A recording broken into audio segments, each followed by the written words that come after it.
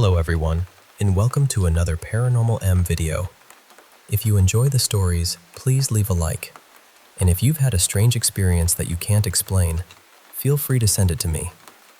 Tonight's first story is about two childhood friends who woke up in the middle of the night and noticed someone standing at the top of the attic stairs. At first, one of them thought it was her friend's father, but it wasn't. Even years later, neither of them could explain what they saw. Now, settle in and enjoy the stories. I hope you have a peaceful night and sleep well.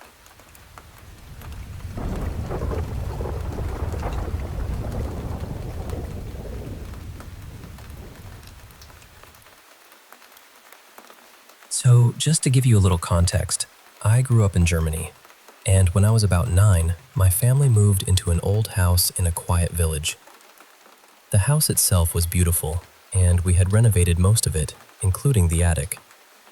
My bedroom was up there, and it was actually bright, clean, and spacious. It wasn't one of those dusty, abandoned attics you see in horror movies. Still, something about that room always made me uncomfortable.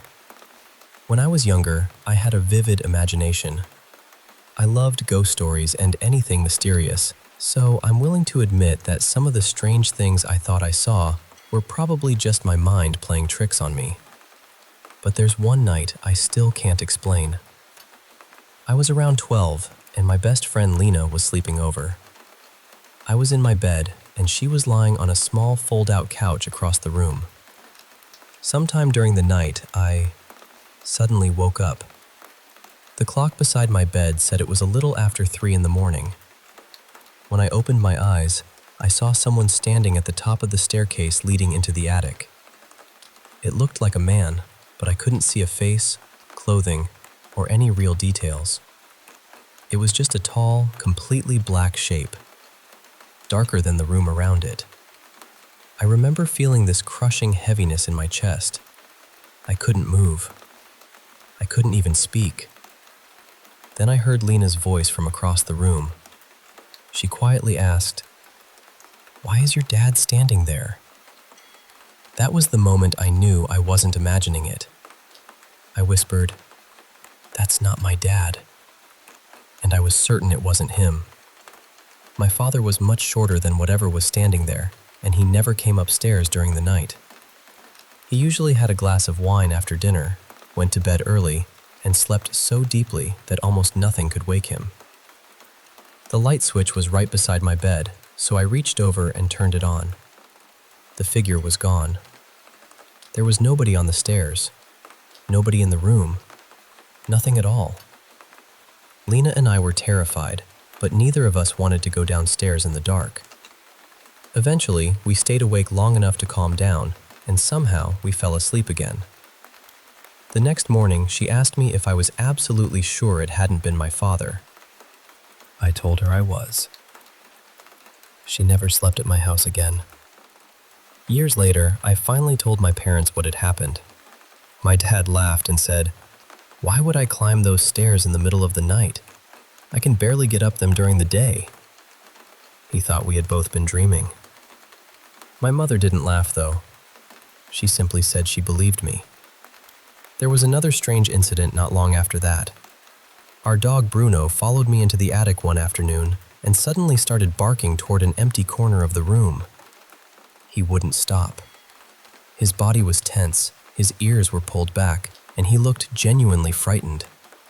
I couldn't see anything, but I eventually had to pick him up and carry him downstairs. After that, I told my parents I didn't want to sleep in the attic anymore. They moved my things into a bedroom on the lower floor, and once I stopped sleeping up there, nothing unusual ever happened to me again. I still think about that shadow sometimes. Maybe there's a reasonable explanation. Maybe Lena and I were half asleep and somehow influenced each other. But she spoke before I told her what I was seeing. That's the part I can never dismiss. We both saw the same tall figure standing silently at the top of those stairs.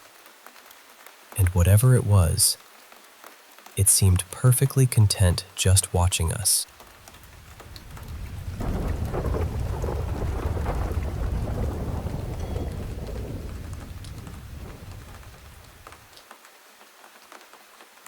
I've talked before about the strange noises in the house I grew up in, especially the staircase creaking when nobody was supposed to be home. But there were a few other things that happened there that I never really shared. I'd lived in that house since I was little, and the first experience I can clearly remember happened in my bedroom. I was half asleep when I heard someone softly call out to me. It sounded close, almost as though the voice had come from beside my bed. I opened my eyes and looked toward the sound, but there was nobody there. I remember lying still for a moment, listening, before convincing myself that I had imagined it. I closed my eyes again, and a few minutes later, I felt something tap me twice on the shoulder. The strange part was that the tap came from the side of the bed that was pressed against the wall. I must have run into my mom's room after that. Some of the memory is blurry, but I clearly remember being frightened and finding her asleep. There was nobody else in the house with us. Another incident happened years later during a stormy evening. The wind and rain can get quite strong where I live, so this one may have had a perfectly ordinary explanation. I was walking upstairs when the window on the landing suddenly swung open. Trying to make myself laugh, I looked at it and said, "Could you close that, please?" A few seconds later, the window slowly moved shut. I just stood there staring at it. Then, for some reason, I quietly said, "Thank you," and went into my room. I told myself it was only the wind changing direction. It probably was. Still, the timing was unsettling. I also used to collect small figures and display them on shelves across from my bed. Every now and then, one would fall, which was more irritating than frightening. Then my mom bought me a second-hand figure online as a gift. Not long after I placed it on the shelf, I noticed it trembling slightly. It shook just enough to catch my attention, then slid forward and dropped onto the floor. After that, objects seemed to fall from that particular shelf much more often. The figures on the other side of the room never moved. Again, maybe the shelf was uneven. Maybe the vibrations from people walking through the house caused it. I always tried to find a sensible reason. But there was one experience I still can't explain. I was downstairs with my cat while talking to my friend on the phone. Suddenly, I heard a heavy thud from upstairs. Then came another. The floorboards started creaking in a slow pattern, exactly the way they did when someone walked across the upper hallway. A moment later, I heard what sounded like a cupboard door opening in the bathroom. My friend told me to check the front door. It was unlocked. That terrified me because I'm normally extremely careful about locking it. I check it repeatedly, even when I know I've already done it. I couldn't imagine coming inside, sitting down, and somehow forgetting. I became convinced that someone had entered the house. I was preparing to grab my cat and leave when my mom arrived home. I told her what I had heard. She usually searches for a logical explanation, even though she has experienced unusual things in that house herself. We went upstairs together, carrying something for protection, and checked every room. Nobody was there. The strangest incident, though, was the one involving the staircase. I was upstairs in my bedroom with both cats. The house was old, and the stairs and floorboards had very distinctive sounds. You could always tell when someone was walking through the hallway or coming upstairs. I heard the stairs begin to creak and assumed my mom had come home. The sound stopped, then started again. For nearly half an hour, I kept hearing slow creaks from the staircase and the landing, as though someone was moving around outside my room. I didn't go and check because I genuinely believed it was my mom putting things away or walking between rooms. Eventually, everything became quiet. A little while later, I heard a key turning in the front door. That was when I remembered my mom hadn't been home at all. I know most of these experiences could have reasonable explanations. The window may have moved because of the wind. The figures may have slipped from an uneven shelf. Old houses make noises, and anxiety can make ordinary sounds feel much more threatening. But sometimes I think about that voice from my childhood, the tap against my shoulder, and the footsteps moving through an empty house. And I wonder whether whatever I sensed in my bedroom all those years ago ever really left.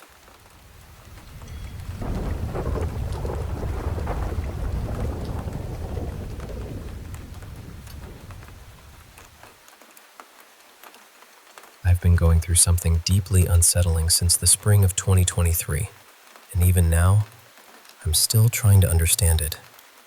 A few months before it began, sometime in late 2022, I entered my first serious relationship. I didn't connect the two things at first, but looking back, that period feels important. The first unusual experience happened while I was out jogging. I suddenly heard a voice telling me to stop eating animal products. At the time, I had been trying to lose some weight, so the advice didn't seem completely unreasonable. I became vegan for several months, but as my health and sleep began to change, I started wondering whether the diet had left me physically depleted and more vulnerable to stress. Soon, sleeping became terrifying. Almost every night, I experienced sleep paralysis. I would feel as though something was touching me, striking me, or pulling me away from my body. Sometimes it seemed as if I had been dragged into a dark, inverted version of the world. Everything there moved slowly, almost as though I were pushing through thick syrup. I remember struggling with all my strength to wake myself up. Whether it was a dream, paralysis, or something else, it felt completely real in the moment.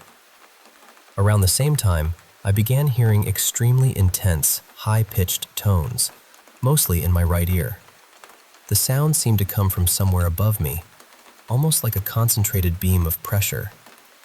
I would also see bright, intricate patterns, similar to glowing mandalas.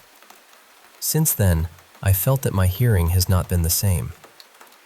There are so many experiences I could describe, but some stand out more than others. In one dream, I saw a woman who appeared human at first. As I lay beside her, her appearance changed into something frightening, with deep blue scales, a long reptilian tail, and an elongated head. She looked directly at me and said, "You're only a puppy to me."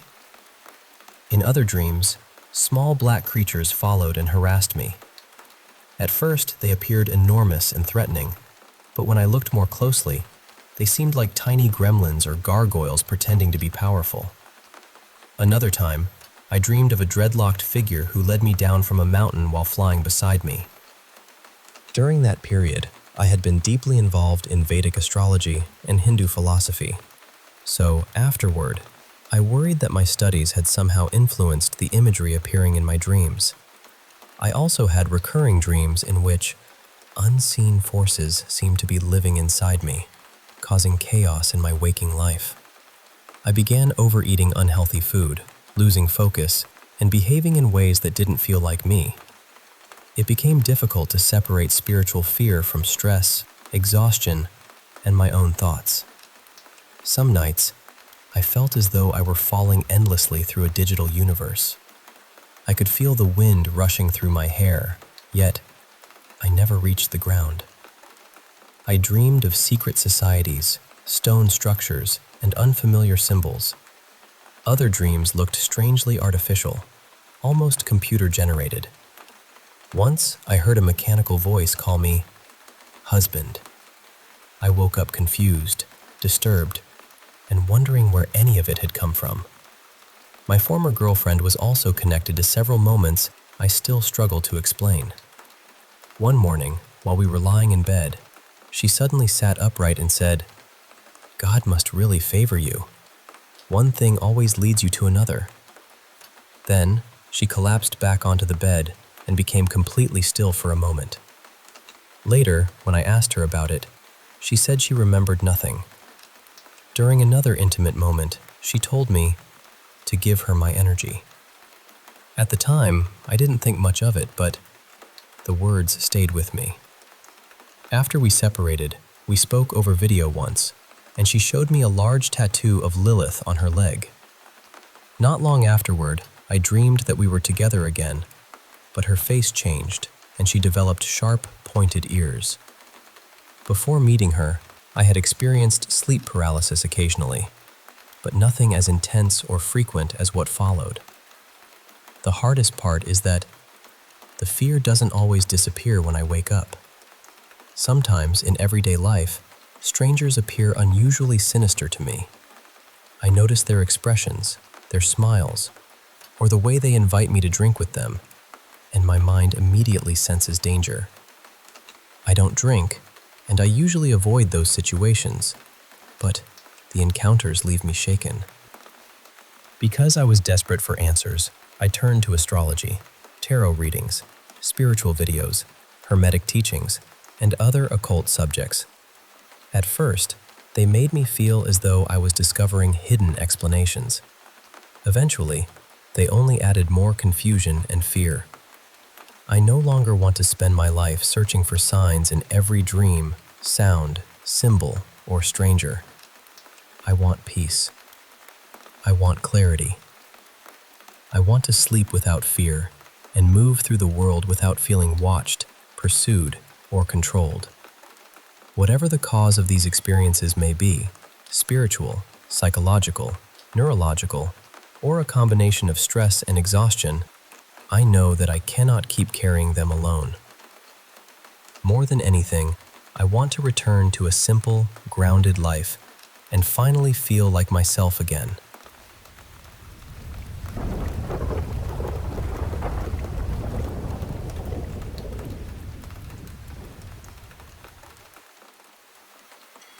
Hey there. I want to share a story that stuck with me for years now. Something that happened back in 2015, or maybe early 2016. I was living with my parents in this apartment complex. Our front door faced another set of apartments, and between them was this little pond that always caught the morning light in a really peaceful way. It was a weekday morning, and I was heading out super early for an extracurricular activity before school even started. It was still mostly dark outside when I left the apartment. So, I made it all the way downstairs to my car, ready to go, when it hit me. I'd forgotten something inside. I locked the car, started heading back up the stairs, and when I got to the second set of stairs, I paused.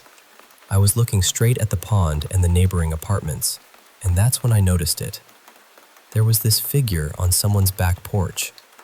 Now, it was hard to see the details because of the dim light, but I could make out the silhouette of a person wearing a black suit, just standing there, completely still.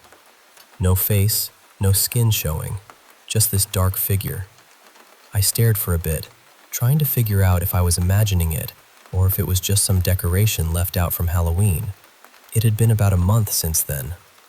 My heart was thumping a little, but I told myself it was probably just a Halloween prop.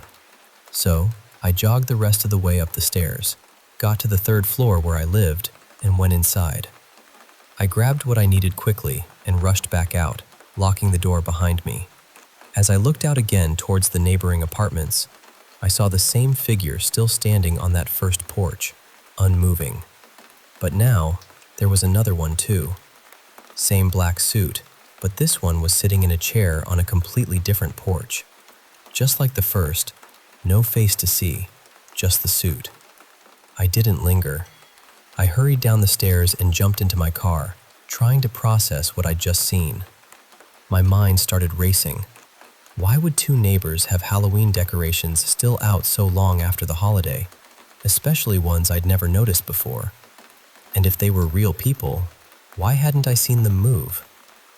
Why were there two men in suits on back porches before the sun was even up? It felt surreal. At the time, I didn't know anything about the so-called Men in Black stories, but when I learned about them later, it made me feel sick to my stomach. Nothing like that has ever happened to me before or since. Now, switching gears a bit, I heard another story from someone who was driving late at night between Roanoke and DC, out in the middle of nowhere. It was around 3 a.m., foggy and damp, and there was absolutely no one else on the road. This person was cruising along, music up, feeling good, when, suddenly, out of the corner of their eye, they saw a German shepherd in the passenger seat of a car beside them. The dog was barking loudly, face pressed against the window, glowing faintly blue from the instrument lights inside the car. At first, they didn't register it was a cop car, but after a second look, it hit them. They were speeding, so they started to slow down, signaling to pull over. But there was no shoulder on the left side of the highway. When they looked back, the car and dog were gone. No lights, no sounds, nothing. They stopped right there in the middle of the road, shining all their lights around, but there was no sign of anyone else. It was like the cop car had vanished into thin air. Then I want to tell you about a strange experience that happened in Australia around 2021 to a friend of mine and their partner. They were living in the partner's grandparents' home, which they were renting after the grandparents had moved into elderly care. The living room was set up so that the north side had big windows looking out onto the front patio and driveway, meaning anyone walking up to the front door would be clearly visible from inside. One evening, around 6:15 p.m., my friend was watching Dragon Ball Super in the darkened lounge room, peeking out through the small gap in the curtains. They heard footsteps on the gravel driveway, the gate opening, and then the footsteps passing the window. They thought their partner had come home early, but after a full minute of silence with no door opening, they got up and looked closer, and the partner wasn't there. Then, moments later, they heard footsteps coming down the driveway, and there was their partner, walking up like normal. When asked if they'd forgotten something, the partner said no. It was as if there had been two of them, and the first one disappeared before entering. It was the creepiest thing, and it was just the beginning of some very unsettling moments. I also remember this one night about 5 years ago, when a woman was sleeping naked in bed with her boyfriend during a hot summer night. Around 1 a.m., she suddenly felt a hard smack on her butt, loud enough to wake her up, and it scared her so much she started sobbing. Her boyfriend tried to find a logical explanation, but there was none. They both heard the sound. Later that night, she experienced sleep paralysis and heard a man's laughter behind her, a voice that definitely wasn't her boyfriend's. The next day, she called her grandmother, who's a medium.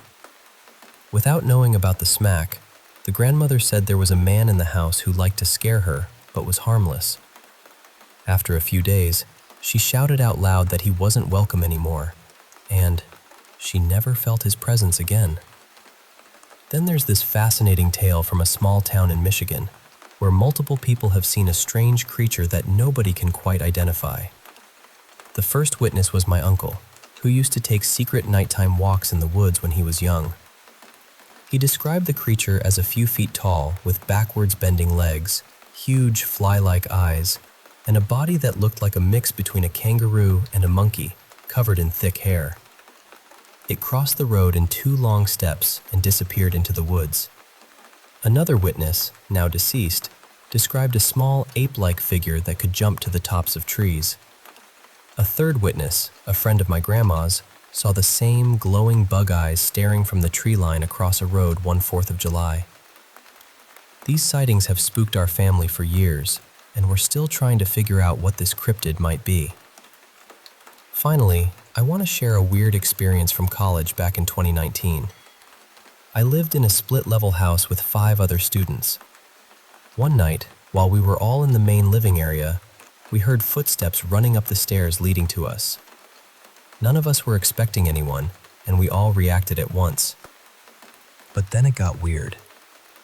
Each of us heard something different. Footsteps on the outside stairs, someone struggling with the door handle, the door opening, and feet running up inside the stairs. It was like the same event, but each person experienced a different piece of it. One roommate tried to open the door, but another yelled, "Don't let it in!" We decided something was trying to trick us into letting it inside. A few days later, a priest showed up at the door, but no one answered because we didn't know why he was there. When I found out, I ran to the nearby chapel, but they said the priest had been preparing for Mass all night.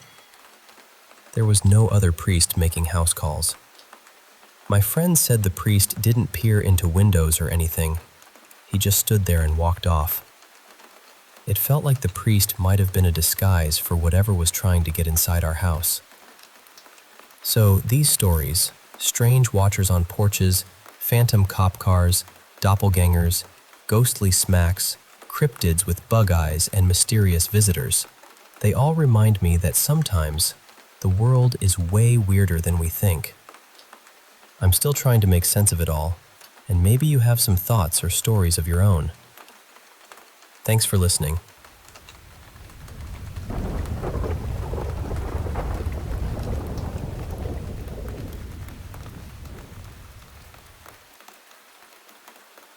Hey, I want to share something that's been happening in my family's old house.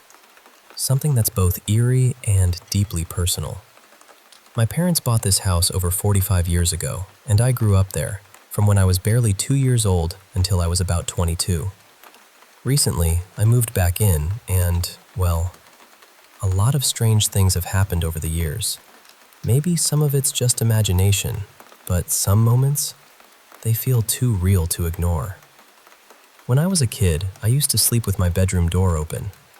I guess I liked the openness, the sounds of the house around me. But one night, I woke up in the middle of the night, and I saw something that made me bolt the door shut the very next night and keep it closed ever since. There was this shadow, moving silently, like it was gliding up the hall. It stopped right in front of my parents' bedroom door, and then just walked through it. No creaking, no door opening or closing sound at all. Just vanished on the other side. It was so vivid, so unsettling, that I never dared to sleep with my door open again, or even keep a light off in my room. That shadow changed the way I saw the house. Years later, when the whole family was away on vacation, I stayed behind to watch the cat and keep an eye on the place while going to school. The house has this alarm system, and I always set it before bed. I had plans to meet some friends to study, but the next morning, I couldn't find my keys anywhere. I clearly remembered putting them on this tiny table next to the garage, the one that mostly just held the house phone. I looked and looked, checked the rest of the house, and even revisited that table 4 times. No keys. I started calling my friends, telling them I'd have to cancel. Then, out of nowhere, the keys were just sitting right there, smack in the middle of the table, almost on top of the phone. I swear, I'd searched that spot for an hour. It felt like the house was playing tricks on me. There was this one time when my only sibling and his wife stayed at the house while our parents were on vacation again. They were sleeping in my parents' bedroom when something strange happened. The ensuite bathroom sink suddenly turned on by itself. Water ran for about 45 seconds before it just stopped. It was so sudden and odd. My dad later told me he'd heard that sink run in the middle of the night before, even when Mom was lying right next to him, fast asleep. The house is a modest 3-bedroom place. Back when we were kids, my brother had the smallest room, right next to mine. But there was something about the closet in his room that always gave us the creeps. Cold spots that felt like invisible hands brushing your shoulder or grabbing your hand. That lingering feeling of being watched in a way that wasn't friendly. So I convinced him, even though he was almost 7 years younger than me, to move into my room. It felt safer to be together. One evening, I was sitting in the living room, right next to the kitchen, usually my reading nook or the spot where we gather when friends come over, when I heard this low rumble. Curious, I got up and went into the kitchen to investigate. And there it was, a knife, just sitting on the counter, slowly rotating in circles. It had been making this faint, fiery noise for a good minute before I even reached the kitchen, and it kept spinning for another 30 seconds after I got there. No one had been in the kitchen before that, and since the kitchen is open to the living room, I could see all of it from my chair. It was one of those moments where you just freeze, wondering if you're losing your mind. There are plenty more stories, but these give you a sense of what it's like living here. Like sometimes, I hear footsteps or feel the presence of someone entering the room. I might start talking to them without even looking up, only to glance up and realize there's no one there. It's a strange kind of loneliness wrapped in something else, and this happens all the time, at least once a month or more. I'll be alone in the house, sitting at the computer, playing games with the sound off because I'm used to streaming that way. Suddenly, I hear the unmistakable pop of a toilet seat falling, the soft sound it makes when someone stands up after using it. It's small, but in the silence of the house, it echoes. And it's always just that sound, like someone invisible is there.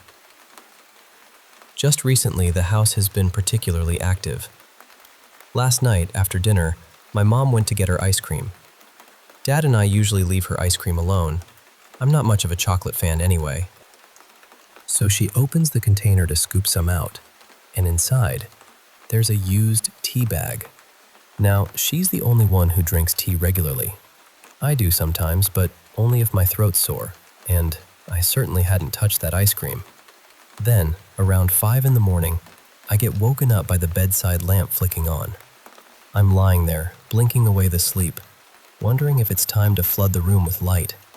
I look up and see the lamp switched on, glowing on the desk beside me. I get up, turn it off, and head to the bathroom. When I come back to bed, the lamp is on again. I don't know how to explain it, but it's creepy as all hell.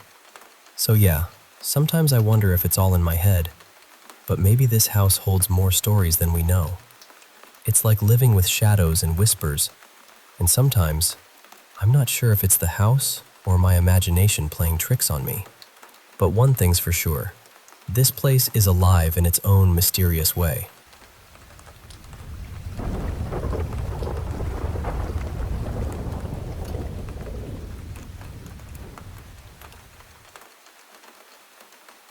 Hey, I want to share something that happened to me a few years ago. Something that stayed with me because, honestly, it was one of the most terrifying experiences I've ever had. So, picture this. My brother and I share a room, and we have this double-decker bed. I sleep on the top bunk, which honestly isn't the comfiest spot. I'd often wake up with a sore back because the mattress is just, well, not great. Because of that, sometimes I'd sneak over to my mom's room to sleep in her bed. Her bed is super cozy, like wrapped in a warm hug kind of cozy, and it just felt better for my aching back. One night, I decided to spend the night with my mom. It had to be around 3 or 4 in the morning when I suddenly woke up. Now, waking up in the middle of the night isn't unusual for me. It happens a few times a month. But this time, something felt different. I was lying there, readjusting myself under the blankets, when I glanced over at the door to my left, the one that leads to the hallway. That's when I saw it. A dark silhouette, just the head really, appearing at the edge of the doorway, peeking at me. I remember my eyes just snapping wide open, but then I quickly shut them, keeping them just a little cracked open so I could still see the figure. My heart? Oh man, it started pounding like I'd never felt before, like maybe it was trying to jump out of my chest. The silhouette didn't move at all. It just stood there, watching me, as if daring me to get up or move. It was incredibly still, like it was making sure I stayed put. I don't know exactly how long it stood there, but it felt like forever. Maybe 30, 45 minutes? Time just blurred. I was frozen, too scared to even turn my head fully to check the clock on my right. After what felt like an eternity, the shadow finally moved away. I think it left the doorway and went somewhere else, but I was still too scared to fall asleep. Then, something else happened. The door started closing slowly. Now, our balcony wasn't open, so it couldn't have been a breeze, and I didn't see any hand or anything pulling the door. Maybe it was just too dark, or my eyes weren't quite open enough to catch it, but that slow, silent closing sent chills down my spine. I didn't sleep that whole night. I just lay there, eyes glued to the door, waiting for something else to happen. But nothing did. Gradually, the sky outside started to brighten, and I began to feel a little braver. When it was light enough, I finally looked to my right and saw the clock. It was about 6 in the morning. Gathering all the courage I had, I slowly got out of bed, opened the door to the hallway, and started checking every room in the house. I made sure all the balcony doors were locked tight, and the front door leading to the rest of the apartment was securely shut. Everything was as it should be. I was so relieved, but also completely baffled by the whole thing. My mind raced with all sorts of explanations. Could it have been a burglar? But there was no sign of forced entry or unlocked doors. I told my brother about it, and he joked that maybe it was him checking on us, because he sometimes does that at night to make sure we're okay. But if it was him, I would have seen his face, right? I saw just a pitch black silhouette. No features, no hair, nothing. I would have recognized his long hair even in the dark. Honestly, I have no idea what that shadow was. Maybe it was some strange spirit deciding to pay us a visit. Whatever it was, it left a mark on me. A chilling reminder that sometimes, in the quiet hours of the night, things aren't always what they seem.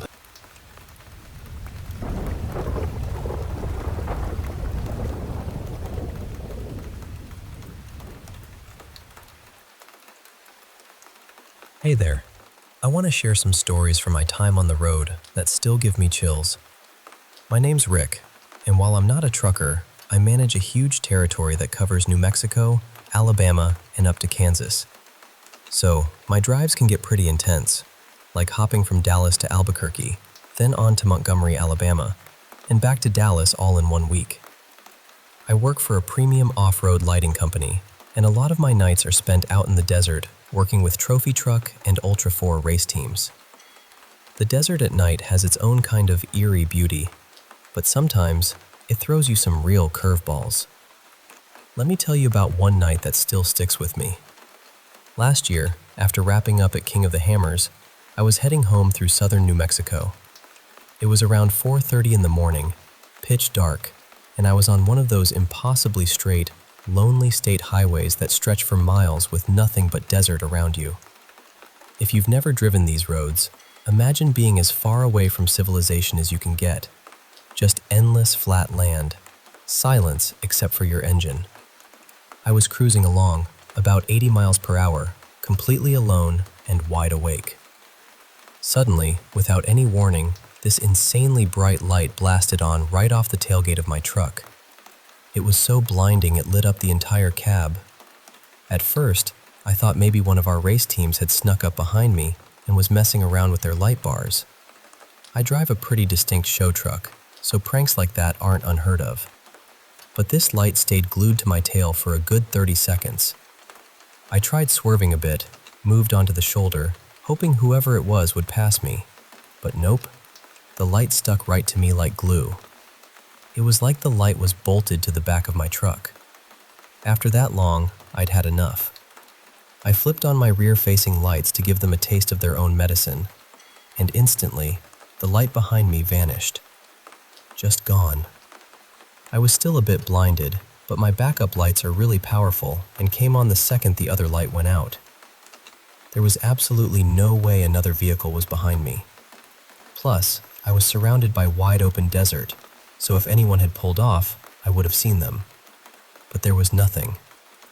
No cars, no trucks, no aircraft, no UFOs, just emptiness. I was freaked out, but I'm not easily scared, and pretty comfortable alone in the desert at night, so I pulled over. I grabbed my knife and flashlight and did a thorough sweep around my truck. I even brought out some of my portable hyperspots, demo lights we carry for work, to light up the area. But there was nothing. No sign of anyone or anything. My truck was fine, but here's the weird part. The back of my truck was hot, like uncomfortably hot. The metal on the bedsides and tailgate burned my hands. I've never figured out what it was. The only thing that kind of makes sense is ball lightning. I've read that ball lightning can be attracted to metal. Maybe that's what stuck to my truck that night? Anyway, that's one. If you want, I got more stories. Okay, here's another one. My job has me spending tons of time way out in the desert, usually late at night. One time, I was driving back from Phoenix around 11 p.m., aiming to get home near Dallas by early evening the next day. Around 3 a.m., I was in one of those long, barren desert stretches near Las Cruces or El Paso. I can't remember exactly. It was one of those stretches on I-10 with miles between exits and no service roads. What struck me was how I was the only person on the road. It was so dark, like the world had just shut down. Then, I glanced in my rearview mirror and saw headlights way off in the distance, maybe half a mile or more behind me. It was weird because I hadn't passed any on-ramps, and there were no troopers hiding on the shoulder. I figured it was just coincidence. The headlights followed me for a few minutes, neither getting closer nor farther away. Then, I looked back after a split second and they were gone. No exit, no turnoff, nothing. Maybe it was a stealthy trooper checking if I was speeding or drunk, but I don't think so. I was running my big light bar, bright as day, and they would have pulled me over immediately for that. The whole thing felt unnerving, especially since I get kind of spooked when I feel like someone's following me, especially after what happened near Sierra Blanca. Alright, here's a 2-for-1 before I call it a night. Part of my job is leading rides on OHV trails at events and festivals. I use a CB radio for communication, pretty popular in the off-road world for chatting vehicle to vehicle on the trails. I also chat with truckers when stuck in traffic. My CB can scan through 40 channels, pausing briefly on each to detect signals. That'll come into play later. So, I was working an off-road event in California, and after a few weeks on the road, I was itching to get home to my wife and kids. I left mid-afternoon and started the long 20-something hour drive home into the night. I'm a night owl, so I loaded up on Monster energy drinks and beef jerky, ready to push through. Somewhere on I-10 in Arizona or western New Mexico, it all blurs together after a while. There's a sign that says, "Next services 126 miles." Seeing that sign at 3:30 a.m. is enough to make anyone shiver. I was about 40 miles past that sign when I spotted a little trail heading off into the desert. Since I work for a lighting company, I thought it'd be a great chance to take some night shots of the truck with all the lights blazing. I drove a few miles off the highway, found a nice spot, grabbed my camera, and set up the tripod. As I was snapping pictures, I noticed a green glow inside the cab. That was my CB radio. I'd turned it on earlier and left it on the passenger seat. The controls and screen are all in the handset, with the radio box hidden in the console. It was set to scan channels and detect signals, which is common at events when you don't know what channel everyone's on. I hadn't realized it was still on. I picked it up to turn it off and kill the light, but then I heard faint music. The radio was locked on channel 37. I turned the volume up, and sure enough, there it was. Slow, sad violin music. It kind of sounded like a mournful cover of All Along the Watchtower, but even sadder. Every hair on my body stood on end. CB radios usually only reach 2 to 3 miles, but this signal was strong, which meant whoever was broadcasting was close. Also, the FCC isn't fond of continuous broadcasts on CB, so whoever it was didn't care about the rules. And channel 37? That's a weird one to use. Truckers stick to 19, and most of my off-road buddies use 24 for trail comms. I'd never heard channel 37 used before. Why play haunting violin music on such an odd channel, right at the top of the band? It was downright clean hearing that music with no clue who or what was out there. I got out of there quick and kept listening to see if I could tell how close it was. By the time I reached the highway, 2 to 3 miles away, the music had faded out. That meant the source was either stationary in the desert or moving very slowly. I kept pushing down the interstate, eager to get away. I've always wanted to find that trail again to see if I could pick up that eerie music once more, but it was so dark and late that I never got an exact location. Maybe one day I'll go back and see what's out there. So yeah, Those are some of the strange things I've encountered on these lonely desert roads. It's a wild world out there, especially at night. And sometimes, the desert surprises you in ways you never expect.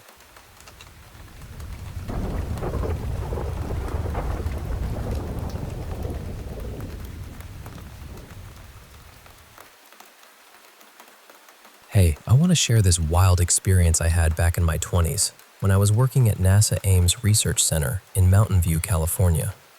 You know that place, right? The one with those massive blimp hangars that look like they belong in a sci-fi movie? Yeah, that's the one.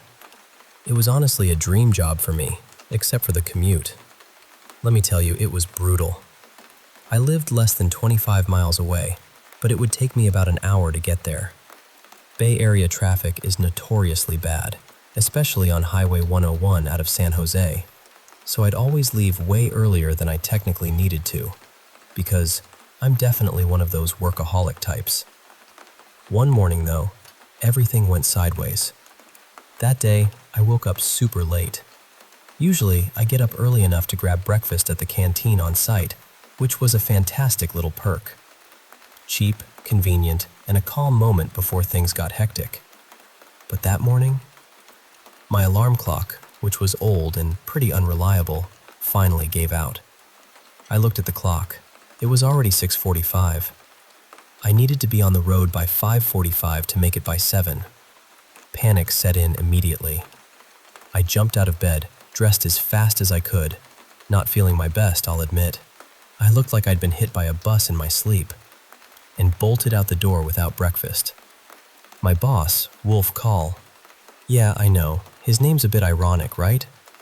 He never seemed to get the pun, but man, he was a tough guy. Always ready to corner you at your desk and give you a loud dressing down for a good 5 minutes.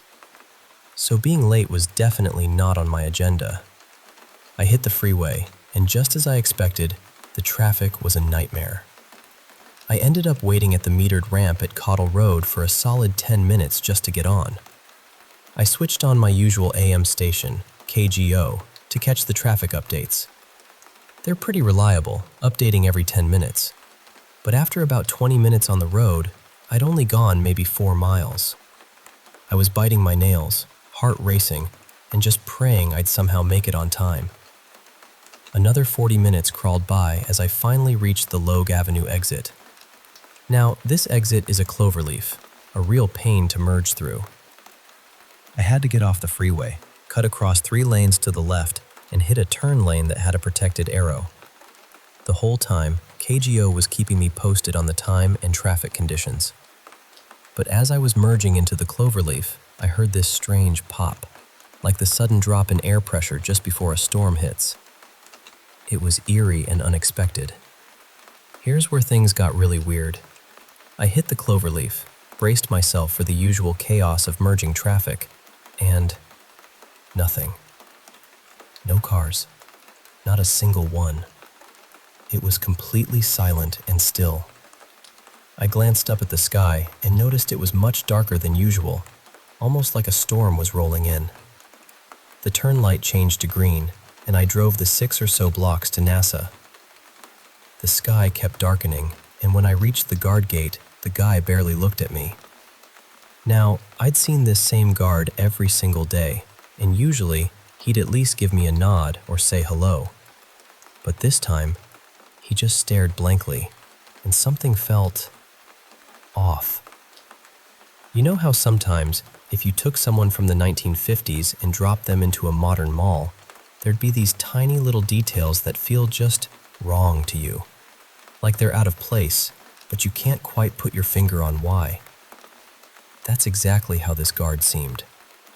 I stared at him in my rearview mirror as long as I could, and he never moved or even went back into his little guard shack. Pulling into the parking lot, this might sound completely crazy, but my car radio suddenly went silent. And then everything shifted. It was like I'd been blindfolded and spun around until I was dizzy, this swirling, unsettling feeling. When I looked up, everything was subtly different. The parking lot was completely empty. I just sat there, mouth open, trying to figure out if I was losing my mind. Then, out of nowhere, the radio blasted back on. The announcer on KGO said, "Good morning, Bay Area. It's 6:29 and traffic is still light. We'll have updates in 1 minute, but first, here's the weather outlook." I flipped through every station. It was the same on all of them. Even my watch was off. It read 8:29. Where had those 2 hours gone? And honestly, I wasn't sure I wanted to find out. The rest of the day went on like nothing unusual had happened. Work at NASA carried on normally. But that morning, I never forgot it. Every time I think about it, I get this chill. Like, what if I had slipped through some crack in time? NASA Ames was the perfect place for something like that to happen, right? Because if anyone was going to be on the cutting edge of technology and strange phenomena, it'd be there. And me? I was right in the middle of it, even if just for a moment.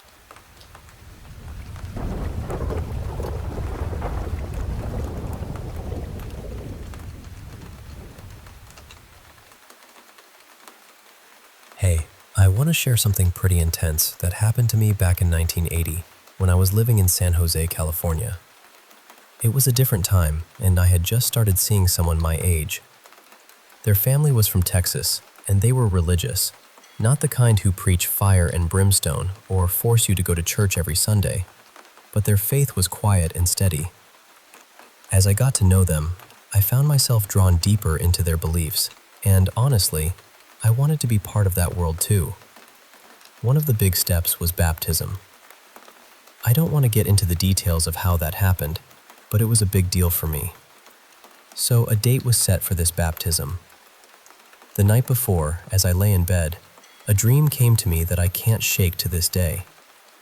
San Jose is nestled in a valley with foothills on both sides, and there's this tall mountain to the southwest called Mount Unumhum. In my dream, I kept hearing a man's voice calling my name over and over.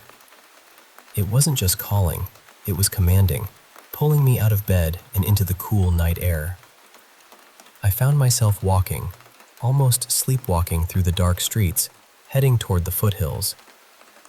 As I moved forward, the roads ran out, and I was following gravel paths and old game trails, the kind you barely notice during the day. The night was silent except for the crunch of my footsteps on the gravel and the distant call of an owl. The voice grew louder and more insistent, almost like a whisper that became a shout.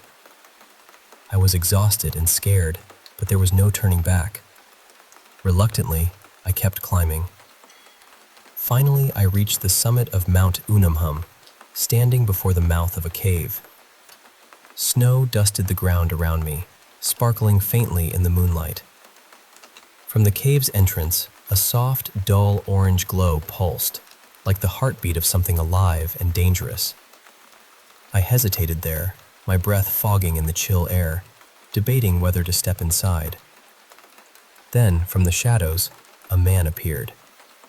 He smiled at me, and I swear, he was the most beautiful being I had ever seen. Too beautiful, almost unreal. In my mind, he spoke without words, asking me to follow him into the cave. Despite every instinct screaming at me to run, I did as he asked, stepping into the eerie light. Inside, the glow came from a massive furnace or crucible that seemed ancient and alive. From it, I could hear faint screams, a haunting chorus of pain and despair. The man held handfuls of flowers, bright, delicate blossoms, and with a twisted delight, he threw each one into the fire. Every time a flower touched the flames, a horrible, sorrowful cry echoed out. It hit me then, in a way I can't really explain. Those flowers weren't just flowers. They were people, each blossom a soul being consumed, their hopes, their joys, their pain, all devoured by that fire. I said out loud, "You are the evil one." And he laughed, a sound dripping with mockery, like I was a child who didn't understand the world. Then he offered me a flower and told me to throw it into the flames. "Do this," he said, "and you'll have a good life, money, no sadness. This is your choice, the only time you can make it. His beauty made me question everything. Was he truly evil, or was my mind twisting what was happening? I prayed silently, begging for clarity. Then the man's face shifted. The beautiful smile faded, replaced by a blonde man with kind blue eyes filled with love, pure, unconditional love. But that warmth was brief. It melted away into something darker, a towering, shadowy figure with glowing red eyes, fierce and wild like a caged tiger. It laughed at me, saliva dripping over sharp teeth, and I felt the weight of all the sorrow I'd heard in those cries. My soul screamed, "No, no, no!" The being just laughed again and said I would find hell in my life anyway, wishing me away like I was nothing. Then I ran, out of that cave, into the brushy hillside, under the starry sky. I ran hard, all night long, down trails, then roads, then city streets, until I finally reached home. I remember nothing else until I woke up very early the next morning. My room was a disaster, like a tornado had ripped through it. Pictures knocked off the walls, furniture overturned, clothes scattered all over the floor. The strange part? My hands were scratched and cut, and my feet were bruised and covered in dirt, like I'd been running for miles. I was wearing the clothes from the day before, but not my shoes. I'd gone to bed in pajamas, but those were nowhere to be found. At the time, I lived with my parents and sister. They'd been home all night and noticed nothing unusual. The house alarm had been set, so if I'd been sleepwalking, it likely would have gone off. I asked if I'd ever sleepwalked before, or if they heard anything, but no one had noticed a thing. The bruises and cuts stayed with me for a week or two. I never had a dream like that again, and for the record, I'm not bipolar or schizophrenic. It just happened that one night, and it stopped once I made my choice. I don't expect you to understand fully, and I leave any judgment up to you. But the flip side of all this is that not long after, I witnessed something real, something undeniably good. A genuine manifestation of light and love that I saw with my own eyes. If you want, I can tell you about that too. But for now, that's the story of the night I was tested, the night I had to choose.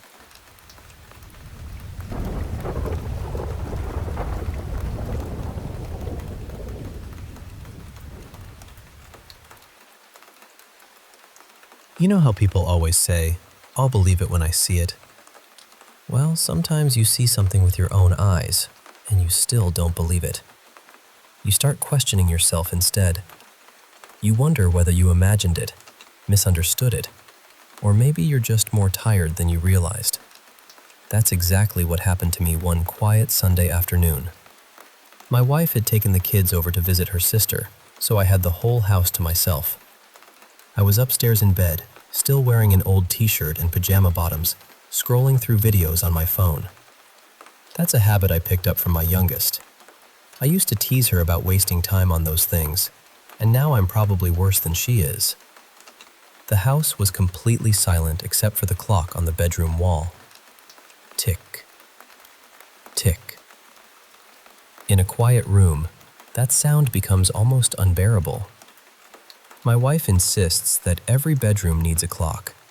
Personally, I think every bedroom with a clock should also come with a hammer. Anyway, the bedroom door was slightly open, just a narrow crack. All the lights upstairs were off, and I was staring at my phone when I noticed a glow spreading across the hallway floor. At first, I didn't move. I just looked at it. The hallway light had turned on. I could see the light slipping beneath the bedroom door, catching little specks of dust on the wooden floor. I remember trying to explain it to myself. Maybe the bulb had flickered. Maybe I had left the light on and somehow hadn't noticed. Then I heard something near the stairs.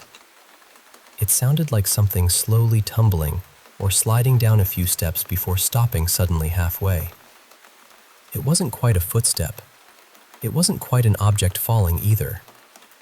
The closest way I can describe it is this. Imagine something had been balancing at the top of the staircase, leaning forward little by little until gravity finally pulled it down. If the hallway light hadn't turned on at the same time, I probably would have ignored it. My first thought was to get up and check, but my body wouldn't move. And that's the part I still find strange. Mentally, I didn't feel frightened. I wasn't thinking, there's someone in the house. I wasn't panicking. But my body reacted as though it already knew something I didn't. My shoulders tightened. My arms went cold. Every muscle in me seemed to say, "Stay where you are." After a few seconds, I forced myself to throw off the blanket and stand up. Before leaving the bedroom, I switched on the light. I know that makes it sound like I was scared. Maybe, deep down, I was. I stepped into the hallway, and immediately I felt something behind me. Not a person exactly. It was more like the air itself had changed. The space behind me felt occupied, heavy, almost as though something had moved close enough to press against my skin without touching me. Then my whole body started tingling, and right beside my ear, I heard a breath. Or maybe I felt it. Even now, I can't honestly tell you which. It was warm and soft, like someone leaning in close to whisper something they didn't want anyone else to hear. I turned around so quickly that I lost my balance and stumbled forward. I truly expected to see someone standing there, but there was nothing. I didn't stop to investigate. I kept moving, went downstairs, and stayed in the kitchen until my family came home. Later that evening, I told my wife what had happened. She became unusually quiet. Then she told me that a few nights earlier, while she was alone in the upstairs bathroom, she had heard someone walk past the door. She had called out, assuming it was me. When nobody answered, she opened the door and checked the hallway. No one was there. But she said that when she stepped out, she felt something strange in the air behind her. The same heavy presence. The same feeling of being watched from only a few inches away. Neither of us knew what to say after that. We still don't. And honestly, I think that's the part that bothers me most. It would be easier if only one of us had felt it.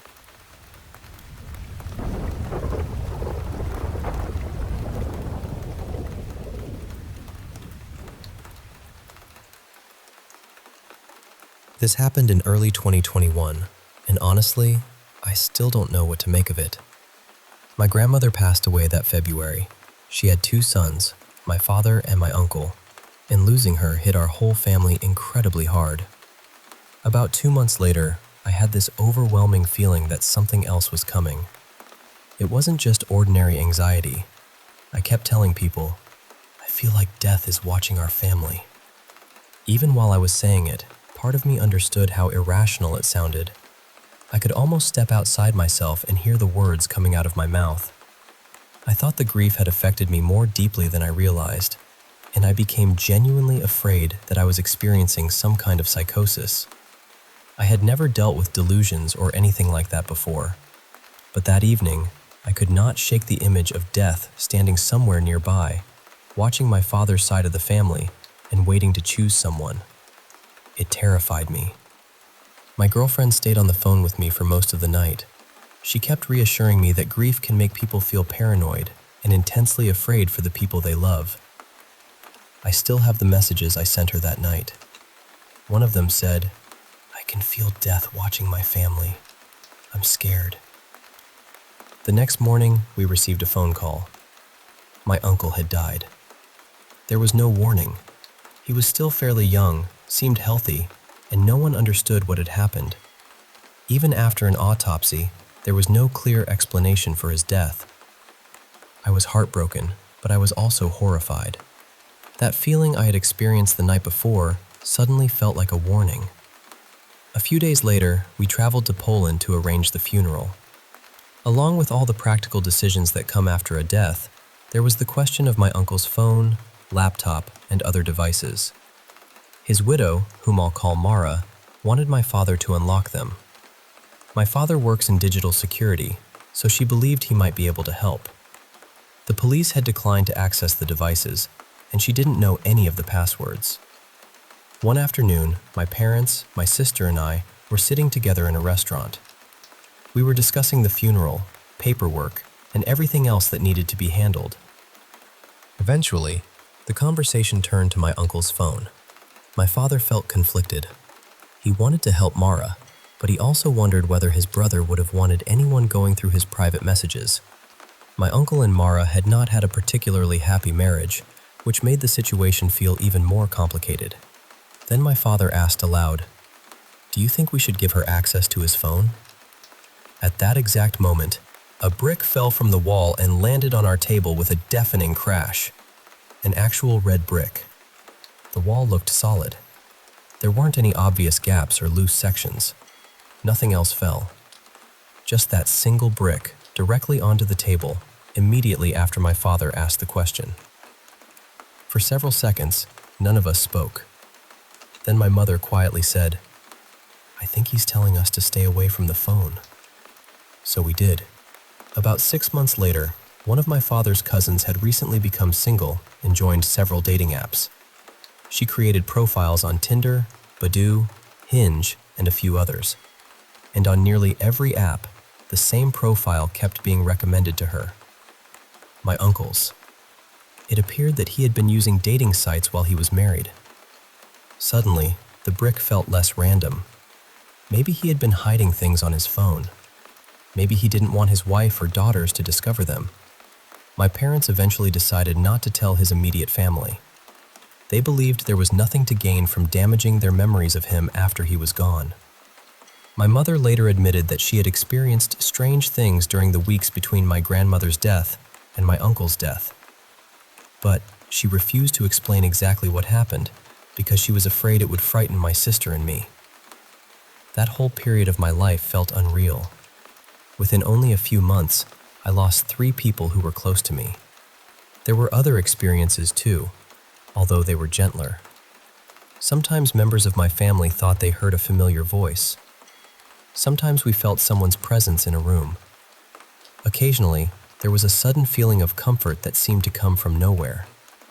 Those moments didn't frighten me in the same way. They felt personal and soft, almost like quiet reminders that the people we loved had not completely disappeared.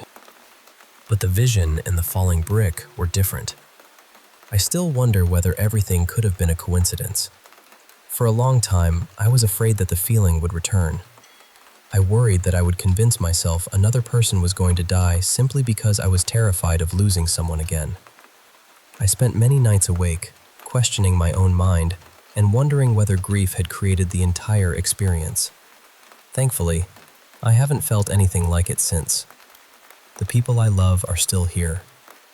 And maybe that is why I can finally tell this story without feeling as though death is still standing somewhere nearby, watching and waiting.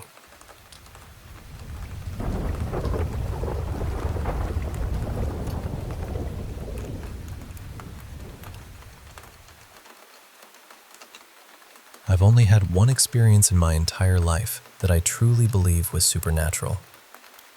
I was around 11 years old when it happened, and even now, all these years later, I can still picture that room perfectly. At that age, I was a pretty logical kid.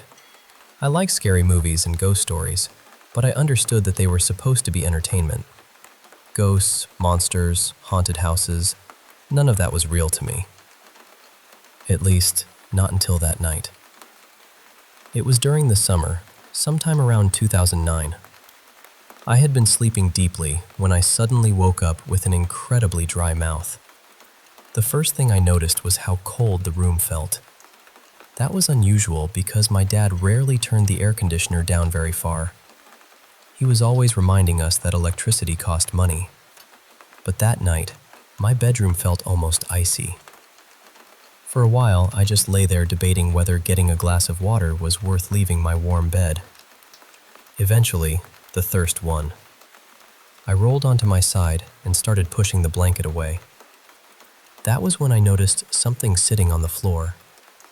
It was against the wall, near the old armchair in the corner of my room. The blinds were partly open, and the moonlight coming through the window made the room bright enough to see. I even remember looking outside for a moment and noticing how clear the moon was. Then I looked back toward the chair. At first, my mind couldn't understand what I was seeing. Then it did. It looked like a little girl. She was sitting completely still with her back against the wall. Her skin looked pale, almost gray, and there were dark marks covering her arms and legs. Her head leaned sharply to one side, and long black hair hung over her face. She didn't move. She didn't breathe. She was just sitting there. I stared at her for maybe 2 or 3 seconds, but it felt much longer. Then every instinct in my body screamed at me to hide. So I did what any terrified child would do. I pulled the blanket over my head, curled into a ball, and tucked every edge underneath me. I had never been that frightened before. I could hear my own breathing, fast and uneven, and I kept hoping that whatever was across the room would disappear. After what felt like forever, I started trying to reason with myself. Maybe it wasn't a girl. Maybe it was a pile of clothes. Maybe I had left a backpack full of toys beside the chair. The more I thought about it, the more embarrassed I felt. I convinced myself that I had woken up confused and turned an ordinary object into something frightening. Eventually, I looked toward the window from beneath the blanket. The moon had shifted noticeably across the sky, so I knew a long time had passed. By then, I was sweating under the covers, and my mouth was painfully dry. I gathered enough courage to look again. Slowly, I lowered the blanket. The figure was still there, but she had moved. She was no longer sitting upright. Now she had fallen sideways, one shoulder pressed against the floor. The moonlight was shining directly across her legs, and I could see what looked like deep wounds covering them. There was no blood moving from them. They were simply there, dark and terrible against her pale skin. Then I saw her face. Her hair had shifted enough for me to see that her eyes were missing. There were only 2 dark, empty spaces, and somehow, those empty sockets were pointed directly at me. It felt as though she had been watching my bed the entire time. I froze. I stared for several seconds, trying desperately to force what I was seeing into something normal. Clothes, toys, a shadow, anything. But shadows don't change position by themselves. A pile of toys doesn't turn its head toward you. I knew my parents were asleep. They both had work early in the morning, and neither of them would have entered my room just to move something beside the chair. That was the moment I understood that I wasn't imagining it. Whatever was sitting there was real. I threw the blanket over myself again and held it so tightly around my body that I could barely breathe. This time, I didn't leave even a small opening near my face. I remember breathing faster and faster until everything became distant. At some point, I must have fainted or fallen asleep from exhaustion. I never looked a third time. I was terrified that if I did, she would be closer. When I finally woke up, sunlight was filling the room. It was sometime around 9 in the morning. For a few seconds, I had forgotten everything. Then the memory came rushing back. Still wrapped in the blanket, I slowly looked toward the wall beside the chair. The space was empty. There was no bag, no clothing, no toys. Nothing at all. I never saw the girl again, but after that night, I refused to get out of bed once the lights were off. I kept that habit for the entire time we lived in that apartment. Years later, I became curious and searched for information about the building. I found an old local story claiming that a young girl had died violently in one of the apartments not long after the complex first opened, more than a decade before my family moved there. I can't prove that the story was connected to what I saw. I can only tell you that I was awake. I saw her twice, and the second time she had moved. People are free to believe whatever they want, but I know what was sitting beside that chair that night.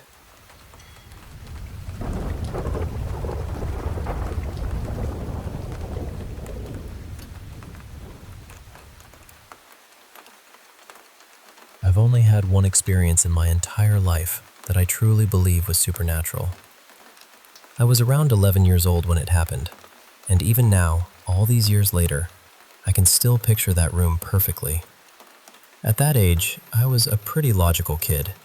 I liked scary movies and ghost stories, but I understood that they were supposed to be entertainment. Ghosts, monsters, haunted houses, none of that was real to me. At least, not until that night. It was during the summer, sometime around 2009. I had been sleeping deeply when I suddenly woke up with an incredibly dry mouth. The first thing I noticed was how cold the room felt. That was unusual because my dad rarely turned the air conditioner down very far. He was always reminding us that electricity cost money. But that night, my bedroom felt almost icy. For a while, I just lay there debating whether getting a glass of water was worth leaving my warm bed. Eventually, the thirst won. I rolled onto my side and started pushing the blanket away. That was when I noticed something sitting on the floor. It was against the wall, near the old armchair in the corner of my room. The blinds were partly open, and the moonlight coming through the window made the room bright enough to see. I even remember looking outside for a moment and noticing how clear the moon was. Then I looked back toward the chair. At first, my mind couldn't understand what I was seeing. Then it did. It looked like a little girl. She was sitting completely still with her back against the wall. Her skin looked pale, almost gray, and there were dark marks covering her arms and legs. Her head leaned sharply to one side, and long black hair hung over her face. She didn't move. She didn't breathe. She was just sitting there. I stared at her for maybe 2 or 3 seconds, but it felt much longer. Then every instinct in my body screamed at me to hide. So I did what any terrified child would do. I pulled the blanket over my head, curled into a ball, and tucked every edge underneath me. I had never been that frightened before. I could hear my own breathing, fast and uneven, and I kept hoping that whatever was across the room would disappear. After what felt like forever, I started trying to reason with myself. Maybe it wasn't a girl. Maybe it was a pile of clothes. Maybe I had left a backpack full of toys beside the chair. The more I thought about it, the more embarrassed I felt. I convinced myself that I had woken up confused and turned an ordinary object into something frightening. Eventually, I looked toward the window from beneath the blanket. The moon had shifted noticeably across the sky, so I knew a long time had passed. By then, I was sweating under the covers, and my mouth was painfully dry. I gathered enough courage to look again. Slowly, I lowered the blanket. The figure was still there, but she had moved. She was no longer sitting upright. Now she had fallen sideways, one shoulder pressed against the floor. The moonlight was shining directly across her legs, and I could see what looked like deep wounds covering them. There was no blood moving from them. They were simply there, dark and terrible against her pale skin. Then I saw her face. Her hair had shifted enough for me to see that her eyes were missing. There were only 2 dark, empty spaces. And somehow, those empty sockets were pointed directly at me. It felt as though she had been watching my bed the entire time. I froze. I stared for several seconds, trying desperately to force what I was seeing into something normal. Clothes, toys, a shadow, anything. But shadows don't change position by themselves. A pile of toys doesn't turn its head toward you. I knew my parents were asleep. They both had work early in the morning, and neither of them would have entered my room just to move something beside the chair. That was the moment I understood that I wasn't imagining it. Whatever was sitting there was real. I threw the blanket over myself again and held it so tightly around my body that I could barely breathe. This time, I didn't leave even a small opening near my face. I remember breathing faster and faster until everything became distant. At some point, I must have fainted or fallen asleep from exhaustion. I never looked a third time. I was terrified that if I did, she would be closer. When I finally woke up, sunlight was filling the room. It was sometime around 9 in the morning. For a few seconds, I had forgotten everything. Then the memory came rushing back. Still wrapped in the blanket, I slowly looked toward the wall beside the chair. The space was empty. There was no bag, no clothing, no toys, nothing at all. I never saw the girl again, but after that night, I refused to get out of bed once the lights were off. I kept that habit for the entire time we lived in that apartment. Years later, I became curious and searched for information about the building. I found an old local story claiming that a young girl had died violently in one of the apartments not long after the complex first opened, more than a decade before my family moved there. I can't prove that the story was connected to what I saw. I can only tell you that I was awake. I saw her twice, and the second time she had moved. People are free to believe whatever they want, but I know what was sitting beside that chair that night.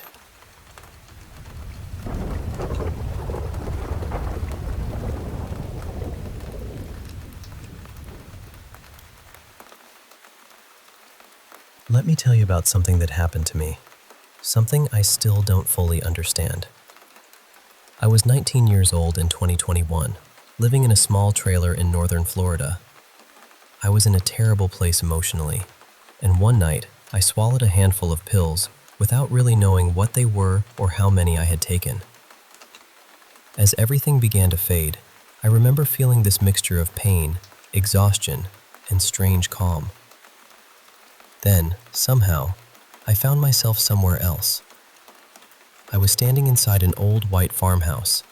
It had wooden walls, simple furniture, and the kind of quiet that makes you feel as though time has stopped. There was a man sitting at the kitchen table. He looked to be around 50, though it was difficult to tell. He was very thin and wore a loose white shirt tucked into high-waisted trousers, with a belt pulled tightly around his narrow fray. He had thick, round glasses and was reading a newspaper while drinking coffee. A red-haired woman stood near the stove. She didn't say anything to me. She simply poured another cup of coffee and placed it on the table. The man folded his newspaper, looked directly at me, and said, "You shouldn't have taken all those pills." There was no anger in his voice. He sounded concerned, almost disappointed, but gentle. Then he told me that he needed me to stay alive. He said his name was Henry Harland, and although I had never heard that name before, something about it felt familiar. He spoke as though we already knew each other, or perhaps as though we were supposed to. The woman set the coffee in front of me. I lifted the cup and drank, and Henry told me that we would have plenty of time to get to know each other. Not long after that, I woke up. In the months and years that followed, I began dreaming about him again. In those dreams, Henry explained that he had been a young man during the 1920s. He knew how fascinated I was by that period, and sometimes, right in front of me, he would change into his younger self. He looked about 25 then, with soft brown hair, round glasses, and a nervous expression. His clothes belonged to another time: suspenders, pressed trousers, polished shoes, and sometimes a straw boater hat. He told me stories about his life.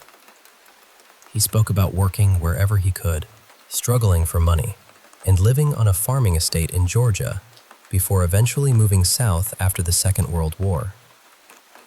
He kept encouraging me to look for him. Eventually, I traveled to the little farming community where he had supposedly lived. It was the kind of place where everyone seemed to know everyone else, and outsiders were noticed immediately. After asking around, several locals directed me to an elderly woman named Miss Eleanor. She was in her 90s and was said to be the granddaughter of the man who had once employed Henry.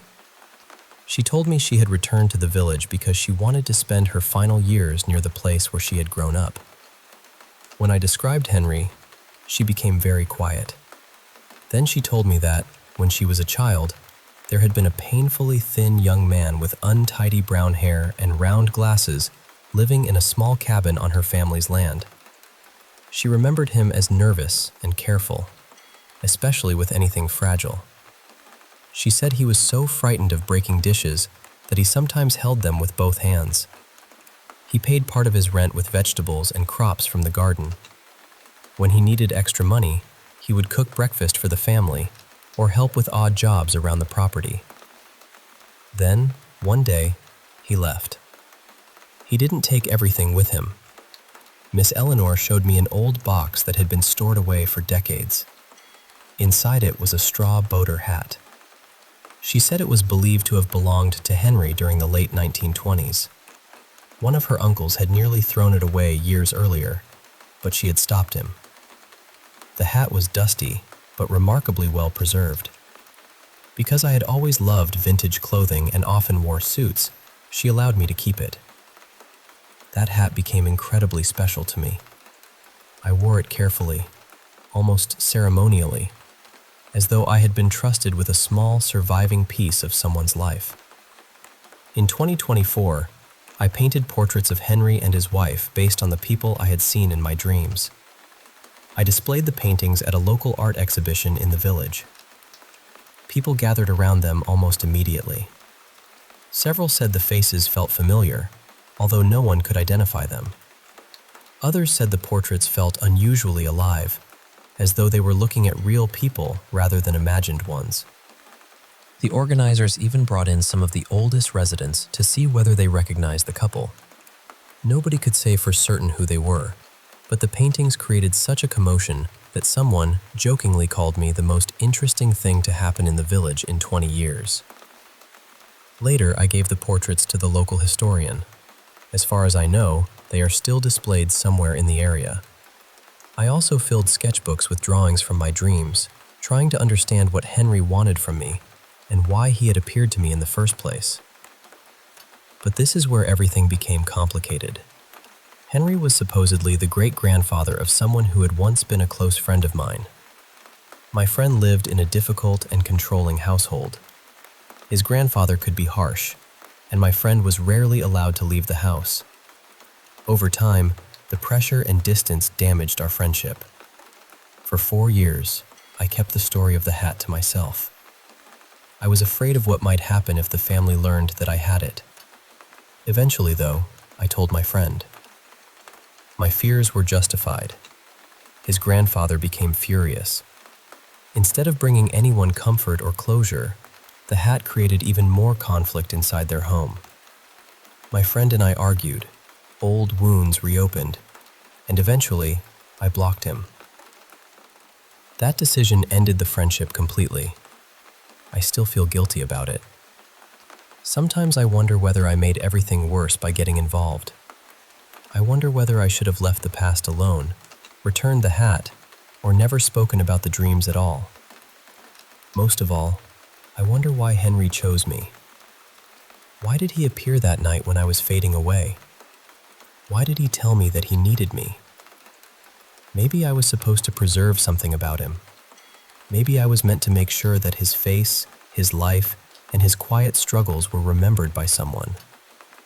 Or maybe he appeared because I needed someone, and my mind gave me a person who could sit across from me, pour me coffee, and tell me that my life was not finished. I honestly don't know. What I do know is that I survived that night. And even though the story became tangled with grief, guilt, and a broken friendship, I am still here. Some days, I think that may have been the message all along.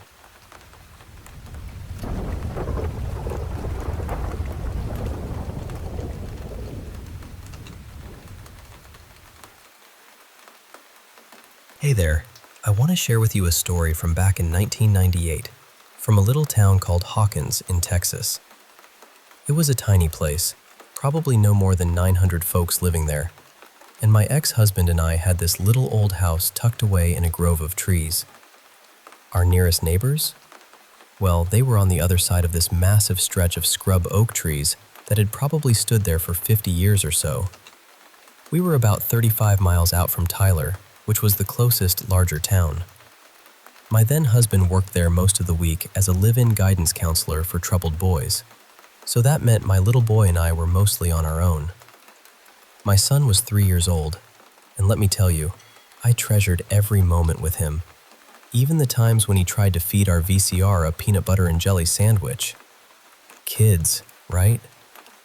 So we'd been living there about a year and a half when one night, the local TV started flashing tornado watches for nearby areas. I tucked my son into bed and tried my best to stay awake, keeping an eye on the weather, worried because we were so far out in the countryside. I wasn't sure anyone would warn us if a tornado or damaging winds were headed our way. For about 6 months leading up to that night, I'd been feeling this strange unease whenever I looked at those scrub oaks. It was like a shiver ran through me, and I kept hearing this voice inside, telling me we needed to get those trees cut down. I never could explain why, just this deep, nagging feeling. One day the power company came by to trim some dead branches near the transformer behind our house, and I saw my chance. I paid those nice fellas under the table to take down those oaks. I won't lie, I felt a bit sneaky about it. Unfortunately, our neighbor was furious, especially about the one right on our property line. He was adamant we leave that one standing. My husband thought I was losing it, honestly. He couldn't understand why I was so fixated on cutting down trees that gave us privacy and shade. I just couldn't explain it. From then on, every time a storm rolled in, I'd find myself watching those trees more closely. Well, one night, the weather maps were blinking red all over with tornado watches everywhere, except our little county. Around 5 a.m., I finally dozed off, even though the storm line was moving northeast at about 35 miles an hour. My son woke up early, and I gave him breakfast, settling him in his playpen in the corner of the living room to watch Toy Story. He loved that movie so much. I used to quietly thank God every time it ended, even on its 1,000th play. That morning, he was still speedy and quiet, so I wrapped him in his favorite blanket and let him watch while I did the dishes. I had a window right above the kitchen sink, and as I looked out, the sky turned this awful, sickly green. If you've seen The Wizard of Oz, you know that eerie neon green glow that fills the sky right before a tornado. I could feel my hair stand up on my arms, and I dropped the dish towel and took a couple of steps toward the living room. Then, a low rumble shook the whole house, and the wind screamed like a freight train roaring through the trees. You could feel it rattling your bones just as much as hearing it. I struggled to keep my balance, moving toward the living room as branches whipped outside. Then, this loud crack split the air, and the entire house shook. I stared out the window in shock. There was that big oak tree, the one our neighbor had begged me to leave alone. The wind grabbed it with such force, twisting it right off at its base. I watched as it lifted into the air, flipped upside down, and slammed like a giant pile driver through my living room ceiling. In the back of my mind, I could hear someone screaming and screaming, and at first, I was annoyed, thinking, why won't they shut up? Then it hit me. The voice was mine. I was screaming, and my son was somewhere buried beneath that tree. I let out a scream so raw and broken that my voice was barely a whisper for days afterward. The living room was gone. The ceiling was open to the sky, and giant broken branches hung down, dripping with rain. I think, in that moment, I lost my grip on sanity. I sank to the floor, stunned and in shock. But then something inside me snapped into action, and I started clawing away at the branches with my bare hands, tears streaming down my face. The phone had been in the living room, and now it was gone too. Then, through the chaos, I heard a tiny voice ask, "Why you crying, Mommy?" I turned, and there he was, my baby, right behind me. He was clean, dry, and still sleepy. I asked him where he'd been, and this is exactly what he said. "I was sleepy, and a man who was made of light came and talked to me. He shined, Mom. He smiled, and my heart was so happy. He said you need to go to your mommy's bedroom. Put your arms around your knees and wait. I'll take care of Mommy." This man of light had carried my son into the farthest room, kissed him on the head, and told him not to worry. When he heard the crash, he waited until everything went quiet before coming back to check on me. I truly believe there are angels, and one of them saved my boy that day. The house was destroyed, but I didn't care. All that mattered was that my son was safe. It turned out a freak straight-line wind had sliced a narrow path between our house and the neighbors. I don't even want to think about what might have happened if those other trees hadn't been cut down. We found a small house nearby to live in, and none of our furniture was salvageable. But it didn't matter. We were loved and protected. That was enough for me.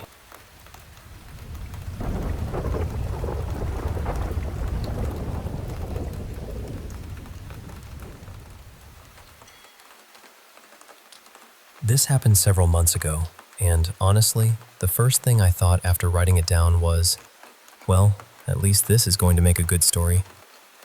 So, one Wednesday evening, a close friend temporarily lost access to Discord for reasons none of us completely understood. Since the three of us talk almost every day, we threw together a replacement group chat on Microsoft Teams. Not exactly our first choice, but it worked. I have two phones. One holds all the important, responsible adult stuff, so I call it my work phone. The other has my social apps, random photos, and everyday nonsense. That is my personal phone, and that is where I installed Teams. Later that night, which had technically become Thursday morning, I made the terrible decision to keep scrolling through things online. You know how it goes. One minute it is midnight, and the next minute the sky behind you is turning pale blue. By the time I finally snapped out of it, I felt deeply ashamed of myself. I checked my notifications before going to bed and saw that one of my friends had just messaged the group. Time zones are both a blessing and a curse.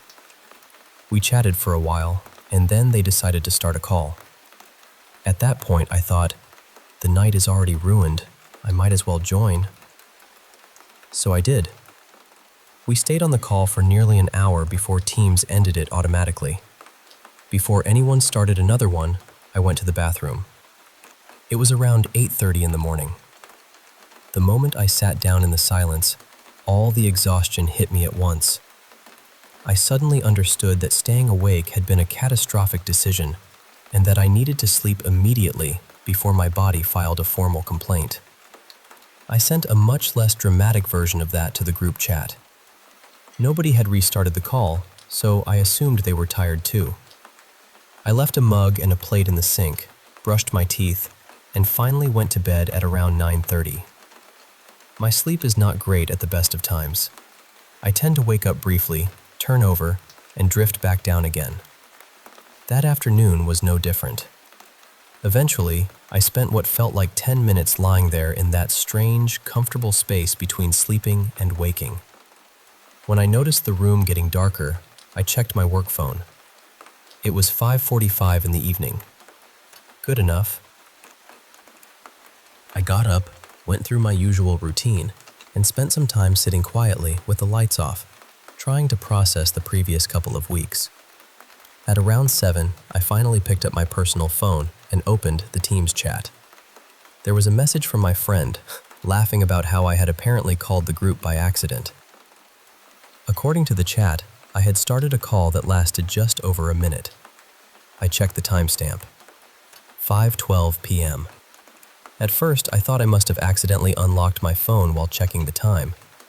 Maybe my finger had touched the scanner. Maybe I had pressed something without noticing. But then I remembered something. My personal phone, the one with Teams installed, had not been beside my bed.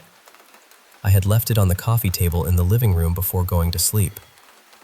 I remember making that decision because I was too tired to go back for it. I thought, whatever, I can check the time on the work phone. So there was no way I could have reached the Teams phone from bed.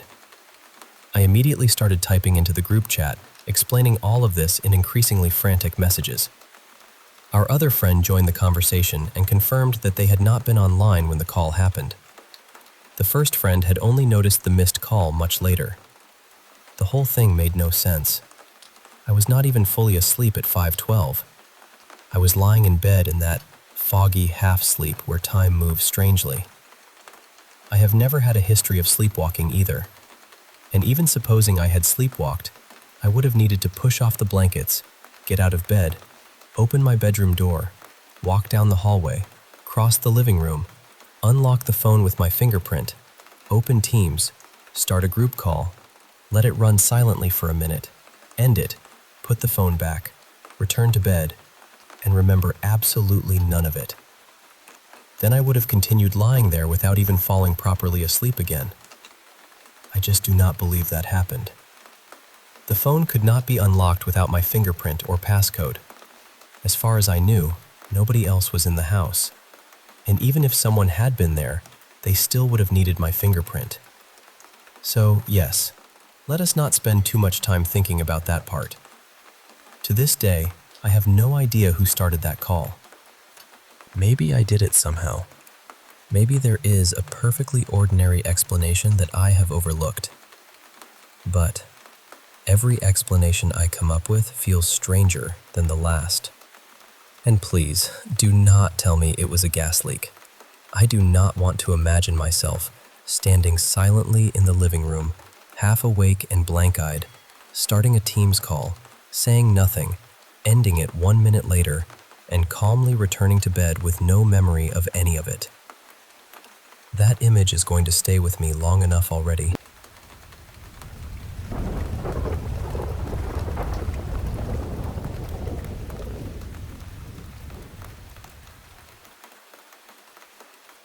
I've wanted to tell someone about this for a long time, because there have been several strange incidents in my family home, and I still don't know what to make of them. Let me describe the house first, because the layout matters. It's a large 2-story home with 2 main entrances on adjoining sides. When you enter through the front door, there are 3 bedrooms lined up along one wall, with another room farther across the hall. A staircase rises beside the entrance, and the center of the house opens into a wide living area. From downstairs, you can see parts of the upper floor because the landing overlooks the hall. The house is fairly new, but the land has belonged to our family for many years. According to my relatives, everything may have started one evening when my mother and 2 of my aunts decided to play a spirit calling game. They arranged letters and numbers on the floor, placed a glass in the center, and used it almost like a homemade Ouija board. They believed they contacted something. At first, they treated it like harmless fun, but the answers became disturbingly accurate. It supposedly predicted the result of an important civil service examination and even warned that a relative's engagement would end badly. Both things later happened exactly as described. Then, someone became frightened and left before the session was properly closed. My family has always wondered whether whatever they invited simply stayed behind. The first incident I personally experienced happened years later. My mother, one of my aunts, and I were sitting in the middle bedroom. They were watching videos on their phones, while I was lying nearby with my headphones on, scrolling without paying much attention to anything around me. Suddenly, a vivid image appeared in my mind. It wasn't a normal thought or something I was deliberately imagining. I saw a solid, human-shaped figure rising from behind a large blue water container in the bathroom. It was completely black, with a clear outline, almost like a person made from shadow. In the vision, it stepped out of the bathroom and moved across the room. At that exact moment, my aunt looked up sharply. Neither of us said anything at first. Then we both spoke to my mother. My aunt said she had just seen a dark figure move out of the bathroom and disappear behind the tall mirror near the wall. What frightened us most was that our descriptions matched. I hadn't told her what I had seen in my mind, and she hadn't told me what she had seen with her eyes. We left the room almost immediately. Another incident happened during a season of severe storms. A family we were close to temporarily stayed with us because their neighborhood had flooded.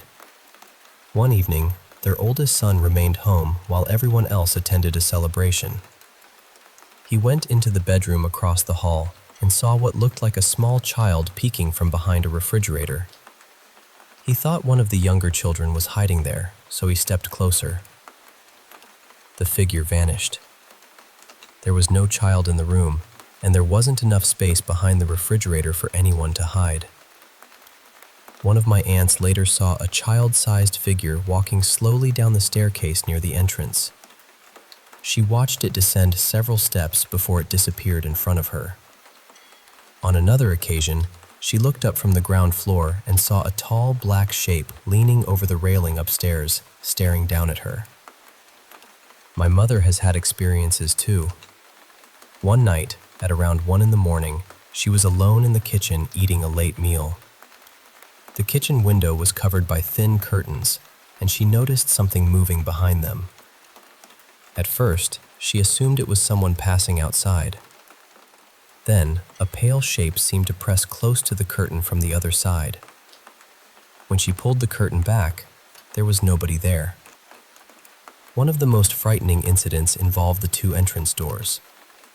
My mother, my cousin, and I were sitting in the bedroom closest to the front of the house when someone knocked extremely hard on the main door. A relative of ours often visited late at night, so we assumed it was him. My cousin walked to the entrance and called out, but no one answered. Then all 3 of us stood near the door. Another heavy knock struck the wood directly in front of us. 2 or 3 seconds later, the second entrance door, on the other side of the house, was hit with the same force. There was no realistic way for someone to move between those doors that quickly. We checked the security cameras afterward. No person appeared on either recording. There have also been many smaller incidents. Family members have felt something brush past them or touch their backs when no one was standing nearby. It has happened to me several times. The sensation is quick, almost like someone tapping you and pulling their hand away before you can turn around. Last year, the activity became more intense for a while. Almost every night, we heard cupboards opening and slamming shut. Sometimes it sounded as though someone was dragging furniture across an empty room. The entrance door would also shake beneath loud knocks, but whenever we checked, no one was outside. Then, just as suddenly as it began, everything stopped. That is how these incidents usually happen. Months may pass with nothing unusual at all. The house feels completely peaceful. Then the activity returns in clusters, almost like episodes, before disappearing again. What confuses me is that the house itself is only around 8 years old. However, my family lived on this land long before the current house was built, and my parents say strange events happened here even then. I try to consider ordinary explanations: old pipes, animals, shifting wood, electrical problems, imagination, or even people playing tricks. But some incidents happened to several people at the same moment. Others were captured as sounds without anyone appearing on the cameras, and the experiences don't seem to repeat under the same natural conditions. I don't know whether this is connected to the spirit calling game, the land itself, or something completely different. I'm not trying to convince anyone that I know exactly what it is. I just want to understand what might be happening in our home, and whether there is a safe, sensible way to identify the cause.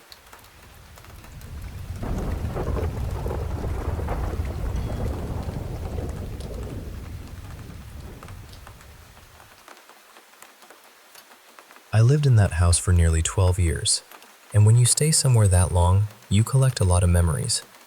Some are ordinary, some are comforting, and some stay with you because, even years later, you still cannot explain them.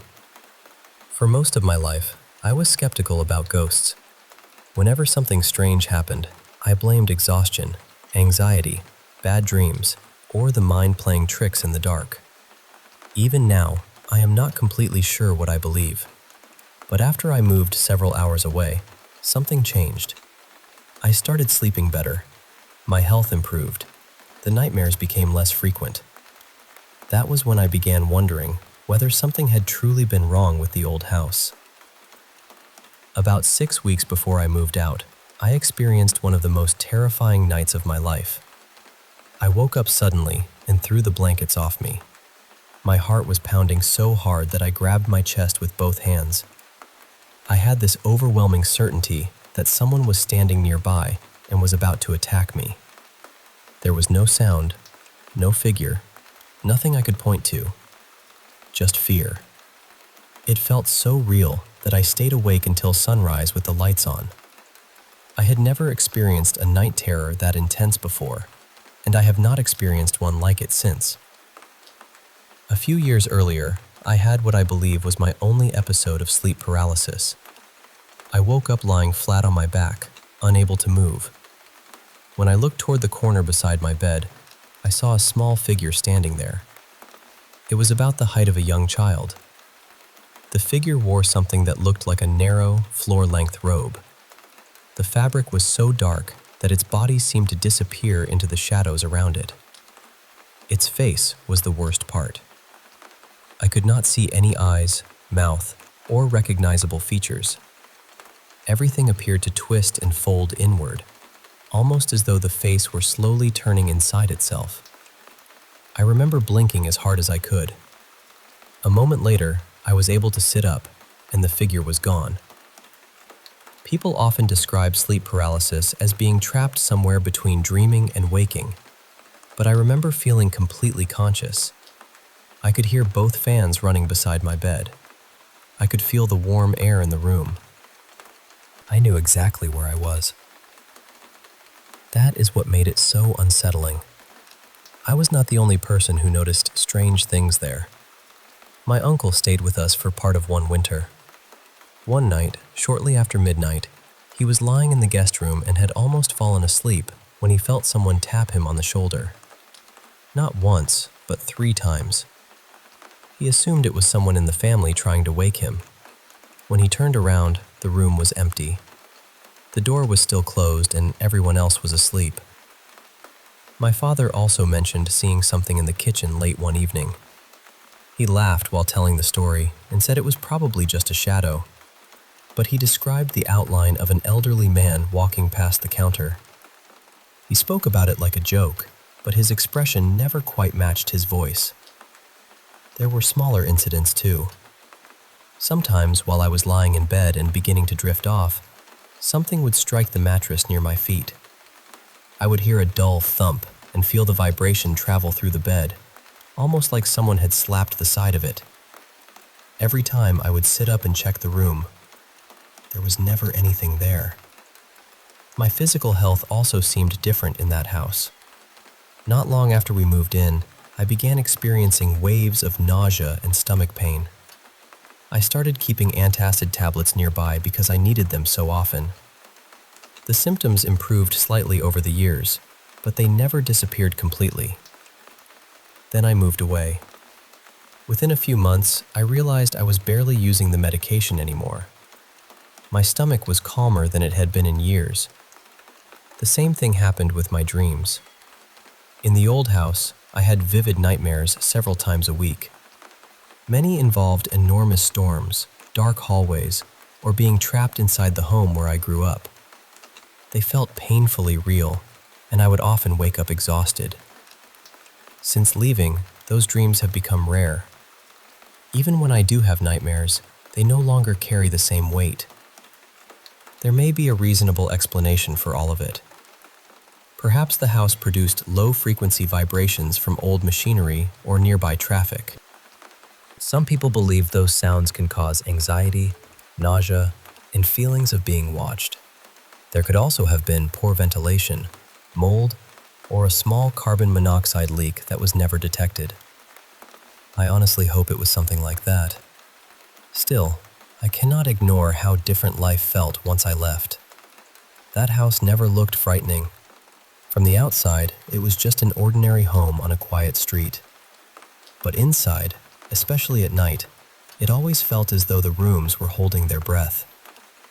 And sometimes, when I remember that little figure beside my bed, I wonder whether the house was ever truly empty.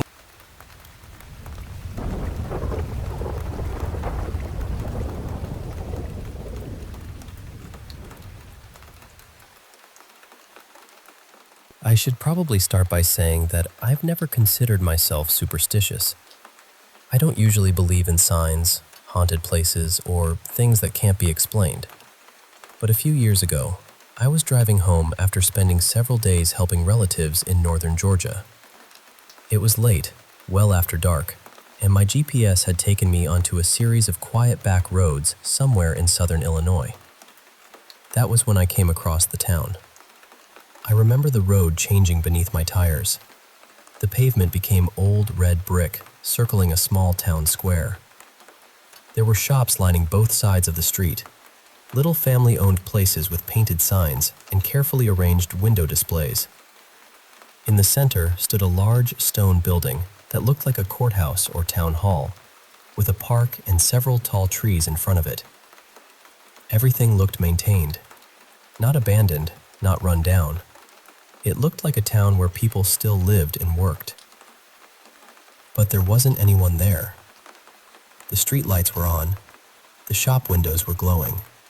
A few signs even said, "Open." Still, I didn't see a single person or moving vehicle. Almost immediately, every instinct in my body told me to leave. It wasn't ordinary nervousness. It felt deeper than that, like my body had noticed something before my mind could understand it.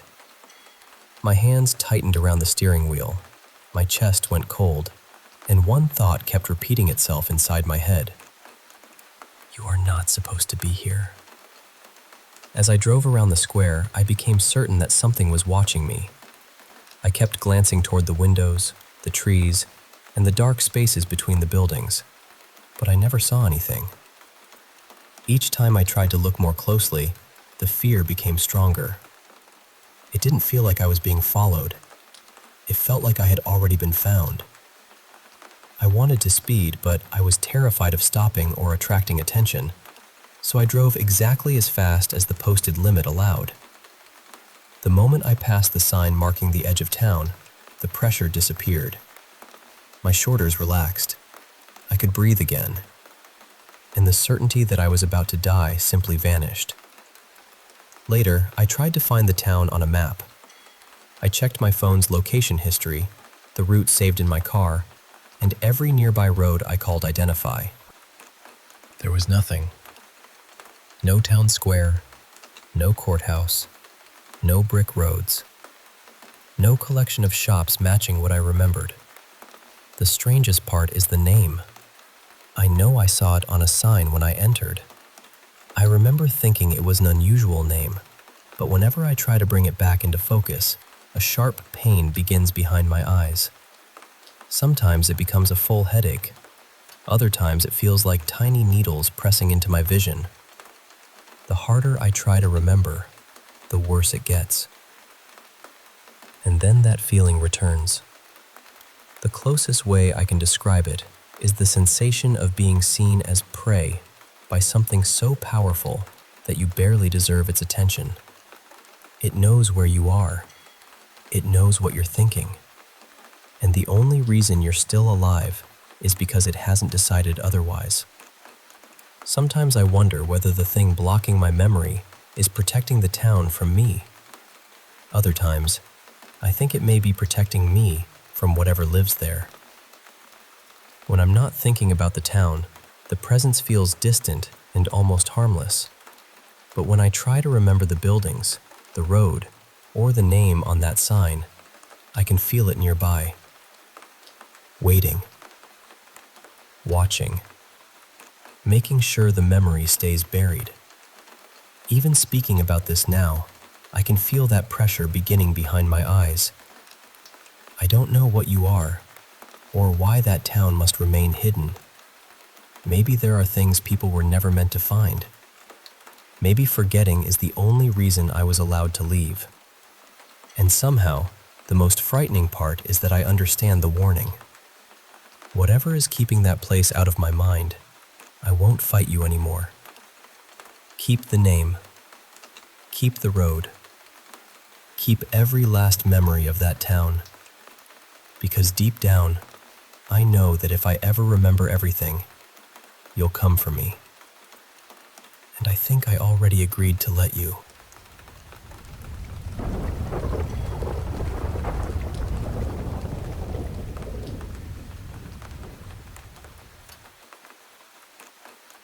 I must have been 15 when all of this happened. Back then, my family lived in an old neighborhood near the center of Lahore.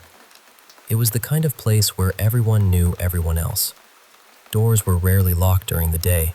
Children wandered between houses without asking permission, and neighbors often felt more like relatives. Directly across from us lived Captain Dr. Shabazz Wasim and his only son, Dr. Zayan Wasim. Dr. Shabazz was a retired army physician, a deeply religious and gentle man who had spent most of his life serving others. His wife had died when Zayan was still a baby, and he had never remarried. Zayan followed his father into medicine, though he chose a different path. After finishing medical school, he moved abroad to specialize in women's health. When he returned to Pakistan in his early 30s, he began planning a small hospital dedicated to his late mother. To me, Zayan was extraordinary. He was intelligent, of course, but that was not what impressed me most. He listened carefully. He never made people feel foolish, even when they knew far less than he did. He could talk about medicine, history, philosophy, or politics, yet somehow make every subject feel personal. He once told me, "History doesn't repeat itself exactly. People do. Fear, love, pride, grief. Those things keep returning in different clothes." At 15, I thought that was the wisest thing anyone had ever said. Within a few months, Zayan became the older brother I had always wished for. We ate lunch together after school, watched old movies, and spent long evenings discussing questions I was probably too young to understand. Then, one evening, Zayan and his father were invited to a family wedding. Since they had no one else accompanying them, Zayan asked me to come along. The wedding was held in a beautiful garden filled with strings of golden lights. Music drifted through the warm evening air, and the tables were covered with more food than I had ever seen in one place. That was where Zayan met Samira. She was the bride's younger cousin, 26 years old, soft-spoken and thoughtful. She studied psychology and loved discussing philosophy, which immediately caught Zayan's attention. I watched them speak for nearly an hour. Neither of them seemed aware that anyone else was present. Samira had warm hazel eyes and a peaceful way of looking at people, as though she was giving them her complete attention. Zayan, who was normally composed, kept losing his train of thought whenever she smiled. I had never seen him like that before. 4 months later, they were married. Their home changed almost overnight. It became brighter, louder, and warmer. Dr. Shabazz loved Samira as if she were his own daughter, and Zayan seemed happier than I had ever known him to be. About a year later, Samira gave birth to a baby boy. They named him Sahir, a name inspired by both of his parents. He was a cheerful child with his mother's eyes. My own mother adored him and found a reason to visit their house almost every day. For a while, their little family seemed untouched by sorrow. Then, when Sahir was only 6 months old, everything changed. One afternoon, Samira went into the kitchen to warm his milk. There was a gas leak inside the old oven beneath the stove. The moment she lit the burner, the gas ignited. The explosion shook several houses. Samira survived for 2 days in the hospital, but her injuries were too severe. When she died, it felt as though the entire neighborhood had lost someone. The funeral was almost silent. People tried to speak, but their words dissolved into tears. Samira had not lived among us for very long, yet she had somehow become part of everyone's life. Some people leave behind more than memories. They leave an absence that changes the shape of a room. After her death, Zion buried himself in work. He spent nearly every waking hour at his clinic or overseeing the construction of the hospital. Sometimes he would leave before sunrise and return long after midnight. He rarely held Sahir. I don't believe he blamed the child. I think looking at Sahir simply reminded him too much of Samira. Our houses faced each other across a narrow street. My bedroom was upstairs at the front of our home, directly opposite Zion and Samira's old room. Both rooms had balconies. Before the accident, I would often see them sitting outside together in the evening, drinking tea while Sahir slept inside. About 6 weeks after Samira's death, I was reading on my balcony near sunset. The street was growing dark when a light suddenly appeared across from me. The lamp in Zion's bedroom had been switched on. The curtains were closed, so I couldn't see inside. I assumed Zion had returned early. 2 minutes later, the light went out. What bothered me was that the rest of the house remained completely dark. Dr. Shabazz always turned on the downstairs lights before sunset, even if he was only sitting in one room. A little later, my mother called me down for dinner. When I entered the living room, Dr. Shabazz was sitting there with Sahir in his arms. I stopped in the doorway. "How long have you been here?" I asked. My mother looked puzzled. "Nearly 2 hours," she said. "Is Zion at home?" Dr. Shabazz shook his head. "He left for Islamabad this morning. He won't return until Monday." I told them about the light. The three of us immediately crossed the street, convinced that someone had broken into the house. We checked every room. The doors were locked. The windows were closed. Nothing had been moved. There was no one inside. That should have been the end of it. Instead, it was only the beginning. After that evening, the bedroom light began switching on almost every night. It would remain on for a minute or two, then turn off. Sometimes, when the house was empty, lights would move through it in sequence. First, the upstairs bedroom, then the hallway, then the living room, finally, the kitchen. Soon, other neighbors noticed it too. One evening, I was sitting on my balcony when the bedroom light came on again. This time, there was a shadow behind the curtain, the outline of a woman. She stood at the window for several seconds before turning away. My entire body went cold. The height was the same. The posture was the same. Even the slow way she moved reminded me of Samira. A moment later, the upstairs light went out. At exactly the same instant, the light in the downstairs living room came on. No human being could have reached it that quickly. The next morning, I woke with a fever. When Dr. Shabazz came to check on me, I told him what I had seen. He sat quietly for a long time. Then he admitted that strange things had been happening inside the house as well. He often heard bare footsteps moving through the hallway. Sometimes he smelled Samira's perfume. Once, while Sahir was playing alone in the living room, Dr. Shabazz heard a woman speaking gently to him. The voice sounded exactly like Samira's. Sahir laughed the way he used to laugh when his mother played with him. Zion had experienced it too. One night, Dr. Shabazz found him sitting on the bedroom floor, crying so hard that he could barely breathe. Zion said he had felt Samira's hand against his face. He had heard her whisper his name. He thought grief was destroying his mind. For several days, they convinced themselves that everything could be explained. The footsteps were the house settling. The perfume was trapped in the curtains. The voices were memories created by exhaustion. Then something happened that none of us could explain. One morning, Dr. Shabazz asked my mother and me to watch Sahir while he and Zayan traveled to another city for a medical emergency. We stayed with the baby in their house. Everything seemed normal, except Sahir refused his bottle. My mother tried feeding him in the morning. He turned his face away.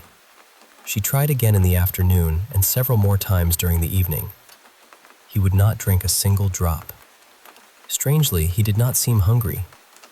He remained cheerful and energetic, laughing and playing as usual. By 10 that night, my mother became frightened.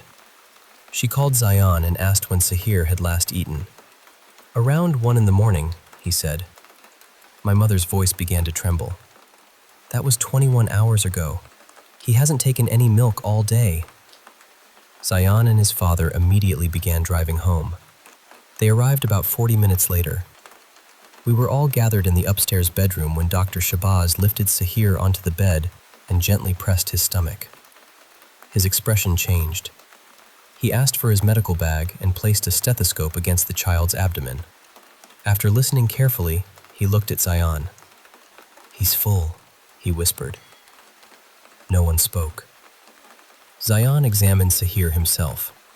The baby had eaten recently. Not a little.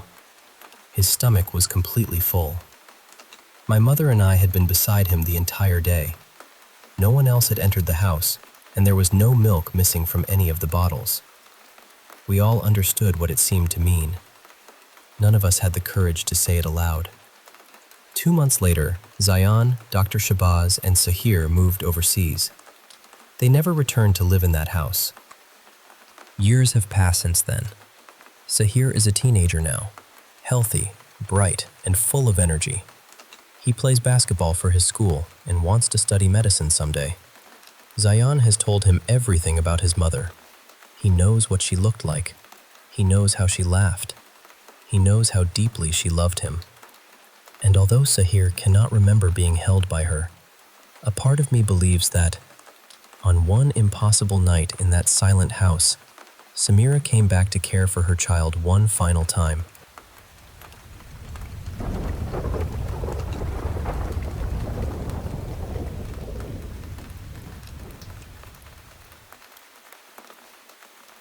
I must have been 6 or 7 when this happened. We were still living in our old apartment building, and even now, part of me wants to believe it was some strange childhood hallucination. You know, the kind of thing a young mind creates before it fully understands the world.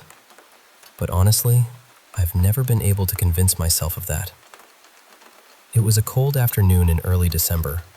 My dad had mentioned that we needed to bring our box of Christmas decorations up from the basement. The basement was shared by everyone in the building, and getting there meant walking down several flights of stairs and through a long, concrete hallway. A few hours later, I heard my dad call to me from outside my bedroom. He told me it was time to go downstairs. Then he asked me to stop at the apartment below ours and check whether the elderly couple living there needed anything brought up. What felt strange was that he never opened my door.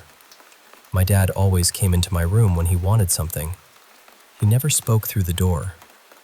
But that afternoon, his voice stayed on the other side. I didn't think much of it at the time. I went downstairs, knocked on the neighbor's door, and asked if they needed help. They said no, so I turned around and headed back toward our apartment. That was when I saw my dad standing on the landing. He didn't greet me. He didn't smile or say anything at all. He simply turned and began walking down the stairs. I followed him. At first, I thought he might be tired, but after a few steps, I noticed something was wrong with the way he moved. His body seemed unusually heavy, almost as though he were dragging himself forward. His shoulders leaned to one side, and he swayed every time he placed a foot on the next step. The whole stairwell was silent except for one sound. Keys. I could hear them jingling inside his coat pocket with every slow, uneven step. By the time we reached the basement, I was frightened, but I still didn't understand why. He stopped directly in front of the basement door and stood completely still. His arms hung stiffly at his sides, and his face was turned toward the lock. Then, in a low voice, he said, I don't have the key. I remember staring at him, confused. I had heard those keys the entire way down. My dad kept every key he owned on the same large key ring. The apartment key, the mailbox key, the storage key. All of them. There was no reason he wouldn't have had it. For a moment, I thought he might be sick. Maybe he was confused or having some kind of medical emergency. The way he was standing made him look less like my father and more like someone pretending to be him. I panicked. I turned and ran back up the stairs as fast as I could. Halfway up, I looked over my shoulder. He hadn't moved. He was still standing in front of the basement door in the exact same position, staring at the lock. That image has stayed with me my entire life. When I reached our apartment, I rushed into my parents' bedroom, crying and shouting that something was wrong with Dad. I said he was downstairs, that he couldn't walk properly, and that he was acting strange. Before my mom could respond, my dad stepped into the room from the kitchen. He looked completely normal. I remember staring at him, unable to speak. He told me he had been inside the apartment for most of the afternoon. In fact, he said he had already carried the Christmas decorations upstairs earlier that morning. He insisted that he had never called me from outside my room, and he had never gone down to the basement with me. For years, I tried to explain it away. Maybe I had dreamed it. Maybe I had imagined seeing him because I expected him to be there. Maybe my childhood mind had stitched together a memory that never really happened. But I can still hear those keys jingling, and I can still see that figure standing motionless in front of the basement door.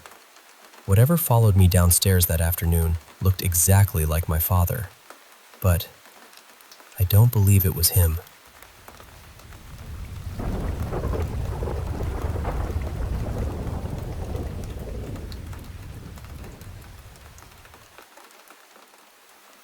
You know, this story isn't mine to tell originally. It belongs to my dad. But I've always felt it's worth sharing, especially because of how oddly real it felt to him, even though he's not one for ghost stories or anything supernatural. So here it goes, straight from him. My dad. He was a builder by trade. He had a contract with the local council here in the UK, and that meant the work wasn't just on public buildings, but also on council homes and flats. Now, these flats, when no one's living in them, are called voids, basically empty buildings waiting for the next chapter. When these flats are empty, the council puts up these big, heavy metal doors, locking everything tight to stop thieves or squatters from sneaking in. And you'd need a special set of keys from the council to get inside. One day, my dad was told his next job would be at one of these flat buildings. It was a fairly large place, 3 floors, multiple rooms spread across each level. Curious and wanting to get a feel for the job ahead so he wouldn't be caught off guard, he decided to go and have a look around before starting. He got inside, using the council keys, of course, and stepped into this empty shell of a place. There were 4 rooms on the ground floor, 4 more on the second, and another 4 on the third floor. A staircase connected each level, but it wasn't a regular staircase. It had this open central shaft running right through the middle, so you could look up and see all the way to the top floor from the ground. The stairs had metal bar railings, cold and uninviting, adding to the emptiness and echoing silence. He took it all in, the space, the peeling plaster, the faded paint. A big job, but manageable. He figured a few days of work to gut the place, replaster some walls, and then repaint. As he was about to lock up and leave, he suddenly felt it. That prickling sensation that someone was standing right behind him. Now, my dad's been around enough empty buildings to know that sometimes locals, curious or maybe looking for something to take, might sneak in or watch builders. So naturally, he spun around and said, "Mate, you're going to have to leave. I'm locking up." But here's the weird part. There was no one there. No footprints, no shadows, just empty air. His heart ticked a little faster, but he shrugged it off as just an odd feeling, locked up, and went home.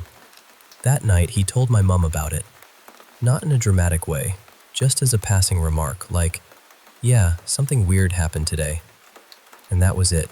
No big fuss. The weekend went by, quiet and uneventful. But come Monday, my dad and his mate Martin went back to the flat to start the real work. As they were getting set up, a local resident stopped by to ask how things were going. They said everything was fine, made some small talk, and then the man's tone shifted. "It's a shame what happened in there, isn't it?" he said. Now, my dad and Martin exchanged confused looks. "A shame? What do you mean?" The local went on, voice low and somber. "A few months back, a young girl came home from school and found her dad. He'd tied himself to the railing and jumped down the stairwell. That moment, you could almost hear the cold air thicken. My dad felt that shiver, the one that crawls up your spine when something just doesn't sit right. He didn't tell the local man about the feeling he'd had the week before, but he did confide in Martin. And Martin, being sensible, refused to go into the building alone after that. They both agreed that from then on, they'd make sure to leave the central door open while working, to keep an easy exit just in case. Now, here's the thing about my dad.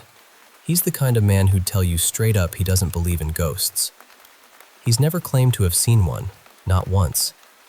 But he'll also tell you this experience was the strangest, most inexplicable thing that's ever happened to him.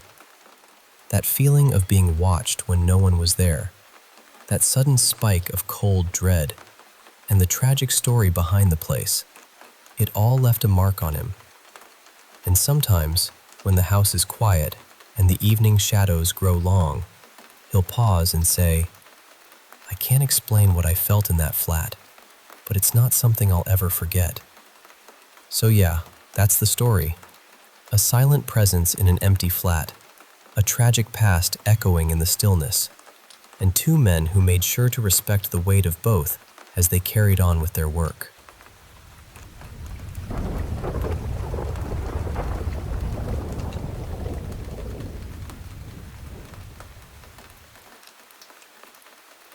You know, when I was really little, like around 4 or 5 years old, I used to have these conversations with what I later learned were called ghosts.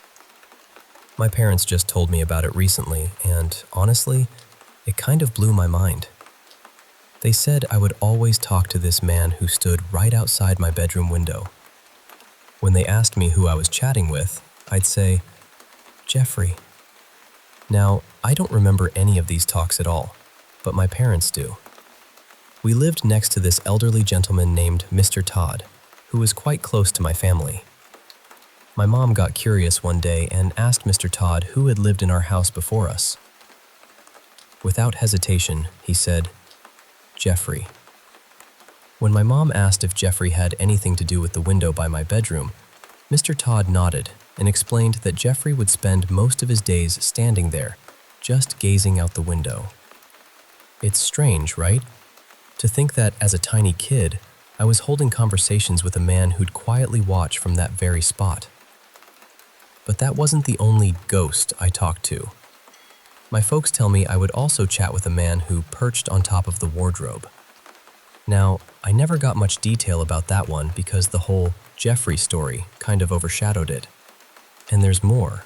Apparently, I used to talk about having a past life, bringing up stories about my other family. I've got this feeling, deep down, that my past life was somewhere around the time of the World Wars. My older brother, he's 7 years older than me, once told me that I suddenly started singing an old wartime song word for word. Neither my parents nor he had ever heard it before. It all feels so fascinating, this connection to a past I can't fully grasp. It's a little frustrating too because I was so young that those memories have slipped away like mist. Fast forward to a much more recent moment that still sends chills down my spine. It was the night of September 7th, just a few months ago. I was in my room, alone, around 1:30 in the morning, chatting with my girlfriend on the phone. The house was silent except for us, and I had my room pitch black, lights off, nothing but the glow of my phone screen lighting up my face. We usually call each other every night to fall asleep together, even if we're apart. So this was just another normal conversation. But then, right in the middle of her telling me about her day at work, I heard something. It was faint, a very low voice whispering, or maybe mumbling, something from the direction of my door. It was so quiet that I couldn't make out the words, but I knew it was definitely speech. I told my girlfriend to be quiet for a moment so I could listen. At first, I thought it was my brother. His room is right next to mine, but he was already asleep, and I knew because he always follows the same bedtime routine. Uses the bathroom just outside our rooms, flips off the hallway light, shuts his door, and turns off his light. Plus, his voice isn't that deep, and I'm familiar with the sound from hearing him chat with his friends on Discord. This voice? It wasn't him. It sounded like someone, or something, was standing just outside my door, maybe even inside the room. But when I shone my phone's flashlight around, I saw nothing. I stayed still in bed, trying to peer into the dark corners. After a few minutes, I figured I'd had enough and told my girlfriend we should get some sleep. The whole time, I kept thinking about how strange that voice had been. So close, so real, yet invisible. The next morning, everything was normal again, and nothing spooky has happened since. But I still remember that night clearly, the whisper that didn't belong. Now here's a story about my mom that caught me completely off guard. She's always been a staunch skeptic, never one to believe in ghosts or anything supernatural. But just yesterday, she told me this story from work that had her rattled. She works as a dispenser in a pharmacy, and she has a colleague who's also skeptical, but curious about the paranormal. This colleague told my mom about an experience she had at a graveyard. She and a friend went there to visit a loved one's grave, and they were the only ones there. Suddenly, they heard a woman humming softly. They thought maybe someone was tending to a grave, so they looked around. They followed the sound but found no one. They even checked their phones and devices. Nothing. Feeling a little uneasy, they left for a nearby pub to grab some food. While eating and chatting, they suddenly both fell silent at the same time. They heard the humming again, so clear it sent a shiver down their spines. Eventually, they parted ways and went home. Later that night, my mom's colleague got a frantic call from her friend. She was hysterical, crying over the phone, saying she'd heard the same humming inside her own house. Trying to calm her down, my mom's colleague reassured her it was probably just her imagination. But then, after hanging up, she went upstairs to bed, and there it was again. The humming. My mom wasn't too convinced at first, brushing it off as just a story. But then, as she left the room and walked down the long hallway toward the stairs, she heard a female humming right behind her. It was different notes this time, lasting just 2 or 3 seconds. She spun around, half laughing, thinking her colleague was messing with her. But no one was there. Her colleague was still in the room they'd left behind, too far away to have made the noise, and no one else was on that floor. There was no PA system, no speakers, and my mom wasn't carrying her phone or anything that could have made the sound. I've never seen my mom so shaken. She's always been the practical, down-to-earth type who tries to explain everything logically. This experience really rattled her, and honestly, I'm at a loss too. What do you think it could have been? Stories like these, my childhood talks with Jeffrey, the whisper in my room, and my mom's eerie humming in the hallway, they all remind me how much mystery there still is in the world. Sometimes the unseen brushes so close to us, whispering secrets just beyond our reach. And even if we can't fully understand, those moments leave their mark, like faint echoes of a story waiting to be told.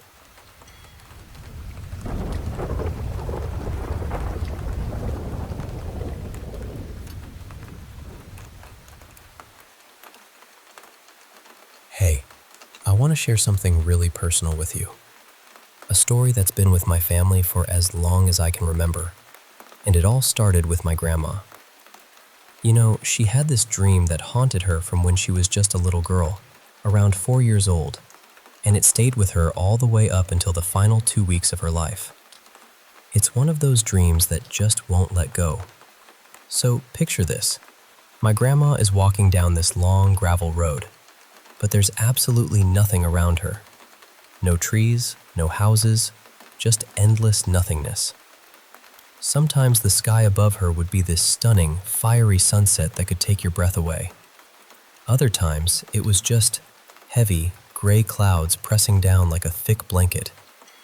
And every so often, far off in the distance, there would be this huge, crumbling barn, old and worn down, almost like a ghost of a place. But most of the time, it was just her, alone, walking this empty road. The strangest thing?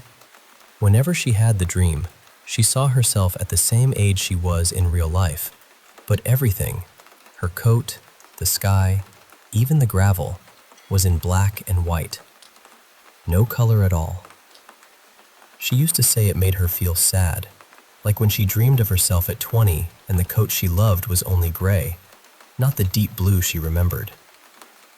It was like the color was missing from her life in the dream, and that absence felt heavy.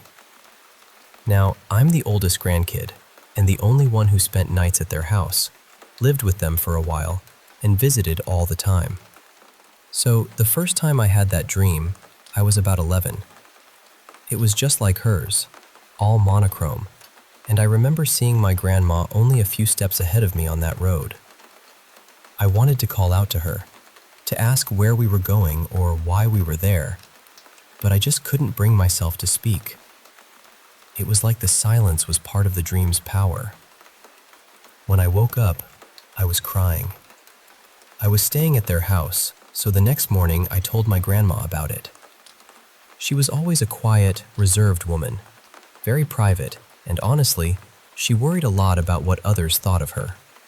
So she just brushed it off, told me not to worry, and didn't really talk about it again. Years later, when I was in my early 20s, we had this rare, quiet afternoon together, and she opened up about those dreams, how she'd been having them her whole life. I was a little frustrated at first. I asked her why she never believed me back then. She looked at me, a little scared, and said, "Because it scared me." That simple, honest answer stuck with me. My grandma passed away in 2019. I wasn't there when she went, for a bunch of reasons. Our relationship was complicated, tense at times, sometimes strained. But now, as I near 50, I see so clearly how fiercely she loved me. She did the best she could. She was an amazing woman, but it breaks my heart that she couldn't be more for herself, that she held so much back. Neither of us ever figured out what those dreams meant. Most of the time, one of us would have the dream just a day or two before the other. It was like our minds were connected in this quiet, mysterious way. We never told anyone about it. She was afraid people would think we were lying or strange. I only had that dream once after she passed. It was in April, just after her birthday. I'm a big walker, and in the days leading up to the dream, something strange happened. I was surrounded by monarch butterflies on my walks. So many of them, more than I'd ever seen before, especially in August, which is unusual where I live in the Adirondacks. My grandma used to say that if you see a monarch, especially a yellow one, it's her stopping by to say hello and remind you she loves you.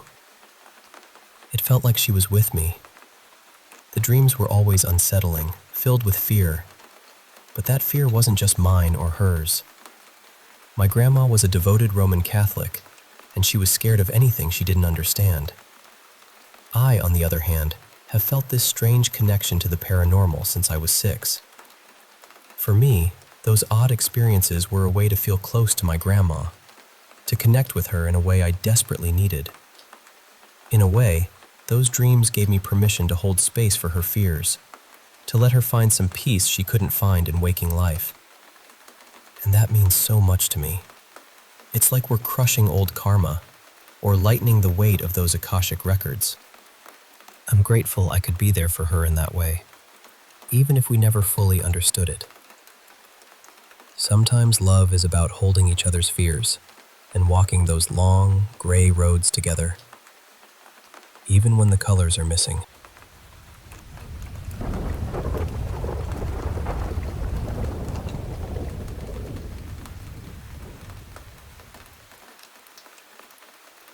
Hey, I want to share with you a story from when I was really little, about 4 years old. I've had these strange, unexplainable experiences my whole life. Things like sightings, dreams that felt more real than dreams, and even premonitions. But this one is one of the very first memories I have, and it still sticks with me. So, we lived in this cedar-sided split foyer house perched right on top of a mountain. The kind of place where the wind whistles through the trees and the night feels a little thicker somehow. I had a younger brother who was just 10.5 months younger than me, so we were really close. We shared a bedroom that was just across the hall from our parents' room. Now, something really strange happened there. We kept seeing this figure, a shadowy shape, so often that, honestly, we just got used to it.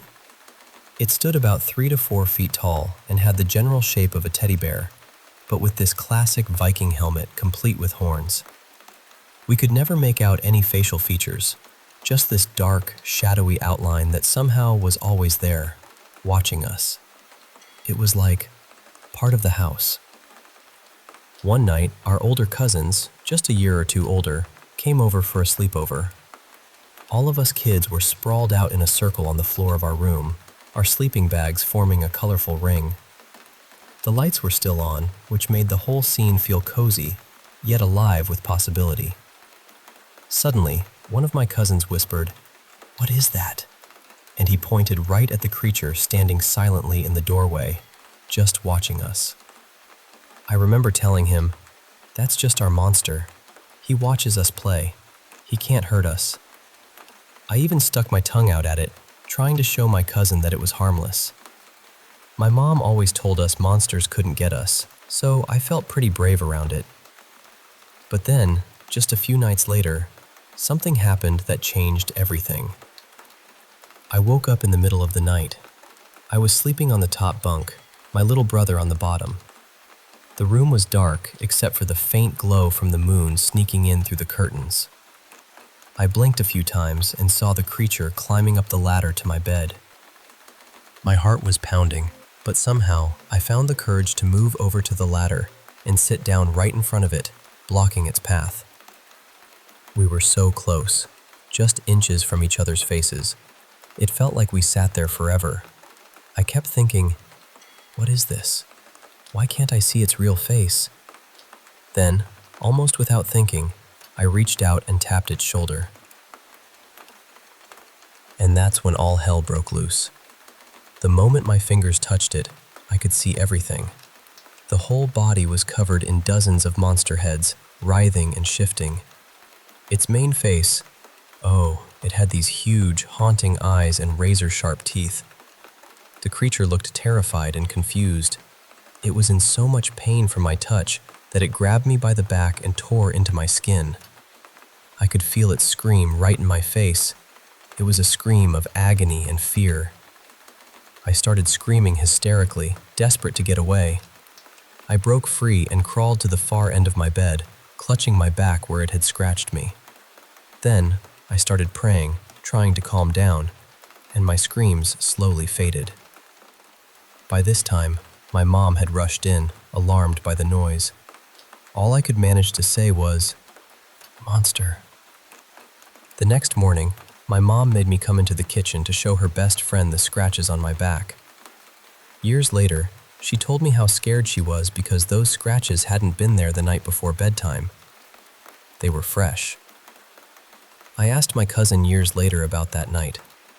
Even after 30 years, he still remembered it and confessed that when I stuck my tongue out at the creature, he was absolutely terrified. My brother, too, described the same creepy-looking figure after a similar encounter he had shortly after mine. He saw it on our basement stairs, and it screamed at him. After my encounter, I never saw that creature again. But now, my own 3-year-old son is scared of shadows. He knows the difference between normal shadows and the one that he says walks around in his room. I can't help but wonder, is it the same thing? What exactly is that shadow? What is it that's been watching us all these years? I don't have the answers, but I do know one thing. Sometimes, the things we're most afraid of are the ones that are just misunderstood, waiting silently in the dark.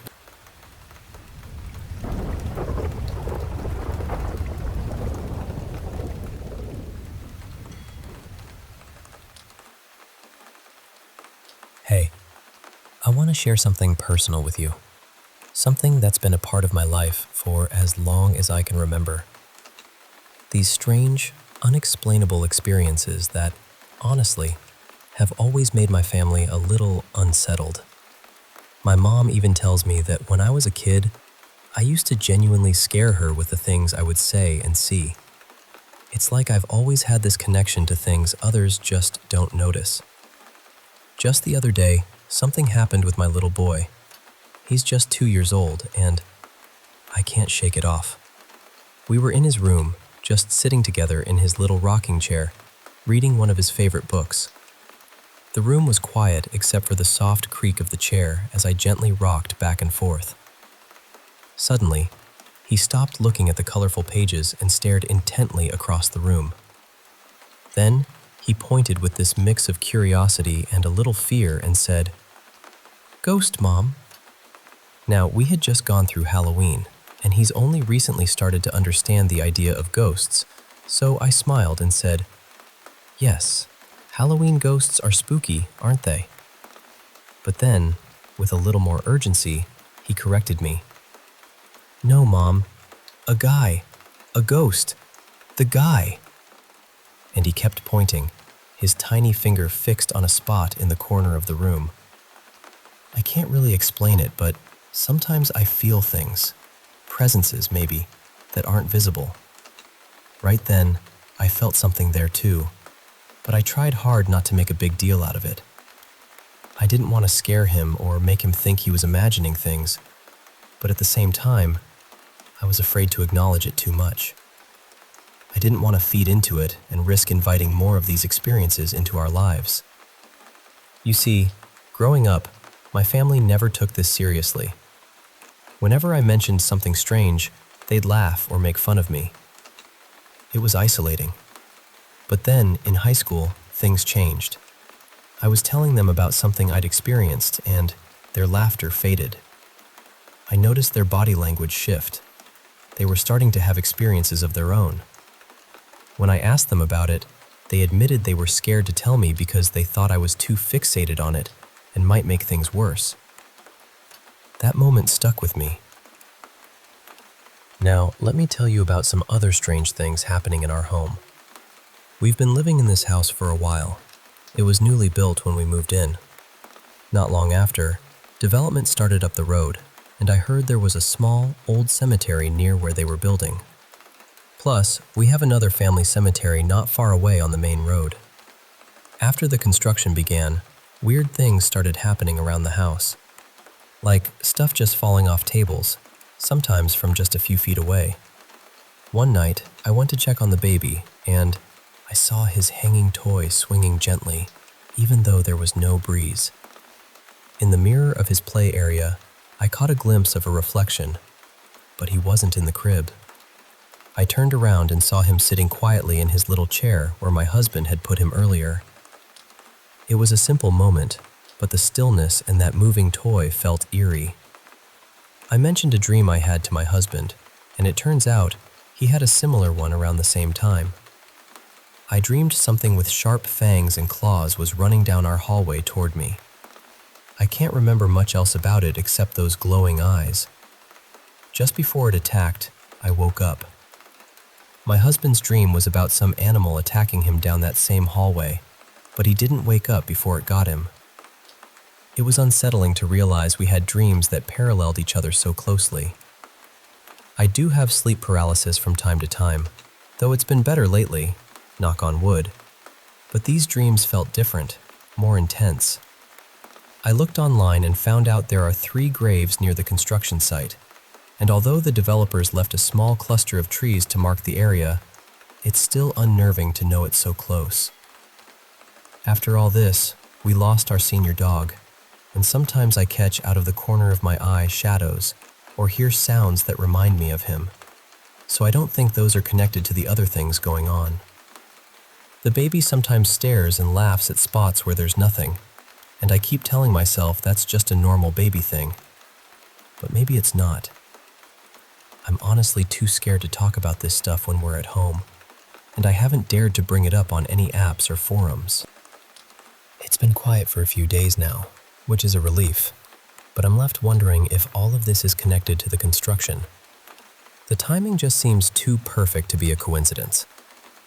So here I am, sharing this with you, hoping that maybe you'll understand what it's like when your kids start seeing things you can't fully explain, when your home feels alive with whispers from another world, and when you're caught between fear and the desire to protect your family from what might be lurking just beyond sight.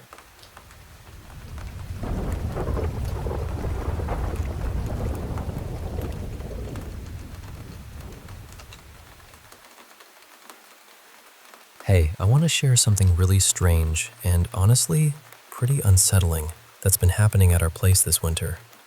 So it's been bitterly cold for a while now, well below freezing every night. Because of that, we stopped letting our cat Whisker out. She's our mouser, the one who usually prowls around outside, but it just seemed too harsh on her this season. But here's the thing, whatever this is, it seems to have caught on to her routine. Like it knows she usually comes in at night, and now it just won't give us a moment's peace. When we first got back home from college for winter break, I honestly thought my roommate's dad, Mr. Harlan, was pulling some prank on us. But no, he was serious. He even went outside himself to check out the noises we kept hearing. If you've ever dealt with stray cats or animals that need help, you know they usually stick close by when someone's around, right? But this thing? It's different.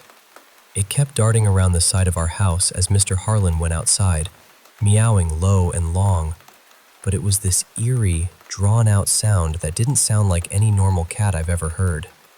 It led him toward the old goat pen near the wood line at the edge of our property. But here's the kicker. Even though it set off the motion lights around the house, he never got a glimpse of it. It was like it vanished into thin air. I hadn't heard or seen anything myself until tonight, which is why I'm writing this now. My room has 2 big windows, and I usually keep the blinds cracked just a bit so my plants can get some sunlight during the day. I was sitting at my desk, trying to prep for the upcoming semester, and I had my swivel chair turned away from the window so I could focus on my laptop screen. I was playing a video in the background to keep some noise going while I worked. Then, in the quiet moments between the video's dialogue, I heard it, a meowing sound. But it wasn't normal.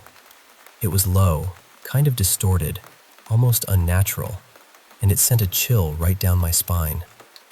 My window is about 9 feet off the ground because we live on a hill, so this thing had to be perched right up against the glass or something, because the sound seemed to come from just behind me. I didn't dare look. Honestly, I just cleared my whole room in 2 giant leaps. It felt like whatever it was right there. So close, I could almost feel its breath on the glass. Just after that, my roommate came out of her room, looking pretty shaken. She said she heard something whimpering outside her window, kind of like a dog that's upset it's not getting what it wants from its owner. It was this desperate, pitiful sound that made her really uneasy. Right now, she's gathering up eggshells and railroad spikes, some kind of makeshift wards, I guess, to put near the windows. And her dad said he's going to dig out his trail camera when the sun comes up in the morning, hoping it might catch what's been lurking around. Honestly, we're grasping at straws here.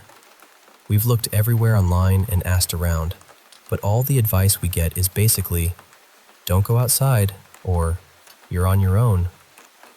It's frustrating not knowing what we're dealing with, And if there's any normal explanation, I'd like to hear it because we're stuck waiting for that trail cam footage to know for sure. Oh, and there's an update. Apparently there's been a cougar sighting in the area recently. I called the Wildlife Resources line just to check, and the person I spoke with said the cougar has been spotted creeping closer to residential zones, even near some public areas this afternoon. They're actively searching for it right now. So maybe this is what's been making those strange sounds and moving around our house. We've made sure all our animals are safely locked up now, and we've told the neighbors down the road so they could bring their horses in. If it is the cougar, I really hope they manage to capture it safely and relocate it without any trouble. For now, my roommate has placed wards near the windows, trying to keep that sense of safety, and honestly, she's been way more scared about all this than I have. I guess the unknown just gets under your skin. Anyway, I'm hoping this is the last update I have to share. Fingers crossed that with the trail cam and the wildlife folks on it, we'll find some answers soon.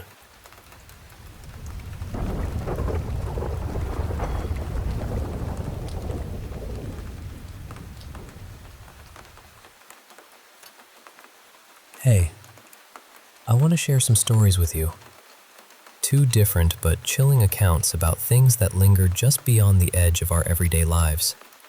They're personal and, honestly, a little scary, but I hope telling them helps me, and maybe you, make sense of these strange experiences.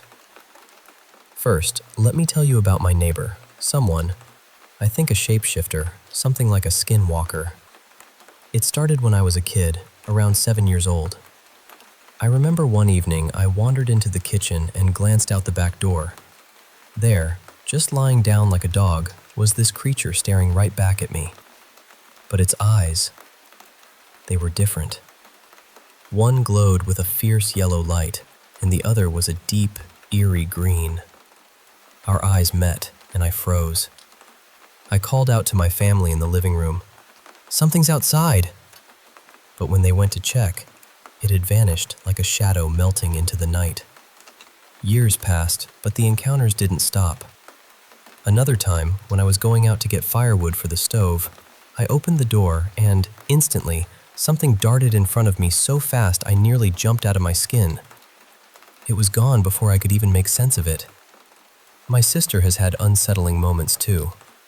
She was taking our dog out to the old woodshed, an abandoned place we don't use anymore, when she stopped dead in her tracks. She said, "It looked right at me." Imagine her fear, standing there with the dog, the woodshed silent but heavy with an unseen presence. I once took the dog to that same spot. As I turned around, a large bush nearby began shaking violently, as if something huge was lurking just behind it. My heart pounded, and I hurriedly pulled the dog back toward the safety of the house. Even my grandmother had her share of eerie experiences. She used to sit in her car in the driveway, sipping a beer and watching the woods. But one evening, something sprinted across in front of her car, and she found herself unable to drive away. She called us to come escort her inside, shaken to her core. That was the last time she did her quiet vigil in the car. And there's more. When I was 7, I woke up to a whisper calling my name from the back porch. The same place I'd seen that dog-like creature lying down. I ran crying to my older sister, terrified. It happened again when I was about 10, the voice soft but unmistakable. Speaking of my sister, there was a day she was walking home through tall, wild grass with a friend. They heard rustling nearby and, suddenly, something charged at them full sprint. They didn't stop running until they were safely inside the house. For a while, things calmed down. But just a few weeks ago, I was on a call with someone, and for some reason, I started screaming playfully. Then, my sister and I heard a scream back. We looked at each other in shock and hurried inside. We live deep in the woods, far from neighbors, so that sound chilled me to the bone. There's a local story in the Appalachian area. People call it a skinwalker, and my dad and his friend think they might have seen one. They were hunting when a deer dashed and hid behind a tree, peeking nervously. Then, a smaller, strange figure darted away. My dad's friend even took pictures of its footprints, but I've never been able to get hold of them. The spot wasn't our property, but close enough. One of my biggest fears is that one day, one of our dogs will come back from outside, but it won't be our dog. That's when I'm really scared it might get inside. Now I want to tell you about someone else's story. My friend, who's been feeling like she's watched her whole life. She's 25, and she's had this uneasy feeling since she was little, like someone or something is always just beyond her sight, watching but never hurting. It's protective, she says, but still, it's unnerving. She talked to her mom about it, but her mom brushed it off for years. That changed one night over dinner when my friend told her how her little boy, just 2 years old, was pointing to the corners of the house, scared, saying there was a ghost there. Her mom's face went pale and she said, "You need to get the baby baptized." Confused, my friend asked why, and her mom explained it was to protect him from bad spirits. Then, her mom shared something that explained a lot. When my friend was around 8 or 9, she and her best friend were staying over at her house. They were playing with a Ouija board in her friend's room. Her mom found them and was horrified. She took my friend away and tried to cleanse her of whatever had been opened by that board. Suddenly, all those strange things from her childhood made sense. The footsteps in the basement at night when she was doing laundry, hearing her name called in that old green house, things moving on their own, the doorknob shaking violently in the middle of the night, as if someone was trying to get in when no one was there. She even remembers teasing her manager at work, telling him to trip, and then he fell face first. Too real to be coincidence. She's not crazy or paranoid. She knows what she's heard and seen. She feels watched, and it's a weight she carries every day. Both stories, though different, share this thread of unseen watchers, strange movements, and a world just out of reach. They remind me that sometimes the shadows hold more than just darkness. They hold stories and fears we can barely understand. Thanks for listening. I hope these stories stay with you, but not in a way that keeps you awake at night, just as a reminder that there are mysteries in the world, and sometimes it's okay to feel a little scared.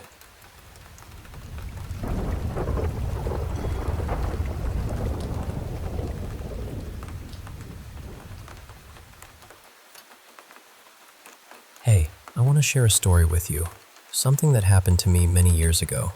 It's a bit strange and honestly kind of hard to explain clearly, but I'll do my best to take you through it, step by step. So bear with me. It's one of those memories that still gives me chills.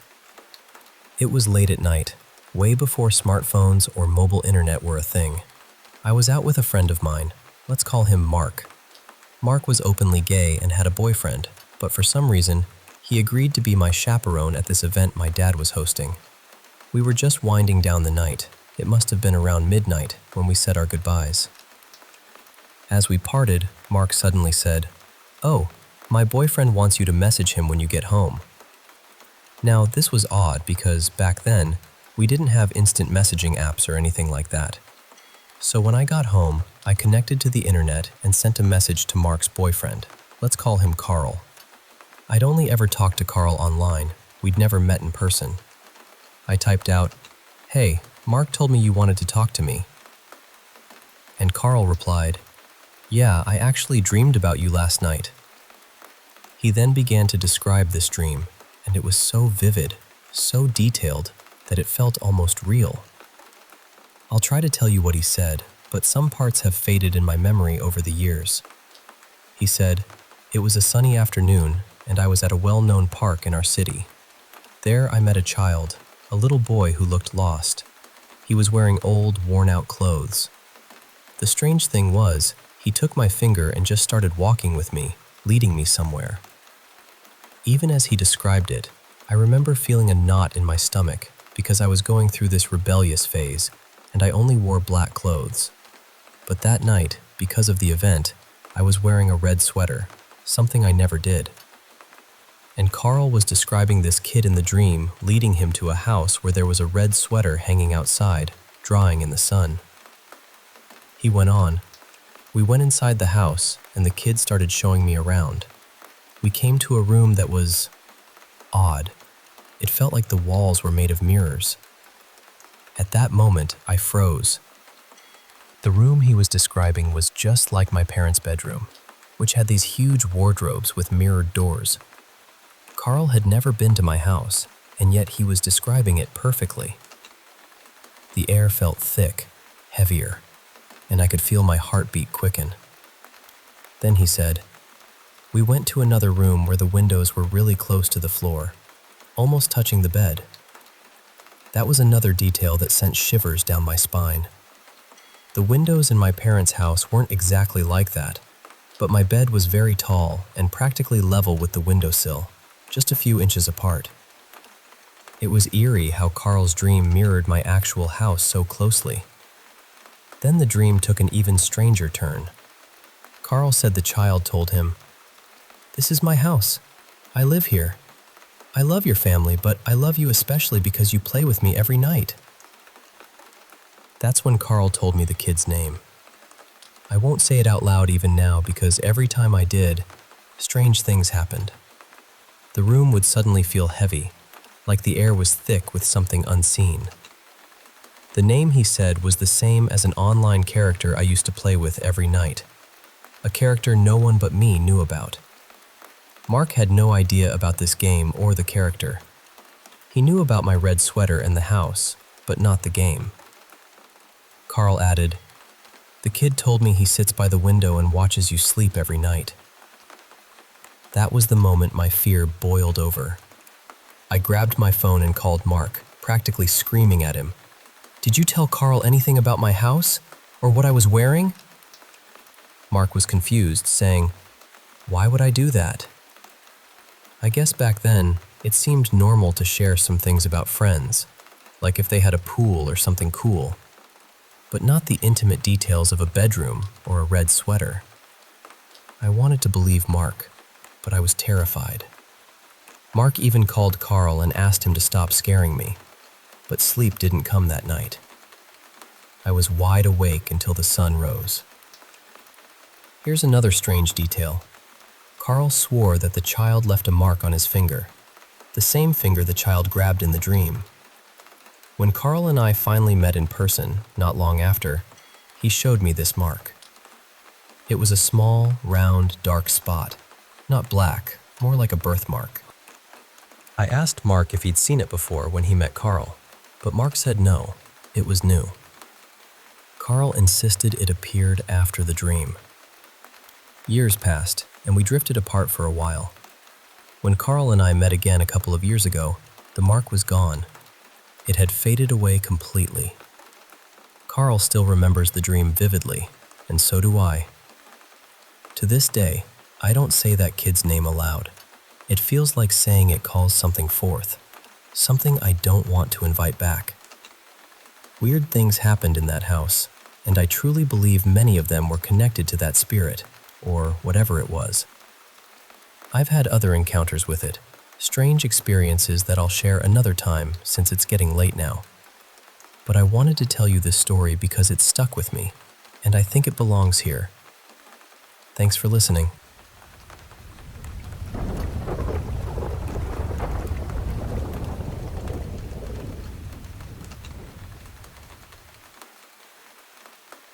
So this is going to sound a little strange, but I've recently started collecting vintage porcelain dolls. Most of them are old Pierrot clowns, though I've also found a few unusual antique dolls at estate sales and small auctions. Some have real human hair, hand-painted faces, and clothing that looks like it belongs to another century. But there's one doll in particular, a masked porcelain figure I've started calling Marielle, who feels completely different from the others. The first time I held her, I felt this strange, familiar sadness. It wasn't frightening. It was more like remembering someone I had loved a long time ago, even though I knew we had never met. Whenever she's nearby, I feel like smiling and crying at the same time. She carries a kind of emotional weight, but somehow that weight feels comforting, and ever since I brought her home, something unusual has been happening. I have a long history with domestic violence. I grew up in homes where anger and fear were part of everyday life, and later, without meaning to, I repeatedly found myself in relationships with people who had serious aggression problems. For a long time, I wondered why I kept falling into the same pattern. But since Marielle came into my life, that pattern seems to be breaking. I haven't consciously changed the way I date. I haven't started asking different questions or behaving differently. Still, people with volatile or controlling personalities seem to remove themselves from my life almost immediately. A date might go perfectly well at first. We'll talk, laugh, and discover that we have similar interests. Most of these women aren't bothered by unusual collections. Some of them enjoy taxidermy, preserved specimens, antique medical objects, and other curiosities. Everything feels normal until they come to my house and see Marielle. Then something changes. Their faces lose color. Their breathing becomes shallow. And without any warning, they begin confessing things. They'll suddenly tell me about violent arguments, jealous behavior, cruel things they've done to former partners, or thoughts they've never shared with anyone else. It's almost as though standing in front of the doll makes it impossible for them to hide anything. Several have said my home suddenly feels like a forgotten childhood memory. 2 women experienced full panic attacks after looking at her. One of them, who later admitted she had once attacked a former partner, began clutching her throat. She said she couldn't breathe and felt as though invisible hands were pressing against her neck. But that's the part I don't understand. Marielle has never made me feel afraid. Around her, I feel protected. Sometimes I'll sit with her in my lap, and there's this gentle, bittersweet feeling in the room. It feels almost like someone is softly playing with my hair or rubbing my back after a difficult day. She seems lonely to me. I know that probably sounds ridiculous because she's an object, but sometimes I get the sense that she simply wants to be treated kindly. I keep her near a few of my most treasured possessions. I check on her occasionally, straighten her dress, and make sure she's comfortable, though most of the time I leave her alone. I know almost nothing about her history. I bought her from an old toy dealer that appeared to be closing down. She was listed as coming from southern Louisiana, but her design is unusual. Her face is covered by a porcelain mask, and instead of ordinary hands, she has 2 smaller masks attached to her wrists. From what little I've been able to find, that style may have connections to folk traditions from Mexico or Cuba, but I haven't found another doll exactly like her. Several women have begged me to get rid of her. Some have told me to throw her away. Others have insisted that I burn her. But I can't bring myself to do that. Whatever other people feel when they look at her, I feel safe. Safer than I have felt in years. Maybe she isn't causing anything supernatural. Maybe people simply react to her appearance, and the rest is coincidence. I understand that possibility. Still, I can't ignore the pattern. Why does everyone accept the other dolls, specimens, and strange objects in my home, but react so strongly to this one? And why does the doll that terrifies them feel so gentle to me? I don't know what Marielle is carrying with her. All I know is that since she arrived, dangerous people seem to reveal themselves before they can become part of my life. And for the first time, I'm beginning to wonder whether something that looks haunted might actually be trying to keep me safe.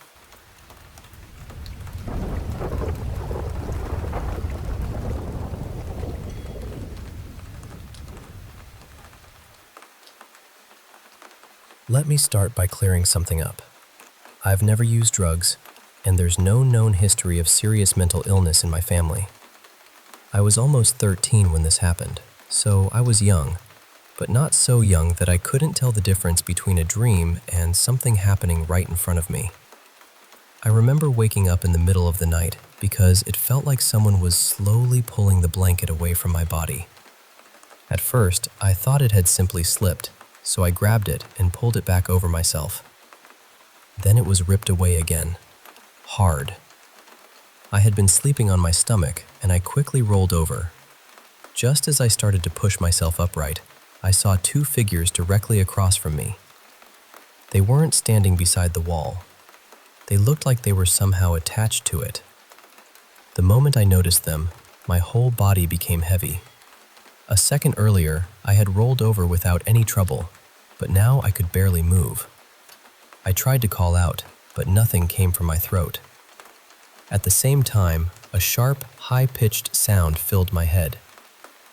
The figures simply watched me. They seemed to be communicating with each other, although I never heard any voices. There was a faint flickering between them, almost like television static or light passing through fog. Neither of them came closer. They didn't need to. I was completely terrified. I don't know how long it lasted. It may have been less than a minute, but it felt endless. Eventually, I managed to pull the blanket over my head. I stayed underneath it, perfectly still, afraid that even the smallest movement would make them come toward me. Running wasn't an option. I would have had to pass directly in front of them. So I stayed hidden until exhaustion finally took over and I fell asleep. The details are what still trouble me. The house was newly built, and my family was the first to live there. There wasn't some old history attached to the place, at least not that we knew of. The two figures were identical.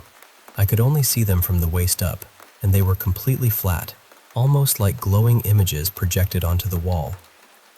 They were pale white with a faint blue tint around them. Their faces had no clear features, except for deep, dark spaces where their eyes should have been. They looked less like people and more like expressionless masks.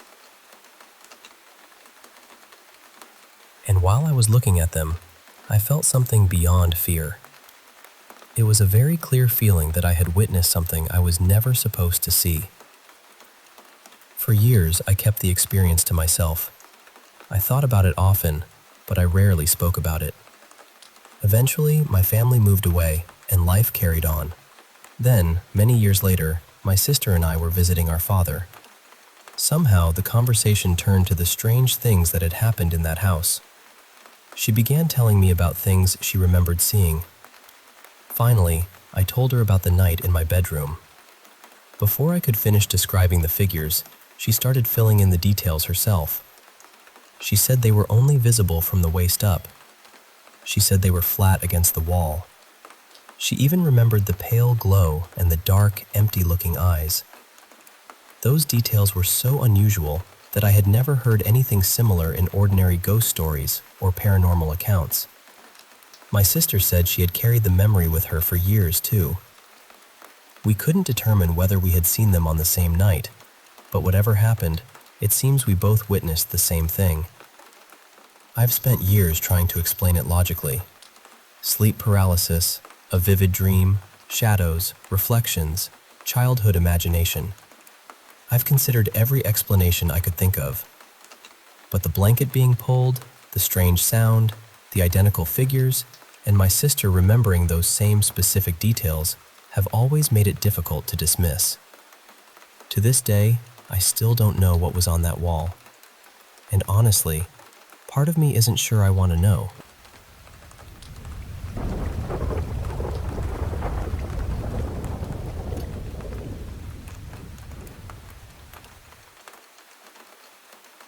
Hi everyone. I wanted to share something that happened to my younger sister after she moved to a quiet town in rural Japan for a new teaching job. She had spent several days in Osaka for orientation before traveling to the old house arranged for her placement. At first, everything seemed fine. The house was small and worn with age, but she was excited to settle in and begin this new chapter of her life. On her first night there, she was completely exhausted, so she went to bed early. Sometime during the night, she suddenly felt as though someone was standing close beside her. Then, she began hearing muffled whispers in Japanese. She speaks Japanese fairly well, but she couldn't understand any of the words. Without warning, she started crying uncontrollably. Along with the tears came an overwhelming wave of sadness and painful thoughts that didn't feel like her own. She described seeing fragments of a life, almost like memories belonging to someone who had spent years desperately trying to be loved, yet always felt unwanted. After that, she couldn't sleep. She called me the following night. It was afternoon where I live, but it was already close to midnight for her. Her voice was shaking as she told me she could still feel a man's presence moving through the house. She was terrified and exhausted, but she kept saying that she didn't believe the presence was cruel or evil.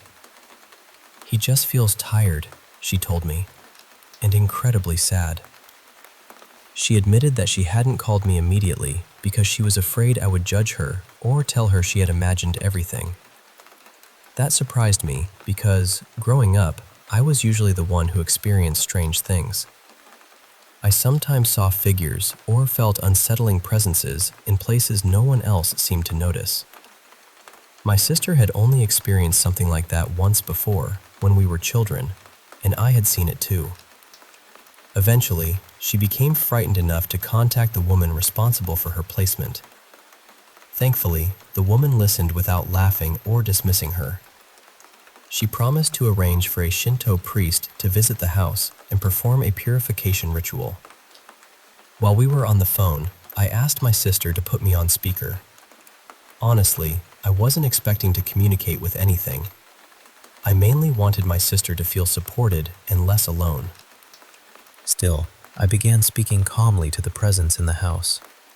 I said, "We understand that you're hurting. We understand that you may feel trapped or unable to move on. But please be patient with her. She has only just arrived, and this transition is already difficult for her. She isn't trying to disturb you. She's doing everything she can to find someone who might help you." As I spoke, my sister suddenly began sobbing. She kept answering, "Hi, hi," which means yes in Japanese. At first, I assumed she was simply agreeing with me. Then she stopped abruptly and sounded confused. "Why am I saying that?" she asked. "Why do I keep answering you?" At that exact moment, chills spread down both of my arms and into my legs. I've had chills before, of course, but never like that. My chest also became incredibly heavy, and I was overwhelmed by a feeling that seemed almost like an apology.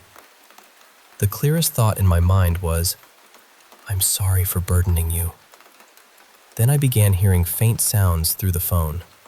They were so quiet that I couldn't tell whether they were whispers, movement in the room, or just interference on the call. I repeated what I had already said. I told the presence that we weren't angry, but that my sister needed peace and sleep. I asked it to give her space until the priest arrived. A friend called her soon afterward, so we ended our conversation. She called me again while I was driving to work.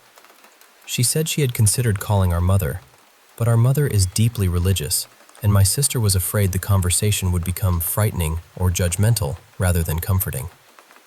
Later, I spoke with our father. My sister hadn't told him yet, probably because she thought he wouldn't believe her. Instead, he took the situation seriously. He said that if things became unbearable, we could look into breaking the lease and moving her somewhere else. The problem is that she lives in a very small town. Housing is limited, and most of the available homes are old. Even if she moved, there would be no guarantee that the next place would feel any safer. There is another part of this that she doesn't know yet. Our family was recently told that our grandfather may only have another week or two left. Thankfully, my sister was able to return to our home country and say goodbye to him before his health declined further. I don't know whether the timing is connected in any way, but it has made everything feel heavier. I suppose I'm sharing this because I needed somewhere to put all of these thoughts. More than anything, though, I want to help my sister feel safe in her new home. The Shinto priest will hopefully visit soon, but until then, I keep wondering what else we can do. How do we comfort her without feeding her fear? And if there truly is a tired, grieving presence in that house, how do we help it leave peacefully? Thank you for listening.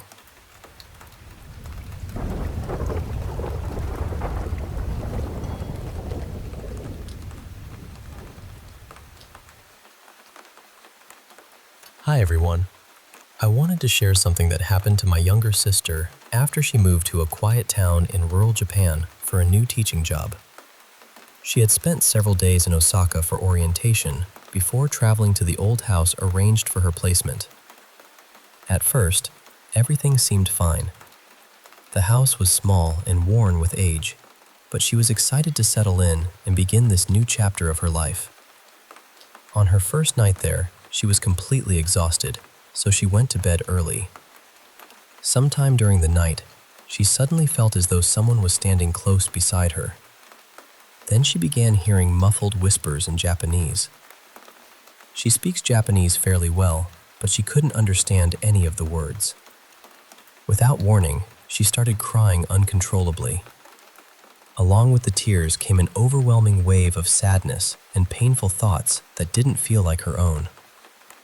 She described seeing fragments of a life, almost like memories belonging to someone who had spent years desperately trying to be loved, yet always felt unwanted. After that, she couldn't sleep. She called me the following night. It was afternoon where I live, but it was already close to midnight for her. Her voice was shaking as she told me she could still feel a man's presence moving through the house. She was terrified and exhausted, but she kept saying that she didn't believe the presence was cruel or evil. "He just feels tired," she told me, "and incredibly sad." She admitted that she hadn't called me immediately because she was afraid I would judge her or tell her she had imagined everything. That surprised me because, growing up, I was usually the one who experienced strange things. I sometimes saw figures or felt unsettling presences in places no one else seemed to notice. My sister had only experienced something like that once before, when we were children, and I had seen it too. Eventually, she became frightened enough to contact the woman responsible for her placement. Thankfully, the woman listened without laughing or dismissing her. She promised to arrange for a Shinto priest to visit the house and perform a purification ritual. While we were on the phone, I asked my sister to put me on speaker. Honestly, I wasn't expecting to communicate with anything. I mainly wanted my sister to feel supported and less alone. Still, I began speaking calmly to the presence in the house. I said, "We understand that you're hurting. We understand that you may feel trapped or unable to move on. But please be patient with her. She has only just arrived, and this transition is already difficult for her. She isn't trying to disturb you. She's doing everything she can to find someone who might help you." As I spoke, my sister suddenly began sobbing. She kept answering, "Hi, hi," which means yes in Japanese. At first, I assumed she was simply agreeing with me. Then she stopped abruptly and sounded confused. "Why am I saying that?" she asked. "Why do I keep answering you?" At that exact moment, chills spread down both of my arms and into my legs. I've had chills before, of course, but never like that. My chest also became incredibly heavy, and I was overwhelmed by a feeling that seemed almost like an apology. The clearest thought in my mind was, "I'm sorry for burdening you." Then I began hearing faint sounds through the phone. They were so quiet that I couldn't tell whether they were whispers, movement in the room, or just interference on the call. I repeated what I had already said. I told the presence that we weren't angry, but that my sister needed peace and sleep. I asked it to give her space until the priest arrived. A friend called her soon afterward, so we ended our conversation. She called me again while I was driving to work. She said she had considered calling our mother, but our mother is deeply religious, and my sister was afraid the conversation would become frightening or judgmental rather than comforting. Later, I spoke with our father. My sister hadn't told him yet, probably because she thought he wouldn't believe her. Instead, he took the situation seriously. He said that if things became unbearable, we could look into breaking the lease and moving her somewhere else. The problem is that she lives in a very small town. Housing is limited, and most of the available homes are old. Even if she moved, there would be no guarantee that the next place would feel any safer. There is another part of this that she doesn't know yet. Our family was recently told that our grandfather may only have another week or two left. Thankfully, my sister was able to return to our home country and say goodbye to him before his health declined further. I don't know whether the timing is connected in any way, but it has made everything feel heavier. I suppose I'm sharing this because I needed somewhere to put all of these thoughts. More than anything, though, I want to help my sister feel safe in her new home. The Shinto priest will hopefully visit soon, but until then, I keep wondering what else we can do. How do we comfort her without feeding her fear? And if there truly is a tired, grieving presence in that house, how do we help it leave peacefully? Thank you for listening.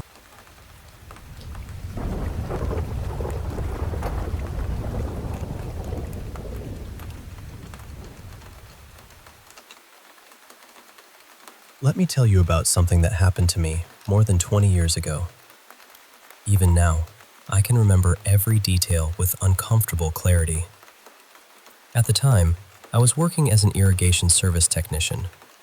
I had recently moved up from installation work, so I was eager to prove that I could handle difficult jobs on my own. One afternoon, I was sent to a new customer's house to replace a damaged valve, rebuild part of the water line, and install a backflow device. The property looked completely ordinary. It was a modest home in a working-class neighborhood, sitting on a large, quiet lot. The first unusual thing I noticed was a small sticker in the corner of the front window. It showed a goat's head surrounded by a 5-pointed symbol. I remember thinking it was probably there to discourage salespeople from knocking. A woman named Mara answered the door. She was short, with bright auburn hair, and looked to be around 60. She seemed a little nervous, but I met all kinds of personalities through my work, so I tried not to read too much into it.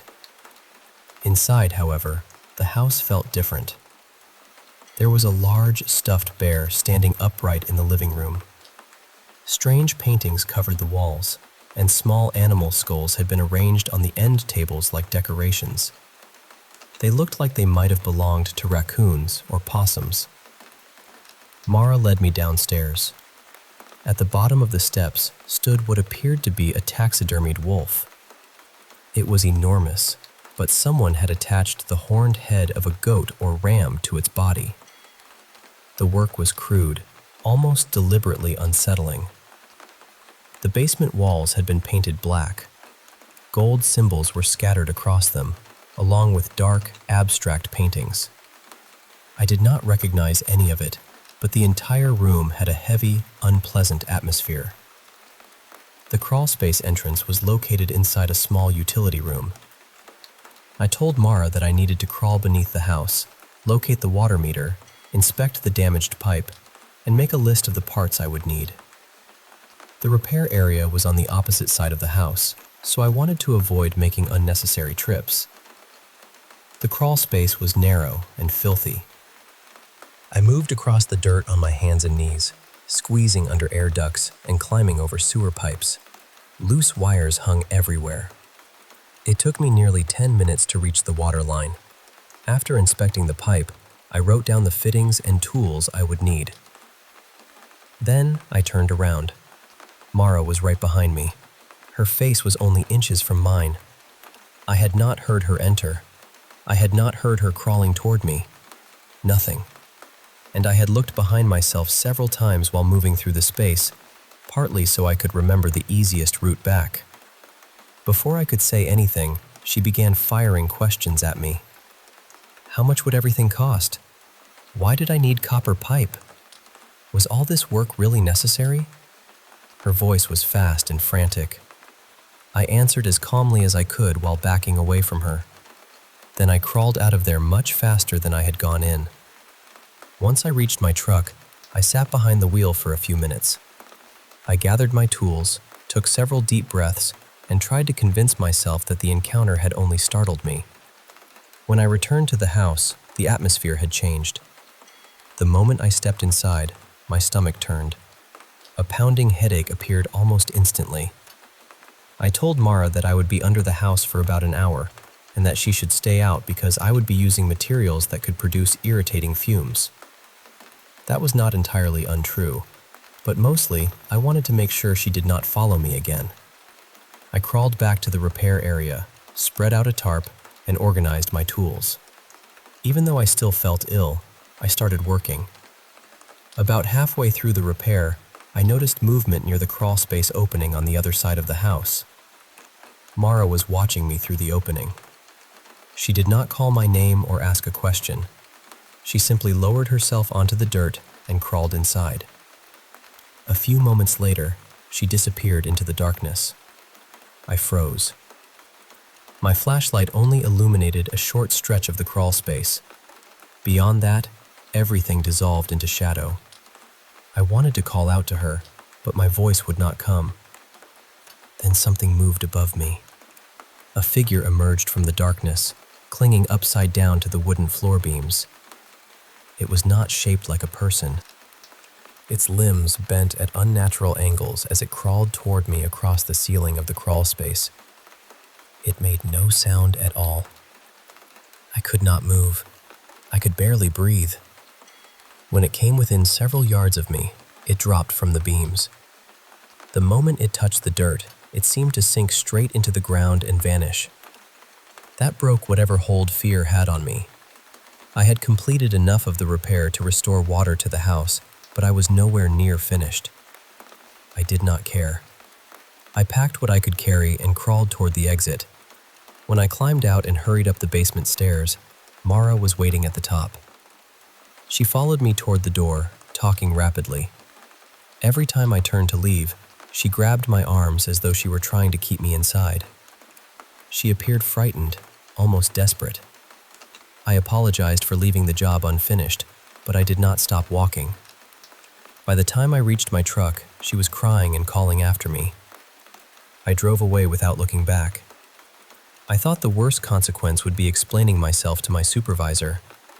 I was wrong. 2 nights later, just as I was falling asleep, the same terror returned. It was unmistakable, the exact feeling I had experienced beneath that house. Then I saw the goat's head from the window sticker. It was not a normal dream. The image appeared in my mind with such sharpness that it felt as though someone had placed it directly in front of my eyes. I stayed awake until morning. After that, the image kept returning. Sometimes it appeared as I was drifting off. Other times it came with nightmares in which I was trapped beneath the house, crawling through darkness while something followed me along the beams. I also dreamed about Mara.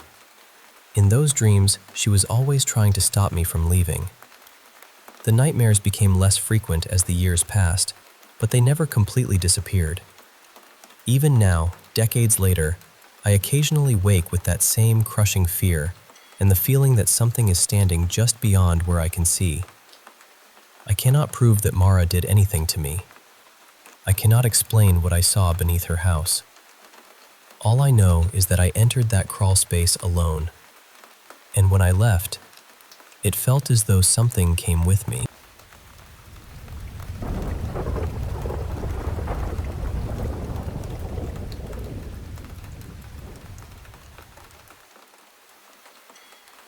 I grew up on a small Pacific island, and superstition was simply part of everyday life, especially among the older people in our family. They taught us that certain warnings should never be ignored, even when we did not completely understand the reason behind them. Some people go their entire lives without experiencing anything strange or unexplainable. Honestly, I think that can be a blessing. In my family, though, several of us have experienced things we could never quite explain. For me, everything became much more intense when I found out I was expecting my first child. At the time, my husband and I were living in a little apartment near the edge of a thick, overgrown forest. When I first moved in, the place never bothered me. It felt ordinary. Nothing about it seemed frightening or unusual. But once I became pregnant, the atmosphere began to change. It started with loud knocking on our front door. Sometimes the doorknob would shake as though someone were trying to come inside. Every time it happened, I would look through the window or open the door, but no one was ever there. As the weeks passed, the apartment began to feel heavier. That is the only way I can describe it. The rooms no longer felt peaceful, even during the daytime. Growing up, I had occasionally heard unexplained sounds or noticed unusual smells. In our religious tradition, the sudden scent of roses could mean that a spirit was nearby. Before my pregnancy, those experiences had always been subtle. I had never actually seen anything. Being pregnant seemed to amplify everything. The activity became worse whenever my husband worked late. He worked security at a nightclub, so I was often alone until the early hours of the morning. One night, we rearranged the bed so that we could see directly into the kitchen. From where I was lying, I had a clear view of the window above the sink. That night, I woke up and saw a man standing in the kitchen. He was completely dark, almost like a solid shadow, but I could clearly make out the shape of a man. He did not move. He simply stood there, facing us. I woke my husband, and the moment he turned on the light, the figure disappeared. After that, my young nephew began reacting to something in the second bedroom. I already avoided that room because it always felt colder and more unsettling than the rest of the apartment. My nephew would stare into the room, laugh, and speak as though someone were standing there with him. Later, my sister told me that he had asked her, "Who is that man?" That was when we realized we were probably all sensing the same presence. A little while later, we rescued a small puppy. By the time I was around 6 months pregnant, the puppy had become my constant companion. Whenever my husband left for work, I would lock myself in the bedroom with the puppy, turn on every light, and leave the television playing so the apartment would not feel so silent. One night, the puppy suddenly sat upright at the end of the bed. He stared at the bedroom door and began to growl. Then I saw a shadow moving underneath the door. It paced slowly from one side to the other, over and over again, as though someone were walking back and forth in the hallway. I knew no one else was inside the apartment. That was my breaking point. I called my mother and grandmother and told them everything. They brought blessed palm leaves to the apartment, burned them in each room, and prayed throughout the home. Afterward, the difference was immediate. The apartment felt lighter. The pressure seemed to lift, and for the first time in months, I could breathe without feeling as though someone were watching me. Those months were some of the most frightening of my life. It was not only adults who felt something strange there. Children who visited would describe seeing a frightening man or a monster in the apartment. Before becoming pregnant, I had only heard things or noticed strange scents. I had never seen a figure with my own eyes. After my pregnancy began, it felt as though a door had opened and everything on the other side suddenly became visible. I would never wish that experience on anyone, especially someone carrying a baby and spending most nights alone. People often say that you should simply ignore these things. I tried doing that. I repeated to myself that nothing was there and that I should stop being afraid. But the more I ignored it, the worse it became. I was not a deeply religious person at the time, and I still do not automatically believe every supernatural story I hear. But I have always respected the traditions and warnings passed down through my culture. When the elders tell you not to do something, there is usually a reason. I still do not know why certain people experience these things while others never do. I only know what happened in that apartment, and I know how different the home felt after my family came to pray. Some experiences are difficult to prove, but when you have lived through one, you never forget how it made you feel.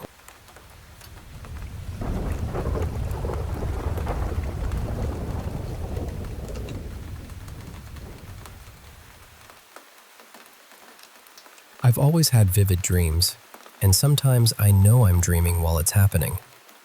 That night started the same way. I was wandering through some strange, half-formed place that made perfect sense inside the dream, even though I couldn't describe it now. Then, I began hearing something in the background. It sounded like tiny footsteps moving quickly across the floor, a soft, uneven tapping. At first, I ignored it because I didn't want to lose the dream, but the noise kept returning. It would stop for a moment, then begin again. Eventually, I focused on it. That was when I realized the sound wasn't part of the dream. It was coming from outside the bedroom. The realization pulled me into awareness. I could see the room clearly, including the pale light coming through the curtains.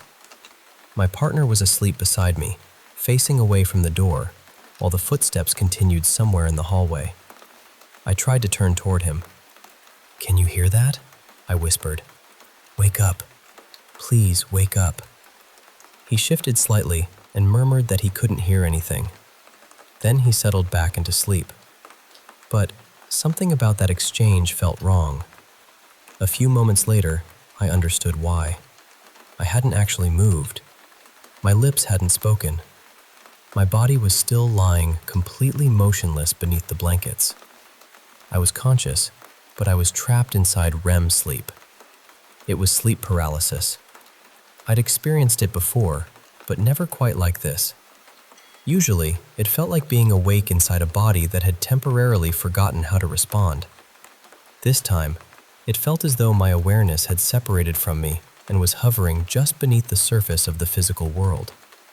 And somehow, I knew that whatever was making the sound had noticed me. It knew I was awake. The footsteps stopped. Then, the presence began moving closer. I didn't hear it in the ordinary sense. Instead, a deep vibration started building inside my ears and behind my eyes. It came in slow, powerful waves. Vroom, vroom. Each pulse grew louder until it seemed to fill my entire head.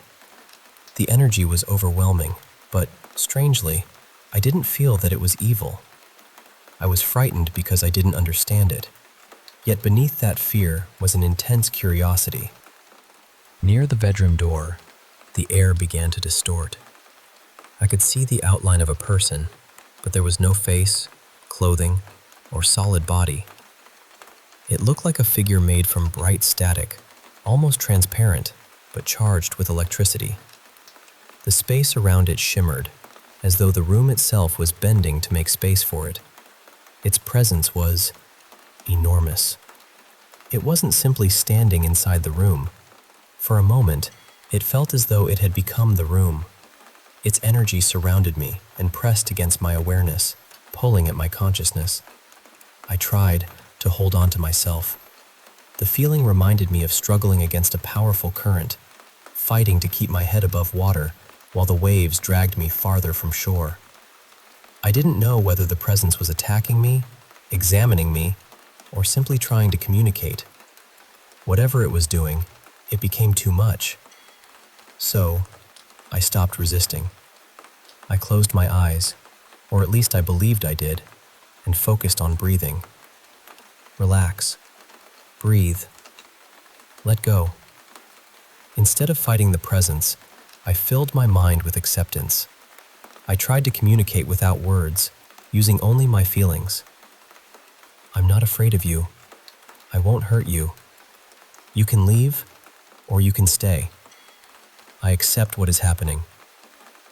As soon as I released my fear, my attention slipped away from the figure. Then, I woke up. Not gradually, I returned to my body all at once. I could move again. The room looked ordinary, and the strange vibration had disappeared. The experience left me with an unsettling thought. Maybe becoming unconscious inside that other state was what brought me back into the physical world. Maybe what we call waking up is actually the moment our deeper senses switch off. The presence might have remained in the room after I woke. I simply couldn't detect it anymore. Sometimes I wonder whether we pass by things like that every day without realizing it. Perhaps certain people sense them more easily because some inner door has been left slightly open. And perhaps, to those unseen beings, most of us are little more than sleeping figures moving through the world. But when one person finally becomes aware of them, they are drawn closer. Not because they want to frighten us. Maybe they're simply responding to the quiet recognition. You can see me. I still don't know what visited me that night. A spirit, a jinn, an angel, an alien presence, or something the human mind cannot properly translate. Before that experience, I was skeptical of stories like these. Now, I'm not so certain. Maybe the old legends are not complete truths, but fragments. Brief encounters carried through generations, reshaped into stories so that the unknown can be remembered. Whatever I saw remains a mystery. But for those few moments, it felt more real than any dream I have ever had.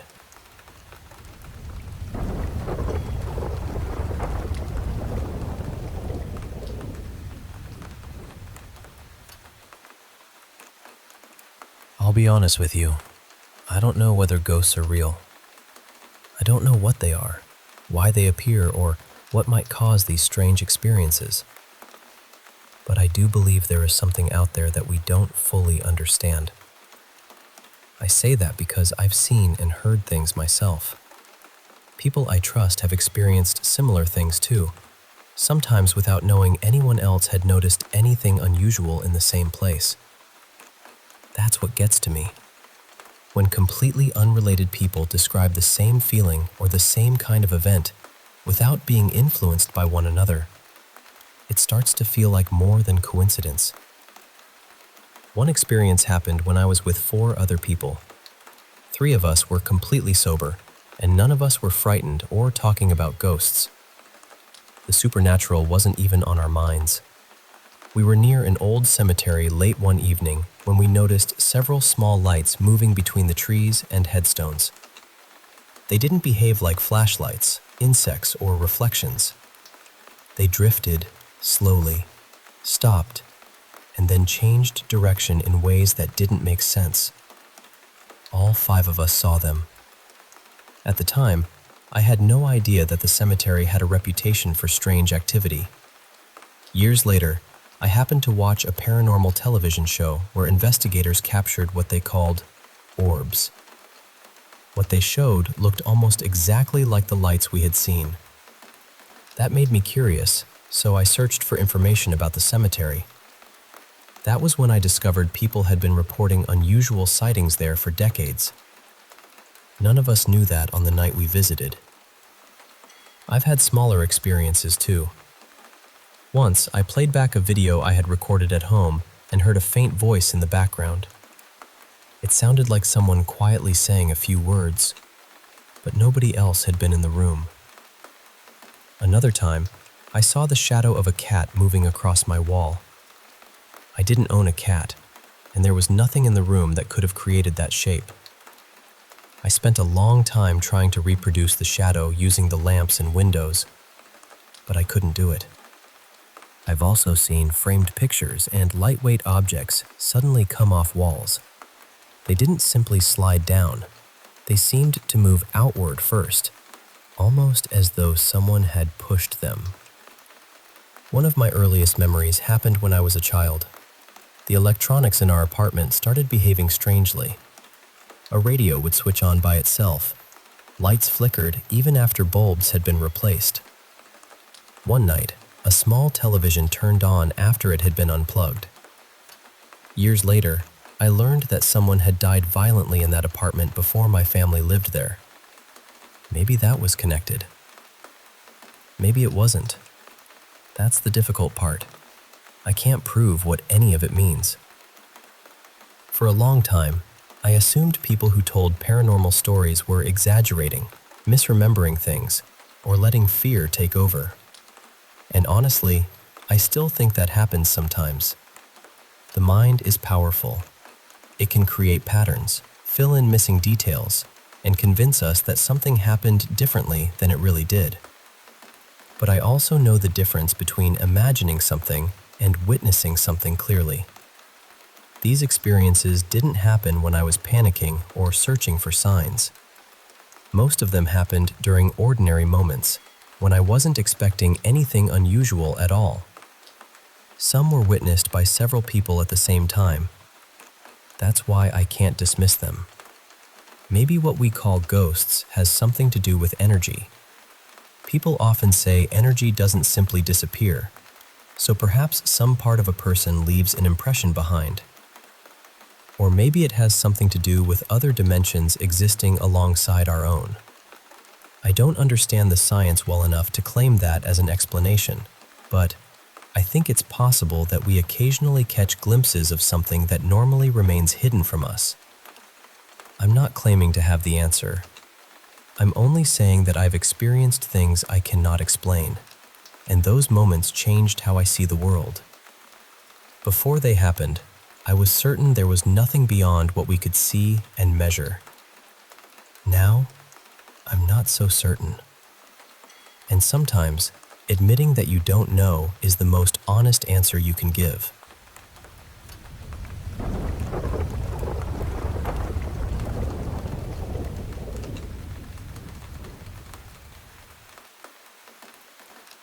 This happened a few years ago, in 2019. My wife and I had just gotten home after picking up our little one from daycare. It was an ordinary evening. We were both tired, the baby was hungry, and the kitchen had become that familiar kind of controlled chaos. My wife was feeding the baby while I started putting dinner together. Then my phone buzzed. It was a text from my wife, but not a normal typed message. It was one of those handwritten iPhone messages, written in looping cursive. It said, "Bloom, pop." I stared at it for a moment, trying to make sense of it. I looked over at my wife and asked, "What does this mean?" She looked completely confused. Her phone was sitting several feet away on the kitchen counter. She was holding the baby with both hands and hadn't gone near it. We walked over to the phone together. The screen was still awake, and our conversation was open. There it was, the handwritten message already sent. A few seconds later, another message appeared.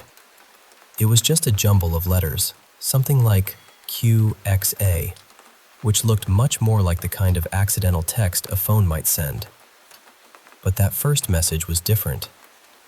To create a handwritten message on an iPhone, you normally have to turn the phone sideways and open the handwriting screen.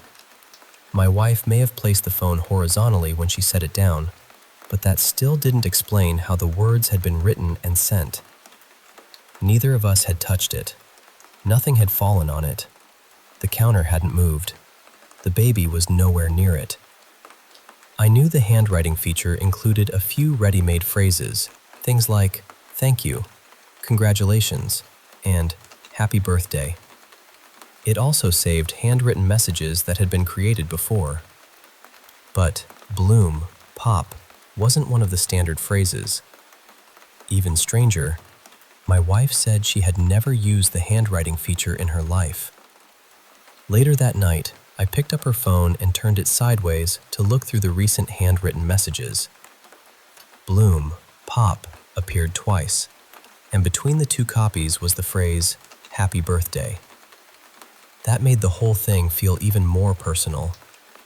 My wife's birthday was coming up the following week, and my first thought was her late father. The children had always called him Papa, so Pop felt close enough to make me wonder. I asked my wife whether anyone had ever called him that, but she said she couldn't remember anyone doing so. Still, we had experienced a few unusual things since his passing. Small coincidences, familiar signs, moments that made us wonder whether he was somehow letting the family know he was still around. So I asked her, "Do you think your dad could be wishing you a happy birthday?" She didn't know what to say. I sent a screenshot to her youngest sister, who had often spoken about sensing relatives who had passed away. She had even described experiences involving their father. Her response gave me chills. She said she had been noticing signs connected to him throughout that very day. To her, the message felt like it could have come from him.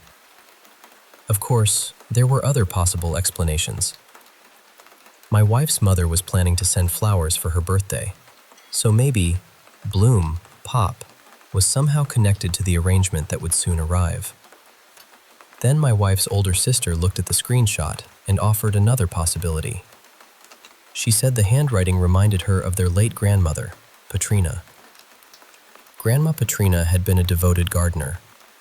Her garden was always perfectly arranged, every plant cared for with almost military precision.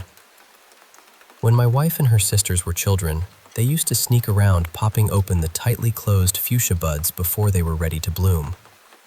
Grandma Patrina absolutely hated when they did that.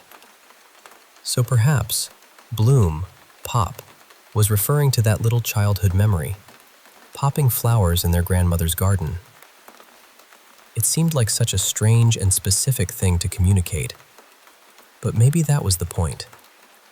Sometimes the smallest memories are the ones only family would understand. To this day, we don't know what happened. Maybe it was an unusual touchscreen malfunction. Maybe the phone somehow activated a saved message that none of us knew existed. Or maybe, just for a moment, someone found a way to reach through the silence and send a birthday greeting. What stays with me most is that it wasn't simply a random typed message. It was handwritten. And according to my wife, it was written by no one in the room.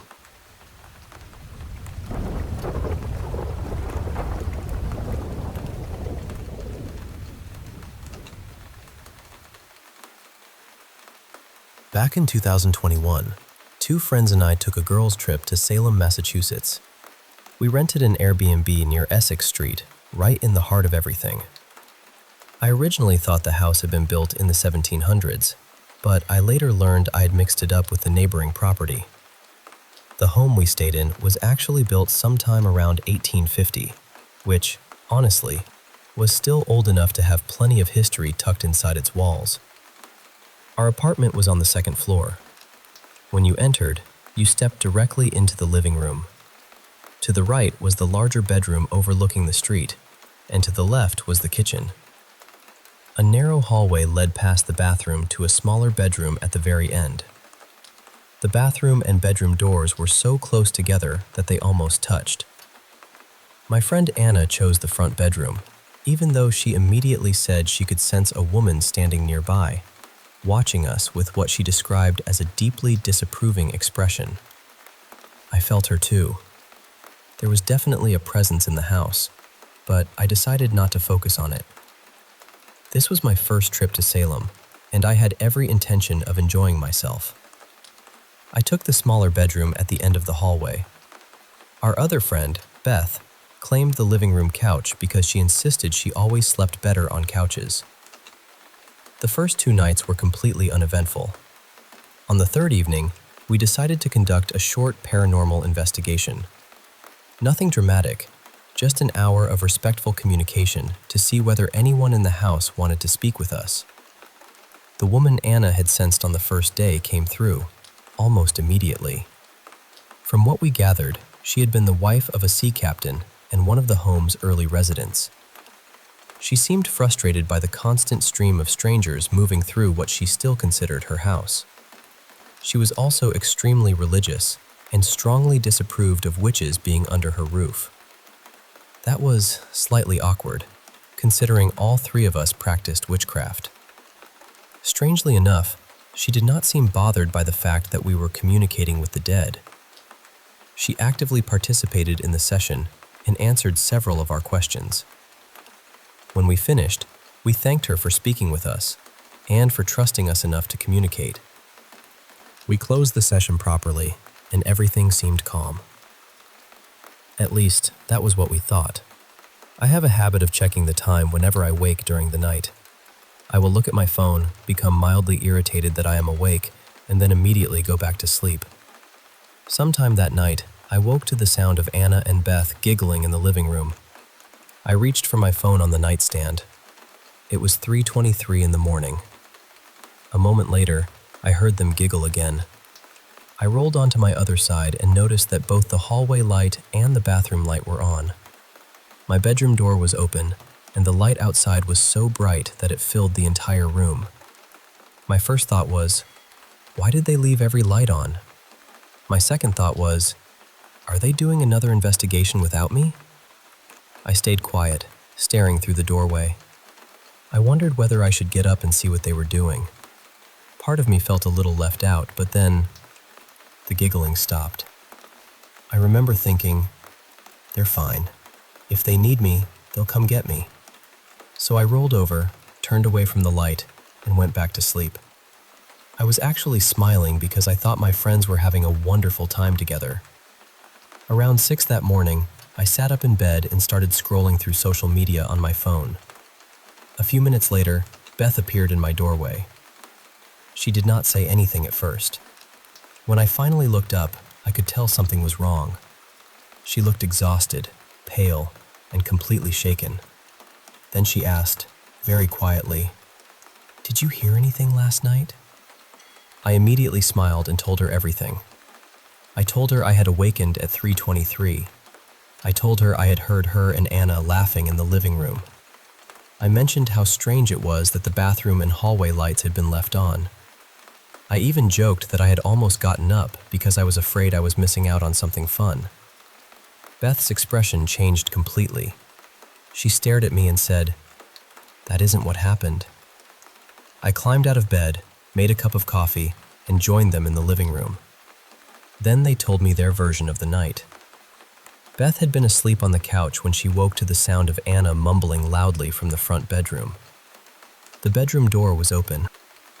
According to Beth, every light in the apartment was off. She walked to the bedroom and saw Anna lying in bed with one leg stretched out from beneath the blankets and hanging over the side. Anna kept mumbling something that sounded like, "Help me." Beth tried calling her name. Anna did not respond. She remained in the same position and repeated, "Help me." Beth panicked. The first thing that came into her mind was the Lord's Prayer, so she began reciting it aloud. Suddenly, Anna sat straight up in bed, gasping for air. She told Beth that the woman from our investigation had been trying to drag her out of the bed. Terrified, the two of them moved into the living room and sat together on the couch. They did not laugh. They barely spoke at all. When they did speak, they whispered. And neither of them turned on a single light. I remember sitting there with my coffee, trying to make sense of what they were telling me. It felt impossible. I knew what I had heard. I had heard two women giggling in the living room. I knew what I had seen. The hallway and bathroom had been brightly lit. The light was so strong that I had even wondered whether the kitchen light was on too. Then I asked Beth what time everything had happened. She said it had been around 3:30 in the morning. That was when my stomach dropped. I asked why they had not awakened me. They looked at each other and admitted that they had discussed the same thing that morning. Neither of them could explain why waking me had never crossed their minds, even though they had both been terrified and knew I was only a few steps away. The three of us eventually came to the same unsettling conclusion. Whatever was in that house had altered what I experienced. While my friends were frightened and needed help, I heard laughter. While they sat in darkness, I saw bright lights. I was given a completely different version of the room around me, one convincing enough to make me roll over and return to sleep. Even now, I struggle to understand how something could manipulate an environment so completely. Before that night, stories about spirits distorting space, sound, or time had always felt like something from a movie. I never completely dismissed those accounts, but I treated them cautiously because I had no way to prove them. After Salem, I stopped doubting quite so quickly. Would I stay in that house again? No, not because I am afraid to return, but because the woman made one thing perfectly clear. We were not welcome in her home. And out of respect for that message, I will never book that Airbnb again.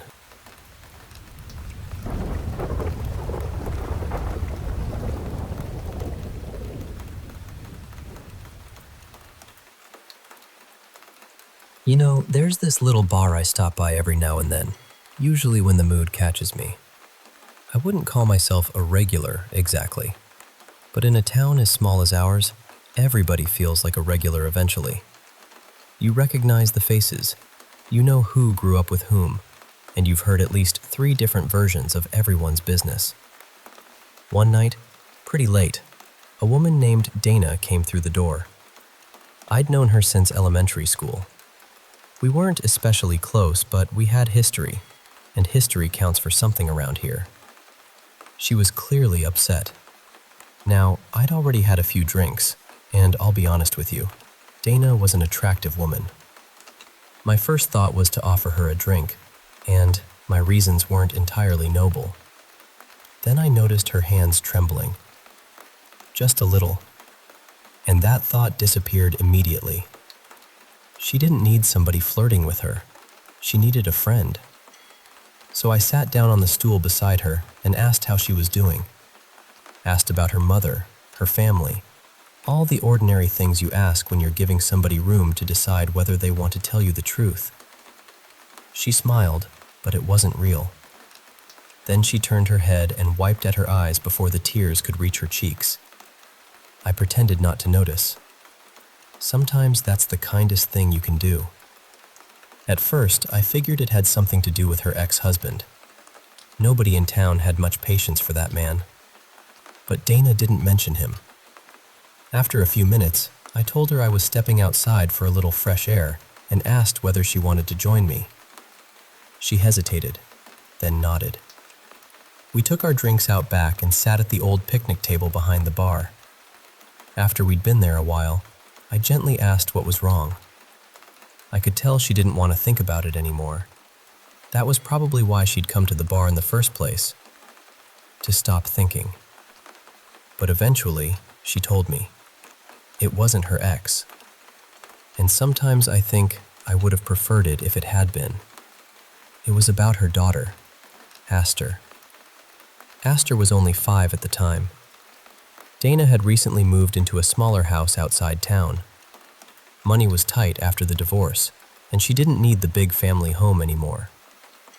The new place sat at the end of a gravel road, just beyond an abandoned church that had already been falling apart when Dana and I were children. Soon after moving in, Aster started talking to someone who wasn't there. An imaginary friend. At least, that's what Dana assumed. I told her that children did things like that all the time. They invent friends, hold tea parties, whisper to empty corners. It didn't necessarily mean anything was wrong. Dana nodded, but I could see she was holding something back. More than that, I could see she was frightened. We were about to head inside when she quietly said, "He tells her to hurt herself." I stopped walking. Dana looked at me, and whatever had been holding her together finally gave way. She told me everything. At first, the imaginary friend had seemed harmless. Aster played games with him, set a place for him at the table, talked to him while she arranged her dolls. Then, she burned her hand on the stove. A few days later, she came inside with deep scratches on her arms. Every time Dana asked what had happened, Aster blamed the boy. Sometimes she said he had caused it. Other times, she said he had told her to do it herself. Dana ordered her to stop pretending, told her there was no boy and that the games had gone too far. Aster broke down crying. She kept insisting he was real. After that, strange things began happening around the house. Doors opened when nobody was near them. Toys appeared in rooms where Aster hadn't been playing. Dana sometimes heard footsteps in the hallway after her daughter was asleep. Nothing dramatic, nothing you could point to and prove, just enough to plant doubt. I did what any friend would do. I told her everything would be all right, though I had no idea whether that was true. Then she showed me a photograph of Aster's latest injury. The poor kid had needed stitches. I remember feeling angry. I didn't care whether this thing was imaginary, human, or something else entirely. Anything that hurt a child deserved to be dealt with. Dana stared down at her drink and said, "It's the house. We have to leave. I just don't know how." I understood what she meant. She couldn't afford another move, and I wasn't in much better shape financially. I could lend her my truck, maybe help carry furniture, but that was about it. Neither of us said the word ghost. There didn't seem to be any reason to. The injuries were real. Dana's fear was real. That was enough. I was trying to think of something comforting to say when a voice behind us nearly made us jump out of our skin. I might be able to help. The man standing there was Nolan. I knew him, though I wouldn't have called us friends. Truthfully, I couldn't stand him. He came from a wealthy family and had always carried himself like he knew something the rest of us didn't. He was handsome, charming when he wanted to be, and distant even when he was standing right beside you. He drank with everyone, played pool with everyone, but nobody really knew him. There was something unusual about Nolan, not in an obvious way. He didn't dress strangely or talk to himself. He just seemed separate from everybody else. I still don't know how long he had been listening. I told him we had the situation handled. We didn't, but I didn't like the idea of him using Dana's fear as an excuse to get close to her. And, looking back, I'll admit, there may have been a little jealousy mixed in too. Nolan stepped closer and said he genuinely wanted to help. Dana told him she planned to speak with the local minister on Sunday. Nolan gave a small smile. He might help, he said, but by Monday morning the whole town will know. Let me take care of it tonight. Then his expression changed. All I ask is that neither of you ever speaks about it afterward. We should have said no. Instead, the three of us climbed into my truck. Dana sat in the middle. Nolan rode by the window with one hand held out in the night air, lifting and lowering it in the wind, as if we were on our way to get breakfast after a long evening. We drove past the abandoned church and followed the gravel road to Dana's house. The place looked ordinary enough. Small, a little worn down. The grass needed cutting, but there was nothing about it that screamed danger. Nolan asked Dana for the key. When I tried to get out with him, he raised one hand. "Stay here," he said. "Keep Dana company." "I won't be long." Then he walked toward the house, alone. He was inside for maybe 10 minutes, no more than that. When he returned, he didn't explain anything. He handed Dana her key, climbed into the truck, fastened his seatbelt, and motioned for me to drive. We were almost back to the bar when Dana finally asked, "Well?" Nolan slowly shook his head. That was all. Nobody spoke again until we reached the parking lot. Dana climbed out on my side, and the two of us stood looking at Nolan across the hood of the truck. He looked tired, but there was something else in his face too. Satisfaction, maybe. "Your daughter will be fine," he said. "Her friend won't bother her anymore. If she asks, tell her he ran away." Then he looked directly at both of us. His voice remained calm, but there was something hard underneath it. "Neither of you will ever speak about tonight. Give me your word." We did. We promised. Then we went back inside the bar. Dana and I ordered another drink. Nolan picked up a pool cue and joined a game as though nothing unusual had happened. But something had changed. Dana noticed it too. Nolan had always been painfully thin, yet when he returned from the house, his stomach was swollen beneath his shirt. Not enormously, just enough to look as though he had eaten a very large meal. By the end of the night, it had nearly disappeared. Dana never mentioned it. Neither did I, and we kept our promise for a long time. Aster is grown now. She drives, works, and has a life of her own. She never spoke to the imaginary boy again. Dana and Aster stayed in that house for another 6 years without a single strange incident. No more voices, no more footsteps, no more injuries. Eventually, they moved somewhere closer to town. As for Nolan, I still see him from time to time. He's still thin, still distant, still has that way of looking at people, as though he knows things they don't. I don't pretend to understand what happened that night. Maybe I don't want to. but I believe Nolan helped Dana and her little girl, and perhaps that was his way of being part of the community. Because in a small town, even the people who stand apart from everyone else sometimes look after their own.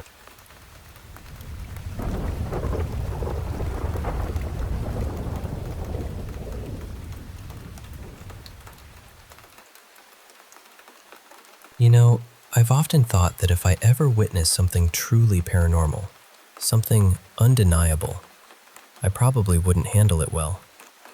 I might completely unravel under the weight of it. And honestly, maybe that means some doors are better left closed. Curiosity can be powerful, but protecting your peace of mind matters more than satisfying a passing desire to know what might be hiding beyond the ordinary world. We may not have absolute proof about spirits, dark entities, or anything else people associate with the paranormal, but we can still know ourselves. We can imagine certain experiences and recognize, even from a safe distance, that they would be too much for us. That's one of the gifts of imagination. It allows us to test the water without throwing ourselves into the deepest part of the lake. And when that imagined water feels unbearably cold, we're allowed to step back. I had wondered what it might be like to see the things my girlfriend claimed she could see. Part of me was fascinated, but another part of me knew that those experiences weren't meant for me. She believed that trying to communicate too deeply with the other side could attract something dangerous. She worried that a dark presence might attach itself to her or slowly consume her. Strangely, though, she still told me I could use the spirit board, even though she refused to touch it herself. I remember wondering why she was so afraid for herself, yet seemed willing to let me take the same risk. Maybe she believed I was less sensitive. Maybe she thought nothing would answer me. Or perhaps she simply trusted that I would stop before things went too far. That night, however, something changed.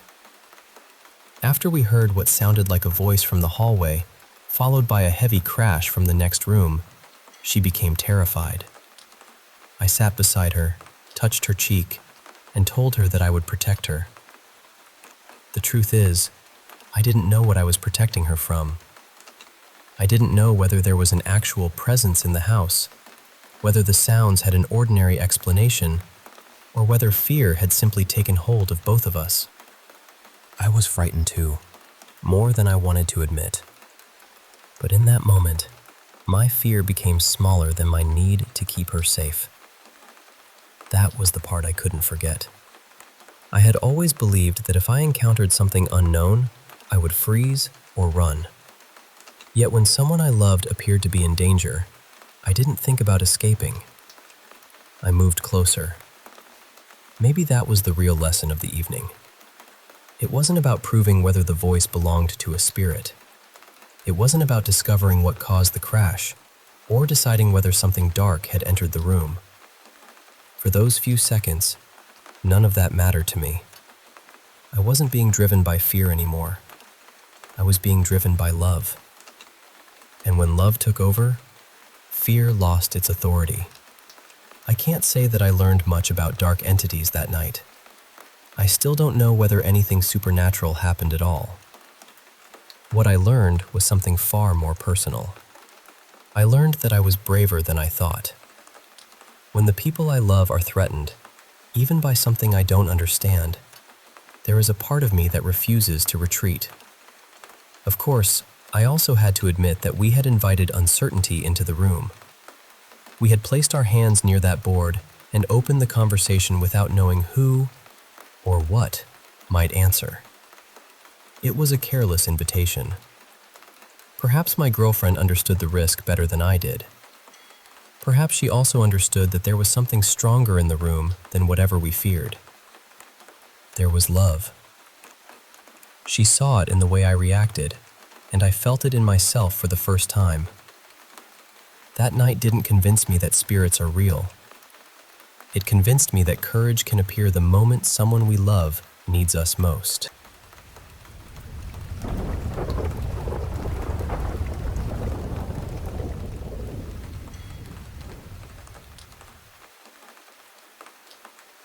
was about 4 years out of medical school when the first incident happened. I was working nights in the emergency department of a small hospital on the outskirts of the city. The hospital was fine for children's care and rehabilitation, but it really wasn't equipped for serious emergencies. We had a CT scanner and an MRI, which looked impressive on paper, but after 9 at night, there was nobody available to operate them. We didn't even have an overnight pathology service. If we needed urgent blood tests, the samples had to be sent by courier to a larger hospital across town. Honestly, a place like that probably shouldn't have been running a 24-hour emergency department. At around 2:30 one morning, a man in his early 50s came in with a severe headache. He said it had been getting steadily worse and wasn't responding to anything he had taken at home. He felt nauseated, his vision seemed slightly blurred, and he looked deeply uncomfortable. But he hadn't vomited yet. I took his history and examined him. At first, there wasn't much to find. His strength was normal, his speech was clear, and there were no obvious signs pointing to a diagnosis. I prescribed stronger pain relief and medication for the nausea, then sat down to write my notes. A few minutes later, I realized I hadn't completed every part of the cranial nerve examination. So I went back. It had only been about 15 minutes, but something had changed. One of his eyes was no longer moving normally. He had developed double vision, and the pain medication hadn't touched his headache. That was the moment I became genuinely frightened. He wasn't just unwell. He was developing new neurological symptoms right in front of me. I spoke to the senior doctor overseeing the department. I tried to explain how worried I was, but I don't think I communicated the urgency clearly enough. His decision was to observe the patient for a few more hours and transfer him to the major hospital once the morning staff arrived. So we waited. The man continued to groan in pain. His nausea worsened, and at some point he began vomiting. Later, he said his vision was closing in, almost as though he were looking through a narrow tunnel. I remember standing there feeling completely trapped. I had a patient who was clearly deteriorating, limited resources, and a senior doctor who had decided against an immediate transfer. I was still junior enough that I didn't know how to push harder without feeling as though I was stepping outside my role. Eventually, he was transferred. The diagnosis was pituitary apoplexy, a sudden hemorrhage into the pituitary gland that can compress the nerves controlling vision and eye movement. That night stayed with me for years, not only because the patient was so sick, but because I knew something was wrong and couldn't find a way to make myself heard. The second incident happened much later, when I was nearing the end of my radiology training. I was performing a CT-guided biopsy on a small lesion in a patient's lung. By then, I had done the procedure many times. It felt familiar, controlled, almost routine. I positioned the needle, confirmed its placement with a quick scan, and took the first tissue sample. Then I turned toward the specimen table. Within seconds, the patient started coughing up blood. At first, it was a small amount. Then it kept coming. We pulled him out of the scanner. I removed the needle and helped sit him upright, hoping the bleeding would settle. It didn't. He coughed again, and more blood poured out. We moved him onto the bed and raised him higher. By then, he had almost filled a suction container. Someone pressed the emergency alarm. The room changed instantly. Nurses rushed to attach monitors and check his blood pressure and oxygen level. His readings were dropping. The emergency team arrived, and suddenly the room was crowded with people moving quickly and calling out instructions. The patient was still coughing blood. We rushed him down the corridor to the emergency department. By the time we reached the resuscitation bay, he was starting to lose consciousness. I stepped back because there was nothing useful I could add. I was the person who knew the procedure, but this was now an airway emergency, and everyone around me was better equipped to handle it. They tried to place a breathing tube, but there was so much blood that they couldn't see his vocal cords. They suctioned continuously and tried again. And again. His blood pressure became impossible to measure. His oxygen level was critically low. Someone began preparing for an emergency surgical airway through the neck. Then, on the final intubation attempt, the tube went in. They suctioned an enormous amount of blood from his airway. Slowly, the bleeding began to ease. His oxygen level started climbing, and the tension in the room shifted, just slightly, from panic to cautious hope. He spent several days in intensive care, but he recovered. By the end of the week, he was able to go home without any neurological damage. He was extraordinarily fortunate. The biopsy result did confirm cancer, so I can't call the outcome entirely lucky. But I remember feeling an uncomfortable kind of relief that the sample had at least provided the diagnosis he needed. Those two cases happened at very different points in my career, but they taught me similar lessons. Medicine can turn without warning. A quiet room can become a crisis in seconds. Experience helps, but it never makes you completely immune to fear. And sometimes, the moments that stay with you aren't the ones where you knew exactly what to do. They're the ones where you felt powerless, stood at the edge of disaster, and hoped the people around you could pull the patient back.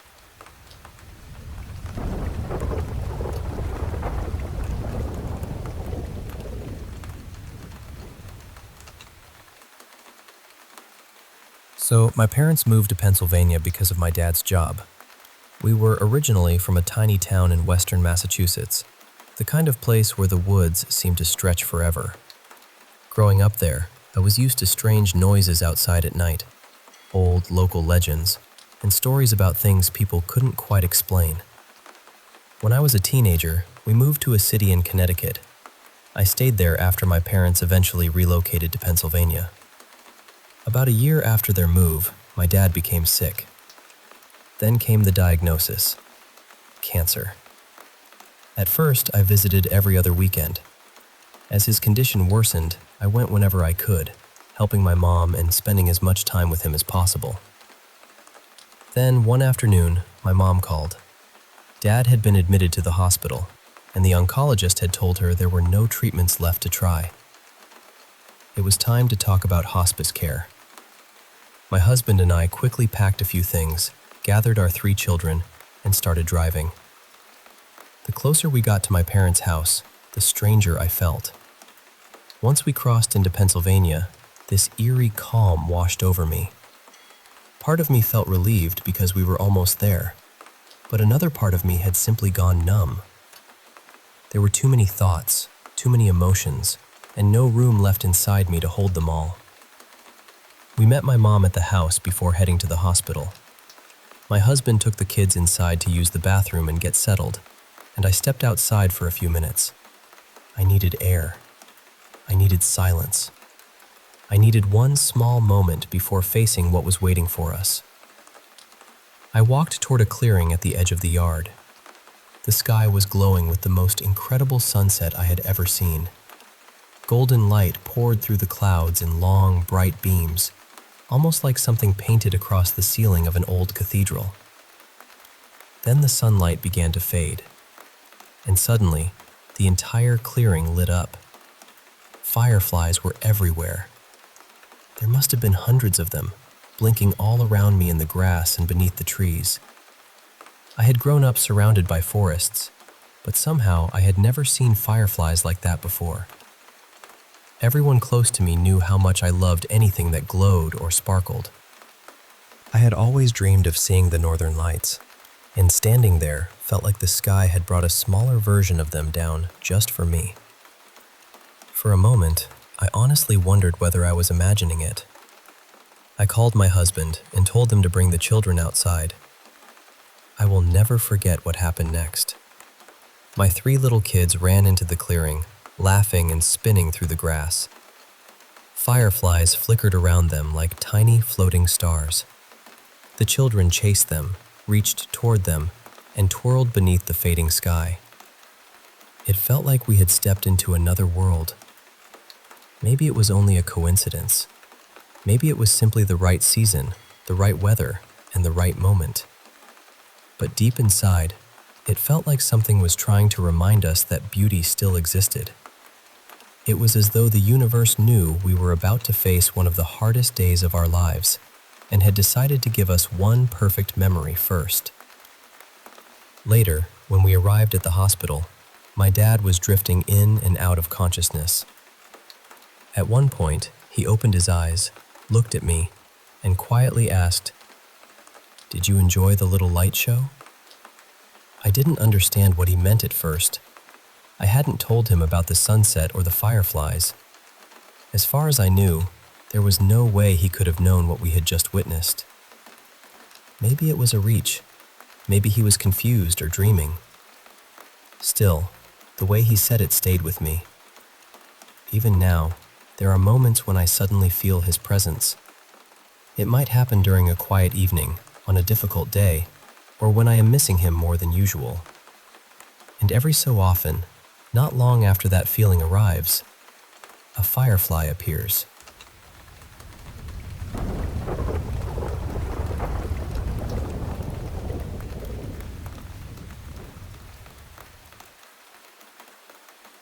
I used to work for a water transfer company in rural Pennsylvania, not far from the West Virginia border. Our job was to move water through miles of heavy plastic pipeline to different fracking sites. Because the land out there was nothing but steep hills, deep valleys, and thick woods, we had to set up booster stations along the route to keep the water flowing. Those stations were usually extremely isolated. Most of the time, it was just a portable light tower, a massive compressor, and one worker sitting alone in the darkness.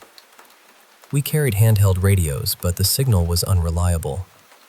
Sometimes the nearest person was more than a mile away, usually somewhere higher up the hill. One night, I was stationed at the bottom of a valley beside a narrow creek. The site sat at the end of a long gravel road, surrounded by dense woods. I had a company truck with me, although one of the tires had gone nearly flat. The engine still worked, so I could use the heat and charge my equipment. Apart from that, I had the compressor, the light tower, a portable toilet, and a large handheld spotlight. There was no phone service at all. At around 2 in the morning, the fracking operation shut down temporarily, so all the pumps stopped. The silence came on suddenly. When those compressors had been running for hours, you almost forgot how loud they were. Once they stopped, the entire valley felt strangely empty. All I could hear was the creek moving over the rocks. Then something cracked in the woods. It was loud enough to make me sit upright. A few seconds later, I heard branches snapping and something heavy crashing through the brush about 30 yards in front of the truck. At first, I thought it might be a deer. I grabbed the spotlight and aimed it toward the tree line, slowly sweeping the beam back and forth. I could see trunks, leaves, and tangled undergrowth, but nothing else. The crashing stopped. I remember holding the light perfectly still, staring into those trees, and trying to convince myself that whatever had made the noise was gone. Then the roar came. I still struggle to describe it. It was not a normal animal sound. It was so deep and powerful that I felt it inside my chest. The mirrors on the truck trembled while it was happening. It seemed to fill the entire valley, as though the sound were coming from everywhere at once. Before I could react, a thick branch came flying out of the darkness and slammed into the front of the truck. Then I heard something large tearing away through the woods. I was terrified. Not nervous, not startled. I mean physically sick with fear. My hands were shaking so badly that I could barely use the radio. The worker at the next station had heard the roar from more than a mile uphill. I asked him to come get me, and thankfully, he did. For the rest of the night, neither of us went back down there alone. Whenever the pumps needed fuel or had to be restarted, we drove down together. After that night, I refused to work at that station by myself. A few other workers reported strange noises in the same area after I left that assignment. None of their experiences were exactly like mine, but enough happened that people became uneasy about the place. Later, I heard a story from another crew that had taken over the site. For several nights, they had been hearing heavy movement and repeated crashing sounds inside the same section of woods. Eventually, they adjusted the 4 lamps on the light tower so that every bulb pointed directly toward the tree line. Not long after that, the light tower was destroyed. During a crew change, the site was left unattended for less than an hour. When the next workers arrived, they found the entire unit shoved down the bank and partially submerged in the creek. The frame was twisted, the lights were shattered, and the machine was beyond repair. Could a group of people have done it? Possibly, but the location was so remote that anyone responsible would have needed to hide in those woods for long periods of time, waiting for the brief moments when the station was empty. What disturbed me most was the pattern. Whenever someone aimed a bright light into that particular tree line, something seemed to happen. Sometimes the incidents occurred several nights in a row. Other times, weeks passed without anything unusual. I was relieved when the project finally ended. About 2 weeks later, a man I had worked with for years returned to the site to retrieve a piece of equipment. He arrived shortly after sunset and went alone. This was not someone who frightened easily. He had spent countless nights working by himself in remote forests and had never complained about feeling unsafe. But he said that the moment he stepped out of his truck, something felt wrong. He had the strong sensation that he was being watched.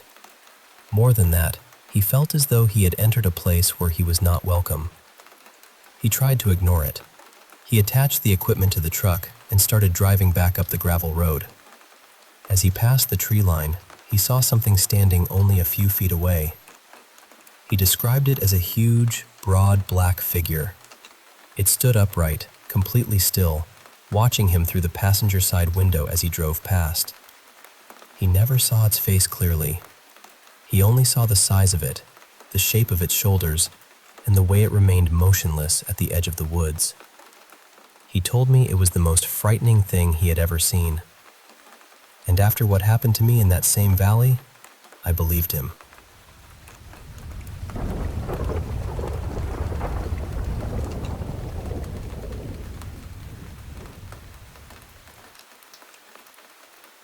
I've had a few strange experiences around Chickies Ridge, including one encounter with what people now call the Hat Man. There was also something else in the nearby woods in town, but that's a story for another time. This happened almost 20 years ago when I was still in high school. I didn't know until recently that people had created websites and discussion pages about the figure.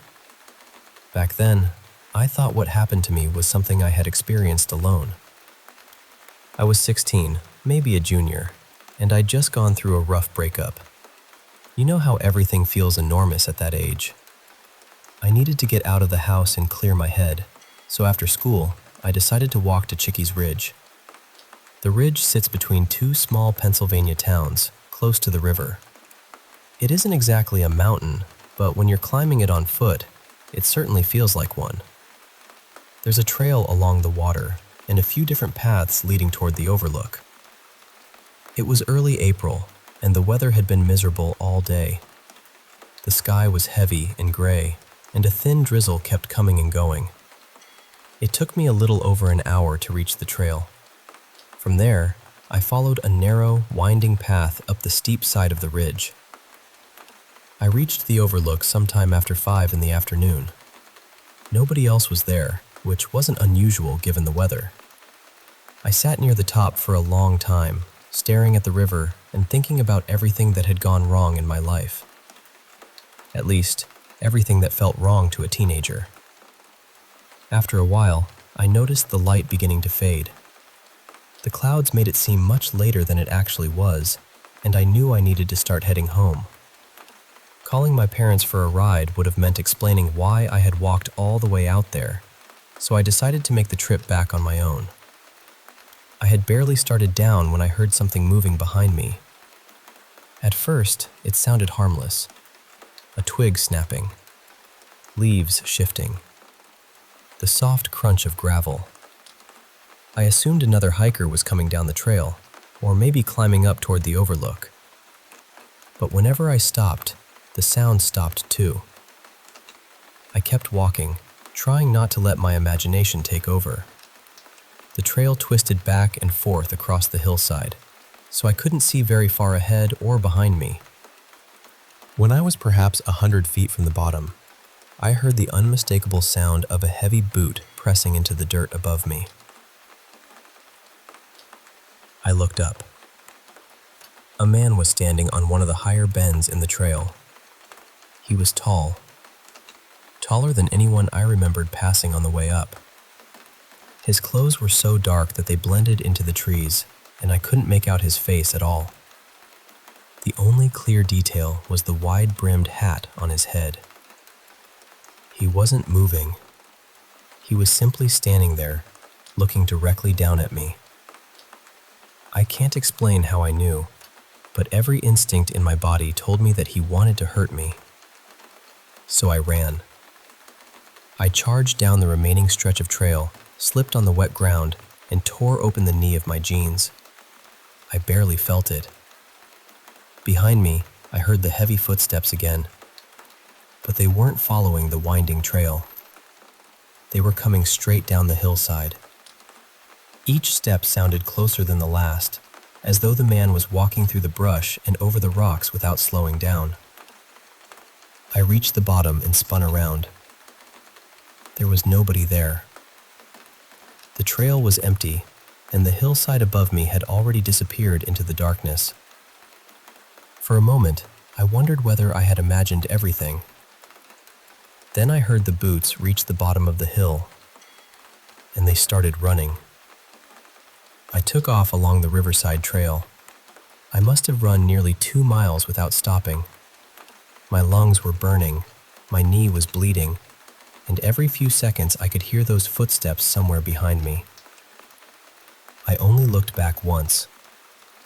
I didn't see a person. I could barely see anything at all.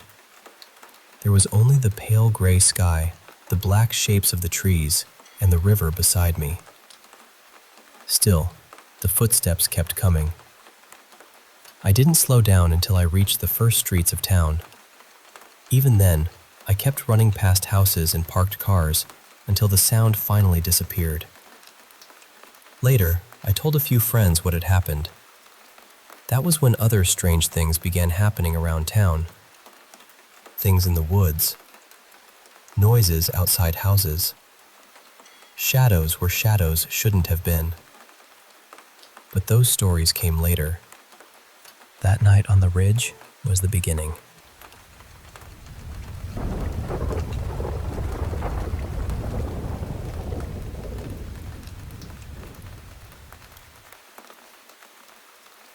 I actually grew up near those mountains, so stories like this were just part of everyday life. Every town had its own warnings. There were railroad tracks where people swore an unseen force would push your car to safety if you stopped on them. There was a narrow back road with sharp bends, and the rule was that if you counted 13 curves after dark, you were supposed to turn around immediately. No questions, just leave. Then there were the old mountain rules. Never whistle in the woods. Close the curtains before nightfall. If you step outside and every insect, bird, and animal has suddenly gone silent, go back indoors. And if you believe something is following you through the trees, find running water and cross it. Nobody ever explained these rules in much detail. They were simply passed down, the same way you might teach a child not to touch a hot stove. A lot of the families in that region could trace their ancestry back to villages near Germany's Black Forest. Sometimes I wonder whether those settlers brought their old folklore with them, then reshaped it to fit the Appalachian wilderness. Or maybe they recognized something familiar in those forests. The Appalachian Mountains are ancient. They were already old long before most of the world looked the way it does now. When you grow up around them, it is easy to believe they remember things. My own family had plenty of strange stories. My mother worked nights at a church-run residential home for children with disabilities. Several employees claimed they occasionally saw a nun walking through the hallways in an old-fashioned black habit. She never spoke. She would simply pass an open doorway and disappear around a corner. The unsettling part was that the building had not employed nuns in decades. We also lived in a house where unusual things happened regularly. The doorbell would ring during heavy snow, but when we opened the door, there would be no one there. Not even footprints leading up to the porch. Objects would suddenly fly out of a locked display cabinet. Toys would be arranged across the living room overnight, even though everyone insisted they had gone to bed before the room was cleaned. The youngest child in the house had imaginary friends, but they did things ordinary imaginary friends could not do. They would supposedly tell the child where hidden objects had been placed, even when those objects were inside cupboards the child could not reach. Sometimes the child repeated private conversations that had happened in another part of the house. Those friends were not always kind either. They encouraged dangerous little games.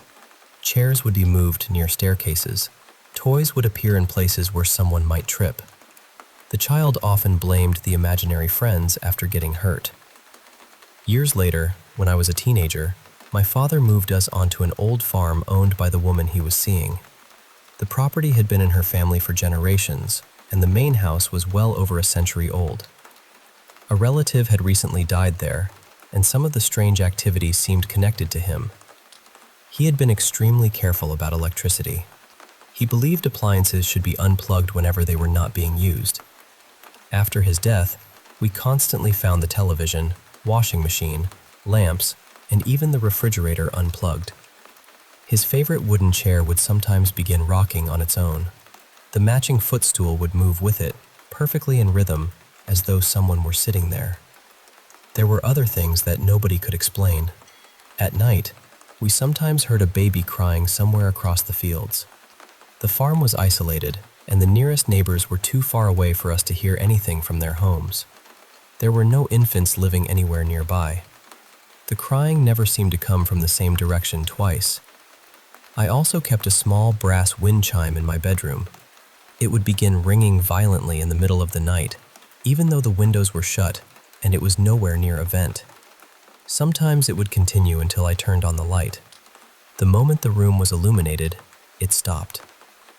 The strangest place on the property was the old spring house. It was large enough to use as a clubhouse, and there were several teenagers living on the farm. We all had friends visiting on weekends, so you would think someone would have claimed it as a private hangout. Nobody did. We never discussed it. We simply avoided the building. The farmhouse used a newer well, but the spring house sat over an underground water source that had once supplied the livestock and fields. By the time we lived there, it had been abandoned for years. I cannot remember whether the family ever told us a specific story about it. Too much time has passed. But I remember standing near that building and having a very clear thought. People say running water can keep certain things from following you. Maybe it can keep something trapped, too. I never went inside to find out. The region had other mysteries as well. Beneath one of the nearby towns was a massive cave system that had once been used for government offices before being converted into a secure storage facility. After the attacks in September 2001, military vehicles arrived and blocked access to the entrances. Extra protection around the chemical plant made sense. So did increased security at the facility that processed radioactive waste. But the caves puzzled me.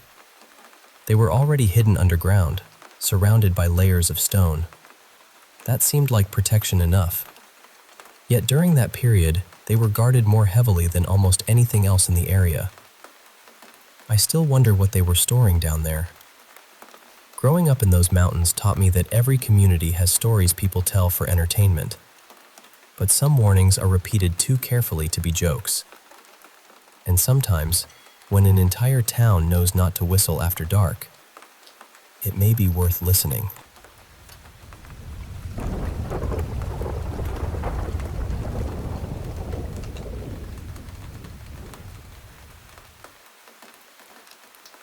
Hey there. I want to share a couple of stories from my youth that have stuck with me over the years. Both a little eerie, a little mysterious, and, honestly, unforgettable. So, Grab a seat, and I'll take you through them like we're just chatting by the fire. First, let me take you back to my childhood in rural America.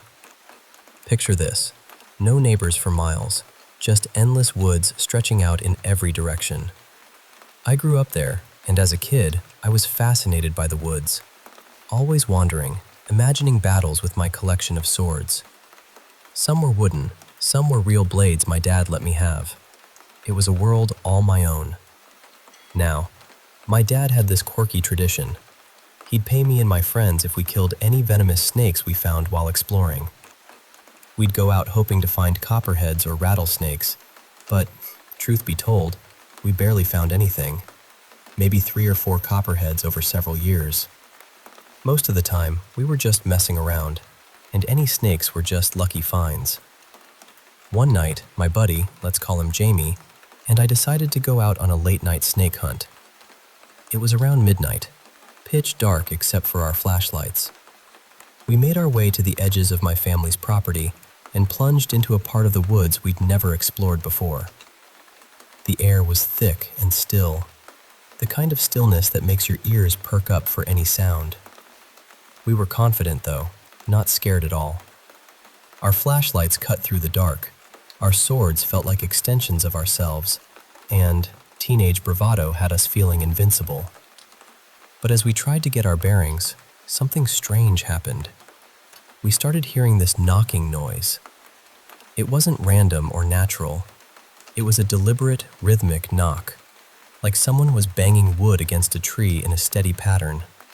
Knock, knock, knock, knock. It was loud and steady, echoing through the trees. Jame and I exchanged a look, the kind that says, "This isn't right." Without a word, we both said, "Run," and took off in the opposite direction as fast as we could. Our hearts were pounding, breath ragged. The thorny vines scratched us up as we scrambled through the underbrush. It felt like the knocking was chasing us, but it never actually followed. We didn't stop until we burst onto the nearest road, 5 minutes later, panting and bleeding, but safe. The knocking noise stopped somewhere behind us as we ran, fading into the distance. We went back during daylight to check out the area, but there was no sign of anyone living there. No cabins, no campsites, nothing. We never figured out what that sound was, and after that night, we never went back to those woods after dark. Now, for the second story. This one's from South Louisiana, near a place called Cretchen Point Plantation. It's a spot steeped in history and ghost stories. Folks say it was a Civil War hospital, with gruesome tales of the front doors being used as stretchers, and even legends involving the infamous pirate Jean Lafitte. It's surrounded by sugarcane fields and dirt roads, with a few trailer homes scattered about, making the silence and isolation almost tangible. When I was 16, my friends and I would spend Saturday nights driving around those dirt roads, getting a little wild with beer and music, calling it ghost hunting. Honestly, it was mostly us getting drunk, blasting rap music, chain smoking, and occasionally rolling down the windows to see if we could spot anything strange. One night, though, something really strange happened. We stopped in front of the main house of the plantation, completely dark, surrounded by nothing but fields. We turned off our truck's lights and just stood there, scanning the area. One of my friends suddenly pointed toward the side of the house, near some old cabins that I think were once slave quarters. At first, it looked like a woman kneeling in the yard. We were all struck. Who would be out there on their knees at midnight? Curious and a little uneasy, I ran back to the truck to grab my binoculars. Peering through them, I saw her clearly. A woman slowly standing up, moving towards the house with an almost ghostly grace. Her arms swayed gently by her sides, and she moved as if she was weightless, utterly at peace. Here's the weirdest part. She seemed to glow. Not like the moonlight or any light source around her. Just her. It was faint but unmistakable, like she was made of shimmering moonlight itself. I noticed something even stranger. The trees behind her could be seen through her faint outline. She was translucent, I handed the binoculars to my friends to make sure I wasn't imagining things. They looked and nodded, clearly shaken. We all just stood there, watching this glowing woman for what felt like hours, but was really about 4 minutes. The longer we stared, the heavier the fear settled in. This wasn't a joke anymore. It wasn't just a drunken hallucination. Then, out of nowhere, we heard gravel crunching and saw headlights about 1/8 of a mile down the road. The moment the truck's headlights appeared, the woman simply faded away, like someone flipped off a light switch. Just gone. We bolted from that place as fast as we could. To this day, I don't know what we saw. I don't claim to believe in ghosts or anything supernatural, but that night, it changed something in me.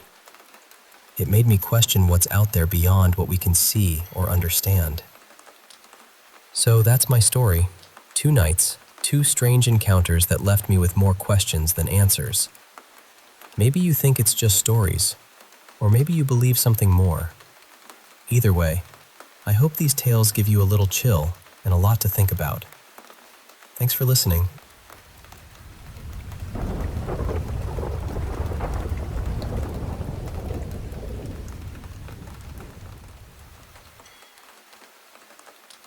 Hey, I want to share with you 2 stories that actually happened in the same summer, just a few days apart.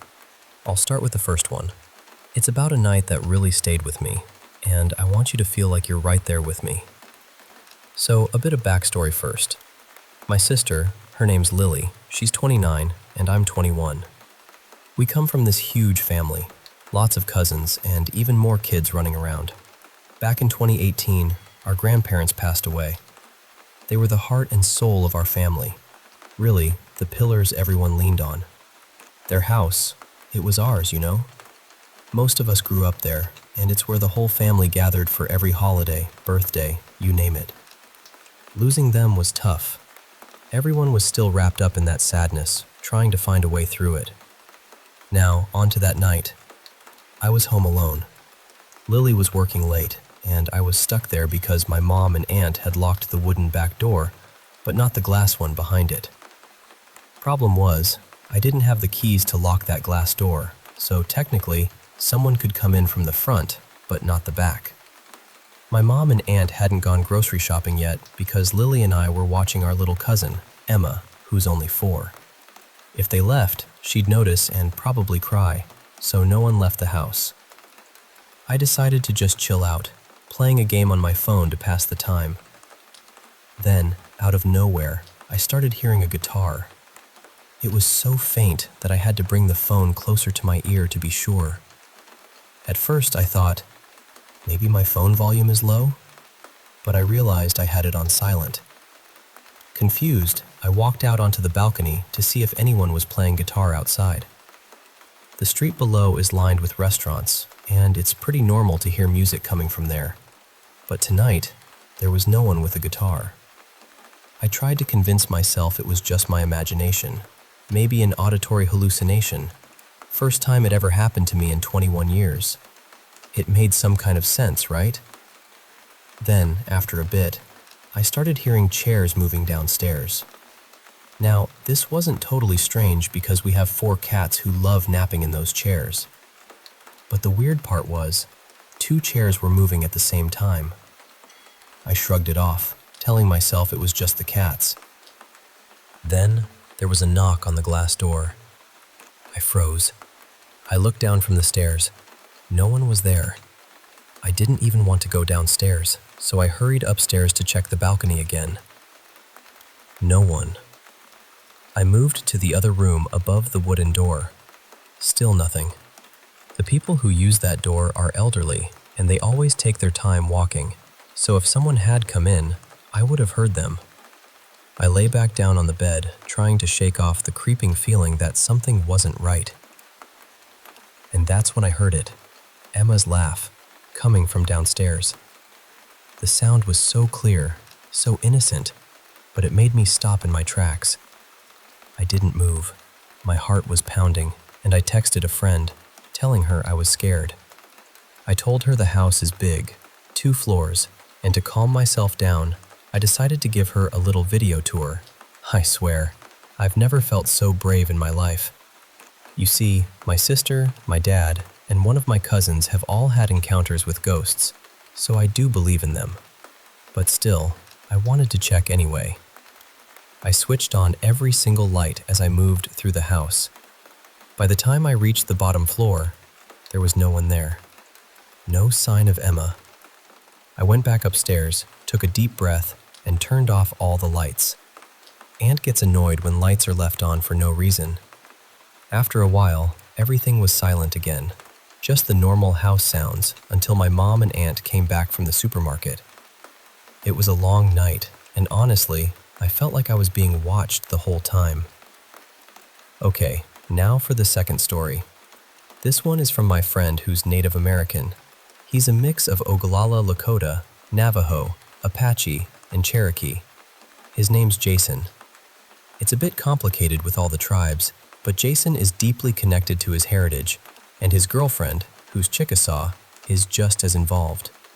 They live in an area where there aren't many native people, so most of the natives in the region know each other. There's this one old man, a native elder, who lives near a river in a tiny shack. He has 2 dogs and a cat.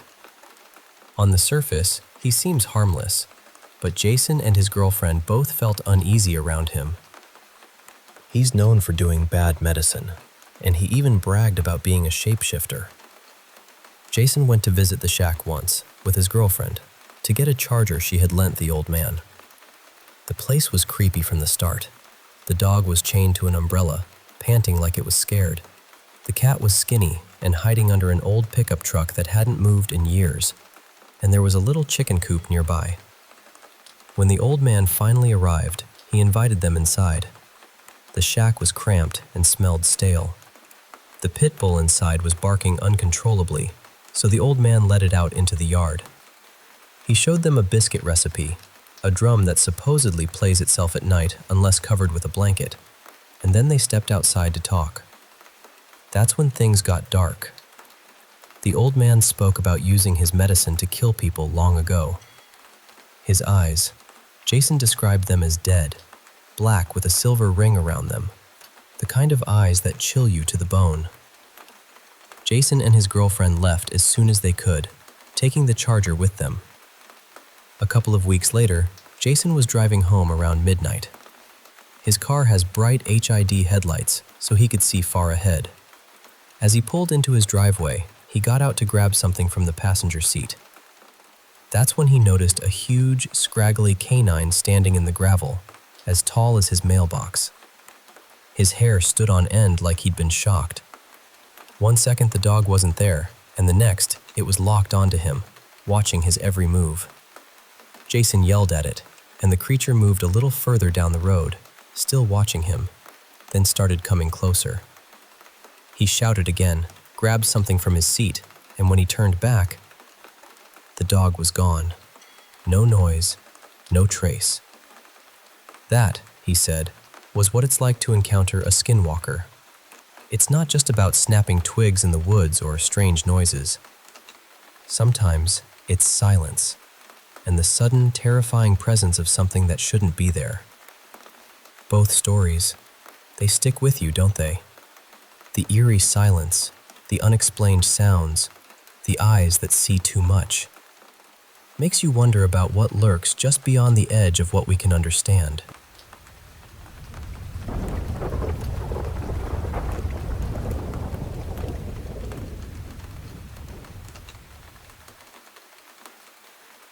So I had 4 experiences today that probably wouldn't seem unusual on their own, but when I put them all together, they honestly left me pretty shaken. For context, I live in the Appalachian region of the United States, where people tend to have plenty of stories about strange sounds, animals, and things you're better off leaving alone. The first thing happened early this morning. When I got into my car, I heard something moving around in the far side of the carport. It sounded large enough to make several tools hanging on the metal wall rattle against each other.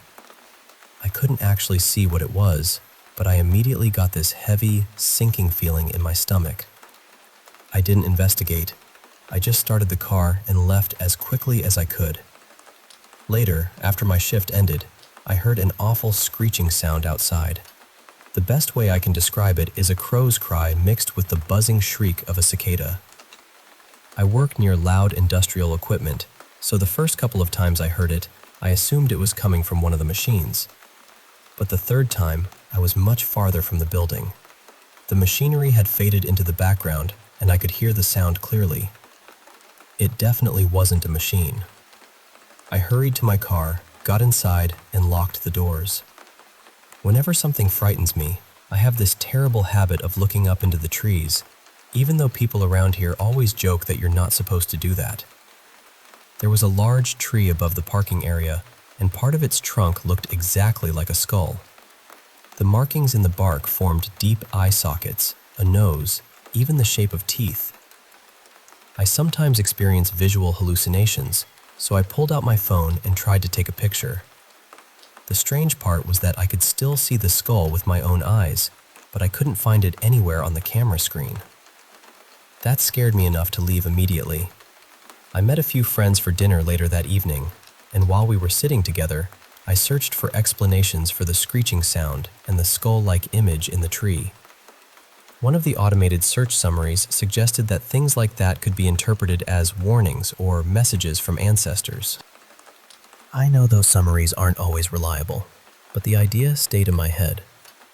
While driving home, I started thinking about everything that had happened. Finally, I spoke out loud and asked for a harmless sign that, if anything really was trying to reach me, it wasn't something malicious. In my mind, I pictured an animal crossing the road. Less than 10 seconds later, a large cat-like animal ran directly in front of my car. It could easily have been an ordinary cat, although it looked noticeably bigger than most house cats. Animals do cross roads, of course, but it isn't something I often see on that particular stretch. By then, I was already nervous, so the timing felt much more significant than it probably would have on any other day. The final incident happened when I got home. A motion-activated light was glowing in the backyard, and there was an animal sitting beneath it. At first, I assumed it was one of my dogs. I have 3, and 2 of them are fairly large. But when I checked, all 3 dogs were inside the house. I went to get my mother so she could look too. By the time we returned, the animal was gone, although the motion light was still shining. Under normal circumstances, I would have assumed it was a raccoon, a stray dog, or some other animal wandering through the yard. But after everything else that had happened, it felt like one more piece of an unsettling pattern. I should also be honest about something important. Mental illness runs in my family, including conditions that can involve hallucinations or psychosis. I also recently ran out of my antidepressant medication. I was alone during every one of these experiences, so nobody else can confirm exactly what I saw or heard. That's part of what frightens me. I'm trying not to turn a series of ordinary events into something supernatural. The carport noise could have been an animal. The screech might have come from local wildlife. The skull could have been my brain finding a familiar shape in the bark, and the animals may simply have crossed my path at memorable moments. Still, when several strange things happen in one day, it's difficult not to feel as though they're connected. More than anything, I think I need reassurance that I'm frightening myself, and that there are ordinary explanations for what happened. And because I've been without my medication, I probably shouldn't ignore the possibility that my mind is under more strain than usual.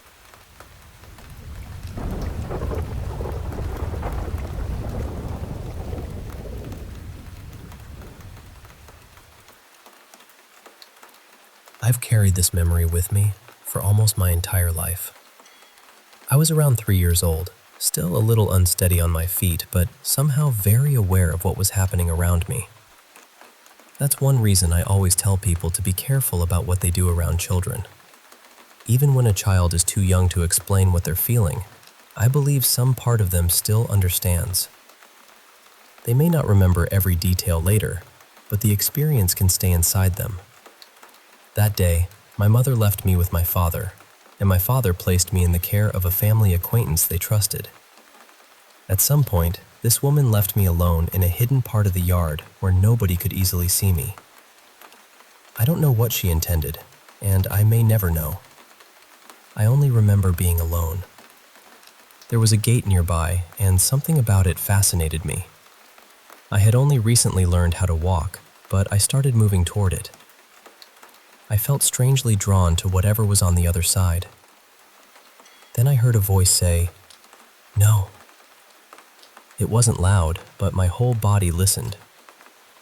I stopped, turned around, and walked back toward the yard.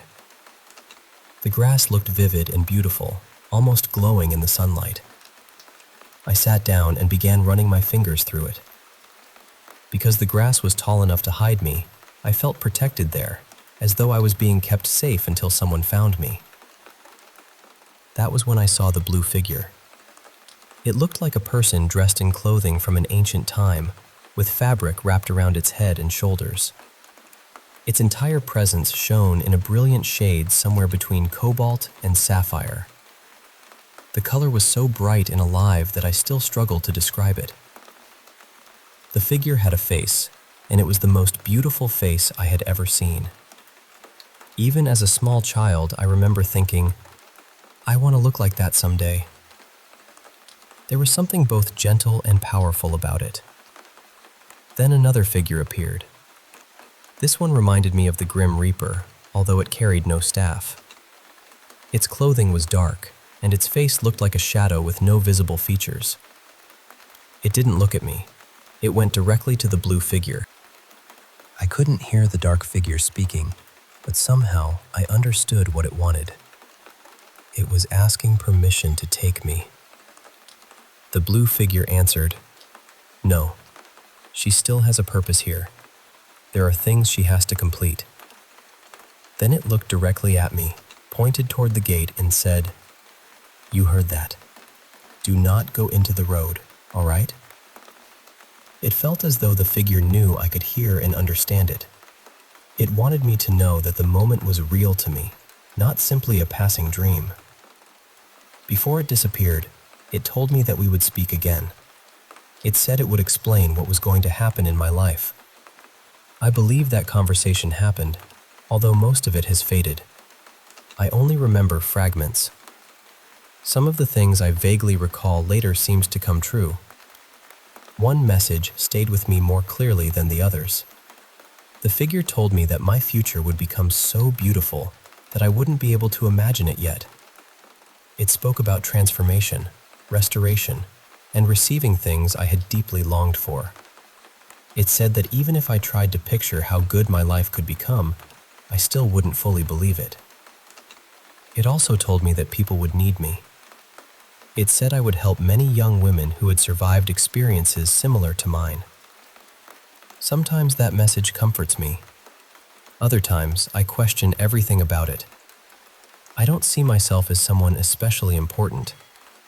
The idea that my life could change so dramatically, or that I could experience a comeback greater than anything I can imagine, feels almost impossible. Some of the things I desire seem too far away for someone with my history. I've even wondered whether the blue figure was something deceptive. Maybe it was a trickster spirit. Maybe my mind created the experience to protect me.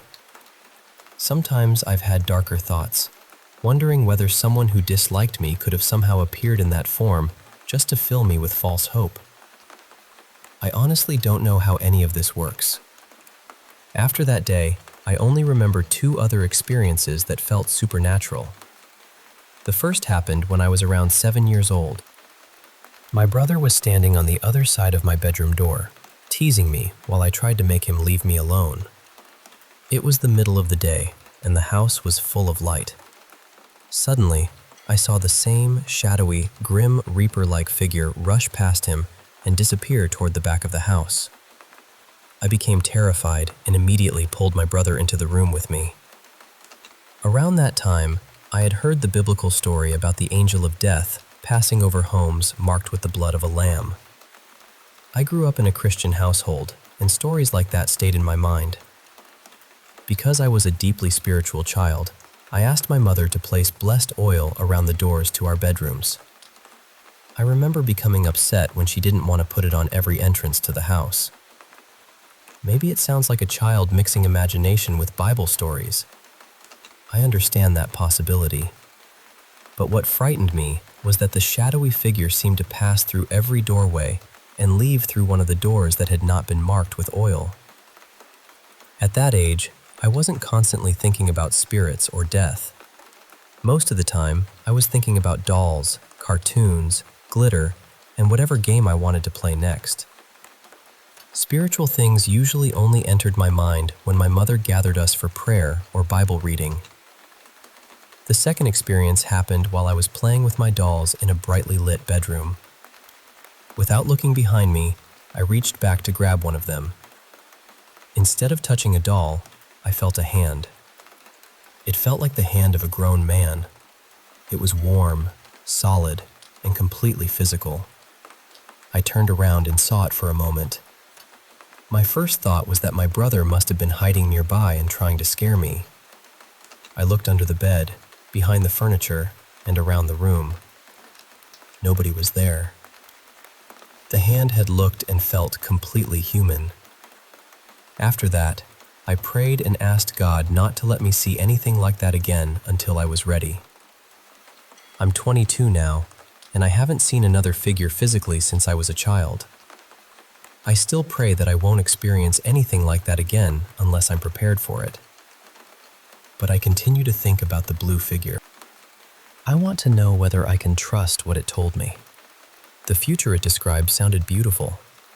It spoke of purpose, healing, transformation, and helping people who had suffered in the ways I had suffered. Part of me wants to believe every word. Another part of me wonders how anything could truly be that good.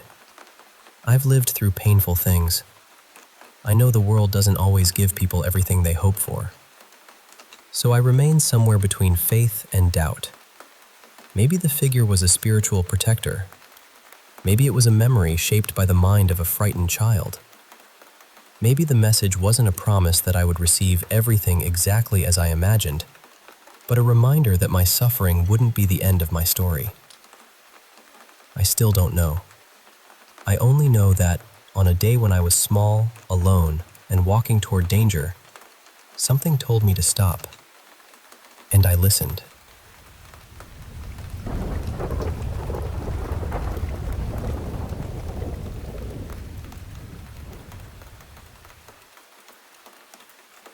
You know, sometimes a place just holds on to an energy, something you can't quite put your finger on.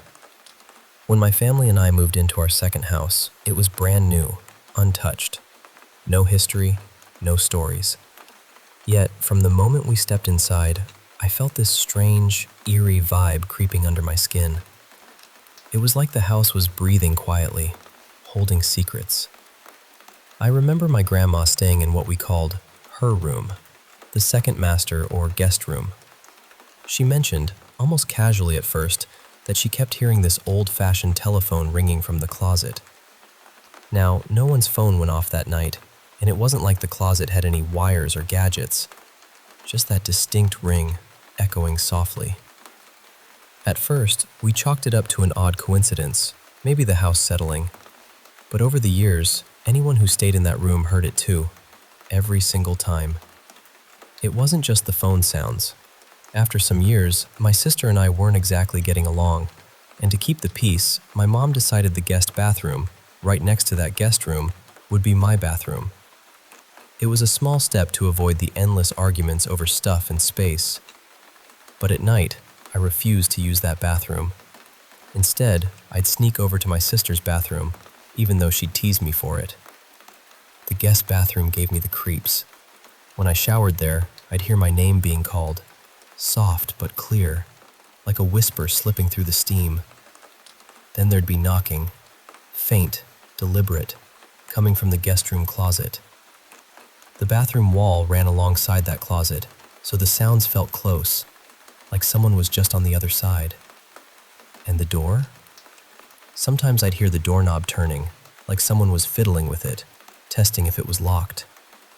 At first, I thought it was my sister playing tricks, but after a while, especially when I was the only one home, I knew it wasn't her. I tried telling people about these things, but everyone except my mom's wife thought I was imagining things, maybe a bit too spooked by the new house. The strange happenings didn't stop. Actually, they got worse. Around that time, my mom started hearing footsteps in the guest room at all hours of the night. The guest room was directly above the main master bedroom, so the sounds echoed through the house. She'd ask us if we were up there, but most times, it was just her hearing things, or so we thought. One night, she and I were in her room watching movies. The door was always kept closed, and all our pets were with us, so nothing could be wandering in there. Suddenly, from upstairs, we heard heavy footsteps, slow, deliberate, almost dragging. When she paused the movie to step outside for a smoke, the footsteps grew louder just as we started to leave the room together. We stood frozen in the hallway, the sound continuing for a full 30 seconds. I've never hated that house more than I did in that moment. Shifting gears a bit, I want to share a couple of strange experiences I had while driving. I'm not a trucker or anything, just someone who's had a few moments that felt otherworldly. Once I got into my car early one morning, ready to head to work. Out of nowhere, I felt this presence, a small boy sitting quietly in the middle of my back seat. I couldn't see him, hear him, or even know exactly who he was or when he was from. It was just this unmistakable feeling that someone was there with me. He didn't say a word, and after about a minute, the feeling faded. But here's the odd part. I suddenly had this overwhelming urge to tighten my seatbelt as much as I physically could. It was like I needed to feel completely secure, snug against my seat. I'd never done that before, and I haven't since. Then, not long after, while driving, someone ran a stop sign on the highway. I hit the brakes hard at 65 miles per hour, spun out, and ended up in the median. Miraculously, I only walked away with a bit of a bruised tongue. Another time, I was at a friend's house, and we decided to order pizza. We jumped in his car to pick it up, and as we crossed an intersection on Broadway, a busy street with 2 lanes each way and traffic lights, I felt this heavy, oppressive darkness hanging over that spot. It was a completely different feeling from the kid in the back seat. This darkness was looming, palpable, but I had no sense of when something might happen. Minutes, hours, days. I just knew something was off. On the way there, I thought about jotting down a warning on a scrap of paper, something like, "There's going to be an accident here." But it felt silly without any context or timing. We got the pizza and started heading back. As we approached the intersection again, a woman stopped at the red light in the turn lane, waiting to go the same direction as us. Suddenly, she took off against the red light, right into active cross traffic. And, strangely, she drove straight instead of making her intended turn. We collided with her car and came to a stop in the middle of the intersection. The weirdest part?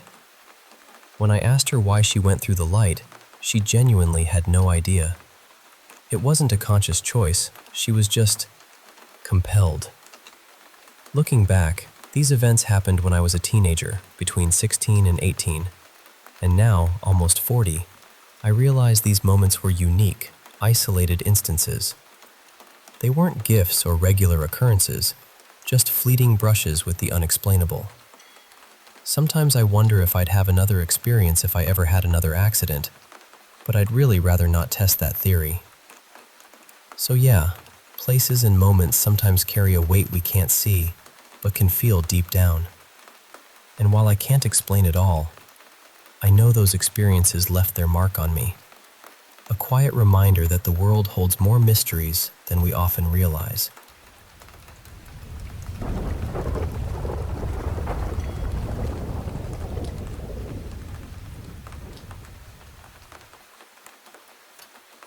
Hey there.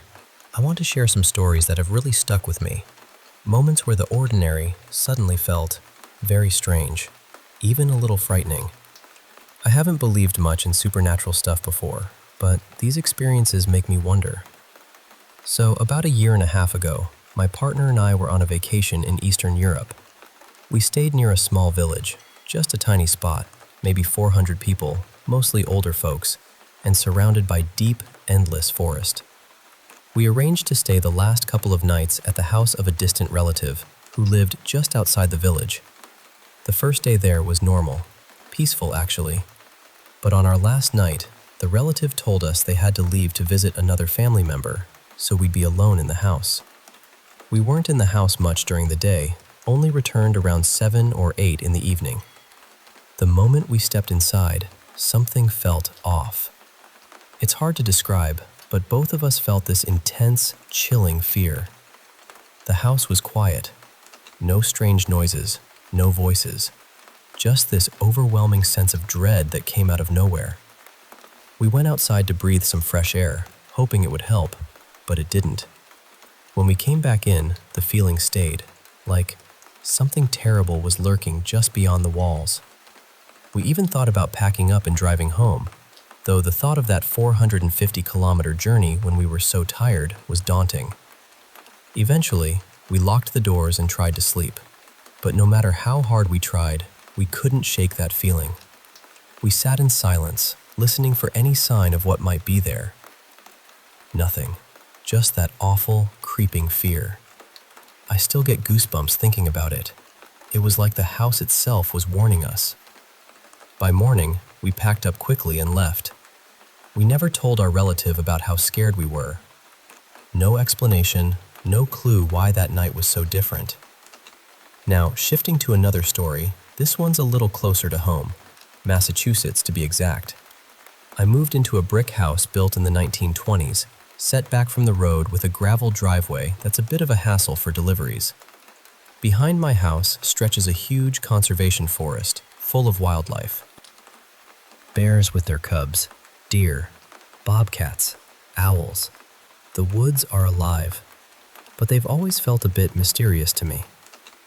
A few weeks ago, near the end of autumn, my partner found a fairy ring made of mushrooms in the woods. He stepped right into the middle and even poked at every mushroom. I jokingly warned him that was like inviting the fae in. Since then, I've been extra watchful, feeling like the woods were watching back. Then, one freezing winter night, around 2 or 3 a.m., both my partner and I woke up suddenly, no obvious cause. Our cat was eager for attention, but then we heard it, a soft, whistling tune coming from the woods behind the house. It was light, almost playful, like someone was happily strolling through the trees. But it was so cold, and the woods are usually quiet at that hour. The whistling lasted only a few seconds before fading away. The cat went back to purring, and we tried to convince ourselves it was just our imagination.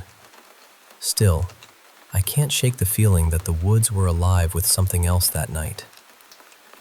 Now here's a story that's been etched in my mind for years. It happened about 5 years ago when I was 13, and my mom was picking me up from school. Our school was out in the countryside, and the drive into town took about 10 to 12 minutes. We had to cross a single wooden bridge over a small river, the only bridge on that road, surrounded by sugarcane fields and gullies. As we crossed the bridge, I glanced at the clock. 2:46 p.m. We were talking about a bullying incident at school when, suddenly, our car lost control. The tires skidded and we spun, my heart pounding as the car seemed poised to tumble into the gully. The car behind us honked frantically. But then, almost magically, the car straightened out and we were back on the road. Only, everything looked wrong. We were both frozen in shock as we saw the bridge ahead. Only this time, the clock read 2:45 p.m. Time seemed to have slipped backward. I screamed, terrified, but my mom calmly told me it was a glitch in the matrix, something she'd experienced before. The feeling that we weren't where or when we were supposed to be hung over me for days. No one believed the story, but it's as vivid now as it was then. Finally, I want to tell you about something that connects to my Cherokee heritage. When I was 21, a friend and I decided to check out an old sanatorium in the woods behind Madison, Wisconsin. Back then, shows like Ghost Adventures were just getting popular, and I was curious, feeling a bit sensitive to energies around me. We entered a clearing on a warm summer night, and I caught a chilling voice on our recorder saying, "I'm gonna get ya." The air turned cold suddenly, so cold we could see our breath, and the darkness felt thick enough to swallow us whole. Then, from somewhere nearby, we heard the steady beat of Native American war drums, faint at first, then growing louder. As the drums rose, the oppressive darkness receded, and I noticed a family of deer standing nearby, a buck, a doe, and a fawn. But they weren't ordinary deer. Their forms were ghostly white with black eyes. I felt a wave of dread, not from the animals, but from the unseen presence stalking us in the woods. The doe seemed to acknowledge me with a nod just before a sudden gust of wind swept through the clearing. The drums and chanting crescendoed, stirring a fierce urgency in my chest. I grabbed my friend and we ran, hearts pounding. Later, I learned the site was part of a Native American battleground. I believe those spirits, the totems, were there to protect us, or perhaps to guard the land itself. Whether connected to my ancestors or the warriors who once fought there, I don't know. But it was the most vivid paranormal experience I've ever had. So these stories, different places, different moments, each one left me with a deep sense of mystery and a little bit of fear. I'm still trying to understand what they mean, but I guess some things are meant to remain a little unanswered. Thanks for listening to my stories. I'd love to hear if anything like this has ever happened to you.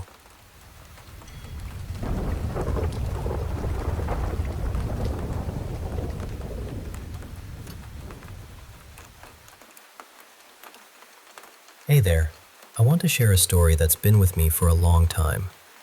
The kind you don't really think about until something nudges you to put it into words. When I was a kid, a really awkward one named Shelby Lynn, well, close enough, I had a tough time making friends.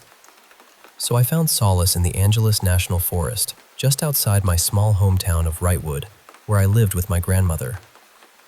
Most nights, I'd sneak away, telling folks I was off with my Boy Scout troop, but really, I was just carrying my backpacking tent into some quiet canyon, looking to sleep under the stars alone. Those nights were special. I'd drift into these strange but comforting dreams where my childhood dog, a gentle soul named Selby Lynn, would find me in the woods. She'd curl up inside my sleeping bag to keep warm, and I'd talk to her about everything. My fears, my victories, everything that made me me. When I woke up, the dream would fade, and she'd be gone, leaving me with this bittersweet feeling. So I kept going back, trying to chase that warmth, that company, all the way until I was 16. Then life shifted. I started spending more time with my girlfriend down in the high desert, and the mountains called me less. One day, about a year into our relationship, I decided to take her hiking up one of my favorite canyons. It was a clear evening, but about halfway up, she slipped badly and twisted her ankle. It swelled up like a grapefruit, and I offered to carry her, or at least make a sling from my shirt, but she insisted we keep going on foot. 10 minutes into our descent, she suddenly said she saw something moving just at the edge of her vision. When I asked, she couldn't say what exactly. Then, moments later, something scared her so badly she nearly fell again. I hurried her home, and we wrapped her ankle tightly. To this day, she won't talk about what she saw or felt, and honestly, maybe that's for the best. We broke up when I was 17. Her mom's accident forced her to move away, and the distance became too much. But for 2 more years and 2 more relationships, I kept returning to the mountains alone, half my time with partners, half with Selby Lynn in my dreams. When I was 19, I met someone who really got me.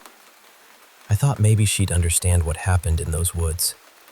So one night around 8, we drove to the base of my favorite canyon. We hiked up with flashlights and some camping gear, hoping to spend the night. Setting up camp took some time. I cleared all the dry brush in a 5-foot radius to be safe before cooking dinner. Probably some instant rice and bread, nothing fancy. The night was quiet except for the hiss of my jet boil and the occasional crunch of leaves underfoot as we walked around after eating. About 20 minutes into our stroll, she suddenly stopped, eyes wide. She'd seen something moving, just like my ex did. I didn't see anything at first, but then she whispered a quiet little scream and grabbed my arm, begging me to head back to camp. Later, she described it as a scraggly, dark dog, about her height, covered in mangy fur and forest debris. It grinned at her, but its mouth was disturbingly human-like. She begged me never to return, warning that whatever it wasn't a friend, and that I should have never let it into my life. At the time, I believed her. But now, 5 years out of those woods and a year after that relationship ended, I miss the forest more than anything. I miss those dreams, the peace that came with them.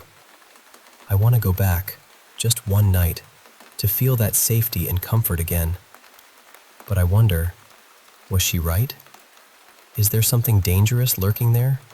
Or is it just me, feeling safest in that wild place? Switching gears here, I want to share another experience, something that shook me awake, not once, but twice. I'm a light sleeper and a lucid dreamer, so I know when I'm dreaming and when I'm awake. One night, I felt this overwhelming presence holding my face, like a huge hand pressing from the bottom up, almost choking me. I couldn't open my eyes.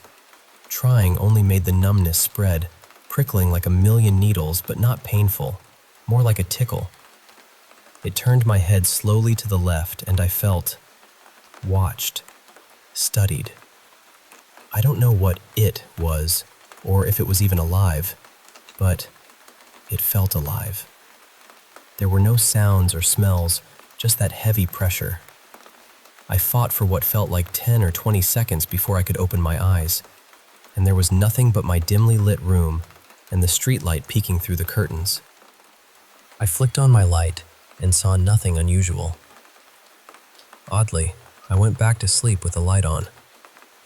This wasn't the first time. 3 years ago, at a friend's old house thousands of miles away, something similar happened. I was freezing cold under 2 blankets, curled up tight trying to warm myself. Suddenly, a deep, primal fear washed over me.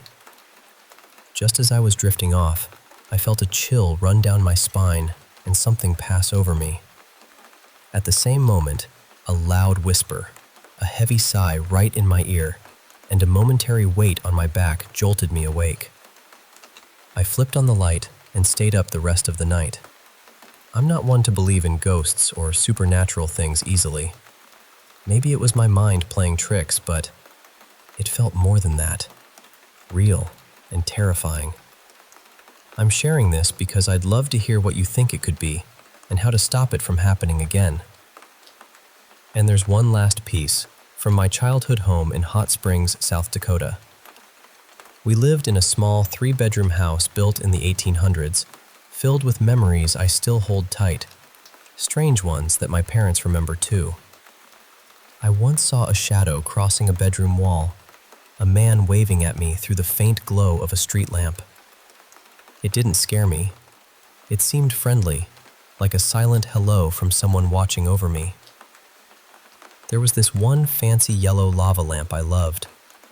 One night, I woke to a bang and found it upright on the floor, unplugged and broken, with no clear way to how it got there.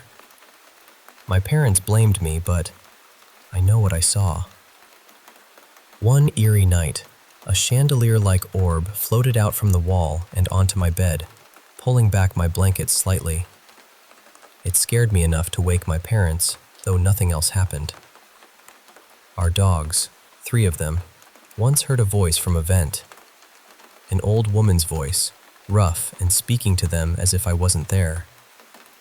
The dogs sat quietly, answering with barks in a way that still haunts me. On my 4th birthday, I had a SpongeBob balloon that slowly dragged itself across the ceiling and under the door. My dad saw it too, and he popped it immediately, shaken by the sight.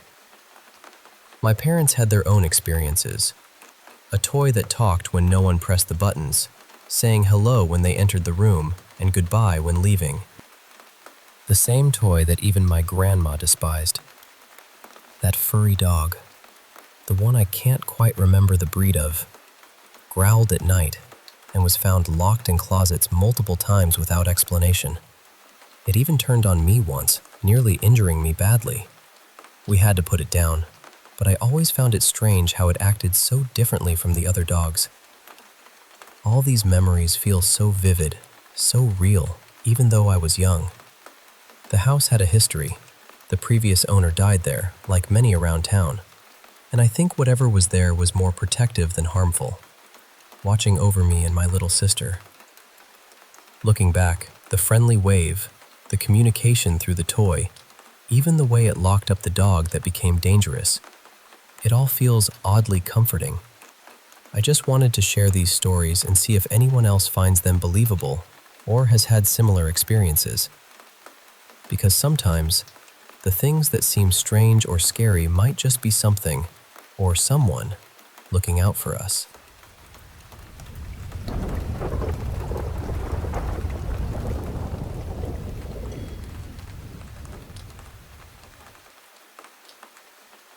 You know, sometimes life hands you moments that just stick with you. Moments that change how you see the world, or at least how you feel about what might be just beyond our sight. I want to share with you 3 stories that have lingered with me, each one wrapped in its own eerie atmosphere, full of that slow building tension and that creeping unease that makes your skin crawl. So settle in and let me take you through these experiences as if you were right there with me. The first story takes me back to high school, a time when my friends and I were a little reckless, chasing after the spooky and the supernatural like moths to a flickering flame.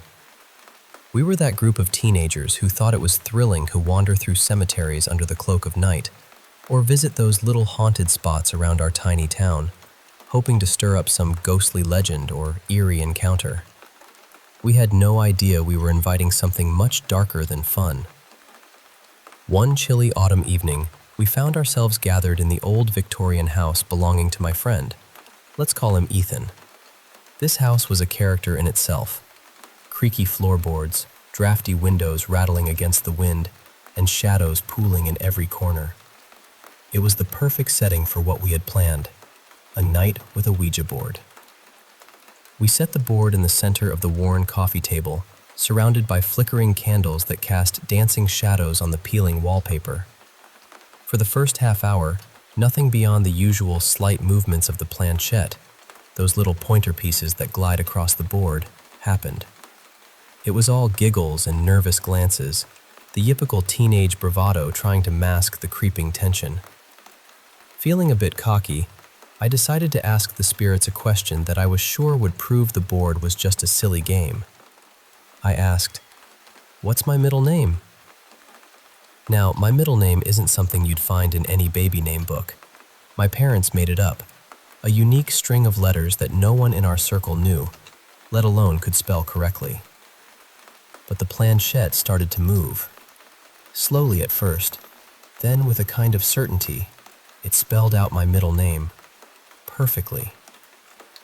I remember the blood draining from my face, the room suddenly feeling colder. The weirdest part? My hands weren't even on the planchette. No one was moving it. We all just stared at it in stunned silence. Then someone laughed nervously, trying to break the tension. They said, "What a ridiculous middle name." But the color had already drained from everyone's face. And just as we were about to recover from that shock, a glass ashtray sitting on the coffee table cracked audibly, splitting clean in two. The sharp sound echoed through the room, silencing us instantly. That was the moment we all knew. We were done. No more Ouija boards, no more chasing ghosts. We left Ethan's house that night, the weight of what had happened pressing down on us like the heavy autumn air outside. I haven't messed with anything paranormal since. Now, the second story takes place in 2017, during the solar eclipse, a day that felt like a celebration but turned out to be something deeply profound, at least for me. I was at work, and when the eclipse started, everyone was encouraged to step outside and watch the sky darken. I joined them, looking up as the moon slowly slid over the sun, the world dimming in that strange twilight way that only an eclipse can bring. But then, as I returned inside, something nudged me to go back out. A handful of people were still lingering outside, and I looked up again, this time not just seeing the eclipse, but sensing something else. A presence, powerful and ancient, moving with the shadow across the sky. It wasn't something my eyes could see. It was a feeling, a mental image that formed in my mind's eye. I sensed a spirit, an angel perhaps, a force traveling with the eclipse, taking note of all the pain, the abuses, the wrongs humanity had inflicted upon itself and the world. It was a spirit of revenge, but not in a petty way. It was vast, ancient, and moving quickly, sweeping across the population like a storm. I felt it notice me, a brief glance in our shared awareness, but it was only a flicker. This wasn't a spirit that lingered on individuals. Our lives, our everyday struggles, were just blips against the enormity of what it was weighing. The experience left a deep impression on me. Even though I'm not what you'd call a spiritual person, this event stirred something in me. I wished others had seen it too, somebody more attuned to these things, because I felt like I was meant to share it, to warn or to witness. I mentioned it briefly to a couple of friends on social media and told my mom, but no one else seemed to grasp the weight of it. Sometimes I still find myself scanning the internet, hoping that someone else might have felt the same presence during that eclipse. The last story is more recent, just last night in fact, and it's probably the most intense. I was getting ready for bed, winding down with a YouTube video on my phone. When it ended, I leaned over the side of my bed to plug it in and set my alarm. That's when I noticed it, a dark, swirling mass hovering just above me. It wasn't solid, more like a fog, but thick and heavy, with a weight that pressed down on my chest. It was like a cloud of negative energy, dense and suffocating. I sat up quickly, and almost immediately, a strange sensation washed over me, like a head rush, or the dizzy wave you get when you've taken something you shouldn't. Then, ringing started in my ears, but not the usual steady tone I'm used to from my tinnitus. No, this was multiple high-pitched frequencies layered on top of each other, loud and piercing. I was sure something was trying to reach me, but the noise was overwhelming and sickening. I stumbled out of bed, switched on the light, and headed to the bathroom, locking the doors behind me. The ringing didn't stop, not for a second. As I walked, I muttered to myself, frustrated and scared. What the hell is this noise? If something's trying to talk to me, I can't hear you over this. Please, just stop. Back in my bedroom, I turned off the lights and lay down again, feeling the same oppressive energy still hovering. It was then that I started to pray. Not just a quick prayer, but a steady, determined chant. I asked God to protect my home, to fill it with love and light, and to cast out any negativity.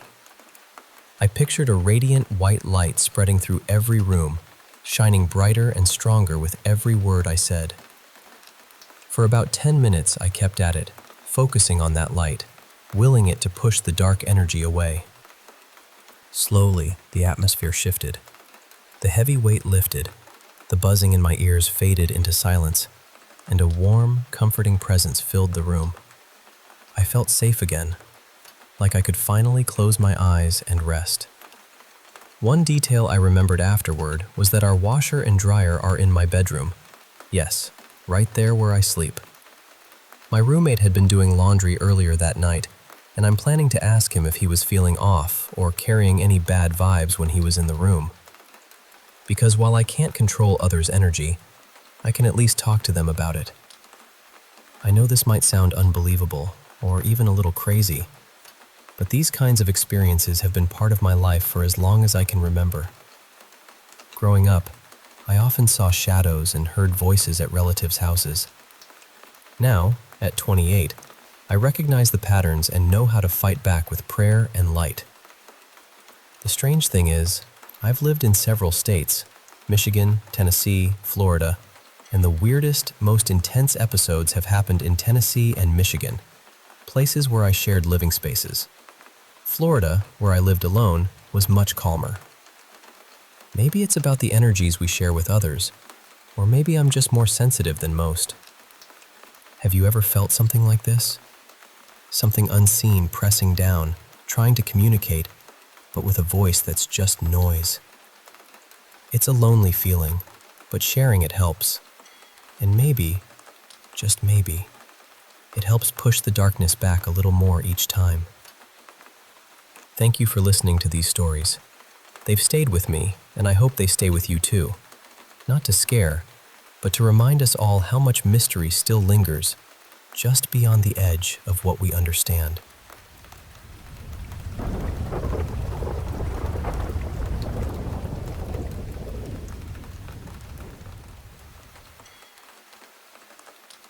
Hey, I want to share a couple of stories with you. Things that happened to me and someone else that really stuck with us. It's a bit eerie, but I hope you'll listen closely, because sometimes these moments feel like whispers from another world. So, the first story is about a time when I was just a kid, about 8 years old. It was around 4 in the morning. I had woken up from this nightmare that was so vivid and strange. It involved bright green locusts buzzing everywhere, and porcelain dolls staring with their unblinking eyes. The dream was so unsettling that I just couldn't get back to sleep. I lay there in the dark, heart pounding, until I decided it might be better to go downstairs and watch some TV until it was closer to time for school. I crept down quietly and settled on the sofa, facing the TV. The staircase was just to the right of the screen, and the door to the upstairs hallway had these glass panels that caught the faint light. As I was half watching the TV, something caught my eye out of the corner of my vision. A glow, a light flickering in the doorway. I looked more directly and what I saw made my breath stop. There, standing in the dim light of the hallway, was this figure. It wasn't solid like a person, more like a glowing, pale bluish shape. It had a robe with a hood that was open, but I couldn't see any face or features except for 2 eyes. Bright, burning orange-red eyes that seemed to pierce right through the darkness. The figure was motioning to me, beckoning me forward with its left hand, curling its finger in a slow, deliberate, "come here" gesture. I can honestly say, I had never felt terror like that before. My hands flew up over my face, and I squeezed my eyes shut, trying to block out the vision. I felt trapped, stuck between the fear of opening my eyes and the fear of what was out there. The only way forward was past the figure, into the shadowy hallway, or back to the kitchen behind me. Something inside me surged, maybe adrenaline, and I bolted, eyes still tightly shut, back up the stairs, past the figure without daring to look. I dived into my bed and threw the covers over my head, heart hammering wildly. I didn't come out until my dad got up for work around 5:30 a.m. I kept popping into his room, asking if he was waking up soon. When he finally came downstairs, I followed him, still shaken. I trailed behind him through the kitchen to the bathroom and stood almost right behind him while he did his morning routine. I gathered every ounce of courage I had and said, "Dad, I saw a ghost." He looked at me, calm and no nonsense as always, and replied, "No, you didn't. It was just your imagination." And that was it. I wanted to believe him. I was a kid who loved horror stories, monsters, and all things paranormal. but I had never felt anything like the pure, gripping fear that night. Even now, years later, I remember it as if it happened yesterday. Maybe the nightmare had pushed my imagination into overdrive. Maybe a reflection from the TV flickered on the glass panels and my brain made a phantom from it. But there's one thing that makes me hesitate to dismiss it completely. That night, when I came downstairs, our cat was there with me. We had this big silver Persian named Fergus, my stepmom's cat, and my dad thought he was hideous, hence the name. Fergus was the most gentle, goofy cat you could ever imagine. He let kids pick him up like a rag doll, purred no matter what, and was full of affection. But that night, when I walked through the kitchen after my dad, I saw Fergus sitting on one of the dining room chairs, tucked under the table. He looked terrified. His eyes were huge, like saucers, and his fur was standing on end, making him look twice his size. I tried to call him with a soft pss pss pss and reached out my hand, but he hissed, scratched me, and drew a little blood. That scared me even more, because I'd never seen him act that way before or since. It was like something in the air that night had unsettled him deeply. Now, the second story is from a friend who moved into a loft apartment about 9 years ago. The place was a converted factory, built years ago but turned into modern living spaces in the early 2010s. From the start, they noticed little odd things happening, but nothing they could explain. One night, they had fallen asleep on the couch while watching TV. When they woke up and stood, they stepped right into a thick puddle of liquid that hadn't been there before. It was about a foot wide, thick and sticky, with a strong coconut scent, like some kind of shampoo. They checked around but couldn't find any leaks or anything that could explain it. No spilled drinks, no pipes nearby. They cleaned it up, called their parents to see if there was a logical explanation, but were told just to watch and wait. The liquid never appeared again, but that moment made them start researching. When they searched online about mysterious liquids, they found some normal explanations, but also stumbled onto discussions about poltergeists. At first, they were skeptical, thinking that usually some trauma or tragedy must have happened in the place for such things to occur. Turns out, their building had a dark history. Back in 1998, the owner of the factory was murdered in the parking lot. A mob hit, unsolved officially, but police suspected the culprits. The victim was shot once in the head and twice in the stomach. After learning this, my friends started to make sense of the strange liquid incident and shared the story with neighbors and friends. Since then, no physical phenomena happened, but over the past year, something else started. Whenever they worked late in their home office by the window facing the street, especially when it was dark outside, they'd get this recurring sensation, like being shot in the head. Not a dream, but a waking feeling, like their mind drifted to the moment of the shooting. It's hard to describe, but it's like a violent, sudden jerk to the head, almost like a memory or a flash of fear. Oddly, their stomach sometimes hurts at 7 in the morning, the time the murder happened, lasting about half an hour before fading away. It's not every day, but it happens often enough to be noticed. They wonder if this might be the spirit trying to communicate, a way to share the pain of that tragic moment. They asked me, and I'm asking you too, has anyone else ever had experiences like this? Is there anything that can be done to help put a restless spirit at peace? It's a lot to take in, right? But these stories remind me that sometimes the past lingers in ways we don't expect, whispering through the shadows, touching us briefly before vanishing.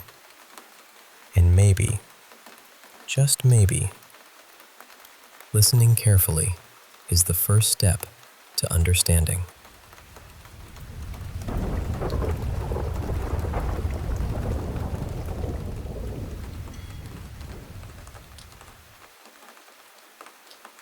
Hey, I want to share something that happened to me. Something that I'm still trying to wrap my head around. It's about this thing that found me again and how I had to shoot it to get away. I guess I'll start from a little bit before that night to give you some context. So after the first time I encountered this thing, a lot of people suggested I get a different gun, something more reliable. I took their advice and got myself a Glock. You know, those things are known for being dependable. But I didn't stop there. I also took a step that might sound a little out there. I got the gun and a magazine blessed by a priest. It was something my friend, who's really religious, actually wanted to do. It wasn't forced on him at all. He even called it his personal crusade. I personalized the grip with some scripture engraved on it, and I put a small cross on the slide and the magazine. Plus, I keep a Bible and rosary in my car just in case. It felt like some kind of protection, you know? Anyway, this one night, my buddy and I were heading back from a party at my mom's place. It was around 1:30 or 2 a.m., and we were driving down the same road I'd been on before when all this started. Oh, and this time I wasn't alone. My buddy, let's call him DJ, was riding with me. We were just joking around, the kind of lighthearted teasing and laughs you have when you're winding down after a long day. As we got to a certain stretch of road, the fog rolled in heavy, thick and white, just like before. I slowed down naturally. The visibility dropped, and the usual chatter between us died down too. It felt like the fog was swallowing the sound, making everything quiet and eerie. After a while, the road started twisting, winding like a snake. DJ noticed the turns and joked about them, but then I brought up the story, the one he'd laughed off the first time I told him. The mood shifted instantly. He went serious and we stopped joking around. It was like the fog had sucked out all the lightness from the night. We began climbing this insanely steep hill, the kind where you feel the car straining and you're gripping the wheel tighter. The road kept twisting, sharp corners, wide bends, but we were moving only upward, the incline relentless. This went on for at least 20 minutes, maybe longer. About 15 minutes into the climb, DJ started to pray quietly. We're both religious, so it felt natural. I handed him the rosary from the car, and he pulled out the Bible I keep stashed there. It was like a silent pact between us, a way to hold on to something real in the middle of all this madness. Then the road flattened out briefly, and after a short, straight stretch, there was another tight turn. That's when I felt it. The hairs on my arms standing up, my skin prickling like something awful was about to happen. Instinctively, I drew the Glock. DJ saw and did the same, pulling his gun out. As we rounded the corner, I slowed to a crawl, barely moving forward. And there it was. Just like before, crouched right in the middle of the road. It looked the same, except this time it was farther back, barely visible in the edge of the fog. I'm not even sure what DJ said. He whispered something, but my mind was racing too fast to catch it. I stopped the car. We sat like that for what felt like an eternity. 2 or 3 minutes of silence, guns leveled out the window, waiting for something to happen. I don't even know what I was waiting for. Maybe I hoped it would just vanish. Then DJ broke the silence. "What the hell are we doing here, bro? Let's get the fuck out of here." He shut his door but kept his gun trained outside, ready. I nodded, quickly put the car in reverse, and as soon as I did, the thing stood up. But not like before. It was instant. No slow rise, no crouch to stand transition. It was like a jump cut in a film, skipping frames. I pressed the gas, moving backwards slowly, and it disappeared into the fog. DJ let out a nervous chuckle, pulled his gun back inside the car. We backed up more and turned the car around. But as we came around, the creature was there again, right in front of us, closer now. It was still facing away, and honestly, we might have screamed like little kids. The fear was just so raw.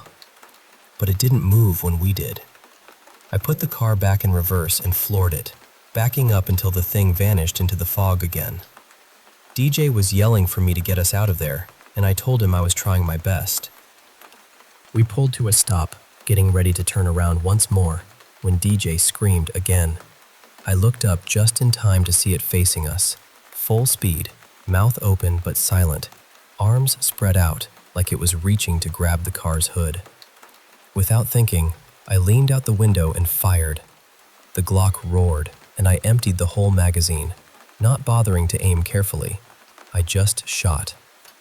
I saw at least 2 bullet holes open up in its chest. It slammed forward onto the pavement and then crawled underneath the car. I glanced in the rearview mirror and saw it running after us. DJ tried to fire his gun, but it jammed. Panic hit both of us hard. I slammed the gas and sped away, sparks flying out from under the car. We didn't stop to check what was wrong. All we wanted was to get as far away as possible. We drove downhill for about 5 minutes, the fog beginning to thin. Eventually, we found ourselves back on the road where it all started, and the fog slowly lifted over the next mile. Once the fog was gone, we pulled over and saw that the creature had knocked my muffler loose. It was dragging on the pavement, sparking where it scraped. I rigged up some zip ties to hold the muffler up. Then we left in silence, gripping our guns tight all the way to the door. I honestly don't know what to do now, but I figured maybe you all would have some ideas. At least now, someone believes me. I'll answer any questions you have, but for now, I think that bottle over there is calling my name. Thanks for listening.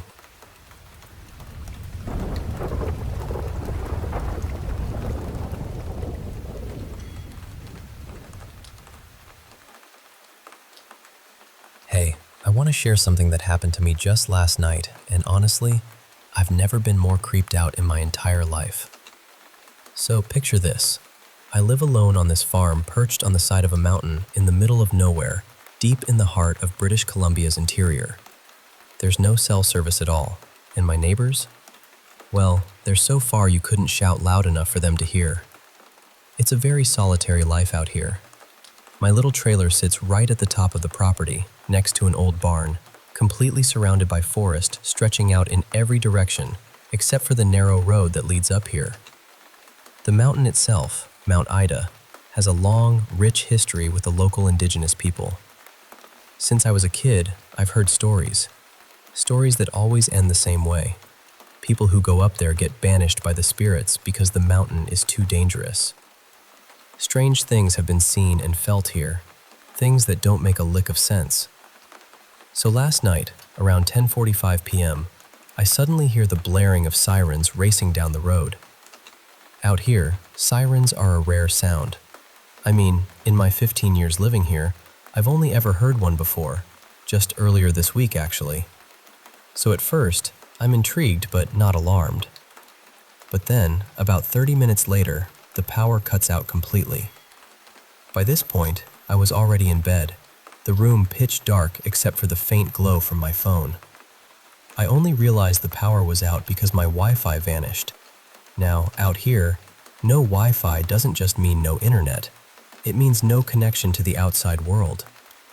It's a gut-punch kind of anxiety, because if something terrible happened, I wouldn't be able to call for help. I'm lying there, heart starting to race, worried mostly that I couldn't reach the fire department if a fire broke out. Then, out of nowhere, I hear this incredibly sharp, piercing cry. It sounds exactly like a kid who just wiped out on their bike, crying hysterically. My dogs go ballistic at the door, barking, growling, snarling like mad. Now, if you know anything about cougars or mountain lions, you'll know they can mimic the sound of a child crying, and they do it scarily well. So, as the tension builds, I keep telling myself it's just a cougar. That's the best case scenario, right? Just a wild animal. Eventually, my dogs calm down, but I'm still lying there, wide awake, when suddenly this second sound hits me. It was unholy, something I've never heard before, like a mix of every horror movie monster combined into one terrifying scream. I don't even have the words for it. Imagine a banshee's scream, but with the throat-shredding roar of a T-Rex, layered over some deep, guttural bass that rattled my entire bed. It was as if a massive sound system was hidden in the forest, blasting the soundtrack to some nightmare. At this point, I could almost taste my pounding heartbeat. My dogs went from uneasy to vicious, snarling and lunging at the door like whatever was out there was trying to get in. I was frozen, completely scared, and totally alone. No way was I getting up to investigate in the dead of a bitter winter night. So I just lay there in the dark, every 30 seconds checking my phone, hoping the Wi-Fi would come back. But nothing else happened, and eventually, exhaustion won out and I fell asleep. Morning came and everything was back to normal. The power was restored, the forest was quiet, and my dogs were calm again. I even made a post in the local Facebook group to see if anyone else heard anything strange. Nope, no one else did, and only a handful of people lost power like I did. So, what do you make of that? Was it a cougar in heat? A Bigfoot waking up from hibernation? Or maybe some ancient spirit from the mountain trying to warn me off its land? I'm not the type to believe in the paranormal, but after last night, I honestly have no idea. Whatever it was real, it was terrifying, and it's a night I won't forget anytime soon.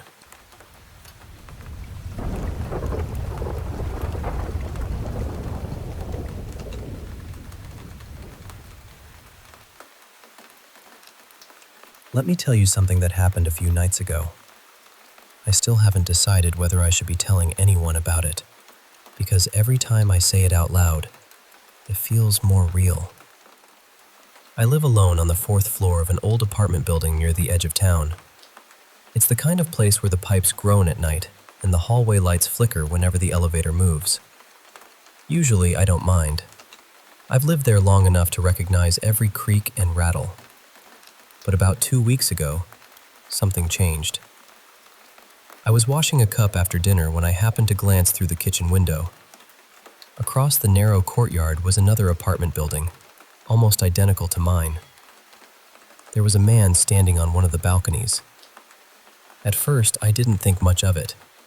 He was probably getting some air or waiting for a phone call.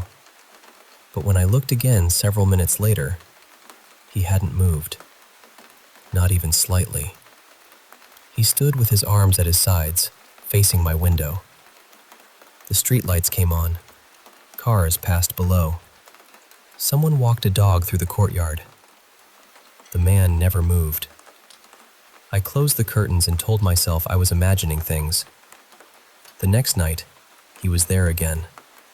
Same balcony, same posture, same dark clothes. And then the night after that, I started calling him the statue in my head. It made the whole thing feel less frightening, almost ridiculous. Maybe he worked nights. Maybe he couldn't sleep. Maybe he simply enjoyed standing outside and staring into the dark. Then, one morning around 3 o'clock, I woke up thirsty. As I walked toward the kitchen, I noticed a pale light glowing from the apartment across the courtyard. Through the half-open curtains, I saw a shadow moving slowly behind the glass. It stopped directly in front of the window. And even though I couldn't see a face, I knew it was looking at me. That was the first night I felt truly afraid. The following evening, I stayed awake on purpose. At exactly 11:15, the man stepped onto the balcony. For nearly an hour, nothing happened. Then his head turned. Slowly. Too slowly. His face was still hidden in shadow, but I could feel his attention settle on me.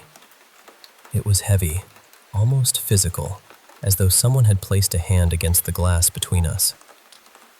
The next morning, I crossed the courtyard to inspect the building. There were no names beside the entrance, no intercom, just a rusted metal door beneath a broken security light. I tried the handle. Locked. As I turned to leave, I noticed scratches carved into the doorframe. 3 short lines, a space, then 3 more. That night, the man returned holding something. It looked like a small wooden case, about the size of a book. He raised it toward my window. Then he smiled. I couldn't see the details of his face, but I saw the shape of that smile. It was too wide and perfectly still. I stepped away from the window. A few minutes later, I heard tapping. 3 soft knocks against the glass. I froze. My apartment was 4 floors above the ground.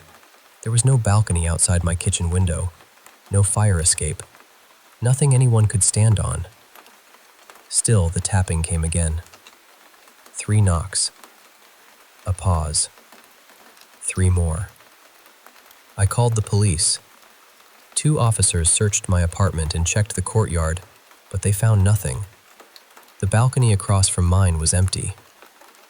Before leaving, one of them told me I was probably exhausted. Maybe he was right. At least, that's what I wanted to believe. The following night, the tapping returned. But this time, it wasn't coming from the window. It came from beneath my bed. 3 knocks. A pause. 3 more. I stayed frozen under the blankets until sunrise. When I finally entered the kitchen, there was a small wooden case sitting on the windowsill. The same one the man had been holding. I didn't touch it for hours. It had no lock, no markings, and no visible hinges, just a thin line running around its middle. Eventually, I opened it.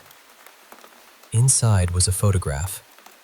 It showed my apartment window from across the courtyard. The curtains were partly open, and I could see myself standing in the kitchen. Behind my reflection was another face, a man's face. He was smiling. Beneath the photograph, someone had written 4 words in black ink. "You noticed me first." I dropped the picture and backed away. That afternoon, I found a missing person notice taped to the window of a convenience store. The photograph on it showed the same man. His name was Julian Hall. He had disappeared 6 weeks earlier. His car had been found abandoned near the train station, but there had been no sign of him. I tore one of the notices down and carried it home. I placed it beside the photograph from the wooden case. There was no question. It was him. That night, I covered the kitchen window with cardboard and duct tape. I pushed a cabinet against it and slept with every light on. In the morning, the cardboard was gone. So was the cabinet. It had been returned to its original place against the opposite wall. The wooden case was sitting on the windowsill again. After that, I began recording the balcony with my phone. Most of the footage showed nothing, just an empty railing and a dark window. But every few hours, the video would distort for a single frame. Whenever I paused on that frame, Julian was there. Sometimes he stood on the balcony. Sometimes he appeared directly outside my window. On the 5th night, he waved. His fingers bent in places fingers shouldn't bend. The movement looked awkward, like something had watched a person wave and was trying to imitate it. I stopped leaving the apartment. The tapping moved into the walls, then the ceiling. Then one night, while I was lying on the couch, it began directly above my head.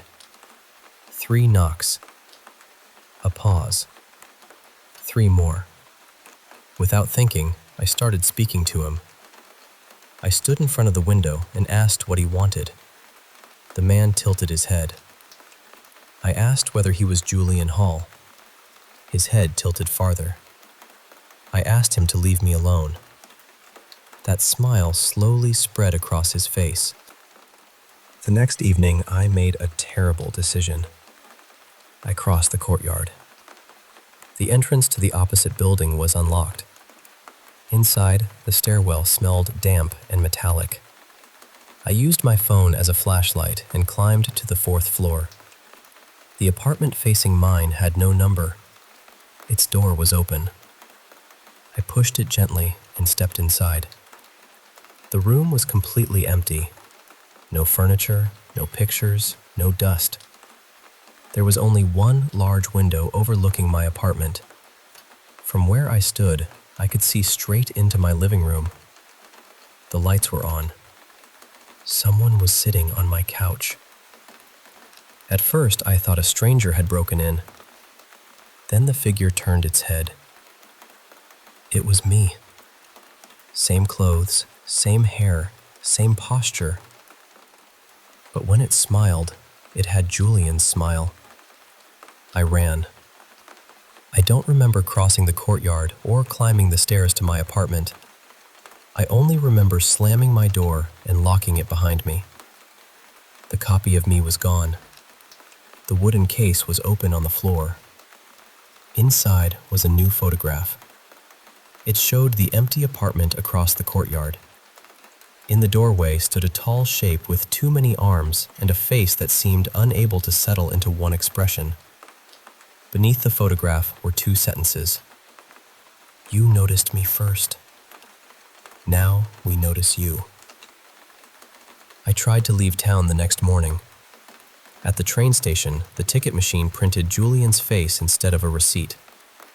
The clerk behind the counter looked at me with the same dark eyes. When I asked for help, his mouth opened far too wide. The only sound that came out was the tapping. 3 clicks. A pause. 3 more. I walked back to my apartment. There was nowhere else to go. That evening, the balcony across the courtyard was crowded. Julian was there, but he wasn't alone. Dozens of figures stood shoulder to shoulder, staring at my window. Some looked human. Others had limbs that folded at impossible angles or faces that seemed to melt into the faces beside them. One held a wooden case. Another held a phone. It was recording me. I lifted my own phone and recorded them back. For 16 minutes, none of them moved. Then every figure raised one hand and waved. When I watched the footage later, I noticed my reflection in the glass. It was waving too. I know I never moved my arm. The tapping has stopped now. I almost wish it hadn't. Because every time I close my eyes, I see the empty apartment across the courtyard. And every time I open them, my own apartment is empty for just a fraction of a second. No couch, no lights, no furniture, no me. Only a bare room and a window facing the dark. There's another photograph in the wooden case now. It shows my kitchen window from outside. The curtains are open. A face is pressed against the glass. It looks almost like mine. Almost. Underneath the photograph, someone has written, "Turn around." I can hear breathing behind me. Slow. Patient. Very close. And I think I finally understand. The man across the courtyard was never watching me. He was trying to warn me. Because whatever has been watching us has been inside my apartment the entire time.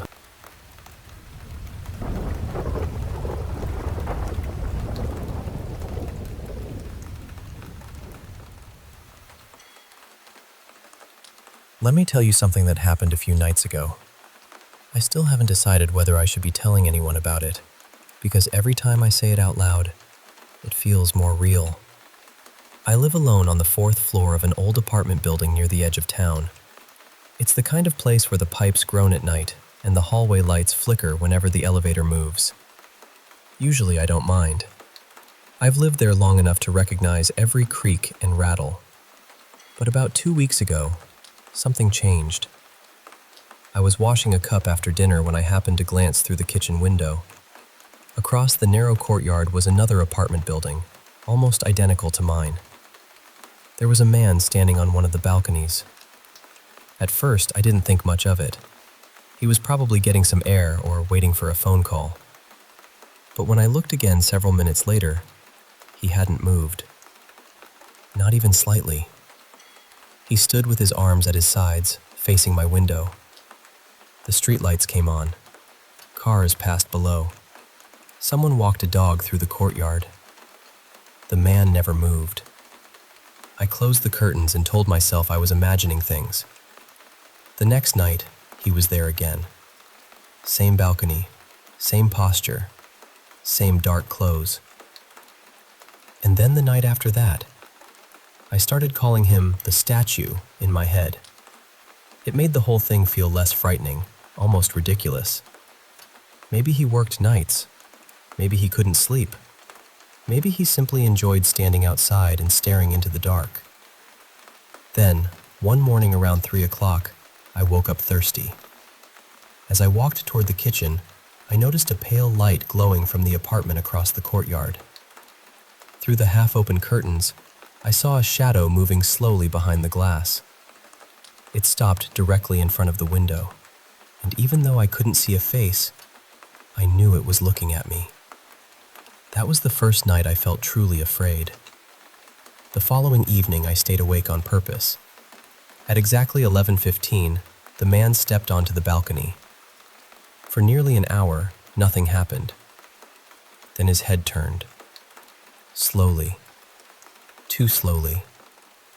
His face was still hidden in shadow, but I could feel his attention settle on me.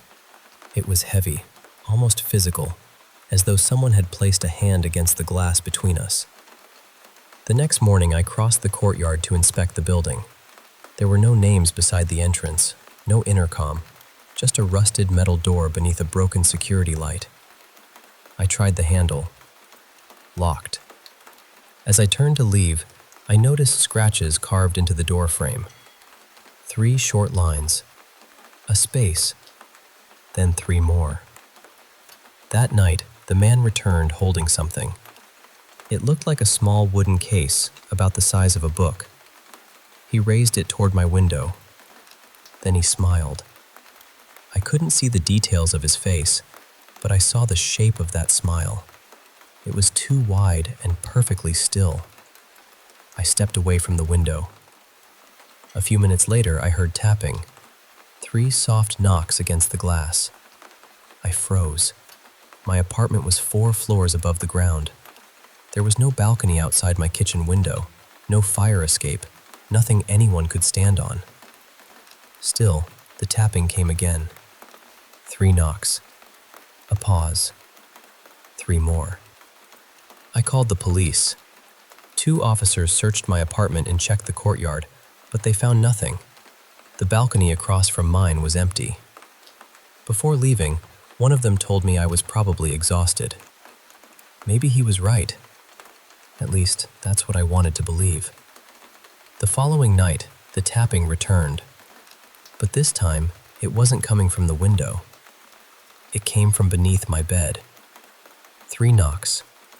A pause. 3 more.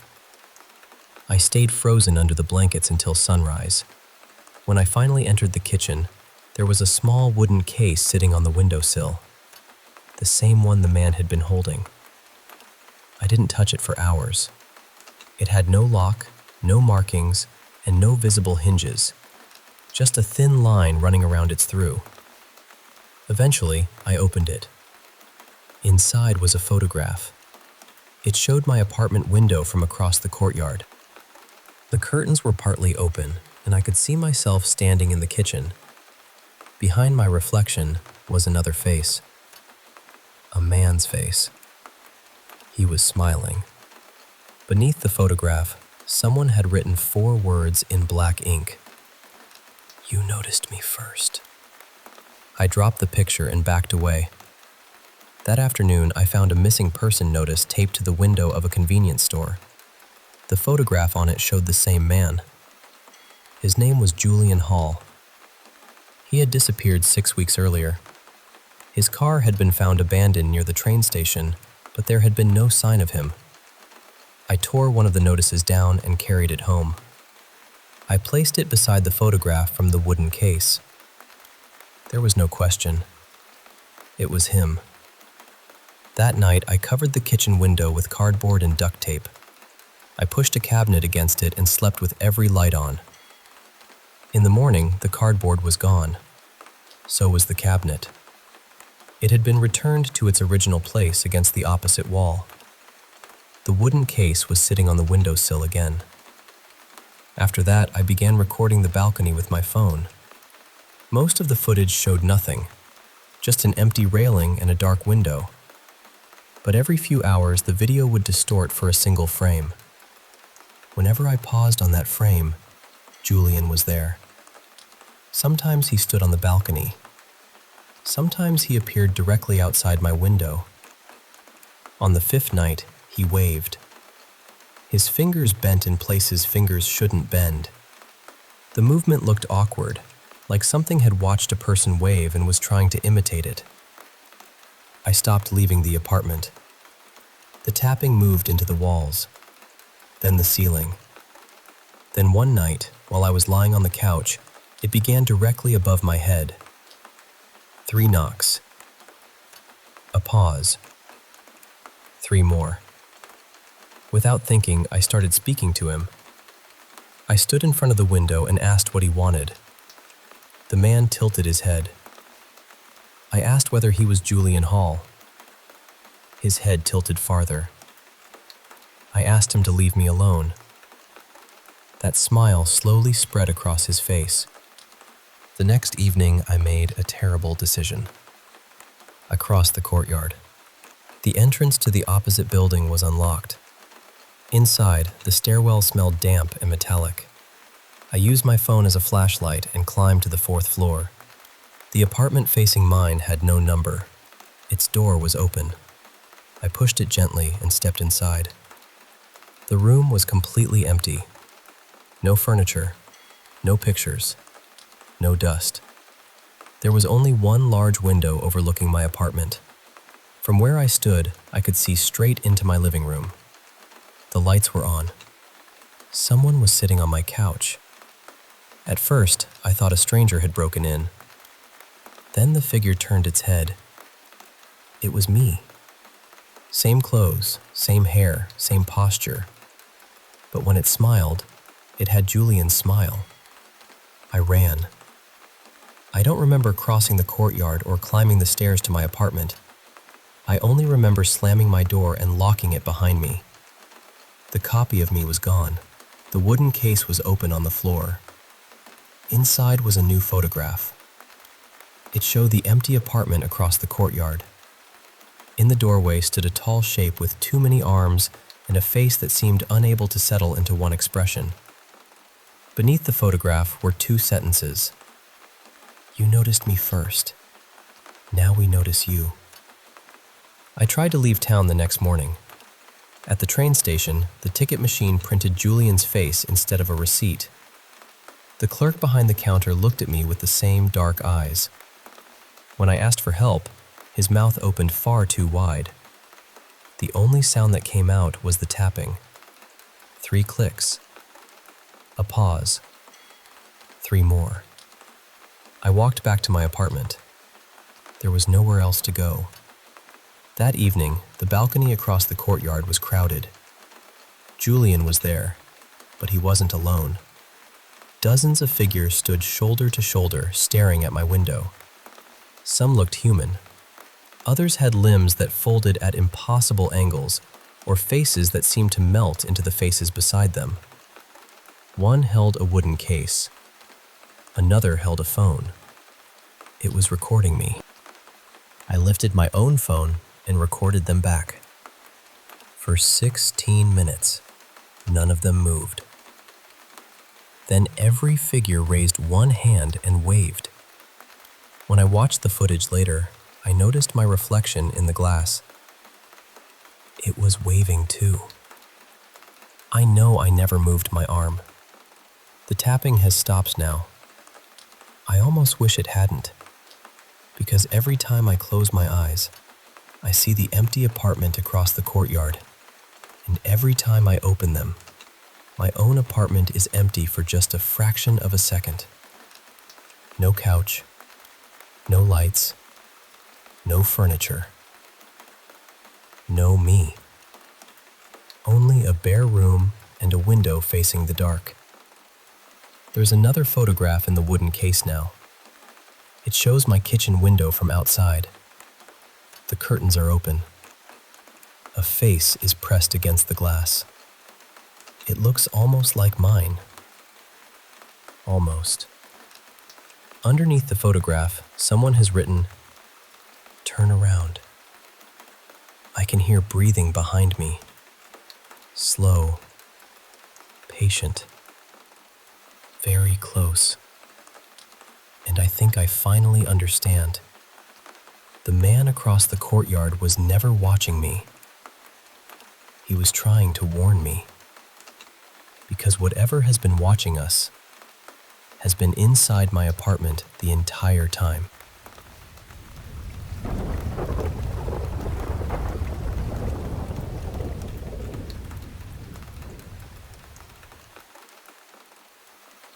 I've carried this story around for years, mostly because I still don't know what I believe happened. When I was about 12, my family moved into an old house in a small town in Cornwall. I won't name the town or give the exact location because the house might still be recognizable from some of the details. I've also changed the names of everyone involved. I lived there until I was 18, and my bedroom was right at the top of the house in a converted attic. The family before us, who I'll call the Benfords, had turned the attic into a bedroom. They'd lived in the house for several years. Before them, a family called the Chambers had owned it for more than 2 decades, back when the attic was still used only for storage. Long before any of them lived there, the house had been the town's veterinary clinic. You could still see traces of that history everywhere. There were stone troughs outside, old horseshoes tucked around the property, and a wide hallway that ran from the front entrance all the way to the garden. Apparently, horses had once been led straight through the house. The layout was unusual too. It almost felt as though the building had been divided into 2 separate wings. One staircase led through several rooms toward my parents' bedroom. The other climbed past a sitting room, then continued upward toward my brother's and sister's rooms. From there, another narrow flight of stairs led to my attic bedroom. Because of the shape of the building, I was physically closer to the houses across the road than I was to my parents at night. There was another attic above their side of the house, but it had never been converted. We hardly ever went inside it. I can't remember anything actually happening there, but the moment you climbed into it, the air felt wrong. It was cold in a way that didn't seem connected to the weather, and none of us wanted to stay there for long. My own attic room felt different. Strange things happened there often, but for years I didn't feel that I was in danger. Sometimes, while I was lying in bed, I would feel the mattress sink beside my legs, as though someone had quietly sat down. A moment later, I would feel what seemed like a hand resting on my shin. I heard footsteps on the stairs too. They would climb toward my room, cross the floor, and then disappear. Next to my bedroom was a tiny bathroom. You had to step into the hallway to enter it. The light was operated by a pull cord, and the previous family had tied a little glass ornament to the end of it. Inside the ornament was a small blue figure. At night, I would often hear that ornament hitting the bathroom wall. Not once or twice. It would knock against the wall again and again, even when there was no draft.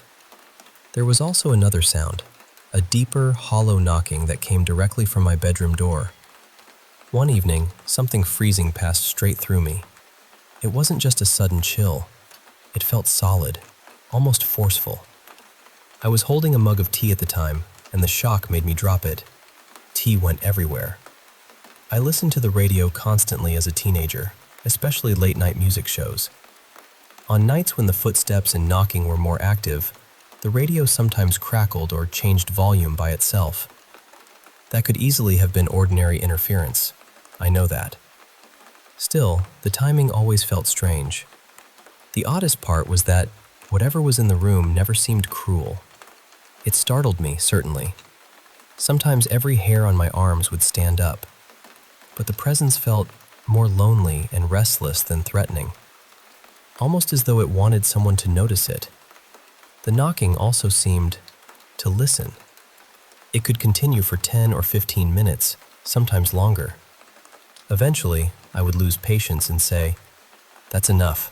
Please stop." And it would stop immediately. That happened too many times for me to ignore. I was a stubborn teenager, and I had a very simple attitude toward it. I thought that if something truly wanted to hurt me, being terrified wouldn't save me. So, I tried not to give it fear. Instead, I acknowledged it. I spoke firmly. I set boundaries. Whether that made any difference, I'll never know. But for a long time, it seemed to keep things calm. My brother and sister occasionally heard the knocking too. I would ask them about it the next morning, and they would admit they had heard something during the night. Then they would quickly dismiss it as part of a dream. At the time, I worked evenings at a small restaurant in the center of town. One night, I served an elderly woman a glass of red wine. She looked at me for a few seconds and then said, very casually, "You live in the old veterinary house on Mill Lane." She knew the exact house number. I had never seen her before. When I confirmed that I lived there, she introduced herself as Mrs. Chambers. Her family had owned our house before the Benfords. Then she asked me which bedroom was mine. I told her I slept in the converted attic. She paused and said, "Then I suppose you've met Mara." I felt cold from the top of my head to the soles of my feet. I asked her what she meant, and I admitted that unusual things happened in my room. I explained that the presence didn't seem violent. It felt playful at times, but also strangely alone. Mrs. Chambers nodded as though I had confirmed something she already knew. "That sounds like Mara," she said. According to her, Mara had once worked in the house, possibly as a maid or household assistant, before it became a veterinary clinic. I wish I could remember the full history she told me, but I was so stunned that parts of the conversation slipped away. Two details stayed with me. The first was the smell of a candle being extinguished. Mrs. Chambers said Mara had worked in a downstairs room that later became an office. This was before the house had electricity, so she would have worked by candlelight. At around 8 in the evening, Mara would finish her duties, blow out the candle, and go upstairs. Mrs. Chambers said that when she sat in that room at night, she would sometimes smell the unmistakable scent of a freshly extinguished candle. I had smelled it too, many times. Before meeting her, I had always thought it smelled as though someone had blown out the candles on a birthday cake. I had never considered that it might be connected to anything else. The second detail was even more unsettling. Throughout the years Mrs. Chambers lived in the house, objects regularly vanished. She would leave something in a particular place, return later, and find it gone. Reading glasses disappeared most often. She said she had replaced so many pairs that she eventually stopped counting. When her family was preparing to move, she climbed into the attic to collect the last of their belongings. In one corner, she found a box she didn't recognize. Inside it were the things she had lost over the years. Glasses, jewelry, small household items, personal belongings she had searched for and eventually given up on. All of them had apparently been gathered inside that one box. The place where she found it was now my bedroom. When I tried to tell my brother and sister about Mara, they refused to listen. They said the upper floors already felt unsettling enough, and they didn't want to know anything that might make sleeping there harder. Even now, they don't like discussing that house. After work that night, I went home, climbed the stairs, and sat on my bed. For the first time, I spoke to the presence using a name. "I've been told your name is Mara," I said. "Knock 3 times if that's true." Nothing happened. I waited, but the room remained completely silent.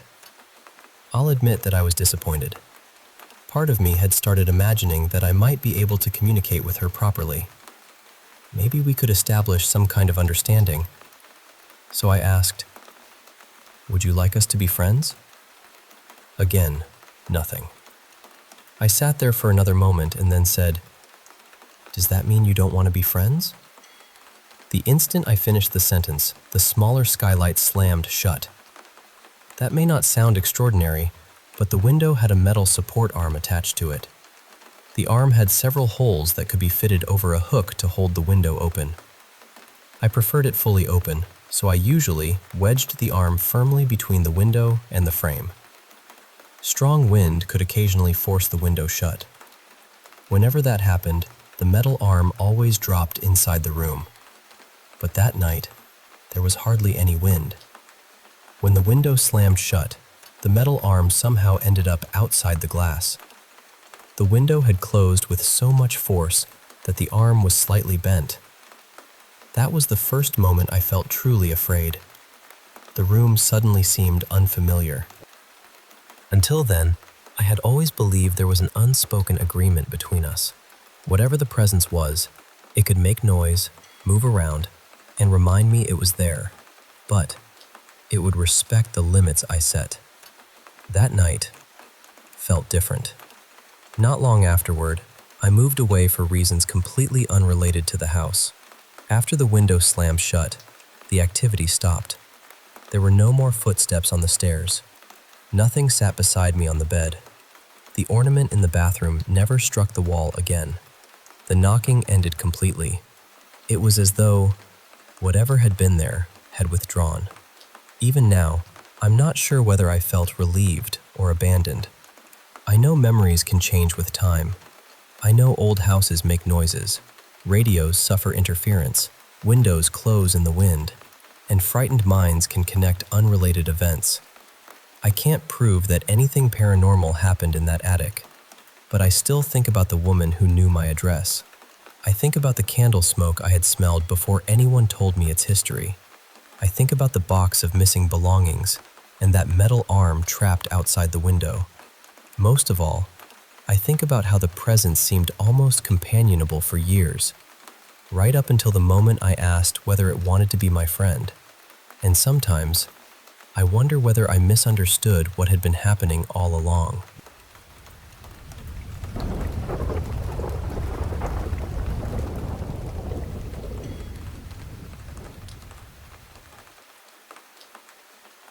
I've carried this memory with me for almost my entire life. I was about 2 years old, just learning how to walk, but somehow I felt unusually aware of what was happening around me. That's why I've always believed adults should be careful about what they do around small children. Even when a child is too young to explain what they're feeling, something inside them may still understand. They might forget the details later, but the emotions can stay. One day, my mom left me with my dad, and my dad placed me in the care of a family acquaintance he trusted. At some point, this woman left me alone in a hidden part of the yard where nobody could easily see me. I remember slowly walking toward an open gate. Something beyond it fascinated me. I felt pulled toward the road, almost as though I needed to see what was on the other side. Then I heard a voice say, "No." I didn't question it. My entire body seemed to understand, so I turned around. The grass nearby was bright, soft, and beautiful. It caught my attention in the same powerful way the gate had, so I sat down and began running my fingers through it. Because the grass was tall, I was hidden from the street. Looking back, I believe that small patch of green kept me safe until someone could find me. That was when I saw something I still struggle to describe.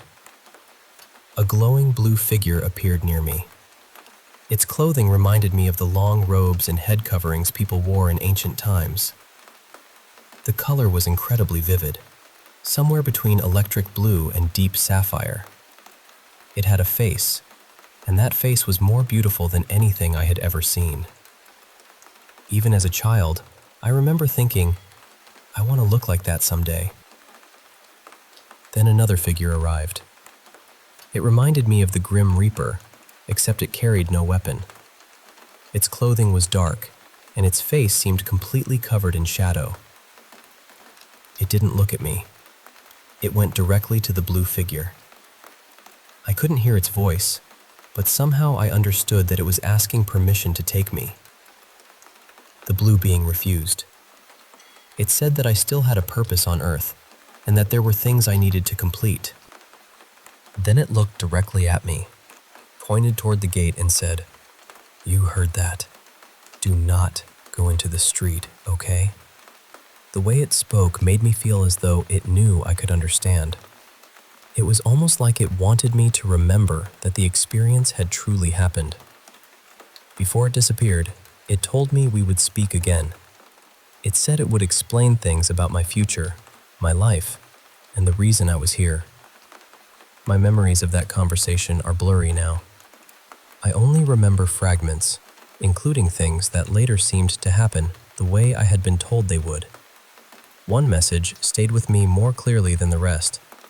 My future would become so beautiful that I wouldn't be able to imagine it yet. It even said something playful about how dramatically my appearance and confidence would transform. It sounded as though I would experience a comeback beyond anything I believed was possible. The being also told me that people would need me, especially girls who had suffered through experiences similar to mine. It said I would help them feel understood and remind them that their lives were not over. I still wrestle with that message. I don't see myself as someone extraordinary. Sometimes I wonder why any spiritual being would appear to me and speak about such an incredible future. The things I desire can feel enormous and nearly impossible, especially after everything painful I've experienced. At times, I've questioned whether the figure was really benevolent. Maybe it was something deceptive, offering false hope. Maybe it was a trickster spirit. I've even wondered whether someone who disliked me could somehow have projected an image into my experience. I honestly don't know how any of that works. I only know that the encounter felt real to me. There were two other unusual experiences during my childhood. The first happened when I was around 7 years old.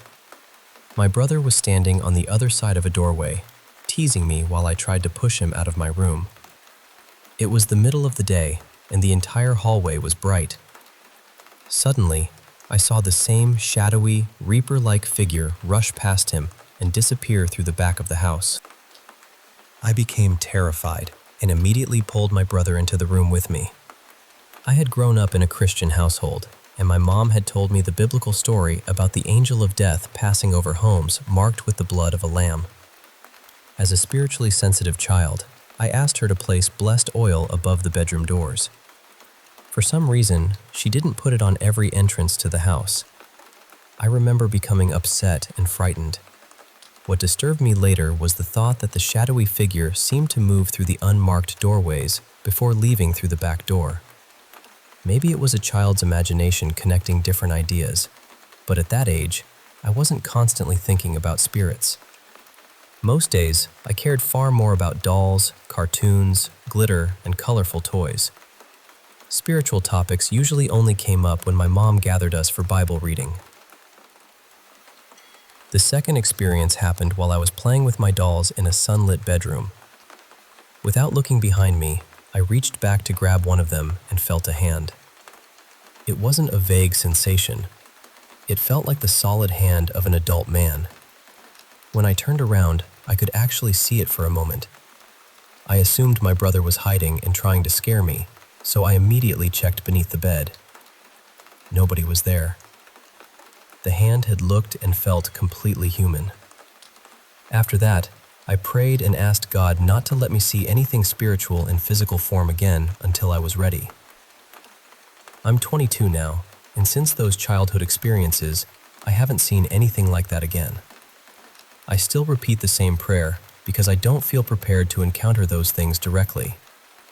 But I continue to think about the blue being.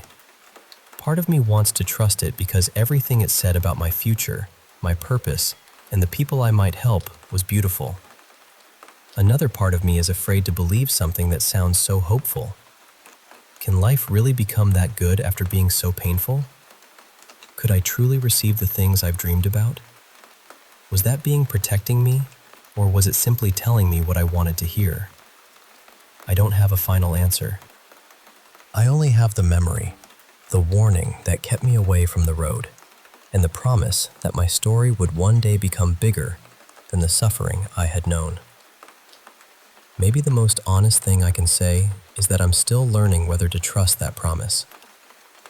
But somewhere inside me, a small part of that 2-year-old child is still sitting safely in the grass, staring at a brilliant blue light and wondering whether an extraordinary future might actually be possible.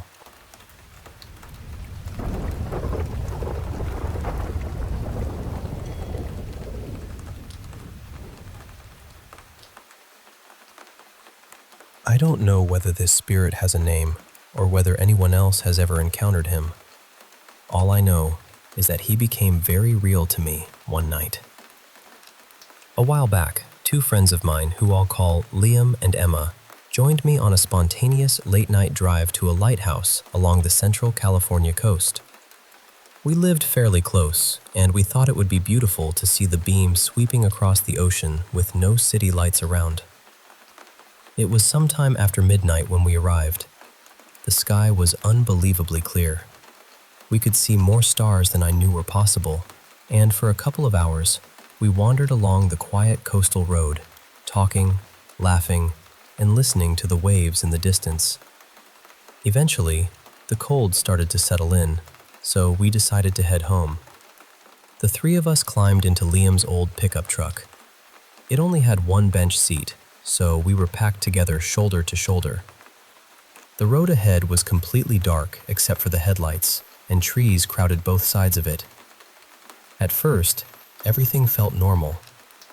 We had music playing through the speakers, and Emma was telling some ridiculous story that had all of us laughing. Then, without warning, the music stopped. Not faded, not paused, it just cut out. We all looked down at the stereo. Liam said the Bluetooth had probably disconnected because we had lost reception. It seemed like a reasonable explanation, so none of us thought much of it. Then, we looked back at the road. There was a figure standing directly in front of the truck. He looked almost white, but not solid. I could see the road faintly through him. He was wearing long, dark robes that hung all the way to the ground, and he appeared to be facing us. There wasn't enough time to stop. We drove straight through him. Emma screamed, "What was that?" And then, the entire truck went silent. Liam kept both hands on the wheel and continued driving. None of us turned around. None of us even seemed able to move. A few seconds later, the music suddenly came back on. Liam reached over and switched it off. After another long stretch of silence, he finally said, "You both saw him, right? Please tell me you saw him." Emma and I nodded. We described what we had seen, and every detail matched. A pale, transparent man, long robes, the clothing of someone religious, maybe a priest or a friar. When we finally reached home, Liam walked around the truck with a flashlight. There were no marks, no dents, and nothing caught underneath it. Nothing at all. We went our separate ways and barely spoke about it afterward, but that night, I lay awake for hours, replaying the moment in my head. Later, I started researching the history of the area. I learned that the land surrounding the lighthouse had once been connected to a nearby Spanish mission and had been used for farming and livestock. Farther down the coast, close to where we had been driving, there had also been a small ranching outpost. Friars and indigenous laborers lived and worked there during the early 19th century. People regularly traveled between the mission and the outposts, and many died from illness, exhaustion, and the harsh conditions of the time. I can't prove that the figure we saw was connected to that history, but I know what was standing in the road. I never felt that he wanted to hurt us. He didn't chase the truck or appear inside it. He simply stood there, almost as though he was still following a path that had disappeared long ago. Maybe we crossed his road, or maybe, for just a few seconds, he crossed ours. I've kept this story private for years. Only the 3 of us knew what happened that night. I'm sharing it now because I still wonder whether anyone else has seen him near that lonely stretch of coast. And whenever I think about returning to the lighthouse after dark, I remember the silent figure in the robes, waiting beneath a sky full of stars.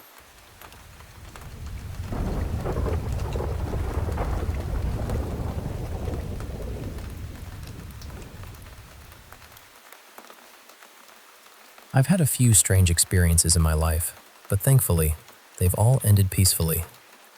I've never been someone who can actually see ghosts or anything paranormal. For me, it's always been more subtle.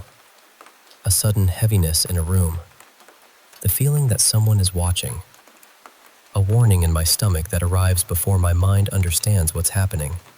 Over the years, I've learned not to ignore those feelings. For a while, my wife and I lived with her family in an older house. To reach the garage, I had to walk through the basement, and I absolutely hated it. Nothing ever appeared in front of me, but every time I went down there, I felt watched. The air seemed tense, and anxiety would rush through my body before I had even reached the bottom step. My grandmother had always been comfortable talking about spiritual things.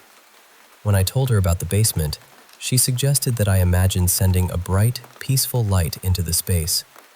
She also told me to pray and ask the angels I trusted to walk beside me. So that's what I did. Before entering the basement, I would picture warm light filling every corner. Whenever I remembered to do it, I felt completely safe. I could walk to the garage without fear. But when I was rushing and forgot, the uneasy feeling returned immediately. It was almost as though I had disturbed a hidden nest, and suddenly, everything down there was aware of me again. Eventually, I realized that I didn't want to keep treating the basement like a battlefield. I couldn't spend every day believing I was fighting something. Maybe, instead of resisting whatever was there, I could try acknowledging it. One evening, I went downstairs alone and spoke out loud. Listen, I live in this house, and I understand that you may be here too. I'm not going to fight you anymore. I accept that this is your space, but I'm asking you to accept me as well. I'm not here to harm anything. I'm just going to live my life and pass through when I need to. The atmosphere changed almost instantly. It felt as though whatever had been watching me was suddenly confused, almost surprised. The tension didn't disappear completely, but it softened. Over the next several days, walking through the basement became much easier. Eventually, I decided to test whether the fear was truly gone. I switched off the lights. The room was completely dark. There were no windows, and I couldn't even see my own hand. Then, in my mind, I saw something unusually clear. It looked like a thin, shadowy figure standing beside me. It gently took my hand and guided it toward the door. I didn't search along the wall or wave my arm around. My hand landed directly on the doorknob, as accurately as though the room had been fully lit. After that, everything felt different. Whenever I passed through the basement, I began greeting whoever might be there. Good morning. Just passing through. Have a peaceful evening. It started to feel less like entering a frightening basement and more like walking through an office where the same quiet coworkers were always present. The feeling I received was almost welcoming, like, nice to see you again. Sometime later, I had another experience while traveling alone. My manager unexpectedly gave me several days off, but none of my friends were available. So I packed a few things, got on my motorcycle, and headed toward the French countryside. I hadn't planned the trip carefully. Each afternoon, when I felt I had ridden far enough, I would search for somewhere nearby to stay. One evening, I found an old guest house with excellent reviews. A few visitors had even written comments in a language I understood, which was helpful because my French was terrible. When I arrived, I discovered that the property was surrounded by a high stone wall. The iron gate was locked, and I couldn't work out how to enter. Some neighbors noticed me standing there with my motorcycle and came over to help. They even called the owner and explained the situation for me. The owner arrived a little later and was incredibly kind. He offered me coffee, told me breakfast would be waiting in the morning, and said I could treat the house as my own for the night. There was only one rule. I had to keep the gate closed at all times. I looked at the heavy gate and immediately wondered whether there was a dangerous dog somewhere on the property. I didn't know how to ask properly, so I pointed toward the garden and said, Woof woof? The owner laughed, shook his head, and replied, "No." Ma! The next morning, I discovered several young goats grazing behind the house. The gate wasn't protecting me from an angry dog. It was preventing a tiny goat rebellion. Once I entered the house, however, the mood changed. The building was much older than it had appeared online. Some of the ground floor windows were damaged, and behind them I could see unused rooms filled with old furniture and boxes. The ceiling beams had been shaped by hand. I work with wood, so I recognized the marks left by old tools. Those beams had been cut long before modern machinery existed. The house was probably several centuries old. By then, it was dark. I wanted nothing more than a shower and a good night's sleep. The bathroom was at the end of a long hallway. The lights were controlled by motion sensors, but they reacted slowly. I would already be halfway into a room before the light behind me flickered on. After my shower, I walked back through the darkness. I was almost inside the bedroom before the hallway lights finally came alive. I felt deeply uncomfortable. More than that, I felt certain I wasn't alone. I didn't want to lie awake all night feeding that fear, so I sat on the bed, closed my eyes, and began to meditate. I asked my angels to act as messengers. I asked them to explain to whoever belonged to that house that I was only a visitor. I said, "Please tell them I mean no harm. I won't steal anything, damage anything, or disrespect this place. I'm only staying for one night, and I'll leave in the morning. I accept that this is their home, and I hope they can accept me as a guest." With my eyes closed, an image appeared in my mind. I saw several small, childlike figures sitting in a circle around me. Their faces were illuminated by something resembling firelight. They didn't seem angry or threatening. They looked curious. Some sat close and quietly watched me. I had the impression that they accepted my presence. Others remained farther away, uninterested or perhaps less comfortable with me being there. But none of them approached with hostility. Afterward, the heaviness in the room disappeared. I lay down and, to my surprise, slept more deeply than I usually did at home. I woke early, well rested, and continued my journey. Those experiences taught me something important.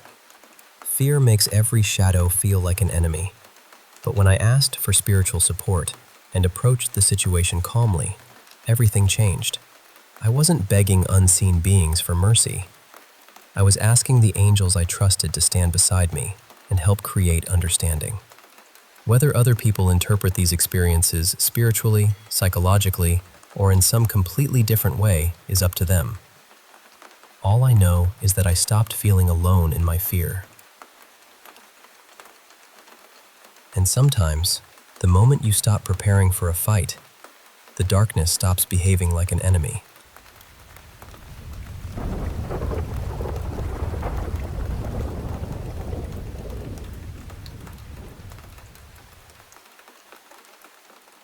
Hey there. I want to share with you a story from when I was about 24 years old. It's one of those camping trips that started off feeling like an adventure and slowly twisted into something, well, a little unsettling. I'll call my friend Darren, though that's not his real name. He invited me on this trip, and it was just the three of us at first. Darren, his buddy Wade, and me. The spot we chose was tucked away up a logging road, a good hour's hike from even a backwoods road, if you can imagine that. From the logging road, it was about a 10-minute walk down a narrow trail to this hidden lake. When we finally arrived at the site, I was buzzing with excitement. The lake was stunning, practically untouched by anyone else. It had this calm serenity that just wrapped around you. What made me feel even better was seeing some extra wood stacked by the fire pit. That told me someone had been there recently, probably within the last month.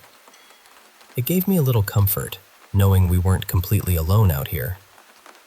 We chowed down on chili and hot dogs that night, but as dusk settled, Darren and Wade took off into the woods.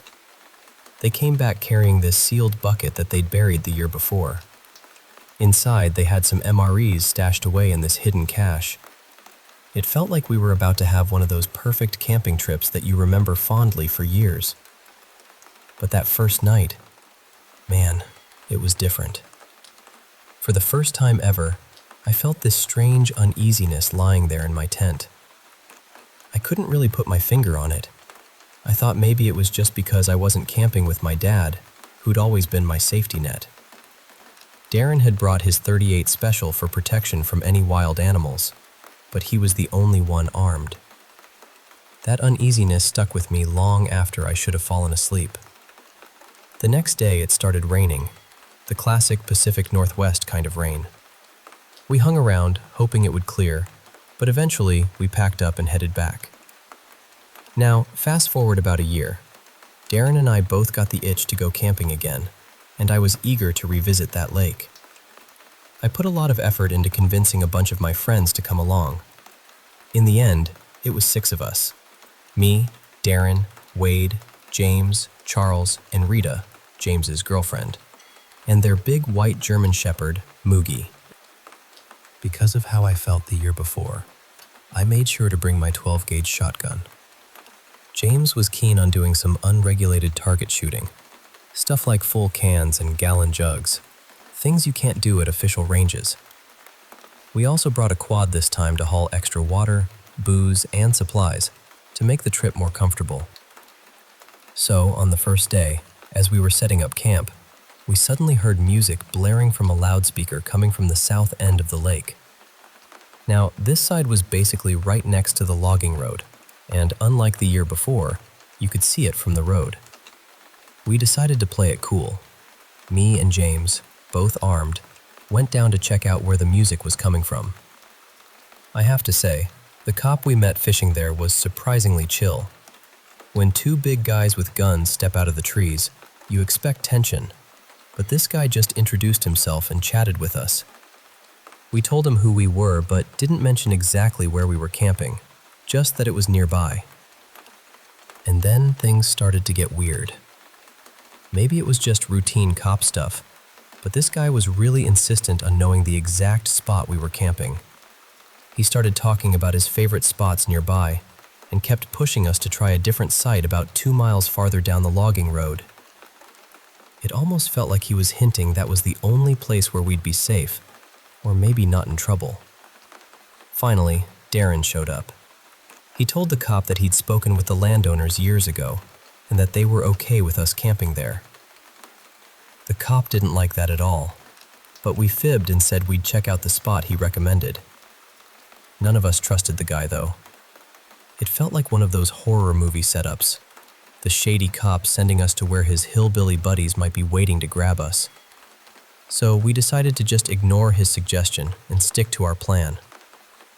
We got back to camp early, set up our stuff, built a fire, and floated around on this massive 4-person inflatable chairboat thing. One of the day's highlights, Charles managed to chop down a whole dead tree with just a small axe, somewhere between a hatchet and a fireman's axe. It was a real show of stamina and strength. The day was good, and the night started out the same. But as soon as darkness wrapped around the lake, that uneasy feeling crept back in. The first thing that made us uneasy was hearing a huge splash from the far side of the lake. At first, we thought it might have been Moogie, but he was right there by the fire, ears perked, staring toward the noise. Since we'd been drinking, we thought maybe the inflatable float had sprung a leak. So James and I grabbed flashlights and headed down to pull it out of the water and onto the bank. Then we heard it. The owl. Charles, Wade, and Darren were already out cold by midnight. Rita was humming softly by the fire with Moogie. James and I were out gathering more wood to keep the fire going. The owl started hooting, a rhythm I knew well from this area. But something was off. I'm pretty good at mimicking bird calls, so I immediately noticed the last hoot was strange, like the owl was rolling its R's wrong. James, who's not as outdoorsy as I am, said, "That almost sounds like a person." We laughed a little, listened again, and I tried making my own owl call. Then, silence. for a few minutes. Just as I was thinking maybe the noise was just fading, the owl started back up. Except this time, there were two. One sounded like a real owl, and the other was odd, like a fake owl trying to mimic the real one. After the first hoot from the real owl, the fake one abruptly stopped.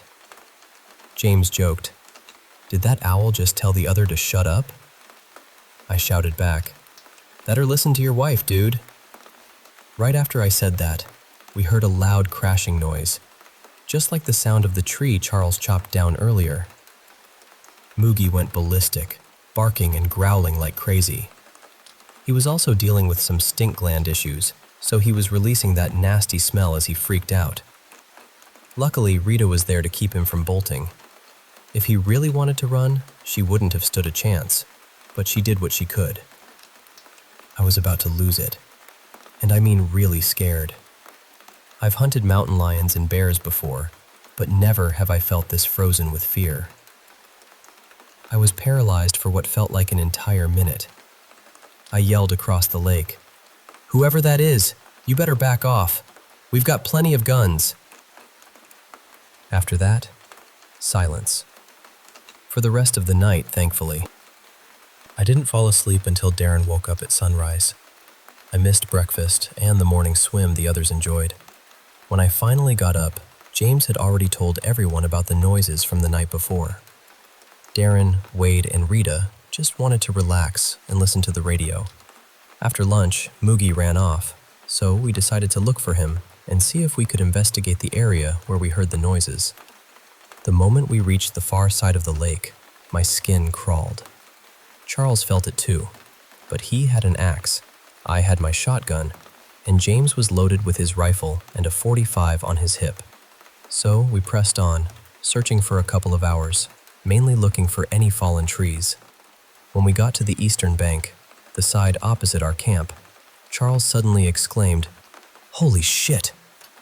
We rushed over and found a footprint in the mud. Just one, but it was unmistakably human, with a little pool of water still in the print. My first thought was, Bigfoot, honestly. I took off my boot and compared sizes. Being a big guy with large feet, my print dwarfed the one we found. But what was weird was that the area where the pinky toe would be looked like it had another big toe instead, almost like a double big toe. We also found some downed trees, but none fresh. We decided to circle around the north side of the lake and head back to the others. Moogie was fine. He came running back as soon as he smelled food. That night, we drank, feasted, and teased each other about being paranoid. We heard gunshots not far away and called out to warn the shooters that people and dogs were nearby. The shooters were an older couple, and all of us except Darren and Wade went to join them, shooting at whatever targets they set up. Part of me thought, well, if anything was lurking around before, it sure isn't now. Boy, was I wrong.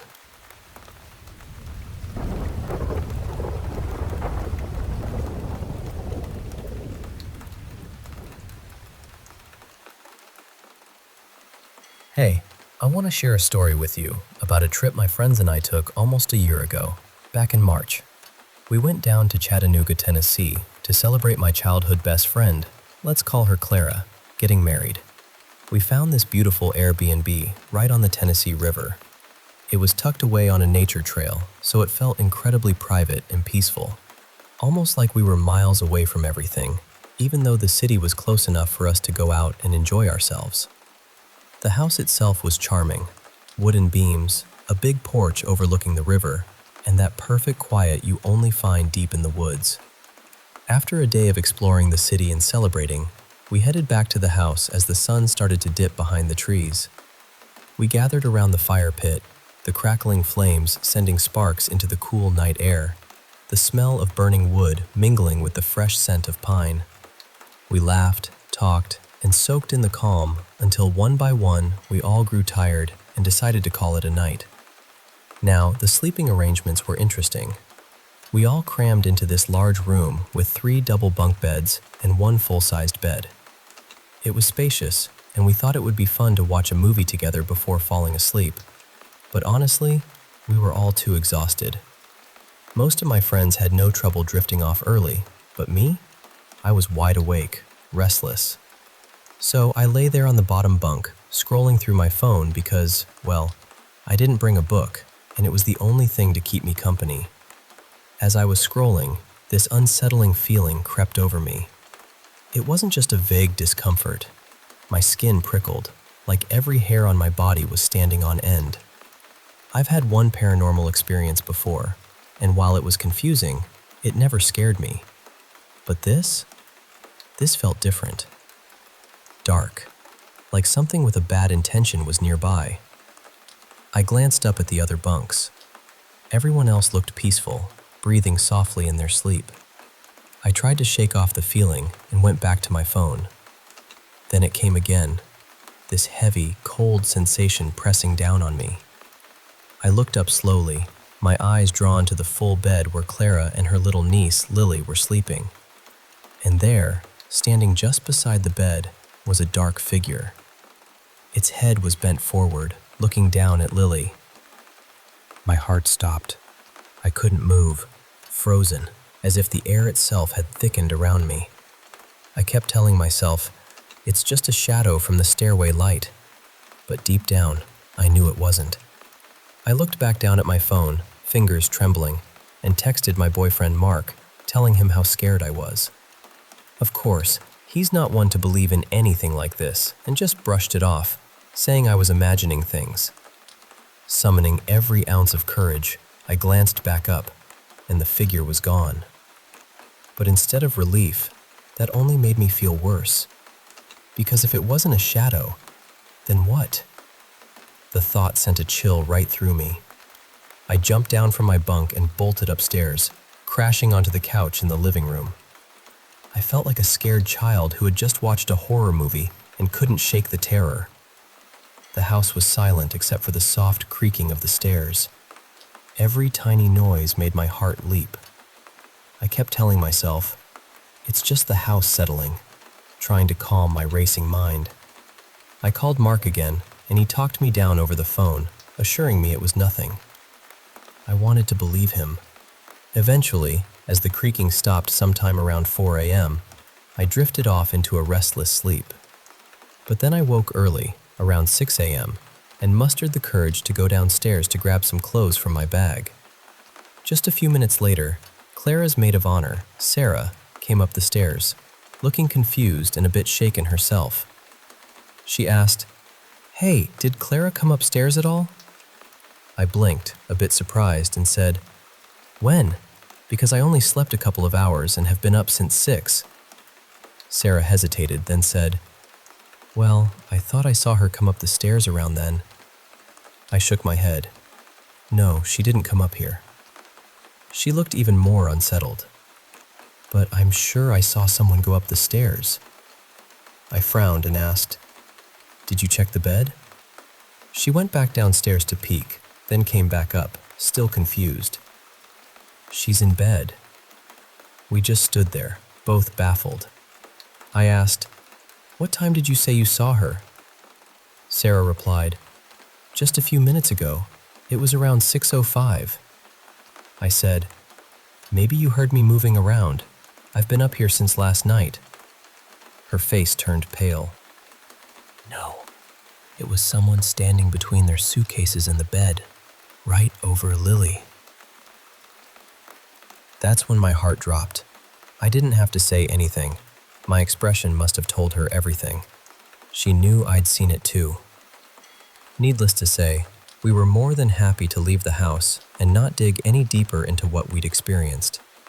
I felt a pang of guilt for not staying downstairs with the others to make sure they were okay, but I'd convinced myself it was just my anxiety playing tricks on me. Mark's skepticism had made me doubt my own senses, but seeing the pure fear and confusion on Sarah's face confirmed that neither of us was imagining things. And here's an interesting bit. I later found out that just 2 miles down the river from that spot is Hale's Bar, one of the most famously haunted places in Tennessee. Nearby, there was also this really old cabin from the 1800s on the property where we stayed. They decorated it to look authentic, but it definitely had some strange vibes. Inside, there were old pictures of the owners from long ago. I wish I could remember their names to see if they had any connection to the legends of Hale's Bar Marina. So yeah, that night left a mark on me. Even now, when I think back to those quiet creaks on the stairs, the shadowy figure by the bed, and the feeling of being watched, I shiver a little. It's strange how a peaceful place can suddenly feel so alive with something unseen. But if you ever find yourself near the Tennessee River, maybe listen closely to the whispers in the night. You just might hear the stories those old woods have to tell.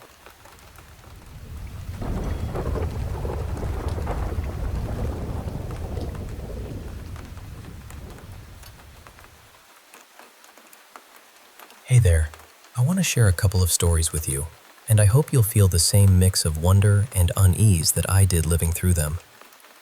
You know, my family and I have always been open to the supernatural. Honestly, I'm 100% certain that there's more out there than what we can see or explain. So many strange things have happened to me personally, and just in the fabric of life itself, that I can't dismiss the idea of monsters or spirits as mere fiction. I'm no expert, but I want to tell you these two stories and maybe hear what you think. Just bear with me on my grammar, yeah? I'm just here trying to get this out. Alright, the first one takes me back to when I was around 11 years old. My brother and I had a friend over, and it was about 7 in the evening. Our mom was at choir practice, so it was just the three of us in the house. We were playing in the living room, laughing and goofing around when, suddenly, through the big window we saw her, or what looked exactly like her, waving her keys at us. Now, these weren't just any keys. They had this really distinct Harley-Davidson leather strap that only she had. She was outside, waving playfully like, "Hey, over here." Now here's the thing. Mom had left for choir practice a good while ago, and she usually wouldn't be back for at least another hour. We blinked, confused. We waited for her to come inside, but she never did. That's when the unease started to creep in. We got scared, honestly. We rushed to my brother's room and huddled there, not wanting to go outside to check because something just didn't feel right. Later, when Mom finally came home, we told her about what we'd seen. She looked at us, serious and calm, and said with certainty, "That wasn't me." She also said we were smart not to go outside chasing after it. I've heard stories about skinwalkers and other creepy things that can mimic people, but I don't know what we saw that night. It still haunts me a little, honestly. Okay, now the second story is, well, a bit harder to explain, and I wish I could draw it out for you because words don't quite cut it. A few years ago, my ex picked me up from work around 11 p.m. We weren't even smoking or anything, just taking the long way home, chatting quietly. As we came up to an intersection, a car stopped at a stop sign coming the opposite way. Both of us noticed something before the other said a word. Something ran across the road in front of the car. It was tall, taller than the car actually, but a strange bluish, almost transparent glow. Its legs were bent in this incredibly weird way, like how you'd imagine a werewolf's legs drawn in cartoons, and it moved on all fours. But the body, oh man, the body. It wasn't human-shaped at all. It was long and dog-like, but not quite a dog either. Imagine those videos where people run around on all fours like horses, with their butts up in the air and heads down. That's kind of how it moved. But this thing? Its limbs were so long and stretched out, and the way it moved was unnatural and eerie. The car was filled with this heavy tension. Neither of us spoke a word until we were well clear of the intersection. Then I said, "I think I know what that was." And my ex interrupted me with, "I know."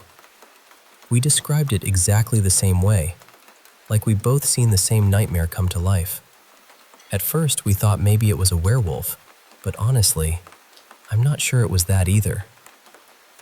When I was a teenager, my friend and I used to ride our bikes around town late into the night, sometimes all the way until morning. One morning, around 5 a.m., I swear I saw the same creature running alongside us briefly before it slipped into the woods. It's like this thing was watching, following, or maybe just lurking in the shadows. It's the kind of thing that sticks with you, you know? Something that doesn't quite fit in the world you thought you knew.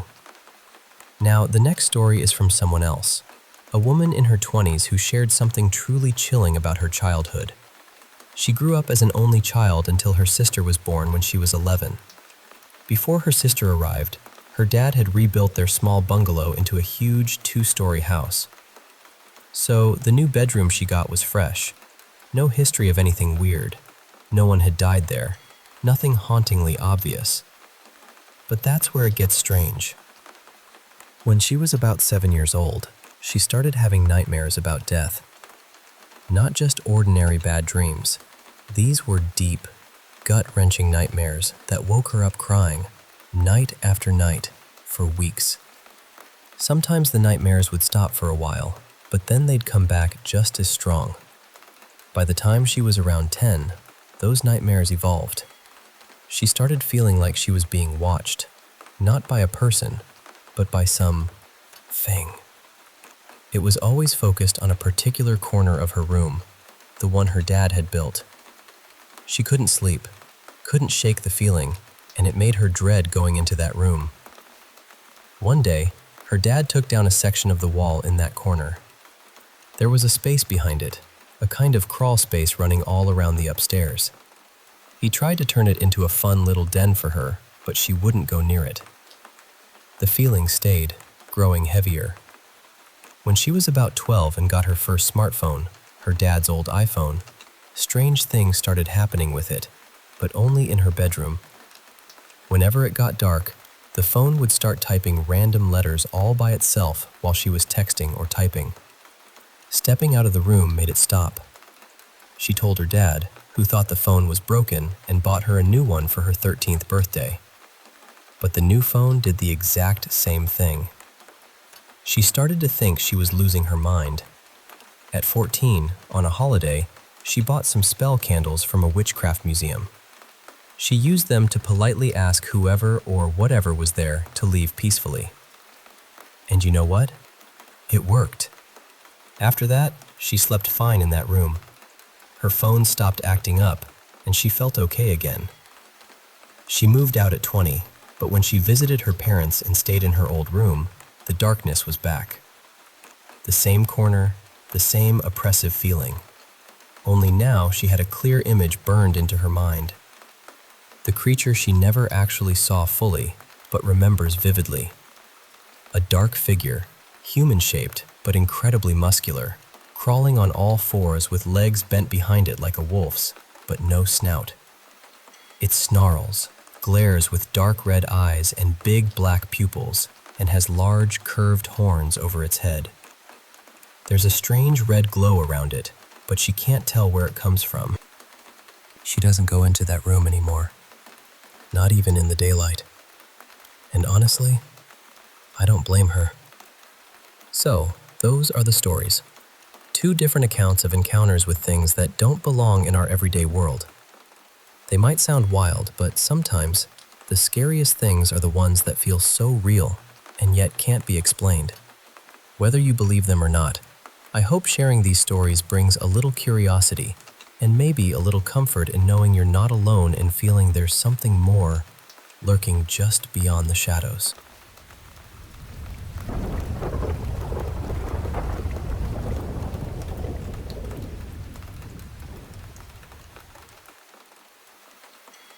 Hey, I want to share this really intense story that happened to me and my husband Evan not too long ago. We're both 24 now, and we recently moved out of the city to live with some friends in a pretty remote part of the South. We're talking deep into the woods, about an hour away from anything resembling a town. It's the kind of place where the trees crowd right up to the back of the house, and silence isn't just golden, it's almost deafening.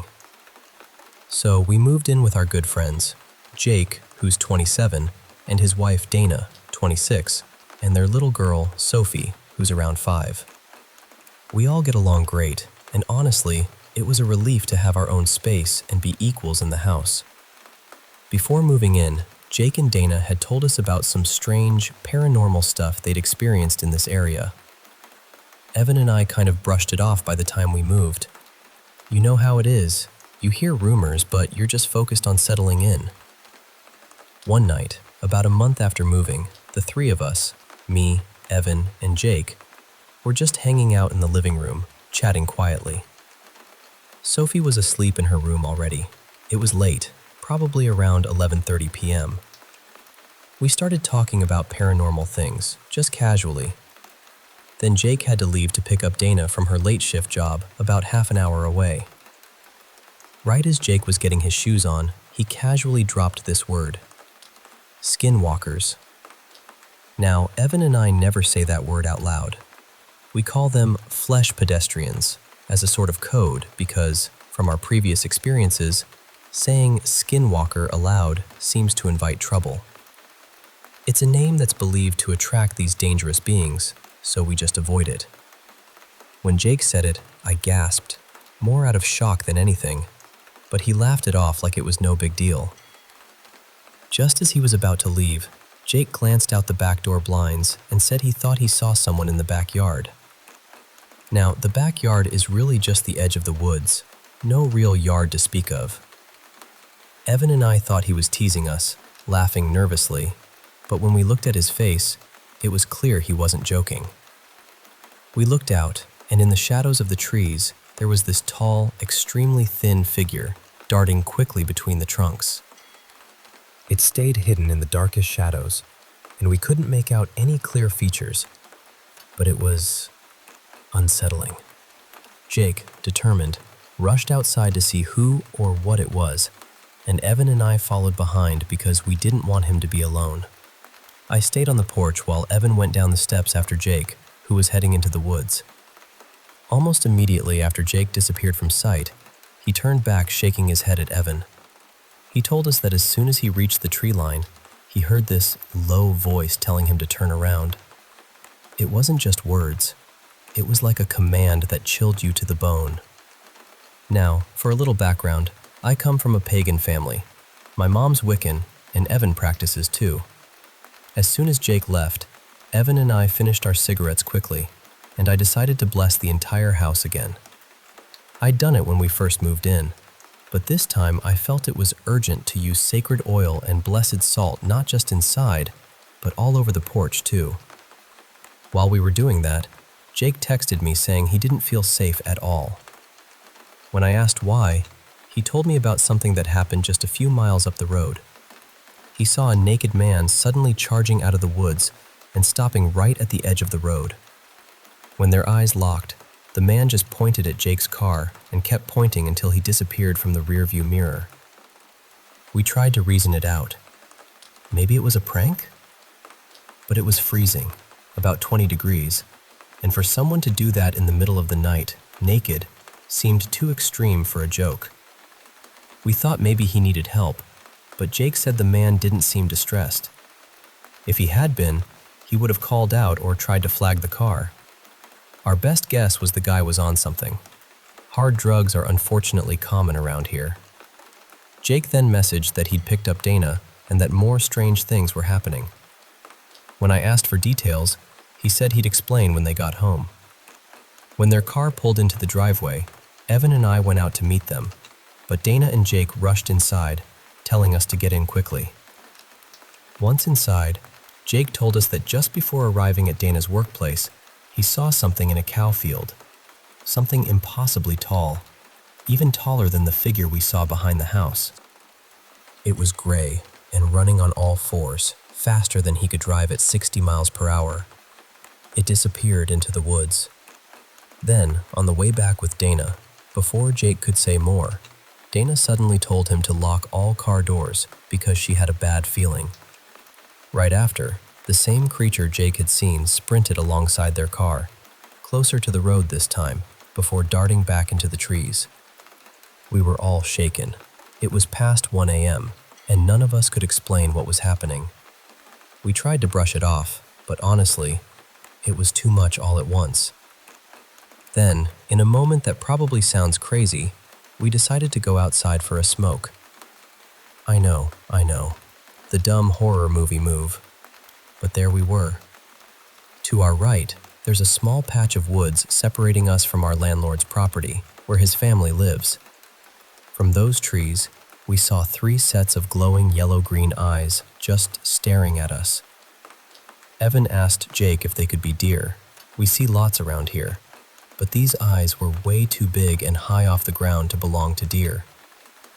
To our left, deeper in the pitch-dark woods, I swear I heard a little girl laugh.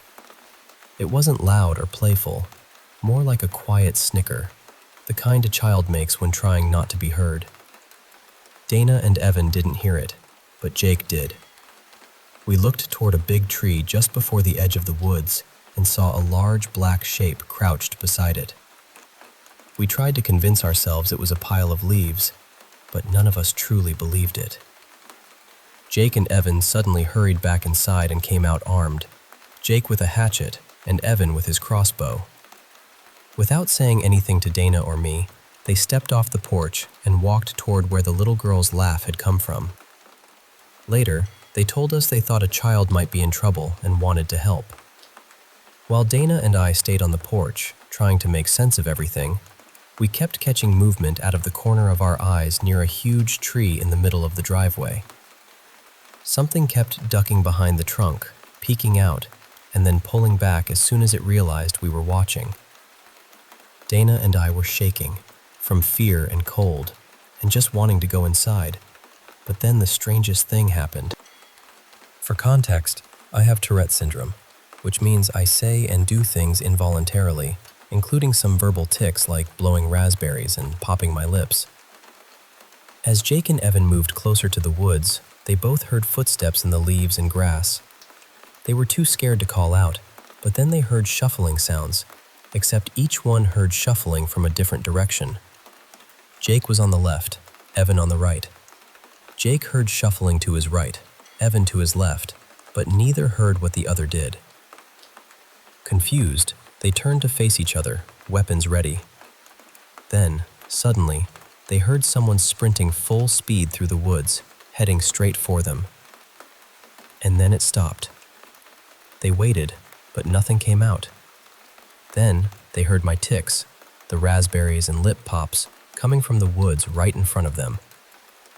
But I was standing on the porch behind them the whole time. Without turning around, Evan called to me, asking if I'd just made a noise. I said no.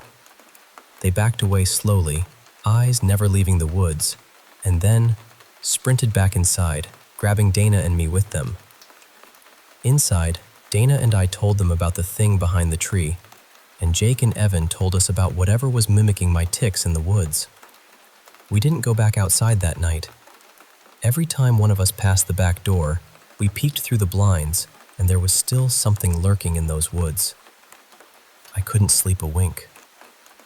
The next morning, Evan and I checked all the spots where we'd seen or heard things, but there was no sign of anyone or anything. I called my mom for advice.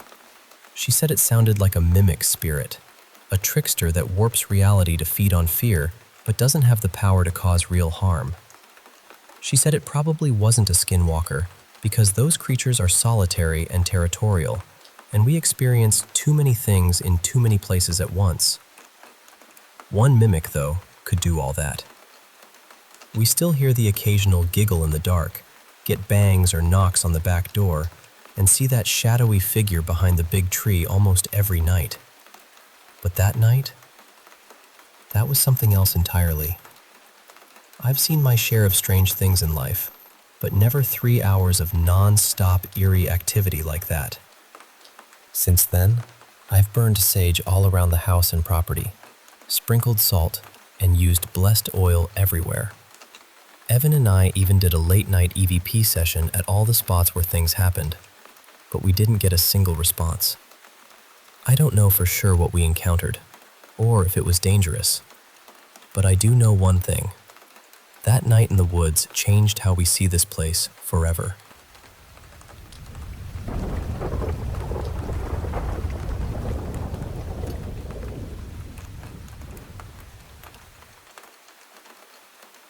Hi everyone. I've never posted in this group before, but I really needed somewhere to talk about what happened last night because it genuinely shook me. I woke up from an incredibly vivid dream about someone I know. For the sake of the story, I'll call them Ren. There was another person in the dream called Evan, but as far as I know, he isn't someone I've ever met in real life. The dream started out completely normal. I was beginning my first week at a new college, walking around the campus and trying to learn where everything was. There was a traveling carnival performing nearby for a few days, and somehow I ended up becoming friendly with some of the performers and crew. Ren and Evan both worked there, and they seemed to be among the people in charge. The strange thing is that, in real life, carnivals and clowns make me incredibly uncomfortable, so I have no idea why my mind chose that setting. After a while, the dream became much darker. A news report began playing on screens around the campus, accusing the carnival of hiding terrible things behind the scenes. There were reports of crimes, missing people, and members of the crew hurting others. Evan quietly pulled me aside and told me the news had gotten part of the story wrong.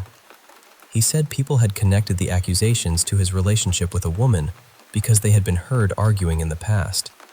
He insisted that their relationship was ordinary and that he hadn't committed any of the things being reported. Then his whole expression changed. He told me he was terrified of Ren. He said he believed Ren was responsible for what had happened and that Ren wasn't human. He also said Ren had been following him constantly, watching him wherever he went. That was when I realized Ren was standing right beside me. They had heard everything. Ren slowly looked at me, and their face seemed to lose all its color. Their eyes sagged in this unnatural way, but they were smiling. It wasn't a normal smile. It looked forced, almost stretched across their face. They started asking me for my phone. Then they asked where I was going. I was already backing away, trying not to make it obvious that I wanted to run. Suddenly, I heard Evan's voice behind me say, "That isn't Ren. It's something wearing their face." So I ran. No matter where I went, Ren was there. Every hallway, every corner, every path across the campus. They were never running, but somehow, they were always close behind me. The chase felt endless.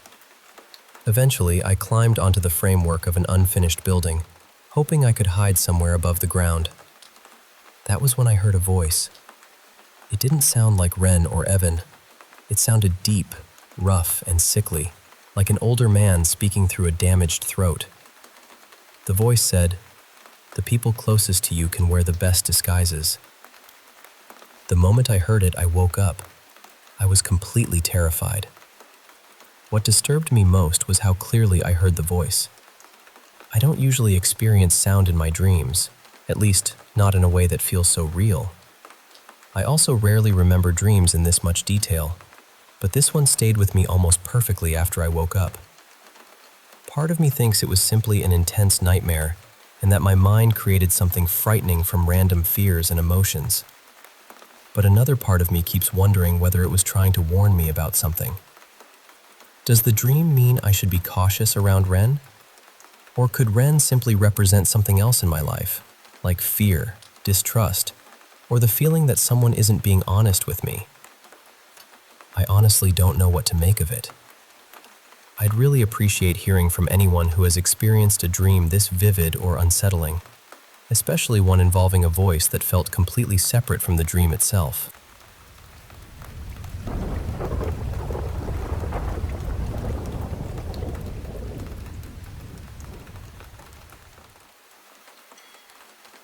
This all started a few years ago, late one night when I was getting ready to sleep. My dog Milo was lying beside me when he suddenly lifted his head and started growling at the bedroom door. That alone made me nervous, because Milo almost never growled. He was usually calm, even around strangers. Then he jumped off the bed and slowly walked toward the doorway, still growling. I got up right away, switched on the light, and looked into the hallway. There was nothing there. I checked the other rooms, walked downstairs, and searched the whole house. Nothing seemed out of place. I asked my wife if she had heard anything, but she said no. When I went back upstairs, the hallway light was off. Not flickering, not dimmed. The switch had been flipped, and the entire upstairs was completely dark.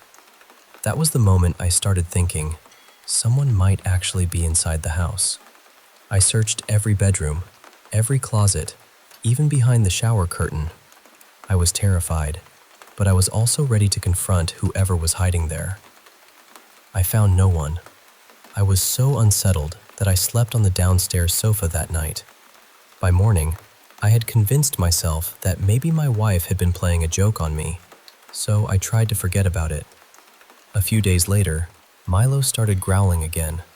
This time, he was standing in the upstairs sitting room, staring at an empty corner. His body was stiff, and the fur along his back was raised. I stood beside him and looked exactly where he was looking, but there was nothing there. Not long after that, I began having strange dreams. In the dreams, someone would be standing in my bedroom doorway, watching me sleep. I would realize I was dreaming and try to force myself awake, but I couldn't move. Those dreams continued for weeks. In one of them, the figure came closer and placed a hand on my shoulder. I could feel the pressure, but no matter how hard I tried, I couldn't wake up. I told my wife about everything. We joked that maybe the house had a ghost, although neither of us truly believed it. Part of me still suspected she was somehow messing with me. Then something happened while we were both awake. I was sitting at my computer with my back toward the staircase. The room was lit by a small desk lamp. As my wife reached the top step, the lamp suddenly switched off. The room went dark. I spun around and turned it back on. My wife was standing there, staring at me. The look on her face told me immediately that she had not touched anything. That was when the joking stopped. As the weeks passed, I started feeling as though someone else was in the house with us. Sometimes I would catch movement at the edge of my vision. Other times, a cold chill would move across my arms even when the room was warm. It was never anything I could clearly see. It was just the feeling of being watched. About 2 weeks before Milo passed away, I woke up because I thought I heard my wife calling his name from the hallway. Milo heard it too. He jumped off the bed and ran toward the voice. I got up and followed him. A moment later, he came running back into the bedroom and stayed close beside me as I stepped into the hallway. My wife wasn't there. I went downstairs and found her asleep in her own room. We sleep separately because of our different work schedules, and whenever she comes upstairs, she always calls out to let me know. She hadn't called Milo. She hadn't even been awake. The most recent incident happened tonight. I was sitting in my room when I suddenly felt someone enter from the right side. It was so distinct that I immediately turned my head, expecting to see a person standing there. There was no one. Feeling foolish, I said out loud, "If somebody is here, turn off the lights." Nothing happened. I told myself it was just my imagination. A little later, I got up to stretch my legs and headed downstairs. When I reached for the staircase light, it wouldn't turn on. That frightened me more than I can explain.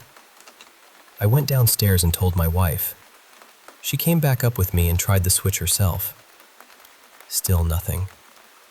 She walked halfway up the stairs, reached toward the ceiling fixture, and checked the bulb. It hadn't burned out. It had been unscrewed. Neither of us had touched it. I honestly don't know what to do anymore. Since Milo died, the house feels even quieter, but the feeling upstairs hasn't gone away. Tonight, I don't think I can sleep up there.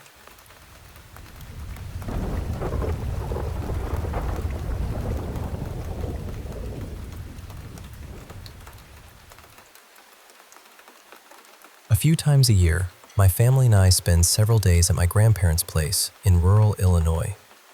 Their newer home sits at the end of a long gravel driveway, but just a few feet away stands the old farmhouse where my dad, aunt, and uncle grew up. The house was built sometime around the turn of the 20th century. It's filled with old furniture, photographs, tools, and boxes of family belongings. It isn't completely packed, but it still feels as though someone moved out and left half a lifetime behind.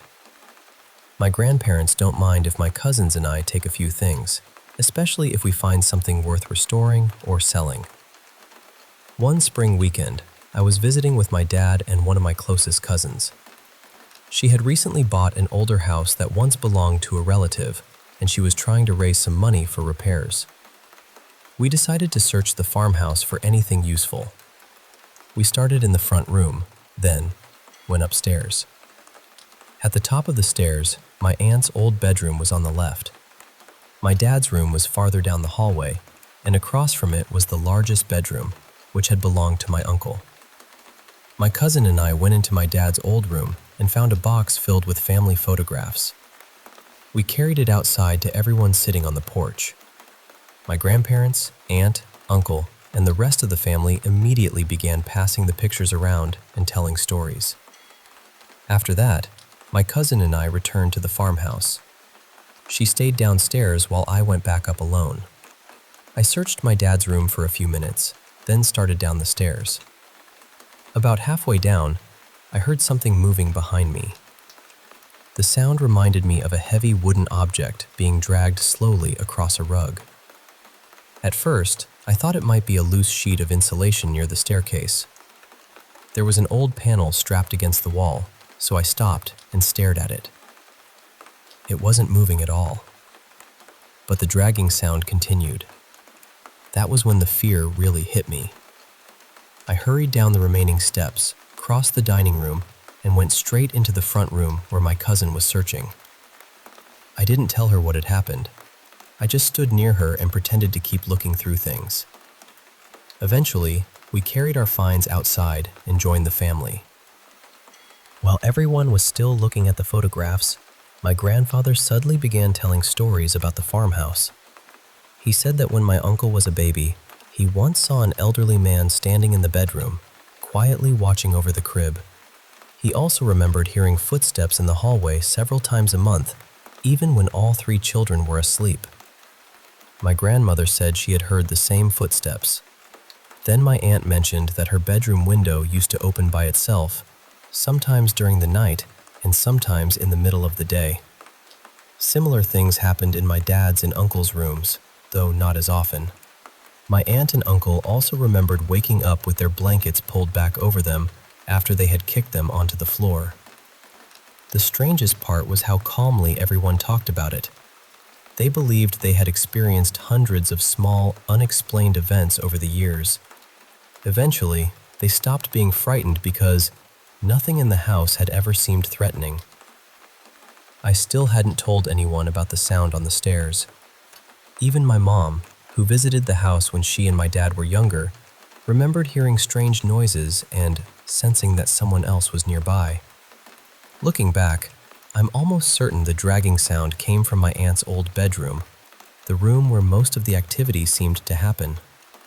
Later, I learned about a man named Willard who had once lived near the property. From everything I was told, he was a gentle, easygoing man. He allowed neighborhood children to fish in the creek and would sometimes sit beside them with his own fishing pole. Part of me wonders whether he is the presence my family has felt all these years. The old farmhouse has been empty since the early 2000s, after a storm sent a large branch through part of the roof. The damage was repaired, and even now, the house remains in surprisingly good condition. Things inside often seem cleaner and more orderly than they should be. It almost feels as though someone is still taking care of the place. I'll probably be back there for Thanksgiving or Christmas, since gathering at my grandparents' home has been a family tradition for decades. I'm curious whether anyone else has experienced something similar. A presence that never seemed dangerous, but instead felt protective, almost as though it considered the family its own. And honestly, I'm still wondering what I should do the next time I enter that house.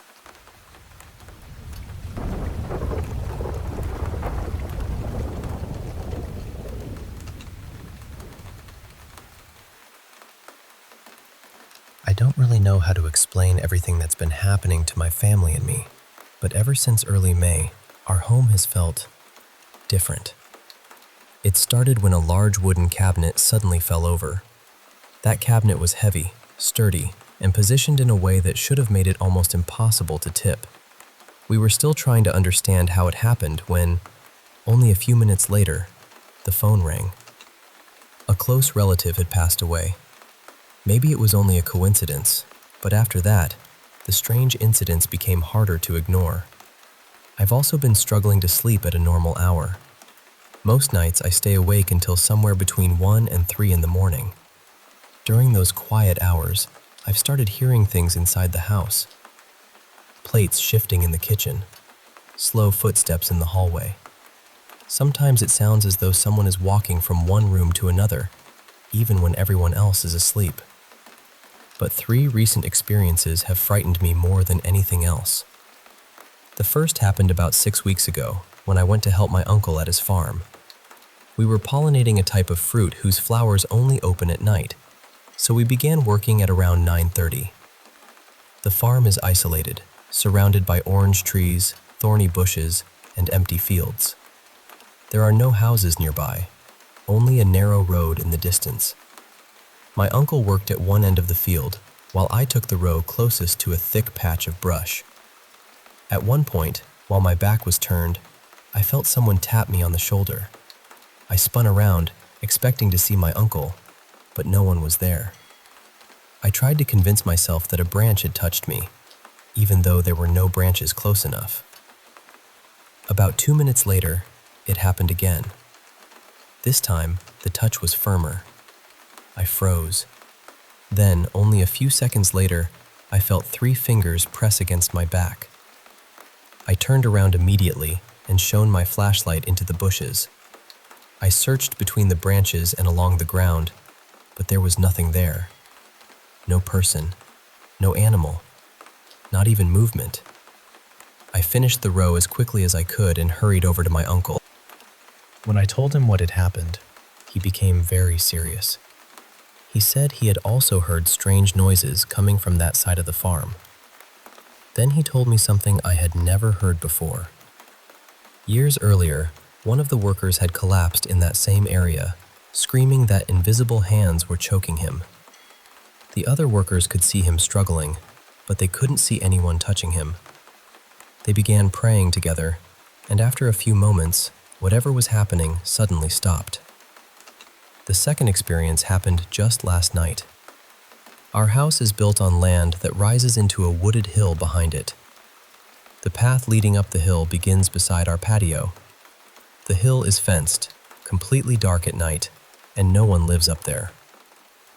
At around 8:45, I was sitting outside, scrolling through my phone. My father was inside taking a shower, and we were the only 2 people home. Suddenly, I heard something moving near the path to the hill. At the exact same time, another noise came from a small storage room beside the patio. Both sounds resembled someone searching through piles of objects, pushing things aside.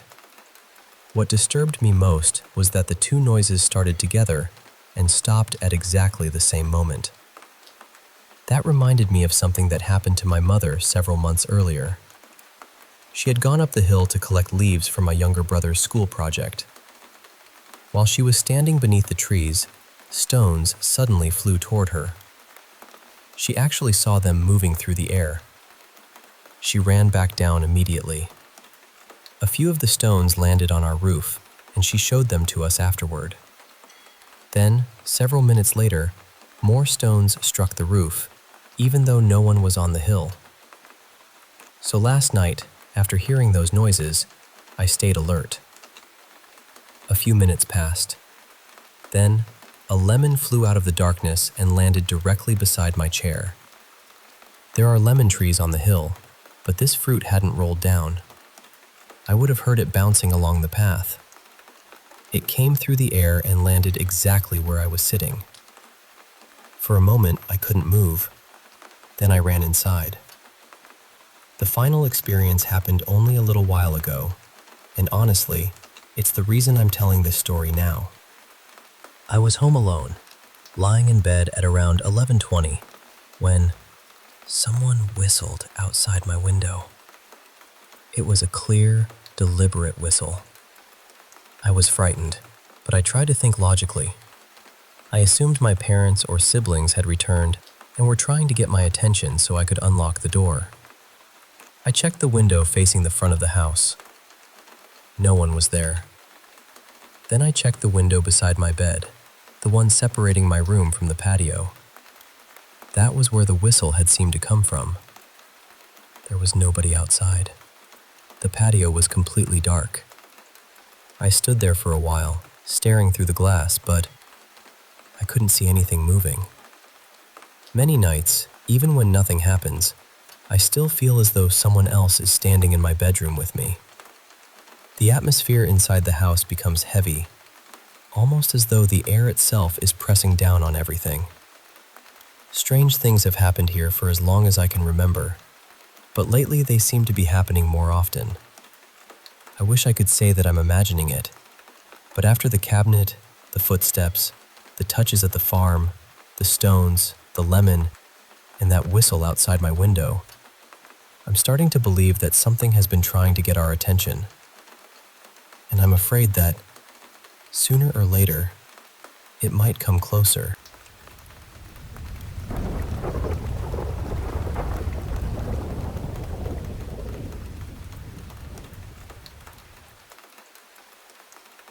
So, my 8-year-old absolutely terrified me one morning. During summer break, he sometimes wakes up before I do. He'll quietly play a game or watch something downstairs while letting me sleep for another 10 or 15 minutes before I get up and make breakfast. That morning, he suddenly came running into my bedroom, climbed onto the bed beside me, and said, completely seriously, "I just saw someone who looked exactly like you." He seemed genuinely unsettled. He's not the kind of child who invents dramatic stories for attention either. He said it so calmly and matter-of-factly that it somehow made the whole thing even creepier. So yes, that was a lovely way to start the day. I've always been fascinated by paranormal stories, although I try not to discuss too many frightening things around him. A while ago, he caught me researching strange encounters online and kept asking what I was reading. He's extremely curious, and vague answers never satisfy him, so I briefly explained the idea of mimics, something that copies the appearance or voice of a familiar person. I also reassured him that they probably weren't real. I told him our eyes and brains sometimes misinterpret shadows or familiar shapes. Honestly, I was trying to reassure myself too, because the whole idea of mimics has always frightened me. When he woke me and told me that another version of me had just been downstairs, I had been in the middle of an incredibly vivid dream. In the dream, several women were trying to keep me locked inside an old psychiatric hospital, even though I knew I didn't belong there. I remember hiding behind a heavy metal door and waiting for them to enter a meeting room. As soon as they disappeared inside, I ran down a long hallway toward the front exit. I was just about to escape the building when my son woke me. That strange timing stayed with me. When I asked him exactly what had happened downstairs, he told me that before he saw the other me, he had noticed a dark figure standing in the doorway beside the living room. He saw it 4 separate times. Each time, it appeared only at the edge of his vision. Whenever he turned his head to look directly at it, it vanished. He described it as very dark, with blurry, undefined edges. He said it wore something resembling a wide-brimmed hat. The strangest detail was its eyes. He said they looked like 2 pale, shiny spots, almost white, but without actual eyes behind them. After seeing that figure for the 4th time, he looked toward the hallway and saw me standing there clearly. Except, of course, I was still asleep upstairs. He said the person looked exactly like me, but something about it felt wrong. His exact words were, "It felt like it was trying to fool me." That sentence made my stomach drop. What I didn't tell him was that for several days, I had also been noticing a dark shape moving at the edge of my vision. I kept dismissing it as tired eyes, reflections, or ordinary shadows. Every time I turned to look, nothing was there. But both of us had only started noticing these things after we brought home an old record player. A few days earlier, we had found a burgundy portable turntable at a thrift store for $12. The cashier was a kind older woman with silver curls. She told us it hadn't been tested and reminded us that we only had a few days to return it. We bought a replacement power cord and a new needle, but the player still wouldn't work. My son's father eventually opened it and discovered a burned component inside, along with signs that several nearby parts may have overheated. The record player was probably beyond repair. And yet, from the moment it entered our house, both my son and I began seeing that shadowy figure. We decided to return it. The return itself felt strangely difficult, almost as though the thing didn't want to leave. We stood at the service counter for nearly 40 minutes while the employees tried to locate a manager. Then another customer rushed forward because the shopping cart containing her purse and phone had vanished. Everyone stopped to help search for it, which delayed us even longer. Nothing truly supernatural happened during the return, but the entire process felt tense and unusually drawn out. When the manager finally approved the refund and the record player disappeared behind the counter, I felt an immediate sense of relief. It was as though I had been carrying something heavy without realizing it. I remember walking out of the store thinking, that thing needed to go back. Maybe everything was a coincidence. Maybe my son remembered our conversation about mimics, noticed an ordinary shadow, and his imagination filled in the rest. Maybe my own interest in paranormal stories had made me more alert to movements and shapes around the house. But I still can't stop thinking about the order of events. First, he saw the shadow figure 4 times. Then he saw something that looked exactly like me. At the same moment, I was dreaming that I was trapped somewhere and desperately trying to escape. Was it simply an intense dream interrupted at a frightening moment? Was my son half awake? Were we both reacting to the same harmless shadows? I honestly don't know. What I do know is that the strange sightings began when that broken record player arrived. And after we returned it, they stopped. So, whatever was happening, I sincerely hope it went back to the thrift store with the record player.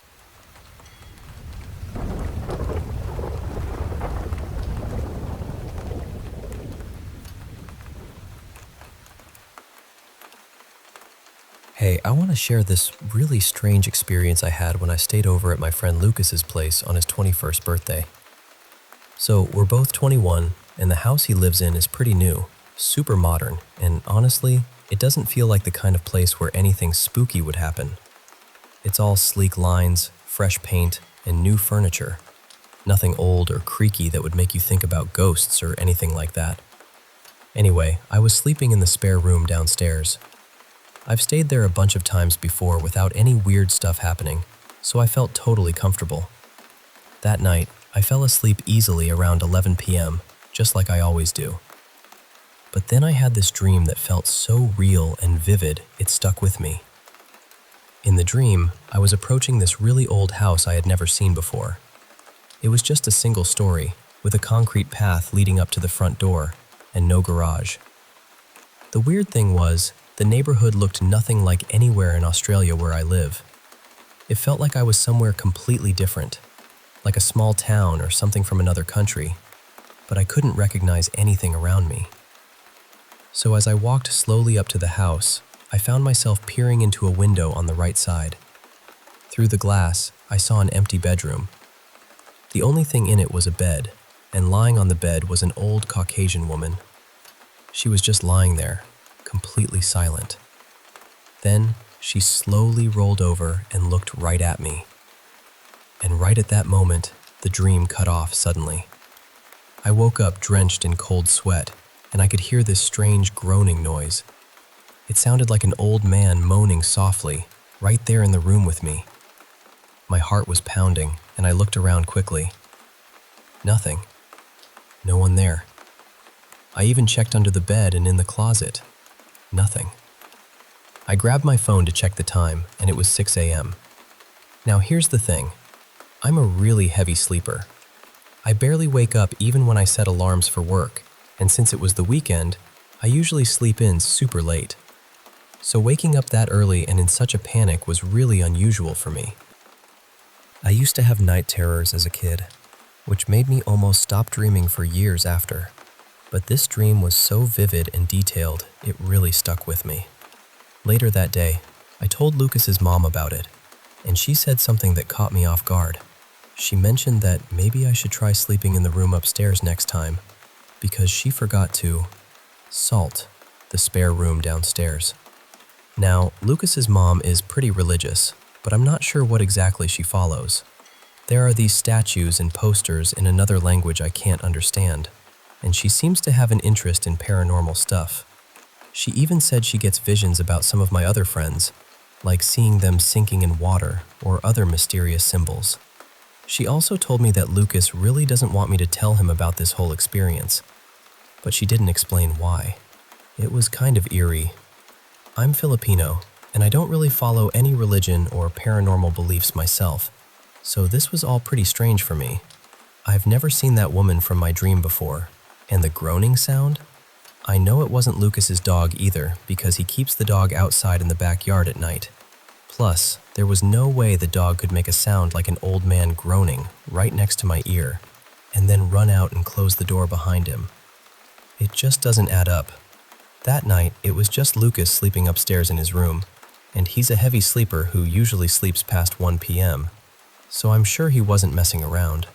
His mom was also sleeping upstairs in the parents' bedroom. They're basically like family to me, so I don't think it was a prank or anything like that. This was the first time something like this has ever happened to me, and I'm really curious if anyone else has had anything similar, or if you have any questions about it, feel free to ask me. It's been on my mind ever since, and honestly, I'm still a little unsettled thinking about it.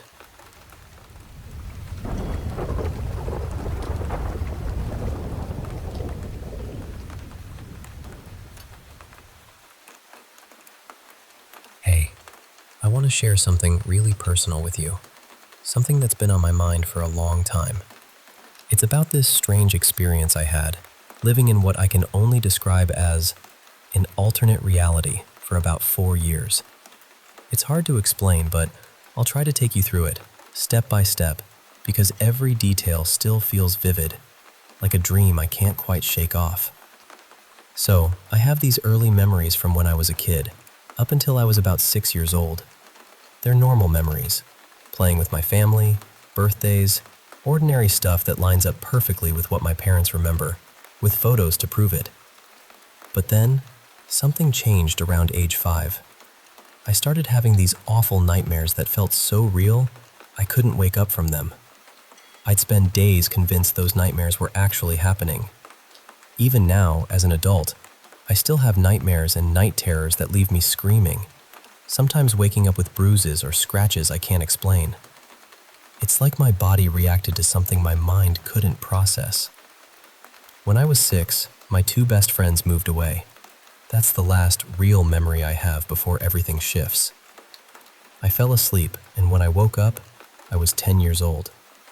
But those 4 years in between, I lived them somewhere else, or maybe in some other version of my life. This alternate life felt so close to my real one, but there were these little differences that made it clear it wasn't the same. I remember things no one else does, and I don't remember things they say happened. For example, I remember babysitting the neighbor's kids for 30 minutes when I was 8. But when I woke up and those 4 years had passed, those kids were still the same age. And I didn't actually babysit them until I was 11. When I finally did babysit them, I knew exactly what was going to happen during those 30 minutes because I'd already lived it, somehow. I've kept journals since I learned how to write, and there's this one entry where I wrote, "Yesterday it was 2005. Now it's 2006. And I described what I thought we did for New Year's Eve. We supposedly went out to the plains and watched fireworks. But when I asked my mom, she said we were in our neighborhood that year. It's like my memories don't match reality." There are pictures of me and my sister at a couple of kids' exhibits at Niagara Falls on the same day. I remember one of the exhibits. It was at a glass factory. The other one, I don't remember at all. I even remember the outfit I wore because I thought it was really pretty. But looking at those pictures now, it's like the kid in them is me. But not really. It feels off. Like I'm looking at a stranger. It felt like I fell asleep at 6, lived 4 years somewhere else, then woke up at 10 in this slightly different world. Everything looked different. The colors were just a bit off. People looked different. I felt shorter, and my emotions were intense, like they had been turned up to 11. I became a completely different person. More withdrawn, more distant, and honestly, a lot more depressed. I had panic attacks over little things and got overwhelmed easily. My mom even says she noticed a big change in me around that time. As I grew up, I was diagnosed with bipolar disorder with psychosis and borderline personality disorder. Both these conditions can cause dissociation, feeling disconnected from reality or yourself. But I don't have a dissociative disorder, so I think what happened back then was the start of my psychosis and dissociation. Still, it doesn't make the experience any less strange. Now, fast forward a few years to a completely different story, about a red-haired woman I met at the mall when I was 16. It was just me and my parents, and I wanted to check out some stores. I wasn't really paying attention to anything until, suddenly, this girl called out to me. She said, "Hey, stop! I want to talk to you. I have a message." At first, I thought she might be talking to someone else, but she looked right at me. Her voice was gentle, but urgent. I stopped, feeling a bit freaked out and confused. She started asking me questions about school, about how I was doing, things like that. But there was something odd about it. It felt like she knew me, like I was someone important to her. Then, in the middle of our conversation, she held up her hand, palm facing me, fingers spread, signaling for me to intertwine my fingers with hers. I don't know why, but I did. The moment our hands touched, I felt this incredible rush of warmth and love, like a wave of energy flowing between us. It was exactly what I needed at that time, especially since I was struggling with my faith. I was raised Christian, but had started leaning toward agnosticism or atheism. Funny thing, she had red hair, wore a white tank top with spaghetti straps, black jeans, and black shoes that looked like Vans or Converse. Her eyes were a striking emerald green, and she had freckles all over her face. Kind of like me, except my hair is more auburn and my eyes hazel. At the end of our chat, she told me how proud she was of me, how much she loved me, and then she left. But it wasn't just her. She had these bodyguards, about 9 or 10 figures dressed in black, standing around her in a crescent moon shape. They looked formal but minimalist, like they belonged in a different realm altogether. I've thought about her every day since. Some people say she might have been an angel. Others think she was some higher dimensional being, maybe even a symbol of duality or yin and yang. She gave me a name, Alexa, which means defender of mankind. It's stuck with me ever since. A couple of years later, something similar happened again. I was 19, again with my mom and dad at the mall. This time, I was more aware, but the experience was eerily similar. The same kind of red-haired woman appeared, stopped me, and said she had something important to tell me. She asked me questions like, "How are you?" and "What do you do in your free time?" It felt like talking to an old friend. Her appearance was almost the same. Dark auburn hair, pale, freckled skin, green eyes, the same white spaghetti-strap tank top, black jeans, and black shoes. She had those bodyguards again, dressed in modern black clothes. When she raised her hand and I intertwined my fingers with hers, the same rush of energy flooded me. She felt motherly, comforting. But at the end, she said, "See you later, babe," which threw me off. When I turned to look for her, She vanished. Just poof, gone, along with the bodyguards. I searched everywhere in the mall but found no trace. My parents wanted to leave, so we went home. But I couldn't stop thinking, who was she? Some friends told me maybe it was God or a cosmic being. I can't shake the feeling that we're connected somehow. We share similar features, similar personalities, except for a few quirks. It's like she's a reflection of me, or maybe a guide I needed without knowing it. So that's my story. Living between realities, battling inner darkness, and meeting this mysterious red-haired woman who filled me with warmth when I needed it most. If you've ever had an experience like this, or thoughts on who she might be, I'd love to hear them. Because sometimes, the world is stranger and more beautiful than we can understand.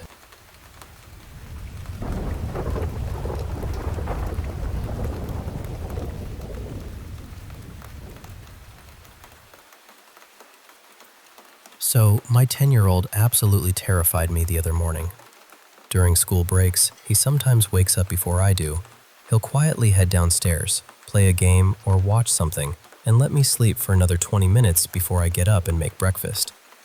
That morning, he suddenly came rushing back into my room, climbed onto the bed beside me, and said, very calmly, "I just saw someone who looked exactly like you." That was it.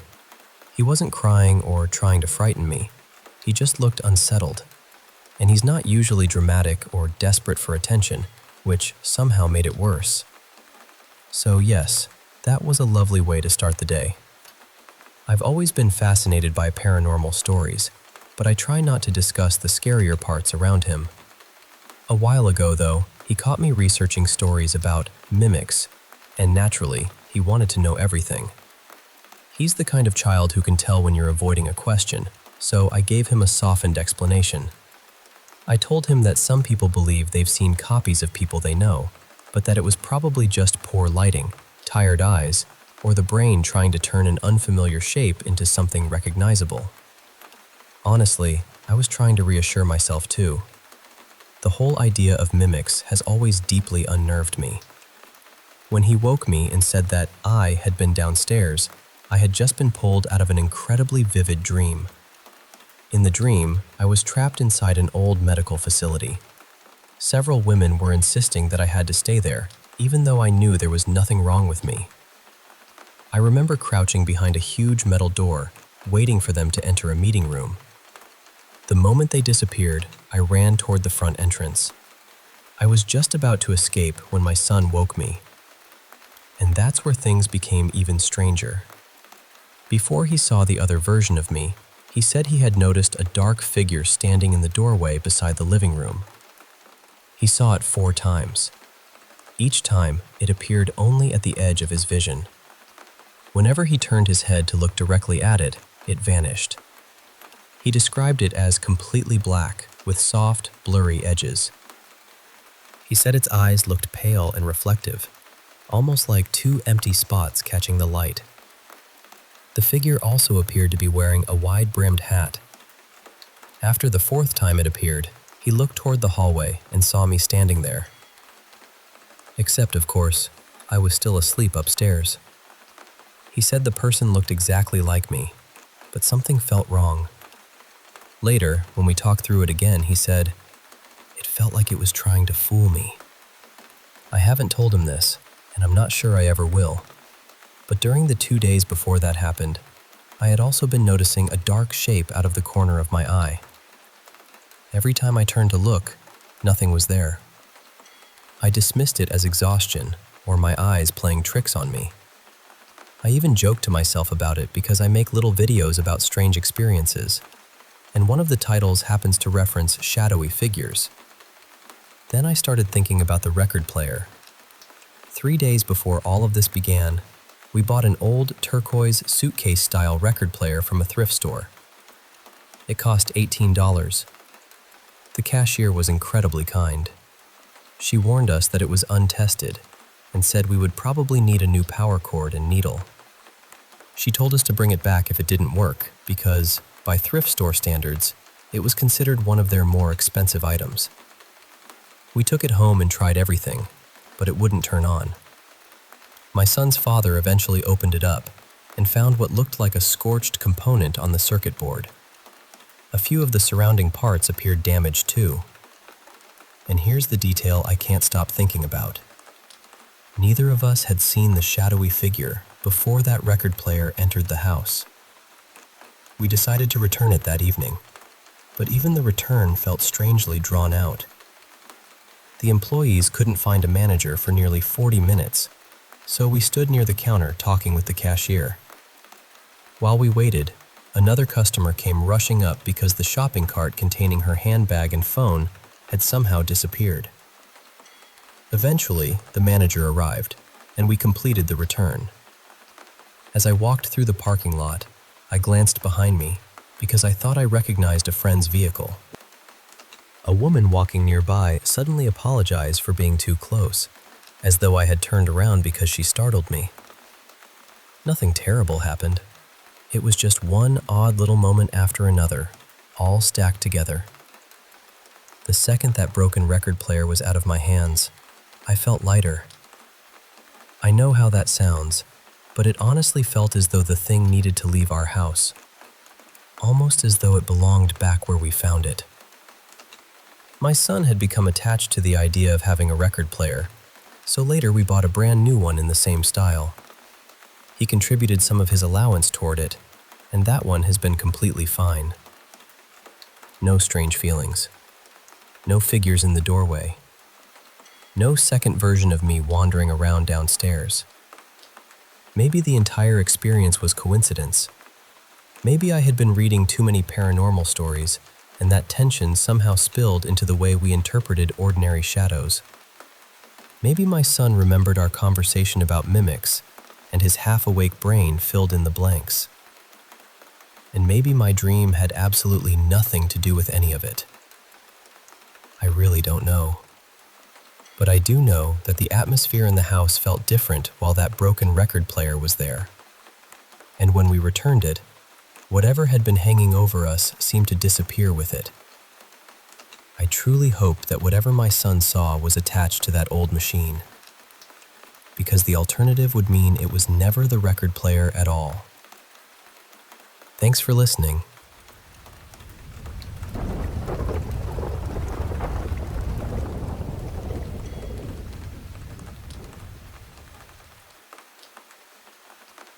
Hey there, I've got some stories to share. These are encounters I've had over the years, strange and mysterious moments that I never really talked about before. They all happened around my home, which, by the way, has a pretty unique history. My house was built back in 1928, but here's the thing. It originally came from a small town that was flooded to create a man-made reservoir. So, the place is surrounded by dense forest and feels really secluded, like it's tucked away from the world. Before I moved in, the previous owner passed away from a heart attack right there, and apparently, he left all his belongings behind. Creepy, right? Well, let me start with the first time I felt something unusual, when I was just 14 years old. It was around 2 a.m., and I was lying in my bedroom. My bed was tucked into this little nook in the corner, so I could only see the hallway outside my room, but not the stairs. They were just out of my sight. I have an older sister who often came home late, so I wasn't too surprised when the light in the hallway suddenly flicked on. But then, I heard footsteps. At first, they were slow and deliberate, like someone was quietly climbing up the stairs. Then, out of nowhere, the footsteps changed, became hard and fast, almost like someone was running. And then, just as suddenly, everything stopped. I called out, "Hello," my voice barely steady, but no one answered. My heart was pounding because I could see the hallway, and it was empty. Frozen in place, I grabbed the home phone. Yes, back then we still had those big landline phones, and called my parents. Waking them up, I told them someone was in the house. We never figured out what it was. There was no sign of anyone. Fast forward a bit to another strange moment, but this one happened outside the house. Remember, I live in the woods, and the nights out here are incredibly quiet. So quiet, it almost feels like the forest itself is holding its breath. One night, I was on my computer with my window cracked open when I suddenly heard a loud noise outside. Curious, I stuck my head out and listened. About 5 minutes later, I heard a man's voice. He was screaming, "Help!" And it was frantic, desperate. Now, some might say it was an animal, but having lived here my whole life and spent time hunting and listening to the forest sounds, I knew the difference. That scream was human. I was shaken, considering calling the police. Then, after waiting another 5 minutes, I heard it again. But this time, the voice seemed farther away, weaker, like someone running away, terrified. I called 911, but no one found anything. It was like the woods swallowed the voice whole. Now, let me tell you about another haunting experience, but this one is a little softer, more gentle. I grew up in a house that used to be a carriage house, converted into a home around 1860. During some remodeling in the late 60s, we found the original wooden boards covered by old newspapers from that era, headlines shouting, "War has begun." My grandparents bought this house in 1912, and from what I gathered, the first family that owned it had a mother who never really left. My mom told me stories of hearing footsteps late at night in the upstairs front bedroom, footsteps that would wander into the hallway or down the stairs. Our little dogs, over the years, would suddenly get up, rush to the bottom of the stairs, and bark furiously, not at the stairs, but at the back wall of the living room. It was eerie. For me, from about age 4 to 18, I would often smell a posy. My mom said it was the kind of floral scent ladies from the pre- and post-Civil War days would wear. When I smelled it, I knew Mary was there. I called her Mary. She was a gentle presence in my room, sitting quietly by my bed, brushing her fingers across my cheek like she was moving hair away, or gently rubbing my forehead. I was never scared of her, not once.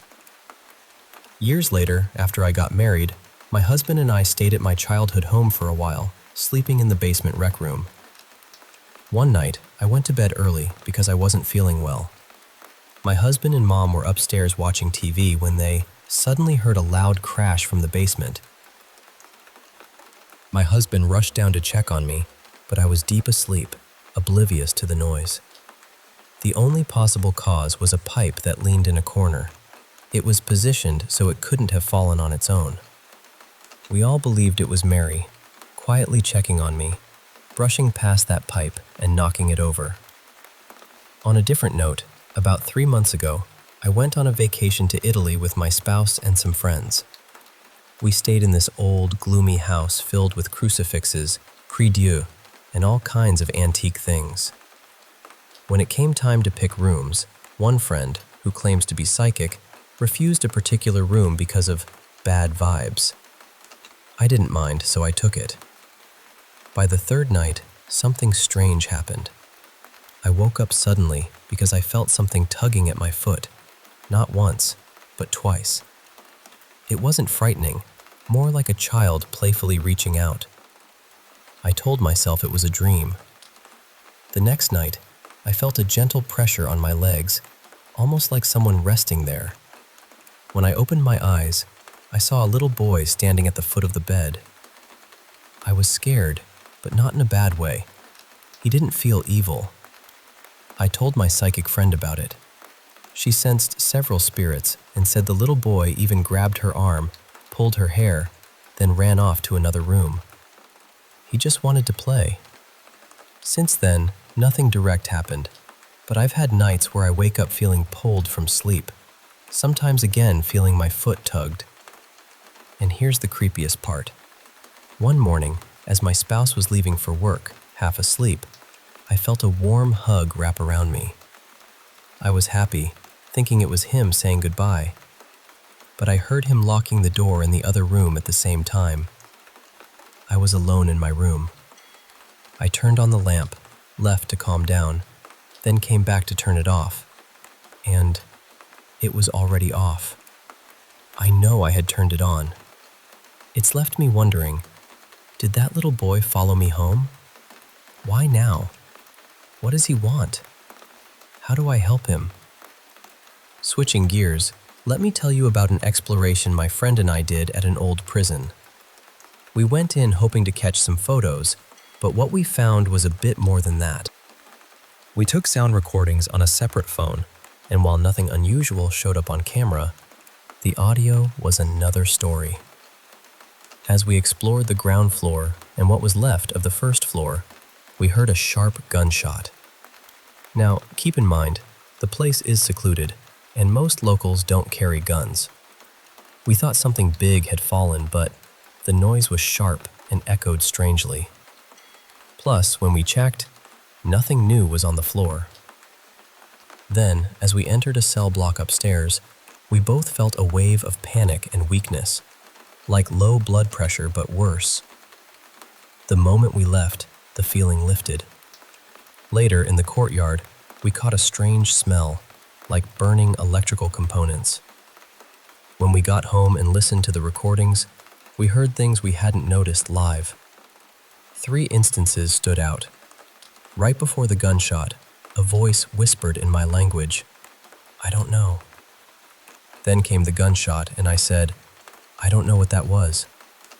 Another time, a little girl giggled as we went downstairs. The last one was the creepiest. I asked my friend if she wanted to explore another part of the prison. She shook her head no, too scared to speak. But on the recording, a voice whispered, "Not now," or "You can't." It was chilling, like someone was mimicking us. There were whispers, sniffles, and that strange electrical smell. We never expected this, and honestly, I'm not going back. That cell block drained me, physically and mentally. It felt like something was watching and messing with us. Finally, I want to share the story of a house I lived in for 3 years, a place that was, without a doubt, haunted. It's been a year and a half since I left, and I'm starting to feel less traumatized, so I want to put it out there and hear what others think. 5 years ago, a friend and our kids were in a tough spot, so we decided to move to a property with 2 houses to help each other and save money on utilities. The place was dingy in a rough area and hadn't been cared for in years. But we brought our own positive energy and hoped for the best. Even before moving in, weird things started happening. There was a spot in the lounge where shadows flickered when you walked past. Cold spots appeared, the dog barked at empty corners, and mold grew overnight. Nobody liked to hang out there. On moving day, my son got stuck in the bathroom. We had to tear apart the door handle because the latch had jammed in the frame. For no reason. There was no lock and no explanation. That first night, my son told me an old lady looked in on him and his brother. They were awake and thought it was me, but it wasn't. I was exhausted and didn't check. They swore it wasn't me. We accepted there was a presence and tried to live with it. Moving out wasn't an option. Stuff kept disappearing, sometimes mid-use, and it wasn't people stealing because someone was always home. Things like small electronics vanished. At night, I'd hear shuffling and kitchen cupboard doors opening and closing. Checking on the kids, they'd be fast asleep. Later, I heard shuffling near my own room, like feet or animals crawling on carpet, but there were no signs of vermin. One night, half asleep, I felt someone tapping my shoulder. I looked, but no one was there. Then it happened again, harder. I was terrified and kept my eyes closed until dawn. I'd hear my kids calling Mum in their voices, but when I checked, it wasn't them. One son got scared and angry because it kept happening. Pictures didn't just fall, they flew across rooms. We'd see or hear them mid-air. No kids were near. Eventually, I stopped putting them up. Once, while cooking with my housemate, the TV suddenly switched on to horse races at full volume, even though we had no sports channels tuned. We looked everywhere for the remote, which was nowhere near the TV. Later, we found it in a couch sleeve, where it couldn't have been reached by the dog. I had a terrifying sleep paralysis episode too. I felt someone walking around my bed, heard growling, felt something tapping my legs and grabbing my toes, sucking energy out of me. I screamed until my housemate heard and woke me. I was shaken for days. One room was freezing cold all the time, even with a heater. Frosted breath in a subtropical climate. One night I woke to light flooding the room and saw figures pacing around my bed. I closed my eyes tight, and when I opened them, they were gone. We wore obsidian stones for protection, but one shattered mysteriously after a year. We tried leaving multiple times, but cars broke down days before trips. It felt like the house didn't want us to go. On the last night, my housemate woke with scratches on their back. Impossible for them to reach, no nails to do it, and no one else was in the room. The marks looked like talon scratches. We finally moved out, sleeping on mattresses in the new place until moving day. We were too scared to be at the old house after dark. After moving, my sons still doubted, so they went back one night without telling me. They freaked out and left quickly, but then realized they'd left their keys inside. The house was empty, and they had only been there minutes. I had to drive out late at night to get the spare key. Just standing outside, I felt 1,000 eyes watching me. It still gives me chills. I think the house made us return one last time. I was too scared to go in. Since then, things have settled, but my youngest son's mental health deteriorated drastically. He was always happy and playful, but after living there, he struggled to return to normal life. I can't help but wonder how much the house affected him. So that's my collection of encounters, from gentle ghosts to terrifying hauntings, from eerie voices to unexplained events. I'm sharing these because sometimes it helps to know we're not alone in experiencing the unexplainable. Thanks for listening.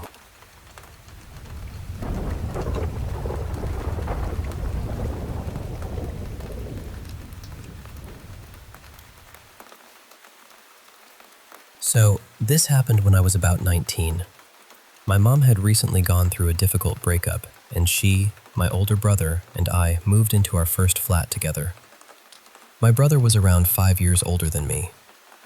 The place was small, just 2 bedrooms, a living room, and a narrow hallway that seemed much longer than it actually was. There was something about that hallway that never felt right. I couldn't explain it. Even during the day, walking towards the front door made me feel as though someone was standing behind me, quietly watching. At the time, though, I was fairly skeptical, so I tried not to think too deeply about it. The strange thing started gradually. A door would slowly open when nobody was near it. The kettle would switch itself on. Occasionally, we would hear movement from another room, only to find it empty. I blamed the wind, loose hinges, faulty wiring, anything that sounded reasonable. Then, one night, I was lying in bed when I heard my mom shouting from her room. It wasn't exactly a scream. It sounded more desperate than frightened. "Get off me!" I jumped out of bed and ran to her room. She was lying completely still with the duvet pulled tightly beneath her chin.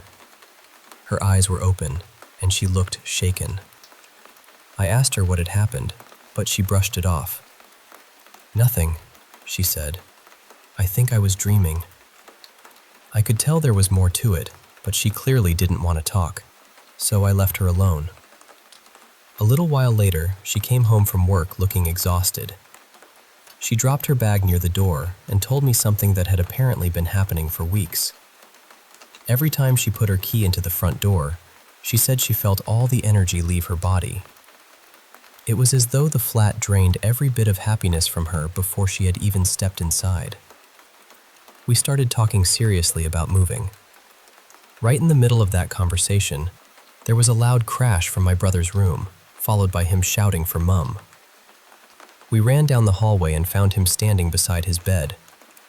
As we watched, Two storage boxes that had been sitting securely on top of his wardrobe slid forward and crashed onto the floor. A moment later, a tall rack of CDs near his television tipped over. Nobody was touching anything. Those boxes had been in the same position for months. I wish I could remember exactly what happened afterwards, but I can't. I remember that it was still early in the evening, maybe around 8 o'clock, and then the rest of the night is strangely blank in my memory. A few weeks later, I was visiting a friend and didn't get home until after midnight.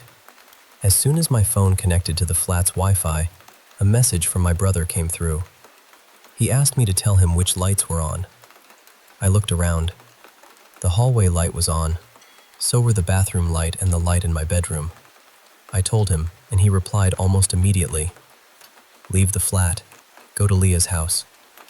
Leah was our older sister. Naturally, instead of listening to him, I stayed. I left every light on, sat in the living room, and stayed awake until morning. I'm still not sure whether that was bravery or stupidity. Nothing obvious happened, but the atmosphere was horrible. The entire flat felt tense, almost as though it knew I was alone. The next day, my brother explained what had happened. He had been lying in Mom's bed because she had gone to Leah's house for the night. Before getting into bed, he had switched off every light in the flat. About 20 minutes later, the hallway light came on. He got up, turned it off, and returned to the bedroom. A few minutes after that, he heard the bathroom pull cord click. That cord was stiff. You had to pull it firmly to switch the light on. It couldn't have moved because of a breeze. He stayed in bed, trying to convince himself to go and investigate. Then he saw a glowing ball of light appear above Mom's bedroom door. According to him, it hovered there for a moment, shot towards the floor, and vanished. That was enough for him. He grabbed his phone and jacket, switched the lights off again, and ran all the way to our sister's house. But when I arrived later, 3 of those lights were back on. I still don't know what to make of that. Eventually, all of us moved out. The electricity was disconnected because the prepaid meter had run out, but we still had access to the flat for a short time. Occasionally, I would go back there with friends. We would sit in the empty living room, light a few candles, and talk. For months, nothing happened. Then one night, 4 of us were sitting in the living room with the door closed. The flat was completely dark apart from the candles. In the middle of a conversation, I suddenly stopped talking. From somewhere down the hallway, I heard a woman make a low, quiet sound. It was somewhere between a moan and a sigh. I asked my friend beside me whether he'd heard it. He shook his head. Everyone went silent for a moment, but nothing else happened, so I tried to laugh it off. Then we heard another sound. This one was much louder. It sounded like a man groaning in pain, and it came from directly outside the living room door. My friend beside me heard it too. We looked at each other, and neither of us needed to say much. We told the others we were leaving, blew out the candles, and got out of the flat as quickly as possible. I never went back after that. The lease ended soon afterwards, and my mom was furious when she saw the state of the living room. There was candle wax everywhere. She also discovered what my friends and I had occasionally been smoking in there, so I received 2 lectures for the price of 1. There were a couple of other things that always stayed with me. My niece was about 2 years old at the time, and she absolutely hated visiting the flat. Whenever she looked down the hallway, she would start crying and point towards the front door. "The man," she would say. "The man is there." None of us could ever see anyone. We also noticed that one of the neighboring Wi-Fi networks was called Ghost Watchers. Maybe it was just a joke, or perhaps the neighbors had experienced strange things too. Years later, my mom finally told me what had happened on the night she shouted from her bedroom. She said she had felt the mattress sink beside her. Then she felt the weight of someone climbing on top of her. She couldn't move, but she could feel what she believed was a man pressing her down. It may have been sleep paralysis. She was under an enormous amount of stress at the time, and there could be a perfectly reasonable explanation for everything that happened. Loose wiring, uneven floors, overactive imaginations. I still consider myself a skeptical person. But when I think about that hallway, those lights, and the sound outside the living room door, I can't honestly say that I have an explanation. Maybe we frightened ourselves. Maybe the flat was simply old and unsettling. Or maybe something was standing in that hallway the entire time, waiting for us to notice it.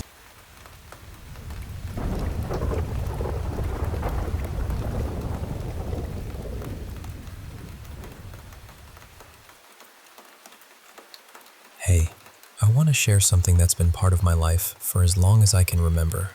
It's a bit strange and, honestly, sometimes it still unsettles me, but I've never really found anyone who's had the same experience. So here I am, hoping it's okay to tell this story. Bear with me, I'm on my phone right now.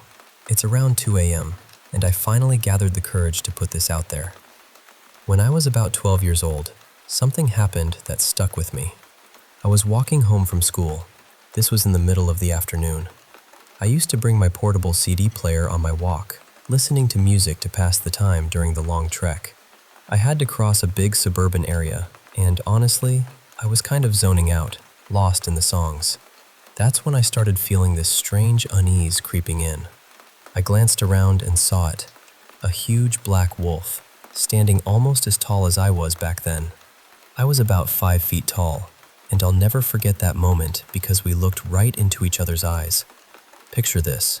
I was coming up a small hill, and about a block away, at the corner of the road, there it was. Just standing there, staring straight at me. Now, my grandpa was a canine handler, so I grew up around dogs of all kinds. That instinct kicked in immediately. I knew to stay calm, not to challenge it, to avoid eye contact. I slowly looked down, keeping my head lowered. Luckily, I needed to turn left, and the wolf was on my right, so I kept my steady pace, reminding myself not to run. Running would only trigger its hunting instincts. Still, I couldn't get over the sheer size of this creature. It was massive, bigger than any wolf I'd ever seen or heard about. As I turned up my cul-de-sac, I kept an eye on the paws crossing the road ahead, trying to track it without making it feel threatened. But then, just like that, it vanished. I glanced back, even though I knew I shouldn't take my eyes off an unfamiliar animal, but it was gone. I felt a mix of relief and disbelief, cursing myself for even letting my guard down. I hurried inside, shut the door, and locked it tight. That was only the beginning. For the entire year I lived in that house, I'd see that wolf again, sometimes sitting quietly in my backyard, sometimes pacing behind the 6-foot privacy fence in the wild grass, or just sitting there, staring up at my second-story window. It was like it was always watching, always there. Then I moved from Colorado to Texas, thinking that maybe this chapter was over. But no, the wolf kept showing up. At first, I was scared, but over time, I got used to the idea of catching glimpses of it watching me from a distance. I never felt threatened, just observed. What's even stranger is that I wasn't the only one to see it. Exes, my current spouse, and my best friend have spotted it too. I remember one night when we were having a sleepover on my friend's parents' property, which is nearly 400 acres of open land. At about 15 years old, they saw the wolf with me. The next morning, we wandered the fields and found a dead cow, its limbs scattered, like it had been torn apart. But what was odd was that the cow wasn't supposed to be there at all. All the other cattle were miles away, behind multiple fences, so there was no logical explanation for its presence or state. There are more stories I could tell, but I'm worried this message might get too long and my phone might start lagging. Most of the encounters are like this: glimpses of the wolf from afar, followed by strange discoveries of dead animals afterward. I'm 30 now, and I moved back to Colorado last year. Since then, the sightings have become fewer and farther between. I think part of that is because I live in a basement apartment now, and due to being high risk for COVID, I don't spend as much time outside. Even though the visits are rare these days, when I do see those glowing red eyes in the distance, I still feel the same mix of awe and unease. It's like this silent guardian or watcher keeps threading through my life, unseen by most, but always there, a shadow in the edges of my world.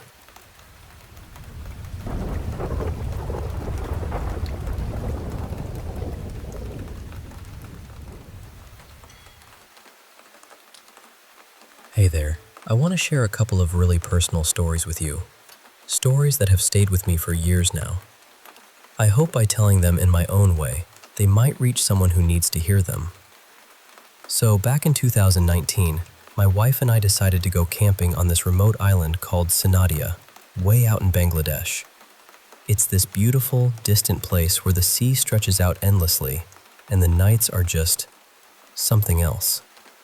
We figured a night walk along the beach would be perfect, especially with the moon shining so bright that everything seemed almost surreal, like the waves were glowing softly under its light.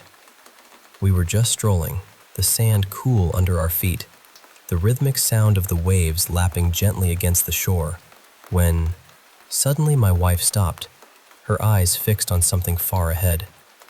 There was this shadow hanging there on the beach, not moving, just waiting. It was distant, but unmistakable, a dark shape contrasting sharply against the moonlit sand. Curiosity got the better of us, and we decided to get closer, to see what it really was. As we walked towards it, though, something strange started happening. Both of us felt this sudden wave of nausea, like the air itself had turned thick and heavy. It was as if gravity had doubled, pressing down on us, making every step harder than the last. My wife grabbed my arm, her voice trembling as she whispered, "Maybe we shouldn't go closer. Let's just turn back." But before we could step away, the shadow shifted. It morphed into this gigantic silhouette, something like a dog or maybe a horse, but impossibly huge, like a canine from the age of dinosaurs, towering and ominous. It started moving towards us, slow and deliberate. The pressure of its presence was suffocating. I could feel it crushing the air around us, and the sickness came back with a vengeance. Panic surged through us, and we started running, heart pounding in our chests, sand kicking up behind us. The creature followed, relentless. How long we ran, I can't say. Time blurred into one long stretch of fear and adrenaline. Finally, we reached our camp, breathless and shaking. Our group decided to pack up and leave at first light. And the locals here? They were serious, warning us not to tell anyone about what we saw. It felt like a secret too strange, too terrifying to share. Honestly, I'm new to sharing stories like this on platforms like Reddit, and I'm not the best writer. But this experience shook us deeply. Neither of us smokes or drinks, so it wasn't a hallucination from anything like that. If anyone has any ideas about what we encountered, I'd really appreciate hearing them. Now, shifting gears a bit, I want to talk about something that's been with me since I was a kid: sleep paralysis. It's this terrifying thing where you wake up and can't move, and often a dark shadow creeps into your room, inching closer and closer until it feels like it's right there with you. For most of my childhood, this was a haunting experience. I also battled depression during those years, a weight that made happiness feel like a foreign concept. I honestly thought everyone felt the same kind of numbness and sadness. In my late teens, I finally accepted I needed help and started medication. It helped a bit, but the sleep paralysis episodes kept coming. Then in my mid-20s, I hit a breaking point. I was utterly unhappy, and I knew something had to change. I made a promise to myself to fight for peace, to rebuild my life. Over about a year, I worked hard on healing and growth. The sleep paralysis episodes didn't stop immediately, but they lost their grip on me. I wasn't scared anymore. Then one day, like flipping a switch, joy flooded my life. It was so overwhelming, so real, I could hardly believe it. After that, I had one last sleep paralysis experience, but this time, something was different. Instead of fear, I felt this fierce anger as the shadow approached. I remember yelling at it. "Do it already! If you're here to take me away, just do it! Stop wasting my time! I'm not afraid of you!" I wanted to fight back physically, but I couldn't move, still trapped. But the fear was gone. That was the last time sleep paralysis touched my life. I'm 30 now, and I can't fully express how humbled and grateful I feel. After losing my job, I sold everything and started fresh with nothing. I found meaning, started a business I love, surrounded myself with amazing friends and family, and even got the dream car I always wanted. Soon, I'm building my first tiny home. I'm not the smartest guy, and I'm sure I stumbled in how I told this, but I hope my story helps someone out there find their own peace. Life can be terrifying, weird, and wonderful all at once, and sometimes, the scariest shadows teach us how strong we really are.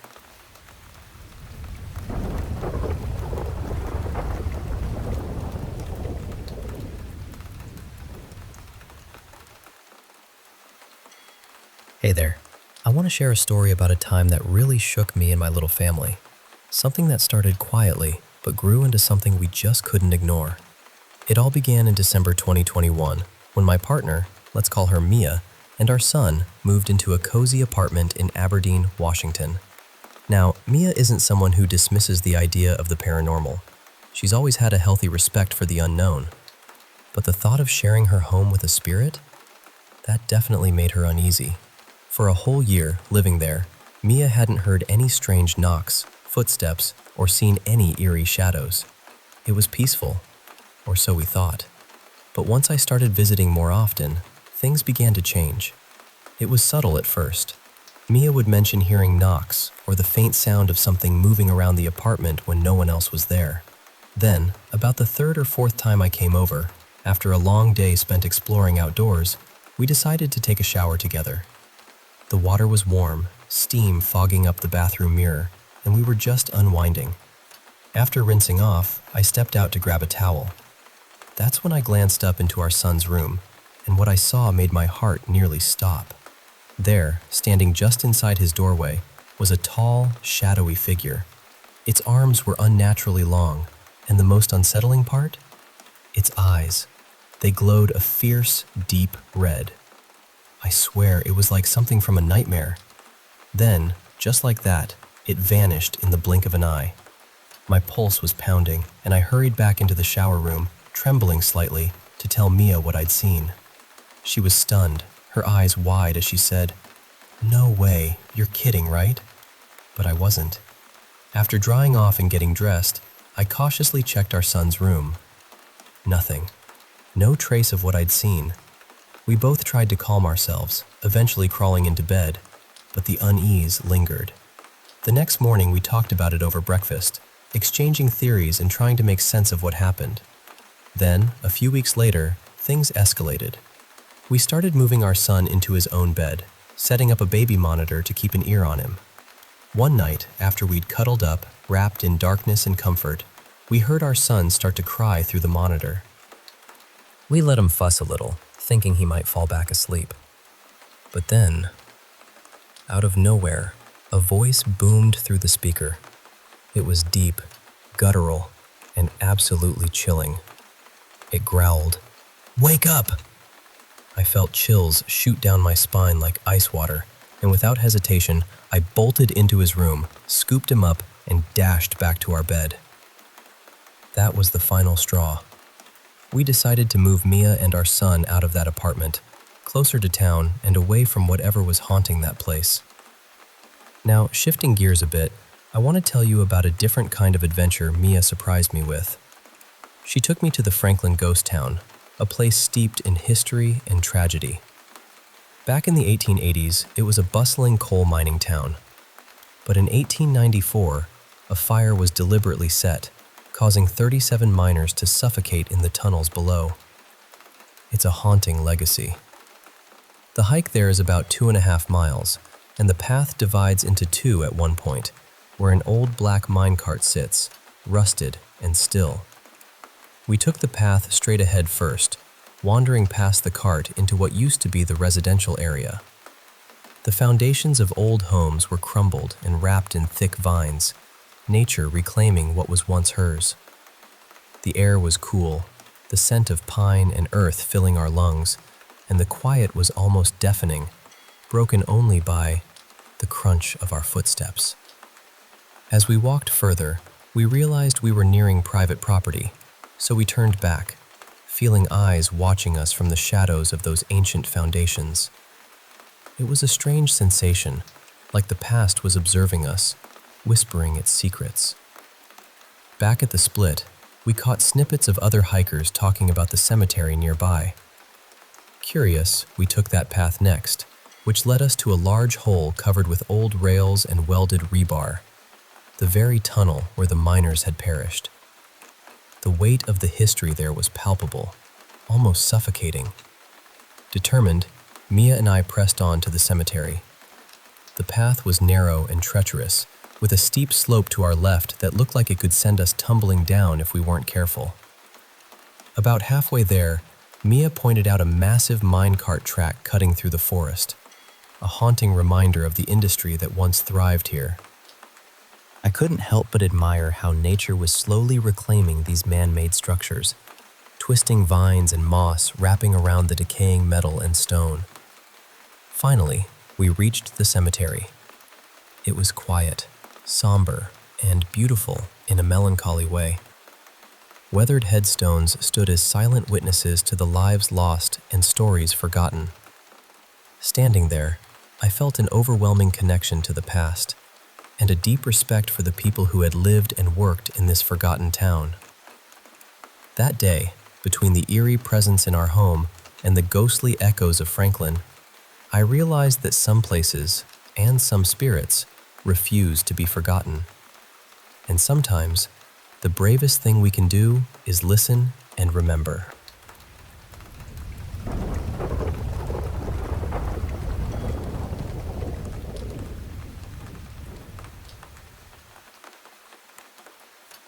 Hey there, I want to share with you two eerie stories, one from deep beneath the Hoosac mountain chain and another from a house tucked away in London's Berkeley Square.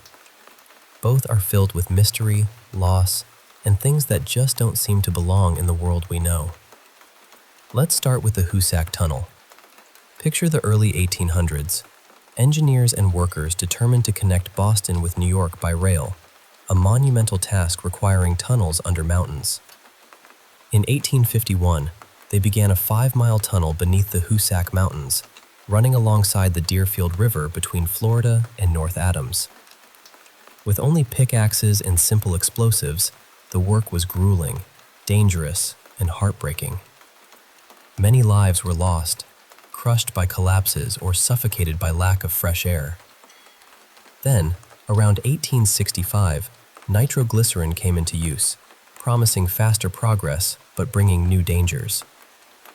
On a calm March afternoon in 1866, a worker named Ringo Kelly was experimenting with this powerful new explosive.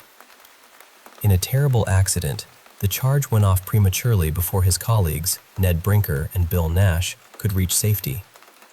The blast buried Ned and Bill under tons of rock instantly. Afterward, Ringo changed. He grew distant, jittery, and spoke of shadowy figures stalking him through the tunnels, whispers echoing when he was alone. Then, one day, he disappeared. Later, his body was found at the same deadly spot where Ned and Bill had died.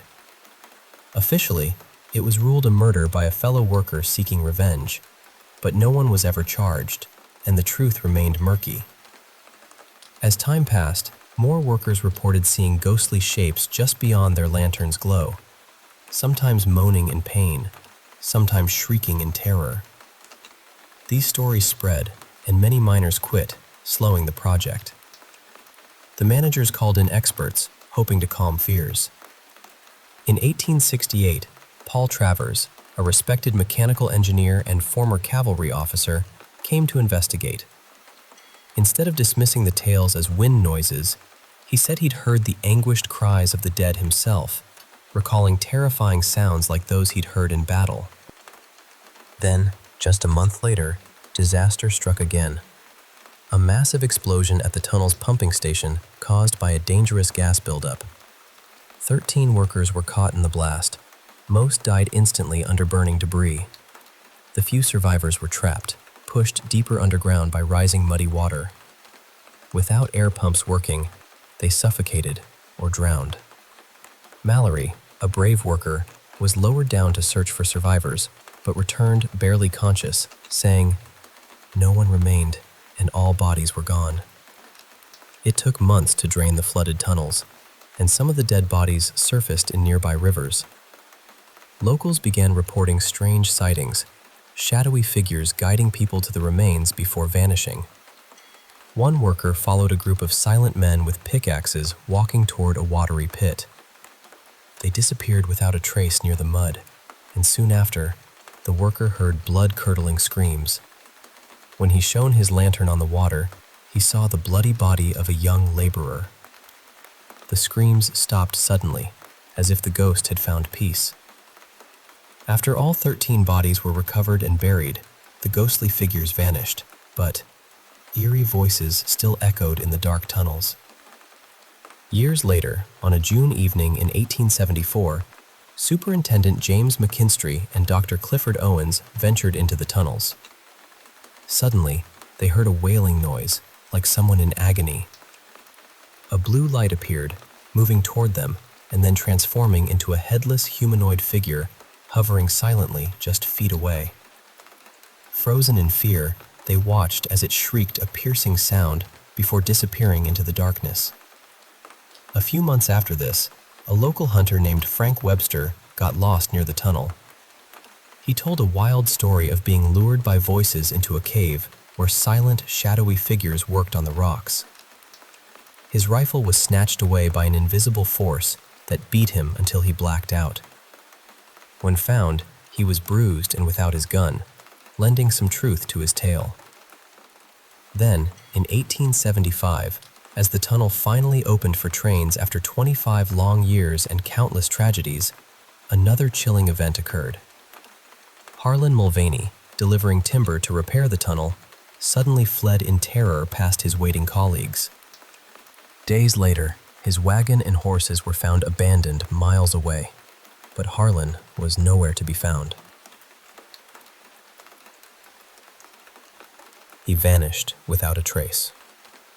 Fast forward to the 1970s, when renewed interest in the tunnel brought paranormal investigators. Bernard Hestaba vowed to walk its full length to debunk ghost stories, but disappeared inside the tunnel, never to be seen again. Other investigators reported seeing ghostly miners and hearing cries, their audio recordings capturing eerie moans. Yet not all spirits seemed hostile. Joseph Impaco, a railroad worker, said he was saved twice by ghostly warnings, voices urging him to run or drop a tool, narrowly avoiding deadly accidents. So, the Hoosac Tunnel earned the grim nickname, the Bloody Pit, a place where countless souls might still linger, trapped by tragedy. Were these hauntings real? Or were they illusions born from darkness, fear, and exhaustion? While some explain the sights and sounds as tricks of the mind in suffocating, claustrophobic tunnels, the disappearances and strange phenomena remain unsettlingly unexplained. Now let me take you across the ocean to London, to a house at 50 Berkeley Square, infamous through the 19th century and beyond as one of the most haunted houses in the city.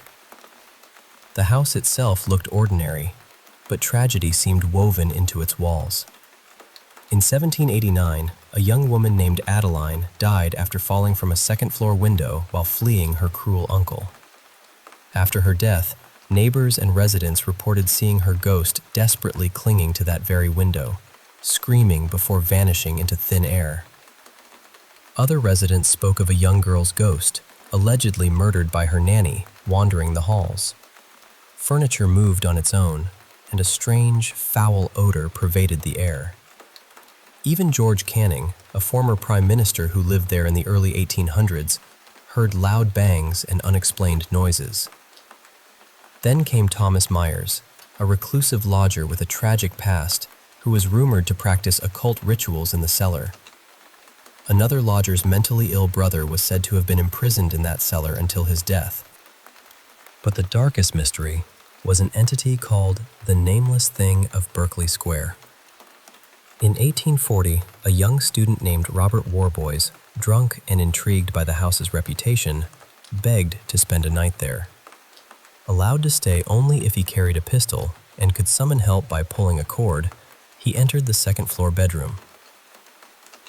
Just an hour later, a gunshot rang out. The landlord found Robert terrified, pistol fired, but no sign of what had frightened him. Robert fled without explanation. 30 years later, Lord George Littleton, a former MP and paranormal enthusiast, spent a night in the same room. Awakened by strange noises near the window, he saw a disgusting mass of tentacles leap at him from the darkness. He fired his rifle, but the creature vanished, leaving behind a slimy residue. Then tragedy struck the household. A maid preparing the second-floor bedroom for her fiancé was found screaming, fixated on a corner, pleading, "Don't let it touch me." She was committed to an asylum. Her fiancé, a naval captain, stayed that night with a pistol. The next morning, he was found dead from a gunshot wound, and the maid had died that same night. Years later, 2 sailors broke into the abandoned house for shelter.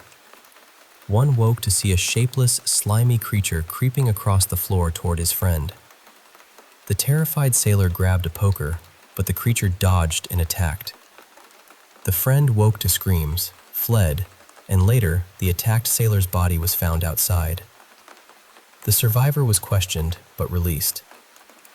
Theories abound. Skeptics say these stories were exaggerated or fabricated. Robert was drunk, Lord Littleton might have staged a stunt, and the sailors could have had a violent fight covered up by ghost stories. Others think occult rituals might have opened a portal in the cellar, allowing demons to enter. Some even speculate an unknown creature, perhaps a mutated cephalopod from the Thames, made the house its lair. Regardless of the truth, the police once forbade access to the top floors, and the house's walls have witnessed untold suffering and terror. So, from the dark, deadly depths beneath the Hoosac Mountains to the haunted halls of Berkeley Square, these stories remind us that some places carry shadows not easily explained, echoes of the past that linger in whispers, in lights that don't belong, and in the chilling silence that follows a scream. Whether spirits, illusions, or something else entirely, the mysteries endure, inviting the brave to listen closely and wonder.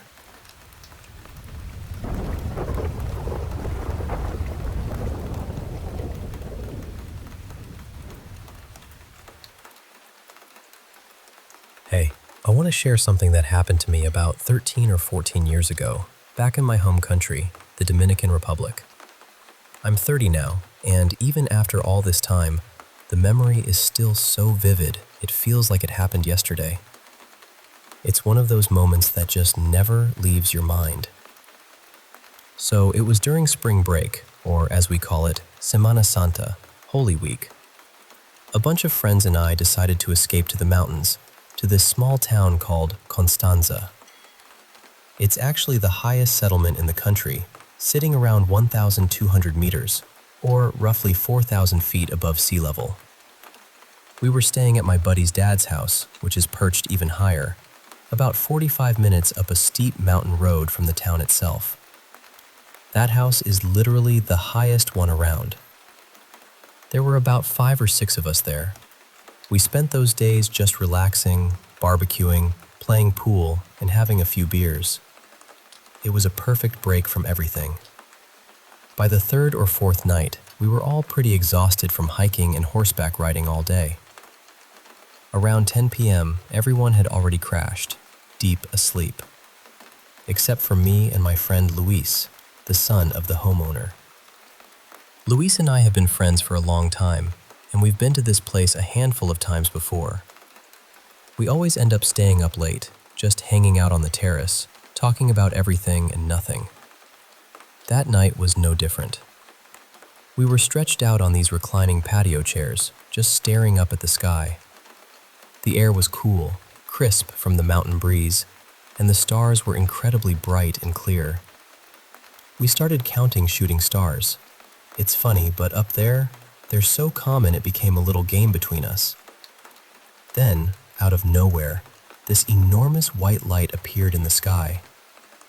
And I don't mean a typical star.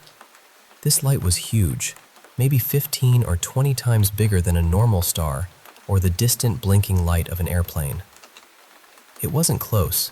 It seemed really far away, just hanging there, perfectly still. We looked at each other, silently asking, "Are you seeing this?"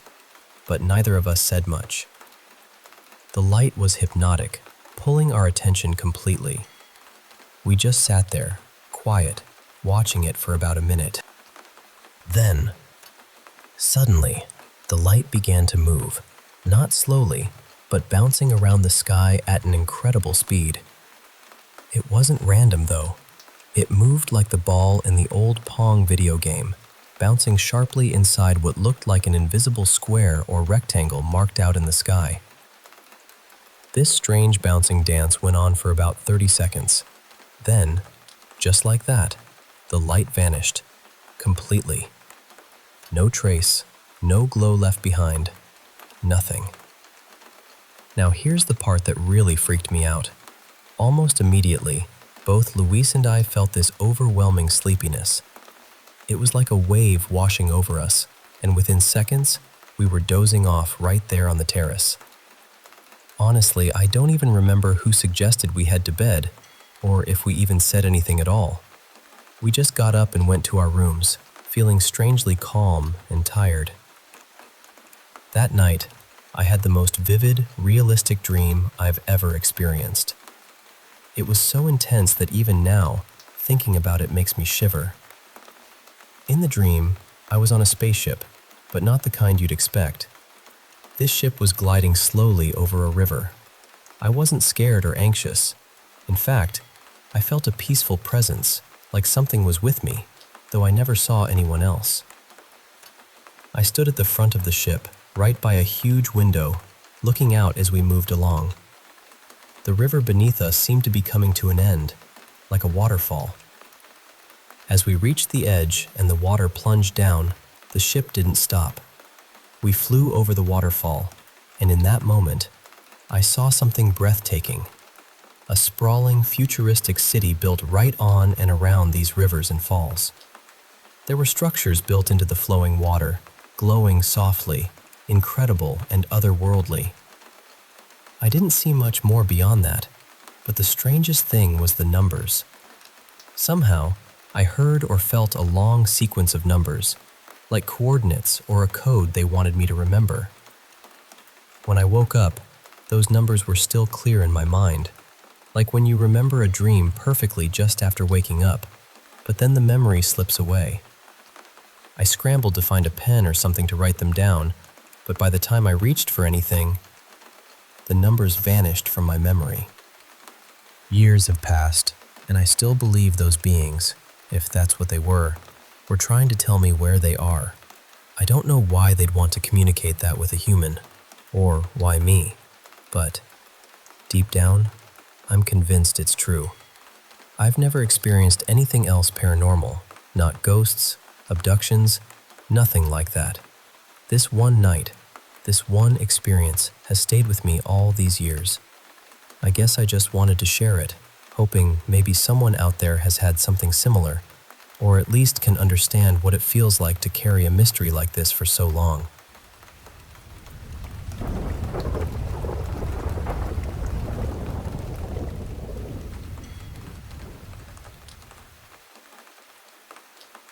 I still live in the house where I grew up. It has been in my family for 3 generations, ever since my grandfather on my dad's side built it sometime in the late 1940s. I never knew him. Grandpa Summerfield died many years before I was born, and my grandmother never remarried. Growing up, I was simply told that he had suffered a heart attack and later passed away at the hospital. But even before I knew that story, there was one room in the house that frightened me. It was my parents' bedroom. The room sat directly beside the bathroom, and whenever I walked down the hallway, I felt as though something was waiting inside it. As a small child, I was convinced that a hand would reach through the open doorway and grab me if I moved too slowly. So I developed a routine. I would walk normally until I got close to the bedroom, then sprint past the doorway, rush into the bathroom, and shut the door behind me. I never saw anything, but the fear felt completely real. By the time I was 9 or 10, I had decided I was too old to behave that way. I still felt uneasy near the room, but instead of running, I would walk past slowly, almost daring whatever might be inside to show itself. Years later, when I was around 16, I finally asked my grandmother how Grandpa Summerfield had died. She explained that his heart attack had happened inside the house. Something in me immediately connected that answer to the bedroom.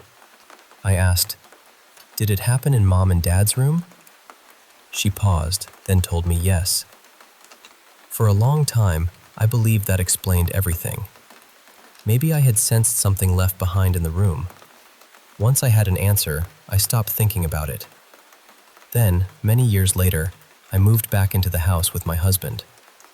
We were hoping to start a family, and my father, who had recently divorced my mother, was working out of state as a long-haul truck driver. Since the house would otherwise be empty, he offered it to us. We moved into the same bedroom my parents had used, the same room where my grandfather's heart attack had begun. For several years, life continued normally. Then, my marriage fell apart. The separation became bitter and exhausting. My husband finally moved out in the spring of 2018, but the divorce dragged on for years afterward. The stress affected me so badly that I began sleeping for most of the day. On the worst days, I slept for 18 hours or more. My weight dropped dramatically. I barely had enough strength to feed my 3 dogs and 2 cats, let the dogs outside and take care of myself before crawling back into bed. About 6 weeks after my husband moved out, something happened that I still cannot fully explain. I was asleep when I suddenly woke at around 3 in the morning. The house was silent. Then, I heard the back door open and close. My bed faced the bedroom doorway, so I could see part of the hallway from where I was lying. At first, I thought I must still be dreaming. My dogs normally barked at the slightest noise. If a door opened, they became a living alarm system. But that night, none of them moved.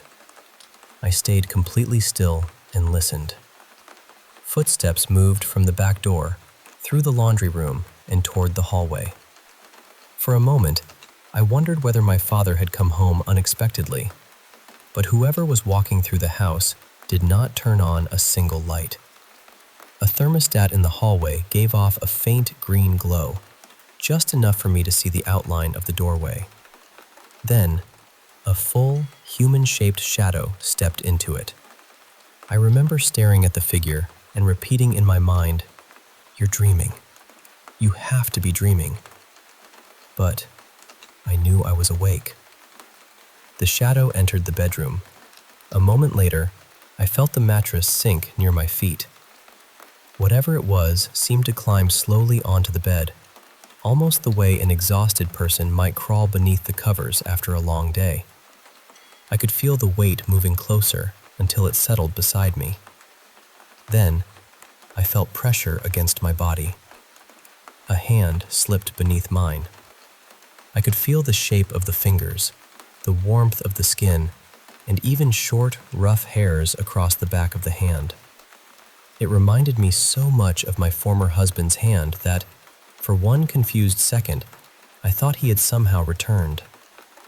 Then the figure whispered, very softly, "Shh, it's only me." That was when panic took over. I rolled out of bed, reached for the lamp, and switched it on. The bed was empty. I searched the entire house, every room, every doorway, and every closet. The front door was still locked. The gate leading into the backyard was secured from the inside, and the yard was surrounded by a fence nearly 7 feet tall. There was no one there. Only me, my cats, and my dogs, who had never barked or even lifted their heads. I did not sleep again that night. Later, I spoke with a doctor about the extreme amount of sleeping I had been experiencing. He suggested that the incident may have been caused by sleep deprivation, even though I showed him a detailed log proving that I had been sleeping far more than usual. When I told my aunt what had happened, she became unusually quiet. Then she told me about the time she and my uncle had stayed in the house while their own home was being built. They had slept in the same bedroom. My aunt has always been sensitive to things other people do not notice. She told me that one night, as she was trying to fall asleep, she sensed someone else in the room. Soon afterward, she felt a heavy pressure settle onto her chest. It became so intense that she thought she might be having a heart attack. Instead of panicking, she simply said aloud, "Not tonight. I'm tired. Leave me alone." The pressure disappeared. What disturbed her even more was the behavior of her dogs. She had two large pit bulls who were affectionate, calm, and normally very obedient.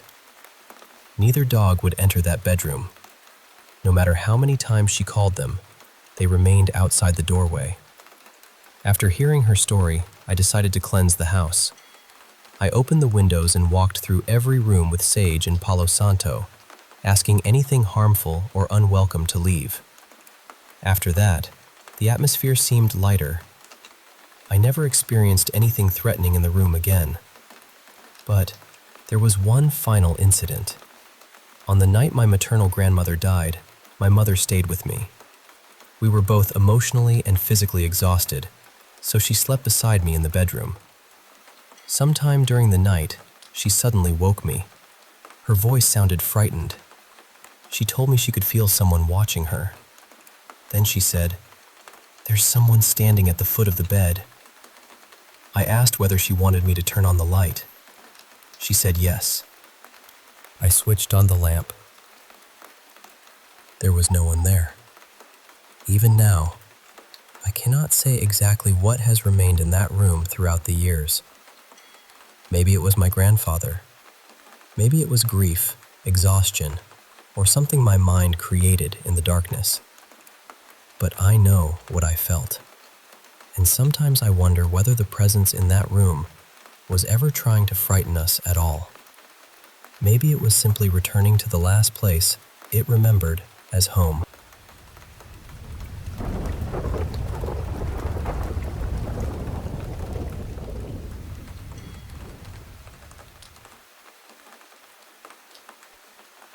Let me begin by telling you something honestly. I've never been especially religious. Whenever someone asked whether I believed in God, I usually gave them a shrug and some vague answer about keeping an open mind. Then I changed the subject and carried on with my day. That was before Saturday night. My friends have always loved noisy nights out. Packed clubs, flashing lights, questionable pills passed around in bathroom stalls, and messages sent at 3 a.m. saying they no longer needed the ride I had offered them. I enjoyed a drink now and then, but clubs were never really my world. Give me a quiet pub, a glass in my hand, and an old television humming above the bar, and I was perfectly content. Still, I went along with them that night. I lasted through the first club, ordered a bottle of alcohol-free beer, and tried to look like I was enjoying myself. Once my friends started disappearing into the crowd with strangers, I decided my duties were finished.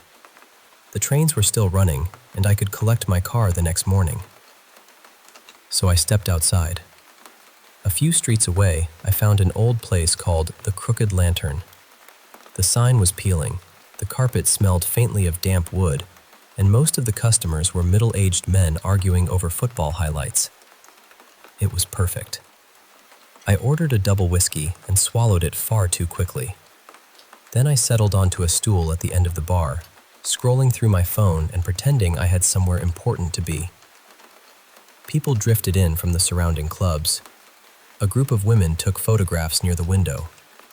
2 lads carried in boxes of greasy noodles. Another man dragged his barely conscious friend onto a cracked leather sofa and ordered water, crisps, and every packet of peanuts behind the bar.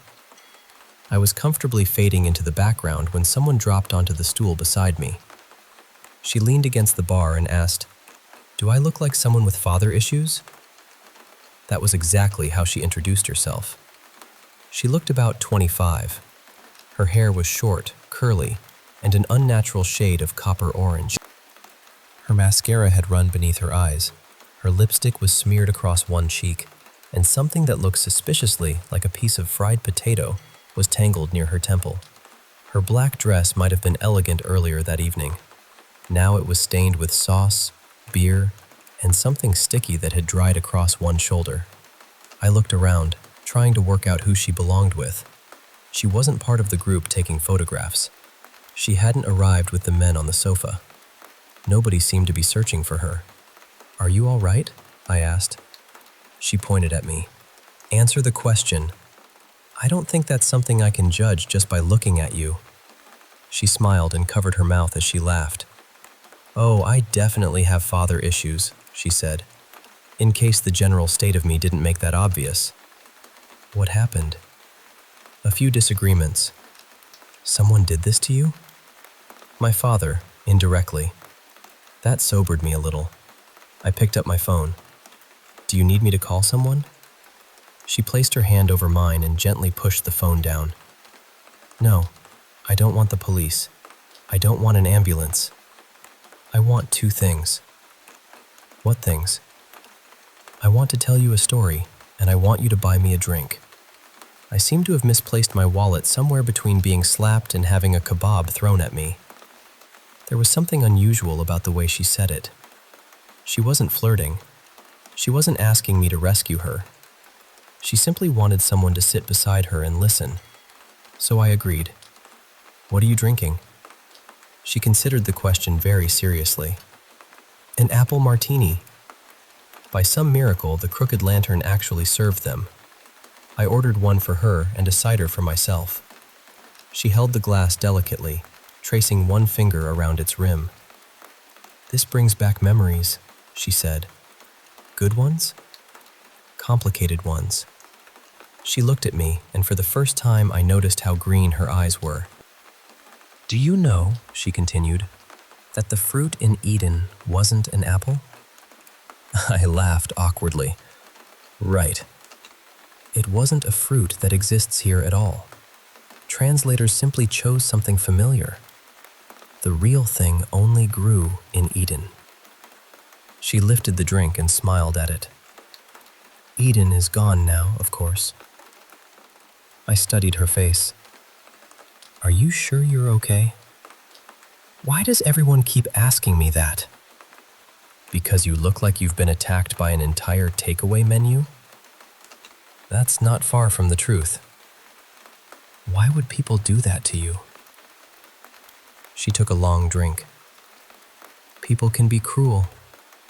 Alcohol simply gives cruelty permission to speak louder." Then she set down her glass and turned toward me. "You bought me a drink. Now you have to hear the story." I nodded. She raised one hand toward the bartender, who had already begun preparing another martini. "People blame me for Eden," she said. "They always have. Adam, Eve, the forbidden fruit, the exile from paradise. Somehow it all became my fault." "I'm not following." "Of course not. I haven't introduced myself properly." She offered me her hand. "My name is Lucielle," she said, "but most people call me Lucy." I stared at her hand without taking it. "Lucielle?"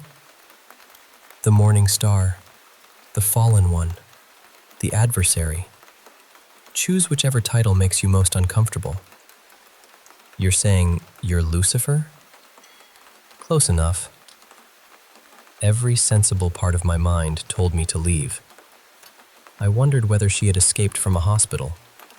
I searched her wrists for an identification band. I considered quietly alerting the bartender. Lucy watched me with an amused expression. "You think I'm mad?" "I think you may need help. And yet you haven't walked away." "You're alone, intoxicated, and covered in other people's food. She raised her glass. Fair point. Then she leaned closer. Let's make an agreement.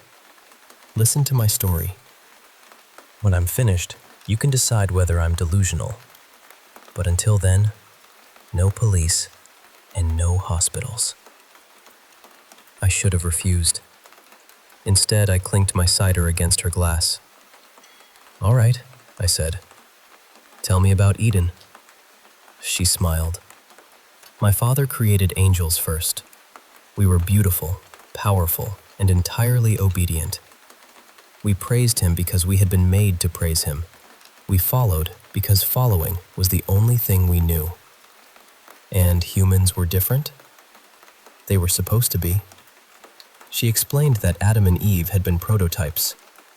Her father wanted beings who resembled him, not merely in appearance, but in thought. He wanted them to create, question, imagine, and choose. But when the moment came to give them true freedom, he became afraid. He wanted children, Lucy said, but he also wanted subjects. Those desires do not live peacefully together. So he created the forbidden fruit? He created the possibility of knowledge. Then he told them precisely where to find it and ordered them never to touch it. That sounds like a test. It was, but not of them. Her smile faded. It was a test of him. She told me that she had once been her father's favorite. She had stood beside him during the formation of the world. He had called her his light bearer. When he became afraid to approach the humans himself, he sent her into Eden. He asked me to awaken their curiosity, she said, to guide them toward the choice he was too frightened to offer openly. So you tempted Eve. I spoke to her. I asked her what she wanted. Nobody had ever asked her that before. And the snake? There was a snake nearby. It became a useful symbol centuries later. She laughed softly. Snakes never had legs, by the way. That part always seemed rather unfair. I should have dismissed everything she said. Instead, I found myself listening more closely. What happened when Eve ate the fruit? Humanity woke up. And you? So did I. She explained that by guiding Eve toward freedom, she had somehow encountered freedom herself. For the first time, she could see her father's flaws. She could question his decisions. She could imagine disobeying him. The angels had no free will? I asked. No. But you did. By accident. She looked down into her drink. That was the beginning of the end. She tried to explain the experience to the other angels, but they couldn't understand her. To them, questioning their creator was not courage, it was corruption. Her father withdrew from her. He blamed Adam and Eve for taking the knowledge he had placed within their reach. He blamed Lucy for offering it. Most of all, she said, he blamed himself, though he would never admit it. Eventually, he gathered the angels before her. He told me I was no longer his light bearer, she said. He called me a distortion of his will, something broken, something that should never have learned to choose. Her voice became quieter. Then he cast me out. You fell into hell? Lucy gave me a weary smile. No, that is the part humans added later. Then where did you fall? Here. She tapped the bar with one fingernail. Earth. The television continued playing above us. Someone near the door laughed. Glasses clinked. Yet the room felt strangely distant, as though Lucy and I were sitting inside a pocket of silence. My father gave me dominion over the world of free creatures, she said. He thought I belonged among you. And did you? At first, I believed I might. She told me she had watched kingdoms rise and collapse. She had seen emperors, churches, governments, and corporations promise order while quietly feeding themselves on fear. She had watched ordinary people surrender their choices because obedience felt safer than responsibility. "I wanted humans to become something extraordinary," she said. "You had the one gift my brothers and sisters never possessed. Free will. Yes. And most of you traded it for comfort." I glanced around the pub. The women near the window were still staring into their phones. The football supporters shouted at a match that had happened years earlier. The unconscious man on the sofa had started snoring while his friend held a cup of water beneath his chin. Lucy followed my gaze. "You hide in routines," she said. "You follow leaders you despise. You obey traditions you don't understand. You surrender your time to people who already possess more than they could ever use. Then you call it freedom, because nobody has placed visible chains around your wrists. That isn't everyone. No. People protest. People resist. People help each other. A few do. That matters." "It does," she admitted. "But you treat goodness as an exception when it should be the foundation." I asked whether that was why people were sent to hell. Her expression changed. The warmth disappeared from her face. Her eyes became clear, and her drunken slur vanished so completely that I wondered whether it had ever been real. "Tell me," she said, "when did I mention anyone being sent to hell?" I opened my mouth, then closed it. I couldn't remember her saying it. "You assumed it," she continued. "Your species assigned me a prison and made me its guard. You decided I whisper evil into your ears because accepting responsibility for your own actions was unbearable." She leaned toward me. "I do not cause wars. I do not create famine. I do not abuse children or build weapons.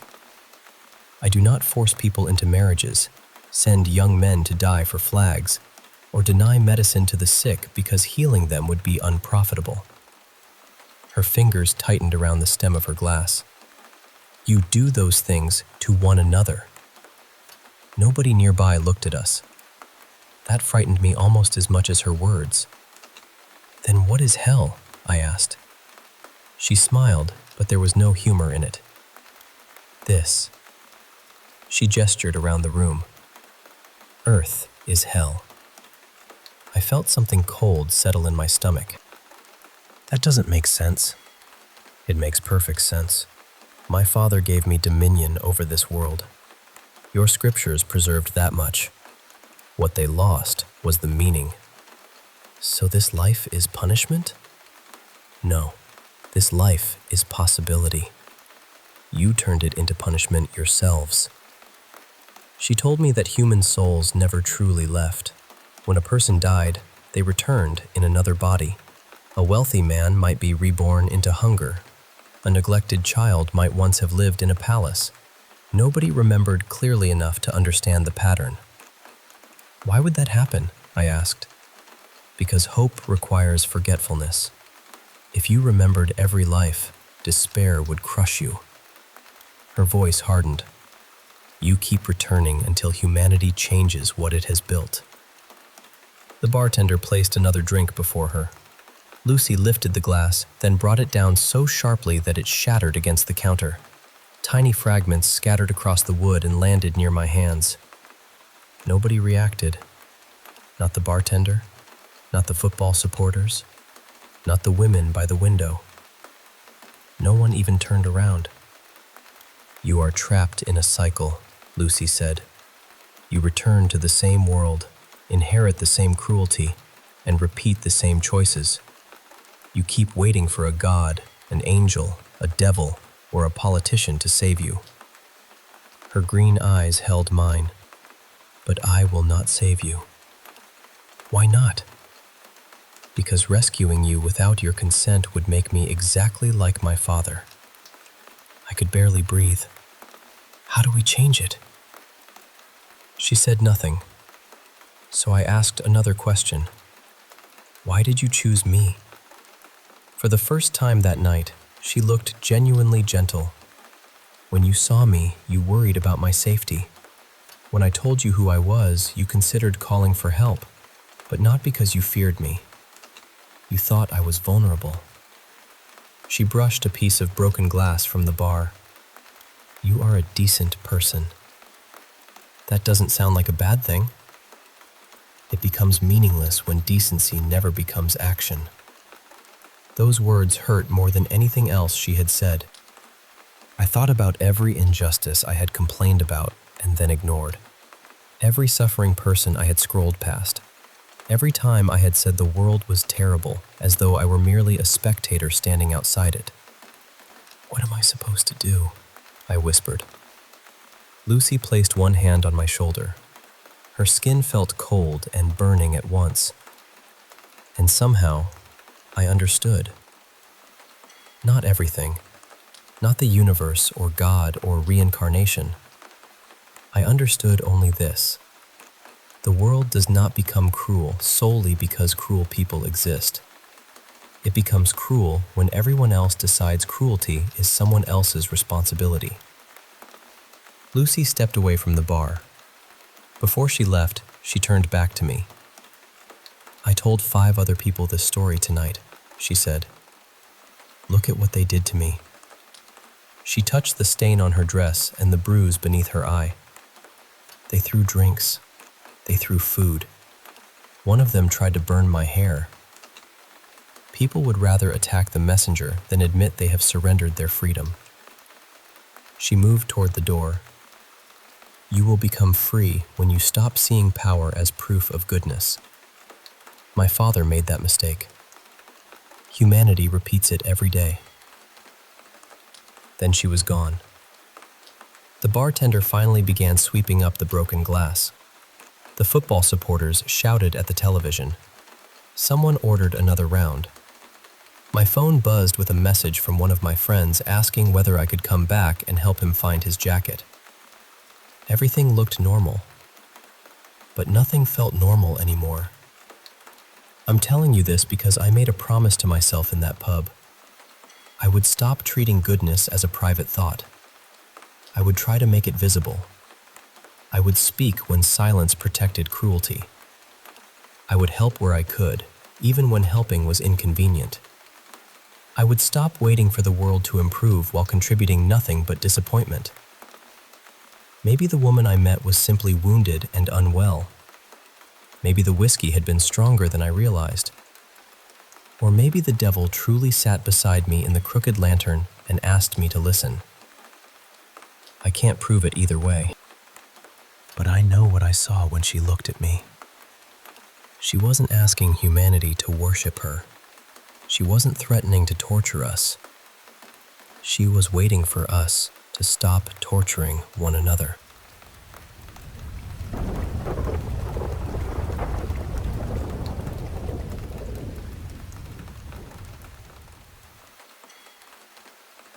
I'm not sure this is the right place to share something like this.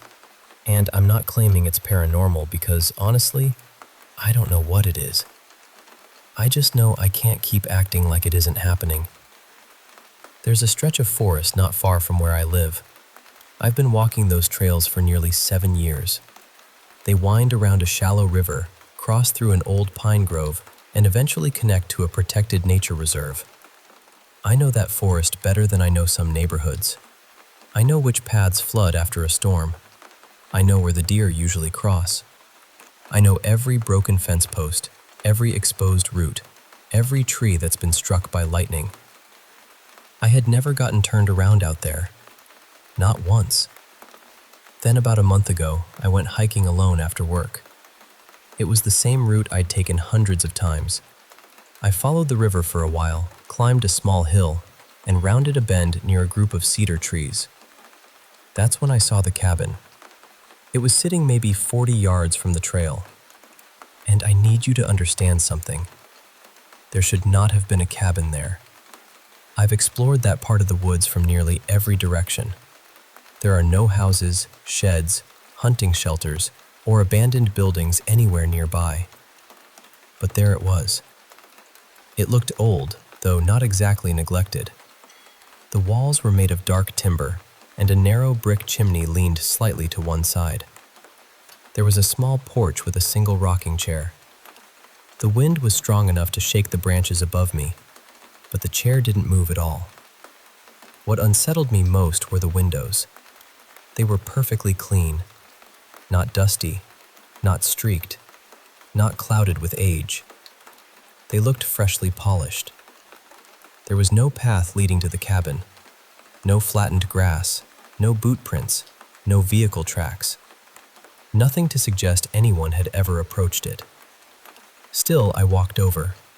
I knocked on the front door. No one answered. I tried the handle, but it was locked. At that point, I took out my phone.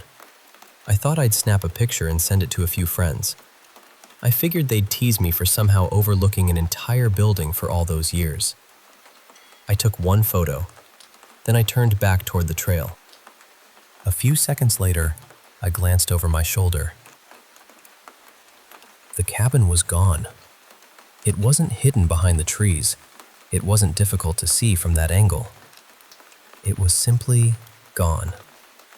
There was nothing there except ferns, pine trunks, and a patch of dead leaves. I searched the area for at least half an hour. I walked in circles, checked the riverbank, and compared the trees to what I remembered seeing. Nothing. When I got home, I opened the picture. It showed an empty forest. No porch. No chimney. No cabin. For a few days, I convinced myself I'd imagined the whole thing. I told myself I was tired, stressed, distracted. Anything sounded better than the truth. The following weekend, I returned with my cousin. We walked the same trail and stopped at the exact bend where I'd seen it. There was nothing there. My cousin laughed and said maybe I'd found a doorway to another world that only opened on weekdays. I laughed too. I didn't tell him how frightened I actually was. The next evening, I went back alone. The cabin was there again. Same place, same dark walls, same spotless windows. Only this time, the front door was open. I knew I should leave. I wish I had. Instead, I stepped inside. The air had a strange smell. It wasn't mold or decay. It smelled like old wood, wet earth, and a faint trace of floral perfume. There was almost no furniture, just a wooden table, a single chair facing the front window, and a candle that had burned down close to the base. In the middle of the table was a notebook. I picked it up and opened it. Every page was covered in handwriting. My handwriting, not something close to mine. Mine. The same uneven spacing, the same slanted letters, the same way I press too hard with the pen when I'm writing quickly. Even the dates were written exactly the way I write them. But the entries were from years ago. They described hikes I had never taken and conversations with people I didn't know. Some pages sounded ordinary, almost like diary entries. Others were impossible to understand. One page contained a single sentence written over and over until the ink had nearly torn through the paper. He only arrives when he is alone. I dropped the notebook. I backed out of the cabin without turning away from it. The moment I reached the trail, I looked back. It was gone. Since then, I've tested it more times than I'm comfortable admitting. Whenever someone comes with me, there's nothing there. I've brought friends, my cousin, even 2 people from a weekend walking club. The cabin never appears. But when I go alone, it's waiting. Every time. And each time, it's closer to the trail. At first, I thought I was imagining the distance. Then I started using trees and rocks as markers. I wasn't imagining it. The cabin was moving. A little over a week ago, I found another notebook inside. There was a photograph tucked between 2 pages. It showed me sleeping in my bedroom. The picture hadn't been taken through a window or from the doorway. It had been taken from the end of my bed. You could see the lamp beside me, the glass of water on the nightstand, and the thin crack running across the ceiling. I live alone. I didn't tell anyone about the photograph. I knew how it would sound. A few nights later, I woke up with dirt packed beneath my fingernails. There were pine needles scattered across the sheets. My hiking shoes were sitting beside the front door, completely covered in mud. I had no memory of leaving the house. Yesterday, I told myself I was going back one final time. The cabin was no longer hidden among the trees. It was almost touching the trail. The door stood wide open. Inside, the old notebook was gone. A new one had been placed on the table, already open to a blank page. A pen rested beside it. When I picked it up, it was warm. Not slightly warm. It felt as though someone had been holding it seconds before I arrived. What happened next is difficult to explain. One moment, I was standing beside the table. The next, I was sitting in the chair. The pen was in my hand. Half the page had been filled with my handwriting. I don't remember writing any of it. It said, "He is beginning to understand. He comes alone because solitude makes him easier to open. He thinks the cabin appears for him. He is mistaken. The cabin is what remains when he is gone." That was when I looked through the window. The forest outside had changed. The trees were much taller and packed so closely together that I could barely see between them. Everything had a dull, violet-gray color, as though the sky itself had been bruised. The river was gone. The trail was gone. There were no birds, no insects, no wind. Nothing moved. I ran outside. The real forest had disappeared. I wandered through those trees for what felt like hours. My phone battery dropped from 72% to 2% in only a few minutes. There was no signal, no compass, no map.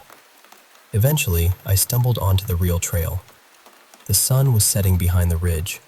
When I checked my watch, only 13 minutes had passed. I somehow made it home. I barely remember the drive. What I remember clearly is standing in the bathroom afterward, staring into the mirror and trying to convince myself I was exhausted. Then the reflection behind me smiled. I didn't. This morning, I found fresh pine needles scattered across my bedroom floor. There was another notebook on my nightstand. I know I didn't bring it home. The first page says, "He is nearly ready. The next time he arrives alone, he will remain." There is already another version of him sitting in the chair. I haven't gone back. I keep telling myself I never will, but the forest has become strangely quiet. Even from my house, I can feel it. It's as though the woods are listening. Last night, I found myself packing my hiking bag. Water, batteries, a flashlight, a medical kit. I don't remember deciding to do it. I only became aware of what I was doing after the bag was already packed. So, if you've ever experienced anything even remotely similar, please tell me. I don't care how unbelievable it sounds, because I no longer think the cabin has been appearing for me. I think I've been appearing for the cabin.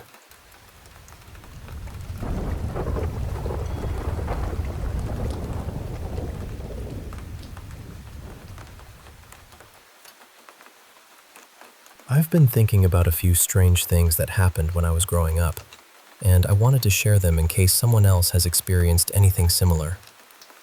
My earliest memory happened when I was about 4 years old. My mom and I were sitting on the living room floor beside a pile of blankets and sofa cushions. The room was dim, and most of the light came from the pale glow of the tablet we were using to watch videos. At some point, I turned toward the hallway. There was a family standing there. I remember 4 figures: a man, a woman, and 2 children. The children looked like a brother and sister. They stood close together, almost like they were posing for an old family photograph. But they didn't look completely human. Their bodies were transparent and surrounded by a bright blue glow. It reminded me of a hologram, except they seemed solid enough to be real. I could see their faces, their clothing, and the shapes of their bodies, but everything was tinted blue. They were already watching us when I noticed them. One of the children slowly raised a hand and waved at me. Without really thinking, I waved back. Then I looked at my mom and asked, "Who are those people?" She glanced toward the hallway and said, "What people?" I pointed and told her there was a family standing there, looking directly at us. She couldn't see them at all. My description frightened her, and she told me to stop trying to scare her. After that, she turned her attention back to the screen. But I kept looking. The family remained there for a little while, completely silent, before fading away. A few years later, the strange experiences became less visual and much more frightening. Twice in the same week, I woke up late at night to violent pounding on our front door. It wasn't a gentle knock. It sounded as though someone was hitting the door with both fists. Between the pounding, I could hear faint voices whispering in the corridor outside. I would lie completely still beneath my blanket, barely breathing. I had this overwhelming feeling that I must not respond. As a child, I believed that acknowledging the sounds would allow whatever was outside to enter the house. Staying silent felt like the only way to protect myself and my family. The kitchen was another place where unusual things happened. In the middle of the night, I sometimes heard the faucet squeak and turn on by itself. A few moments later, dishes would begin sliding across the counter. Then came the sound of plates and glasses crashing onto the floor. The noise was so loud and convincing that I expected to find the entire kitchen destroyed. But every morning, everything was exactly where it belonged. There was never any broken glass, water on the floor, or sign that anything had moved.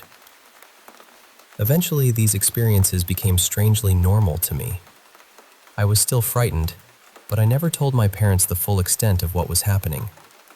I worried they wouldn't believe me, or that speaking about it might somehow place them in danger. Not long afterward, our family moved to another country. The experiences stopped, but the memories never completely left me. Even now, I still wonder about the blue family in the hallway. Has anyone else ever seen people who appeared bright blue, transparent, or almost holographic? And what could cause sounds like pounding doors, whispering voices, and breaking dishes when there is never any physical evidence afterward?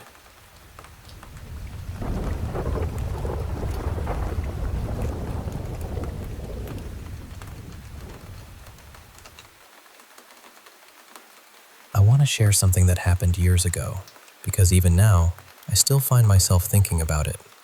I'm not telling this story to prove that ghosts are real, and I'm not claiming that what happened was definitely supernatural. I'm simply sharing what my family witnessed as honestly as I can. This happened in Agra. The girl involved was a Class 12 student at my mother's school. For privacy, I'll call her Nishita. According to her family, Nishita was walking home one afternoon near Fatehabad Road when a small girl approached her and asked for a piece of candy. Nishita happened to have one in her bag, so she gave it to her and continued home. Not long after she arrived, she suddenly collapsed.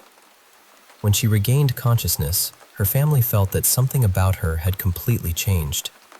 Her voice sounded much younger, almost like the voice of a little child. She cried uncontrollably, became aggressive, threw objects around the house, and damaged several things, including a kitchen appliance. What frightened them most was that she did not seem to recognize her family in the usual way. Her parents consulted doctors, religious figures, and several other people. At some point, they came to believe that the childlike personality speaking through Nishita called herself Vidya, an 8-year-old girl who had died many years earlier. They also said that, had Vidya lived, she would have been close to Nishita's age by then. The family took Nishita to several religious places, including a temple known for cases involving supposed possession. She was also hospitalized and spent some time under intensive medical observation. Nothing seemed to help immediately. After several weeks, however, she gradually began returning to normal. Eventually, she came back to school to sit for her final examinations. My mother spoke with her personally. She said Nishita looked very weak and exhausted, but otherwise seemed calm and completely normal. Then, after finishing a 3-hour examination, Nishita walked outside the examination room and fainted again. The teachers carried her downstairs, gave her first aid, and contacted her parents. My mother was present when Nishita's mother arrived.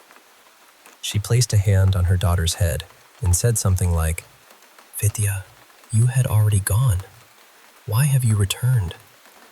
Almost immediately, Nishita opened her eyes and began screaming.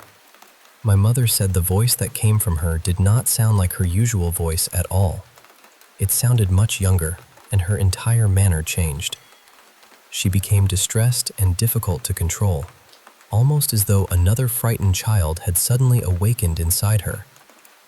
After some time, Nishita's father placed a small amount of sacred ash mixed with herbs on her forehead. Gradually, her breathing slowed, her body relaxed, and she became calm again. This story has stayed with me because it did not come from a stranger or from a rumor online.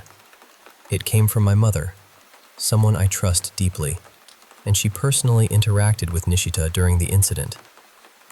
There was another detail Nishita's mother mentioned. She believed her daughter had been especially vulnerable that day because she was menstruating, wearing strong perfume, and had put on an old top that had not been washed recently. I don't know whether any of those details had real significance or whether they were simply part of the family's attempt to make sense of something frightening. After hearing everything that happened, part of me began wondering whether ghosts or possession might truly exist. At the same time, I still want to understand the incident through science before reaching any conclusion.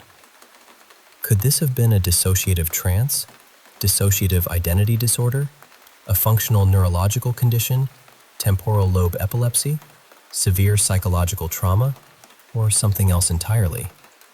Have there been documented cases involving sudden changes in voice, personality, memory, behavior, and apparent recovery? I'm especially interested in psychiatric or neurological research, published case reports, and serious academic books. I would rather study the evidence than rely only on fear, belief, or personal opinion. That is why I'm sharing this story.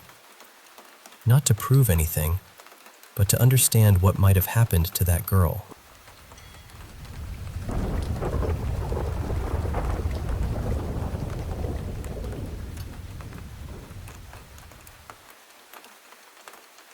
My family moved into an old house in southeastern Michigan when I was about 13 years old, and from the moment we settled in, something about the place felt wrong. It wasn't just old house noises or shadows playing tricks on us. That house was genuinely haunted. My first encounter happened not long after we moved in. I was walking past the hallway when I saw a woman standing there in a pale blue dress. She looked calm and almost gentle, but before I could say anything, she disappeared. At the time, I kept it to myself. My little brother was only about 3, and every so often, he would talk about a woman in a blue dress. My mom mentioned seeing her too. None of us realized we were describing the same woman until months later, when we finally sat down and compared our experiences. There seemed to be several spirits in the house, but the woman in blue never frightened me. She felt kind, almost protective. Unfortunately, there was something else there too. Something angry. The most terrifying experience I had happened one night at around 2:30 in the morning. I walked into the family room to grab something I had left behind. There was a desk beside the doorway, and the moment I entered, everything sitting on top of it flew across the room. Then I heard a voice scream, "Get out!" It was deep, masculine, and so loud that I felt it in my chest. For some reason, I still went into the room and picked up what I had come for. I remember trying to act brave, but the whole room felt heavy and dark. I could feel something watching me. Whatever it was furious that I was there. That was the most afraid I ever felt in that house. Strange things happened constantly. I would wake up completely tucked into bed, with the blankets folded neatly around me, even though my bedroom door had been locked from the inside. I asked everyone in the family, but no one admitted to doing it. Candles would suddenly go out without a breeze. At night, we could hear cupboard doors opening and slamming shut. Some mornings, we would walk into the kitchen and find every cabinet door standing wide open. Clocks occasionally ran backward, even after the batteries had been removed. There were always footsteps, whispers, knocks, and unfamiliar noises moving through the house after dark. We also had a 2-story garage, and that was probably the most active part of the property. Whenever I was upstairs, I could hear what sounded like a crowd of people downstairs, talking, laughing, and moving around. There was never anyone there. Sometimes I had to turn the music up as loud as possible just to cover the voices. We kept an old pool table in the garage, and from outside, we would hear pool balls cracking together as though someone were playing a game. We also heard footsteps running across the wooden floor, but whenever we checked, the garage was empty. The spirits seemed especially angry whenever we changed or cleaned anything. While vacuuming, we would sometimes see figures moving at the edges of our vision. Electrical cords would somehow become wrapped around furniture on the other side of the room. Objects would disappear and turn up in places no one had been near. Even rearranging a room could trigger weeks of increased activity. My youngest brother had 2 imaginary friends he called Teddy and Corbin. He played with them constantly and spoke to them as though they were standing right beside him. Years later, he told us they had never been imaginary. He said he could actually see them. Things became much worse when we started preparing to move. One evening, we pulled into the driveway while no one was inside the house. Before we even got out of the car, we heard a horrible scream coming from somewhere inside. It wasn't a playful sound or the house settling. It sounded like someone was being hurt. As moving day got closer, everyone began seeing shadows and hearing voices more frequently. It felt as though the spirits knew we were leaving and were angry about it. On our final night, my father decided to stay behind and sleep on the couch. He had never believed our stories. Whenever we told him something had happened, he always found a practical explanation. That night, he heard one loud bang against the wall, then 2 more. A few seconds later, it sounded as though hundreds of people were pounding on every wall in the house at once. He ran out, drove straight to our new home, and told us he finally believed everything we had said. Looking back, the hauntings weren't the worst part. The worst part was what the house seemed to do to us. While we lived there, I became deeply depressed and angry.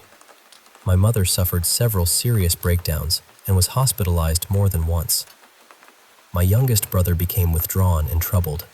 My other brother was constantly aggressive, and my father seemed furious at everyone all the time. It felt as though the house was slowly draining the life out of our family. After we moved away, the change was almost immediate. My brothers grew into kind, gentle people. My mother's mental health improved dramatically. My father stopped behaving with the anger he had carried in that house, and the depression I had struggled with disappeared. Later, we learned that the man who had lived there before us had been cruel and violent toward his wife. Part of me wonders whether he left something behind, or whether the house had affected him in the same way it affected us. I truly believe something inside that place fed on negativity. It didn't just frighten people. It encouraged anger, sadness, and conflict, then grew stronger from the energy it created. Every so often, I still drive past the house. Even from the road, I can feel that same heaviness, that same anger. And whenever I see lights glowing through the windows, I can't help thinking about the family living there now. I hope they never experience what we did. But deep down, I believe whatever haunted that house is still there, waiting for someone else to feed it.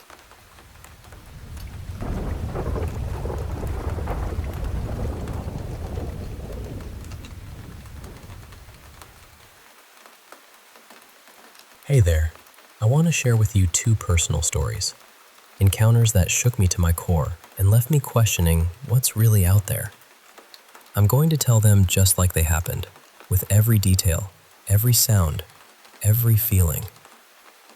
Because sometimes the little things make all the difference. Let me start with the first one. Picture this. I'm a 30-year-old guy, let's call me Marco, and I work from home as a technical specialist. My schedule is pretty unusual. I work nights, 12 hours long, and then I sleep during the day. So most of my life revolves around a computer screen, and honestly, it's mentally and emotionally draining. On my day off, I usually spend hours gaming or just napping to catch up on sleep because I'm always tired. Now, I've always held a quiet belief in the paranormal. I mean, ghosts, spirits. I think they're real. But until now, I'd never seen anything, never had an encounter. So on this particular day off, after gaming for hours, I decided to take a nap. My parents and sister were in the living room watching Netflix, so I had the room to myself. I lay down and drifted off, my mind wandering through the usual stuff, worrying about work tomorrow, thinking about a lost love, things like that. After a few hours, I slowly opened my eyes, and that's when it happened. Right in front of me was this tall figure. It looked kind of like a man, but not quite. It was made entirely out of smoke, shifting and swirling. The face wasn't clear, but I remember these empty white eye holes staring straight at me. It was as if this smoky shadow noticed that I was awake and saw it. I swear, I could feel it surprise itself. And then, the fear hit me like a tidal wave. It wasn't just your usual fear. It was pure, primal terror. My heart raced, my body tensed, and I felt this overwhelming urge to either fight or run. The figure suddenly raised both arms, like it was preparing to attack. I don't know why, but years of martial arts training kicked in. Maybe it sounds silly, but my first reaction was to jump up from my bed and scream as I charged at it. I wasn't thinking. Not really. The fear just took over. I lunged, aiming for its torso, and slammed right into the door. The bang was loud enough for my family to hear. They rushed in, and I was shaking and crying, clutching my sister tightly, screaming about the ghost in my room. My family, being Catholic, quickly grabbed some holy water and blessed objects and sprayed them around my room. It was comforting to have them there, supporting me through this terrifying moment. Hours later, after calming down, I explained everything to them again. None of us could make sense of what I saw, what it was, or why it seemed like it wanted to hurt me. I want to be clear about a few things. This wasn't sleep paralysis. I know what that feels like, and I was fully awake and in control. I even ran at it. My room has a Catholic altar with rosaries and images of Jesus Christ, and I don't take any medications or drugs that might mess with my mind. Yes, I'm tired, always tired, but this was different. Now, on to the second story, which is a bit different, but just as haunting. There's a man, let's call him Daniel, who's been dealing with something strange for about 6 months. One night, he woke from a deep sleep and saw what looked like a shadowy cat crawling up his leg toward his face. At first, he thought it was his current pet, so he lazily tried to shoo it away. But when his hand touched it, he was hit by a sudden, intense electrical pain that shot through his whole body. He couldn't move, think, or even breathe. It was terrifying. Eventually, the pain stopped, and he fell back asleep. At first, he thought maybe it was sleep paralysis, but after 3 months without any incidents, the shadow cat started appearing again, more and more frequently. It got so bad that he avoided his room altogether, which frustrated his wife. One day, she decided to clean and move some items out of their room, including a very special clay disc with paw prints of Daniel's Russian blue cat, Sadie, who had been put down 7 years earlier because of aggressive cancer. Daniel hadn't been there when she passed. His parents had made the paw print for him. After the disc was moved to a storage room, Daniel started seeing the shadowy cat there. Thinking it was a coincidence, he moved the disc to another room. But the creature appeared there too. Daniel's torn. Is this really Sadie's spirit coming back to him? Or is it something else, pretending to be her? He worries that maybe she resents him for leaving her behind when he moved out of state to get married. He wanted to bring her, but she was elderly and terrified of leaving her familiar space, which led to panic attacks and seizures. He's desperate to find a way to help whatever it is find peace. If it is Sadie, he doesn't want to cause her any more pain. So, those are the two stories, smoky figures and shadowy pets, both filled with fear, confusion, and a yearning for answers. If you have any advice or thoughts on what they might be or what to do next, I'm all ears. Because sometimes, when the unknown visits, all we can do is reach out and hope for understanding.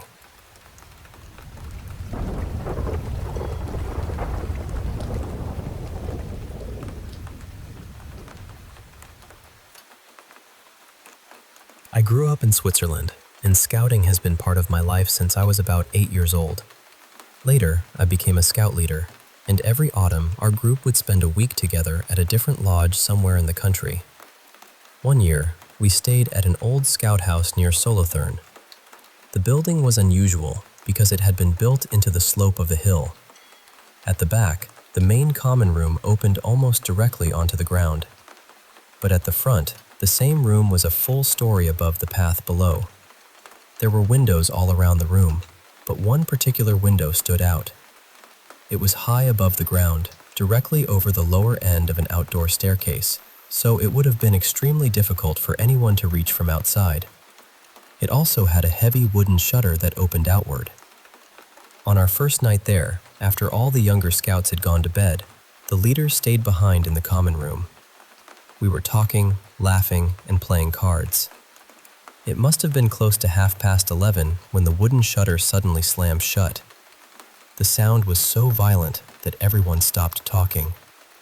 What made it strange was that the night was completely still. There was no wind, no rain, nothing that could have moved that shutter. Several of us had been facing the window when it happened. Before anyone had time to suggest an explanation, we all said almost the same thing. We had seen a hand.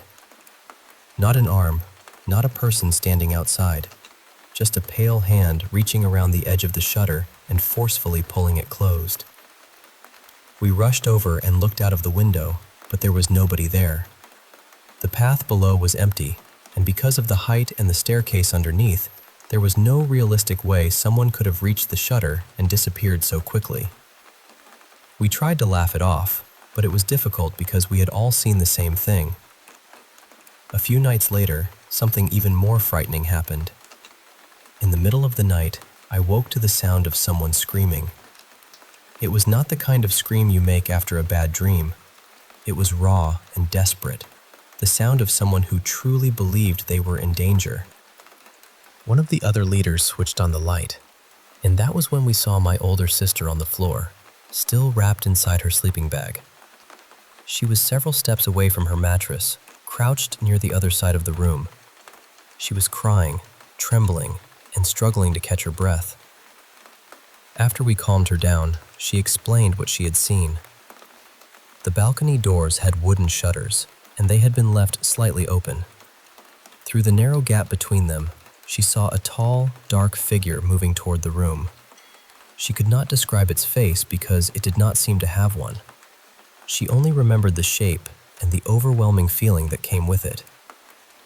She said the presence felt deeply wrong. It was not simply fear. She described it as a heavy, almost physical darkness pressing against her. She screamed to wake us and then threw herself out of bed, trying to get as far away from the balcony as possible. That was why we found her across the room, still trapped inside her sleeping bag. None of us slept properly after that. We kept the lights on for the rest of the night, and every small creak in the building made someone sit up and listen. We never discovered what caused either incident. Maybe there was a reasonable explanation that we simply failed to see. But even now, I cannot forget that shutter slamming shut, or the hand that several of us witnessed at exactly the same moment. And I cannot forget the terror on my sister's face. Those nights changed something in me. Before that camp, I was unsure whether I believed in ghosts or anything paranormal. Afterward, I was no longer so certain that we are alone.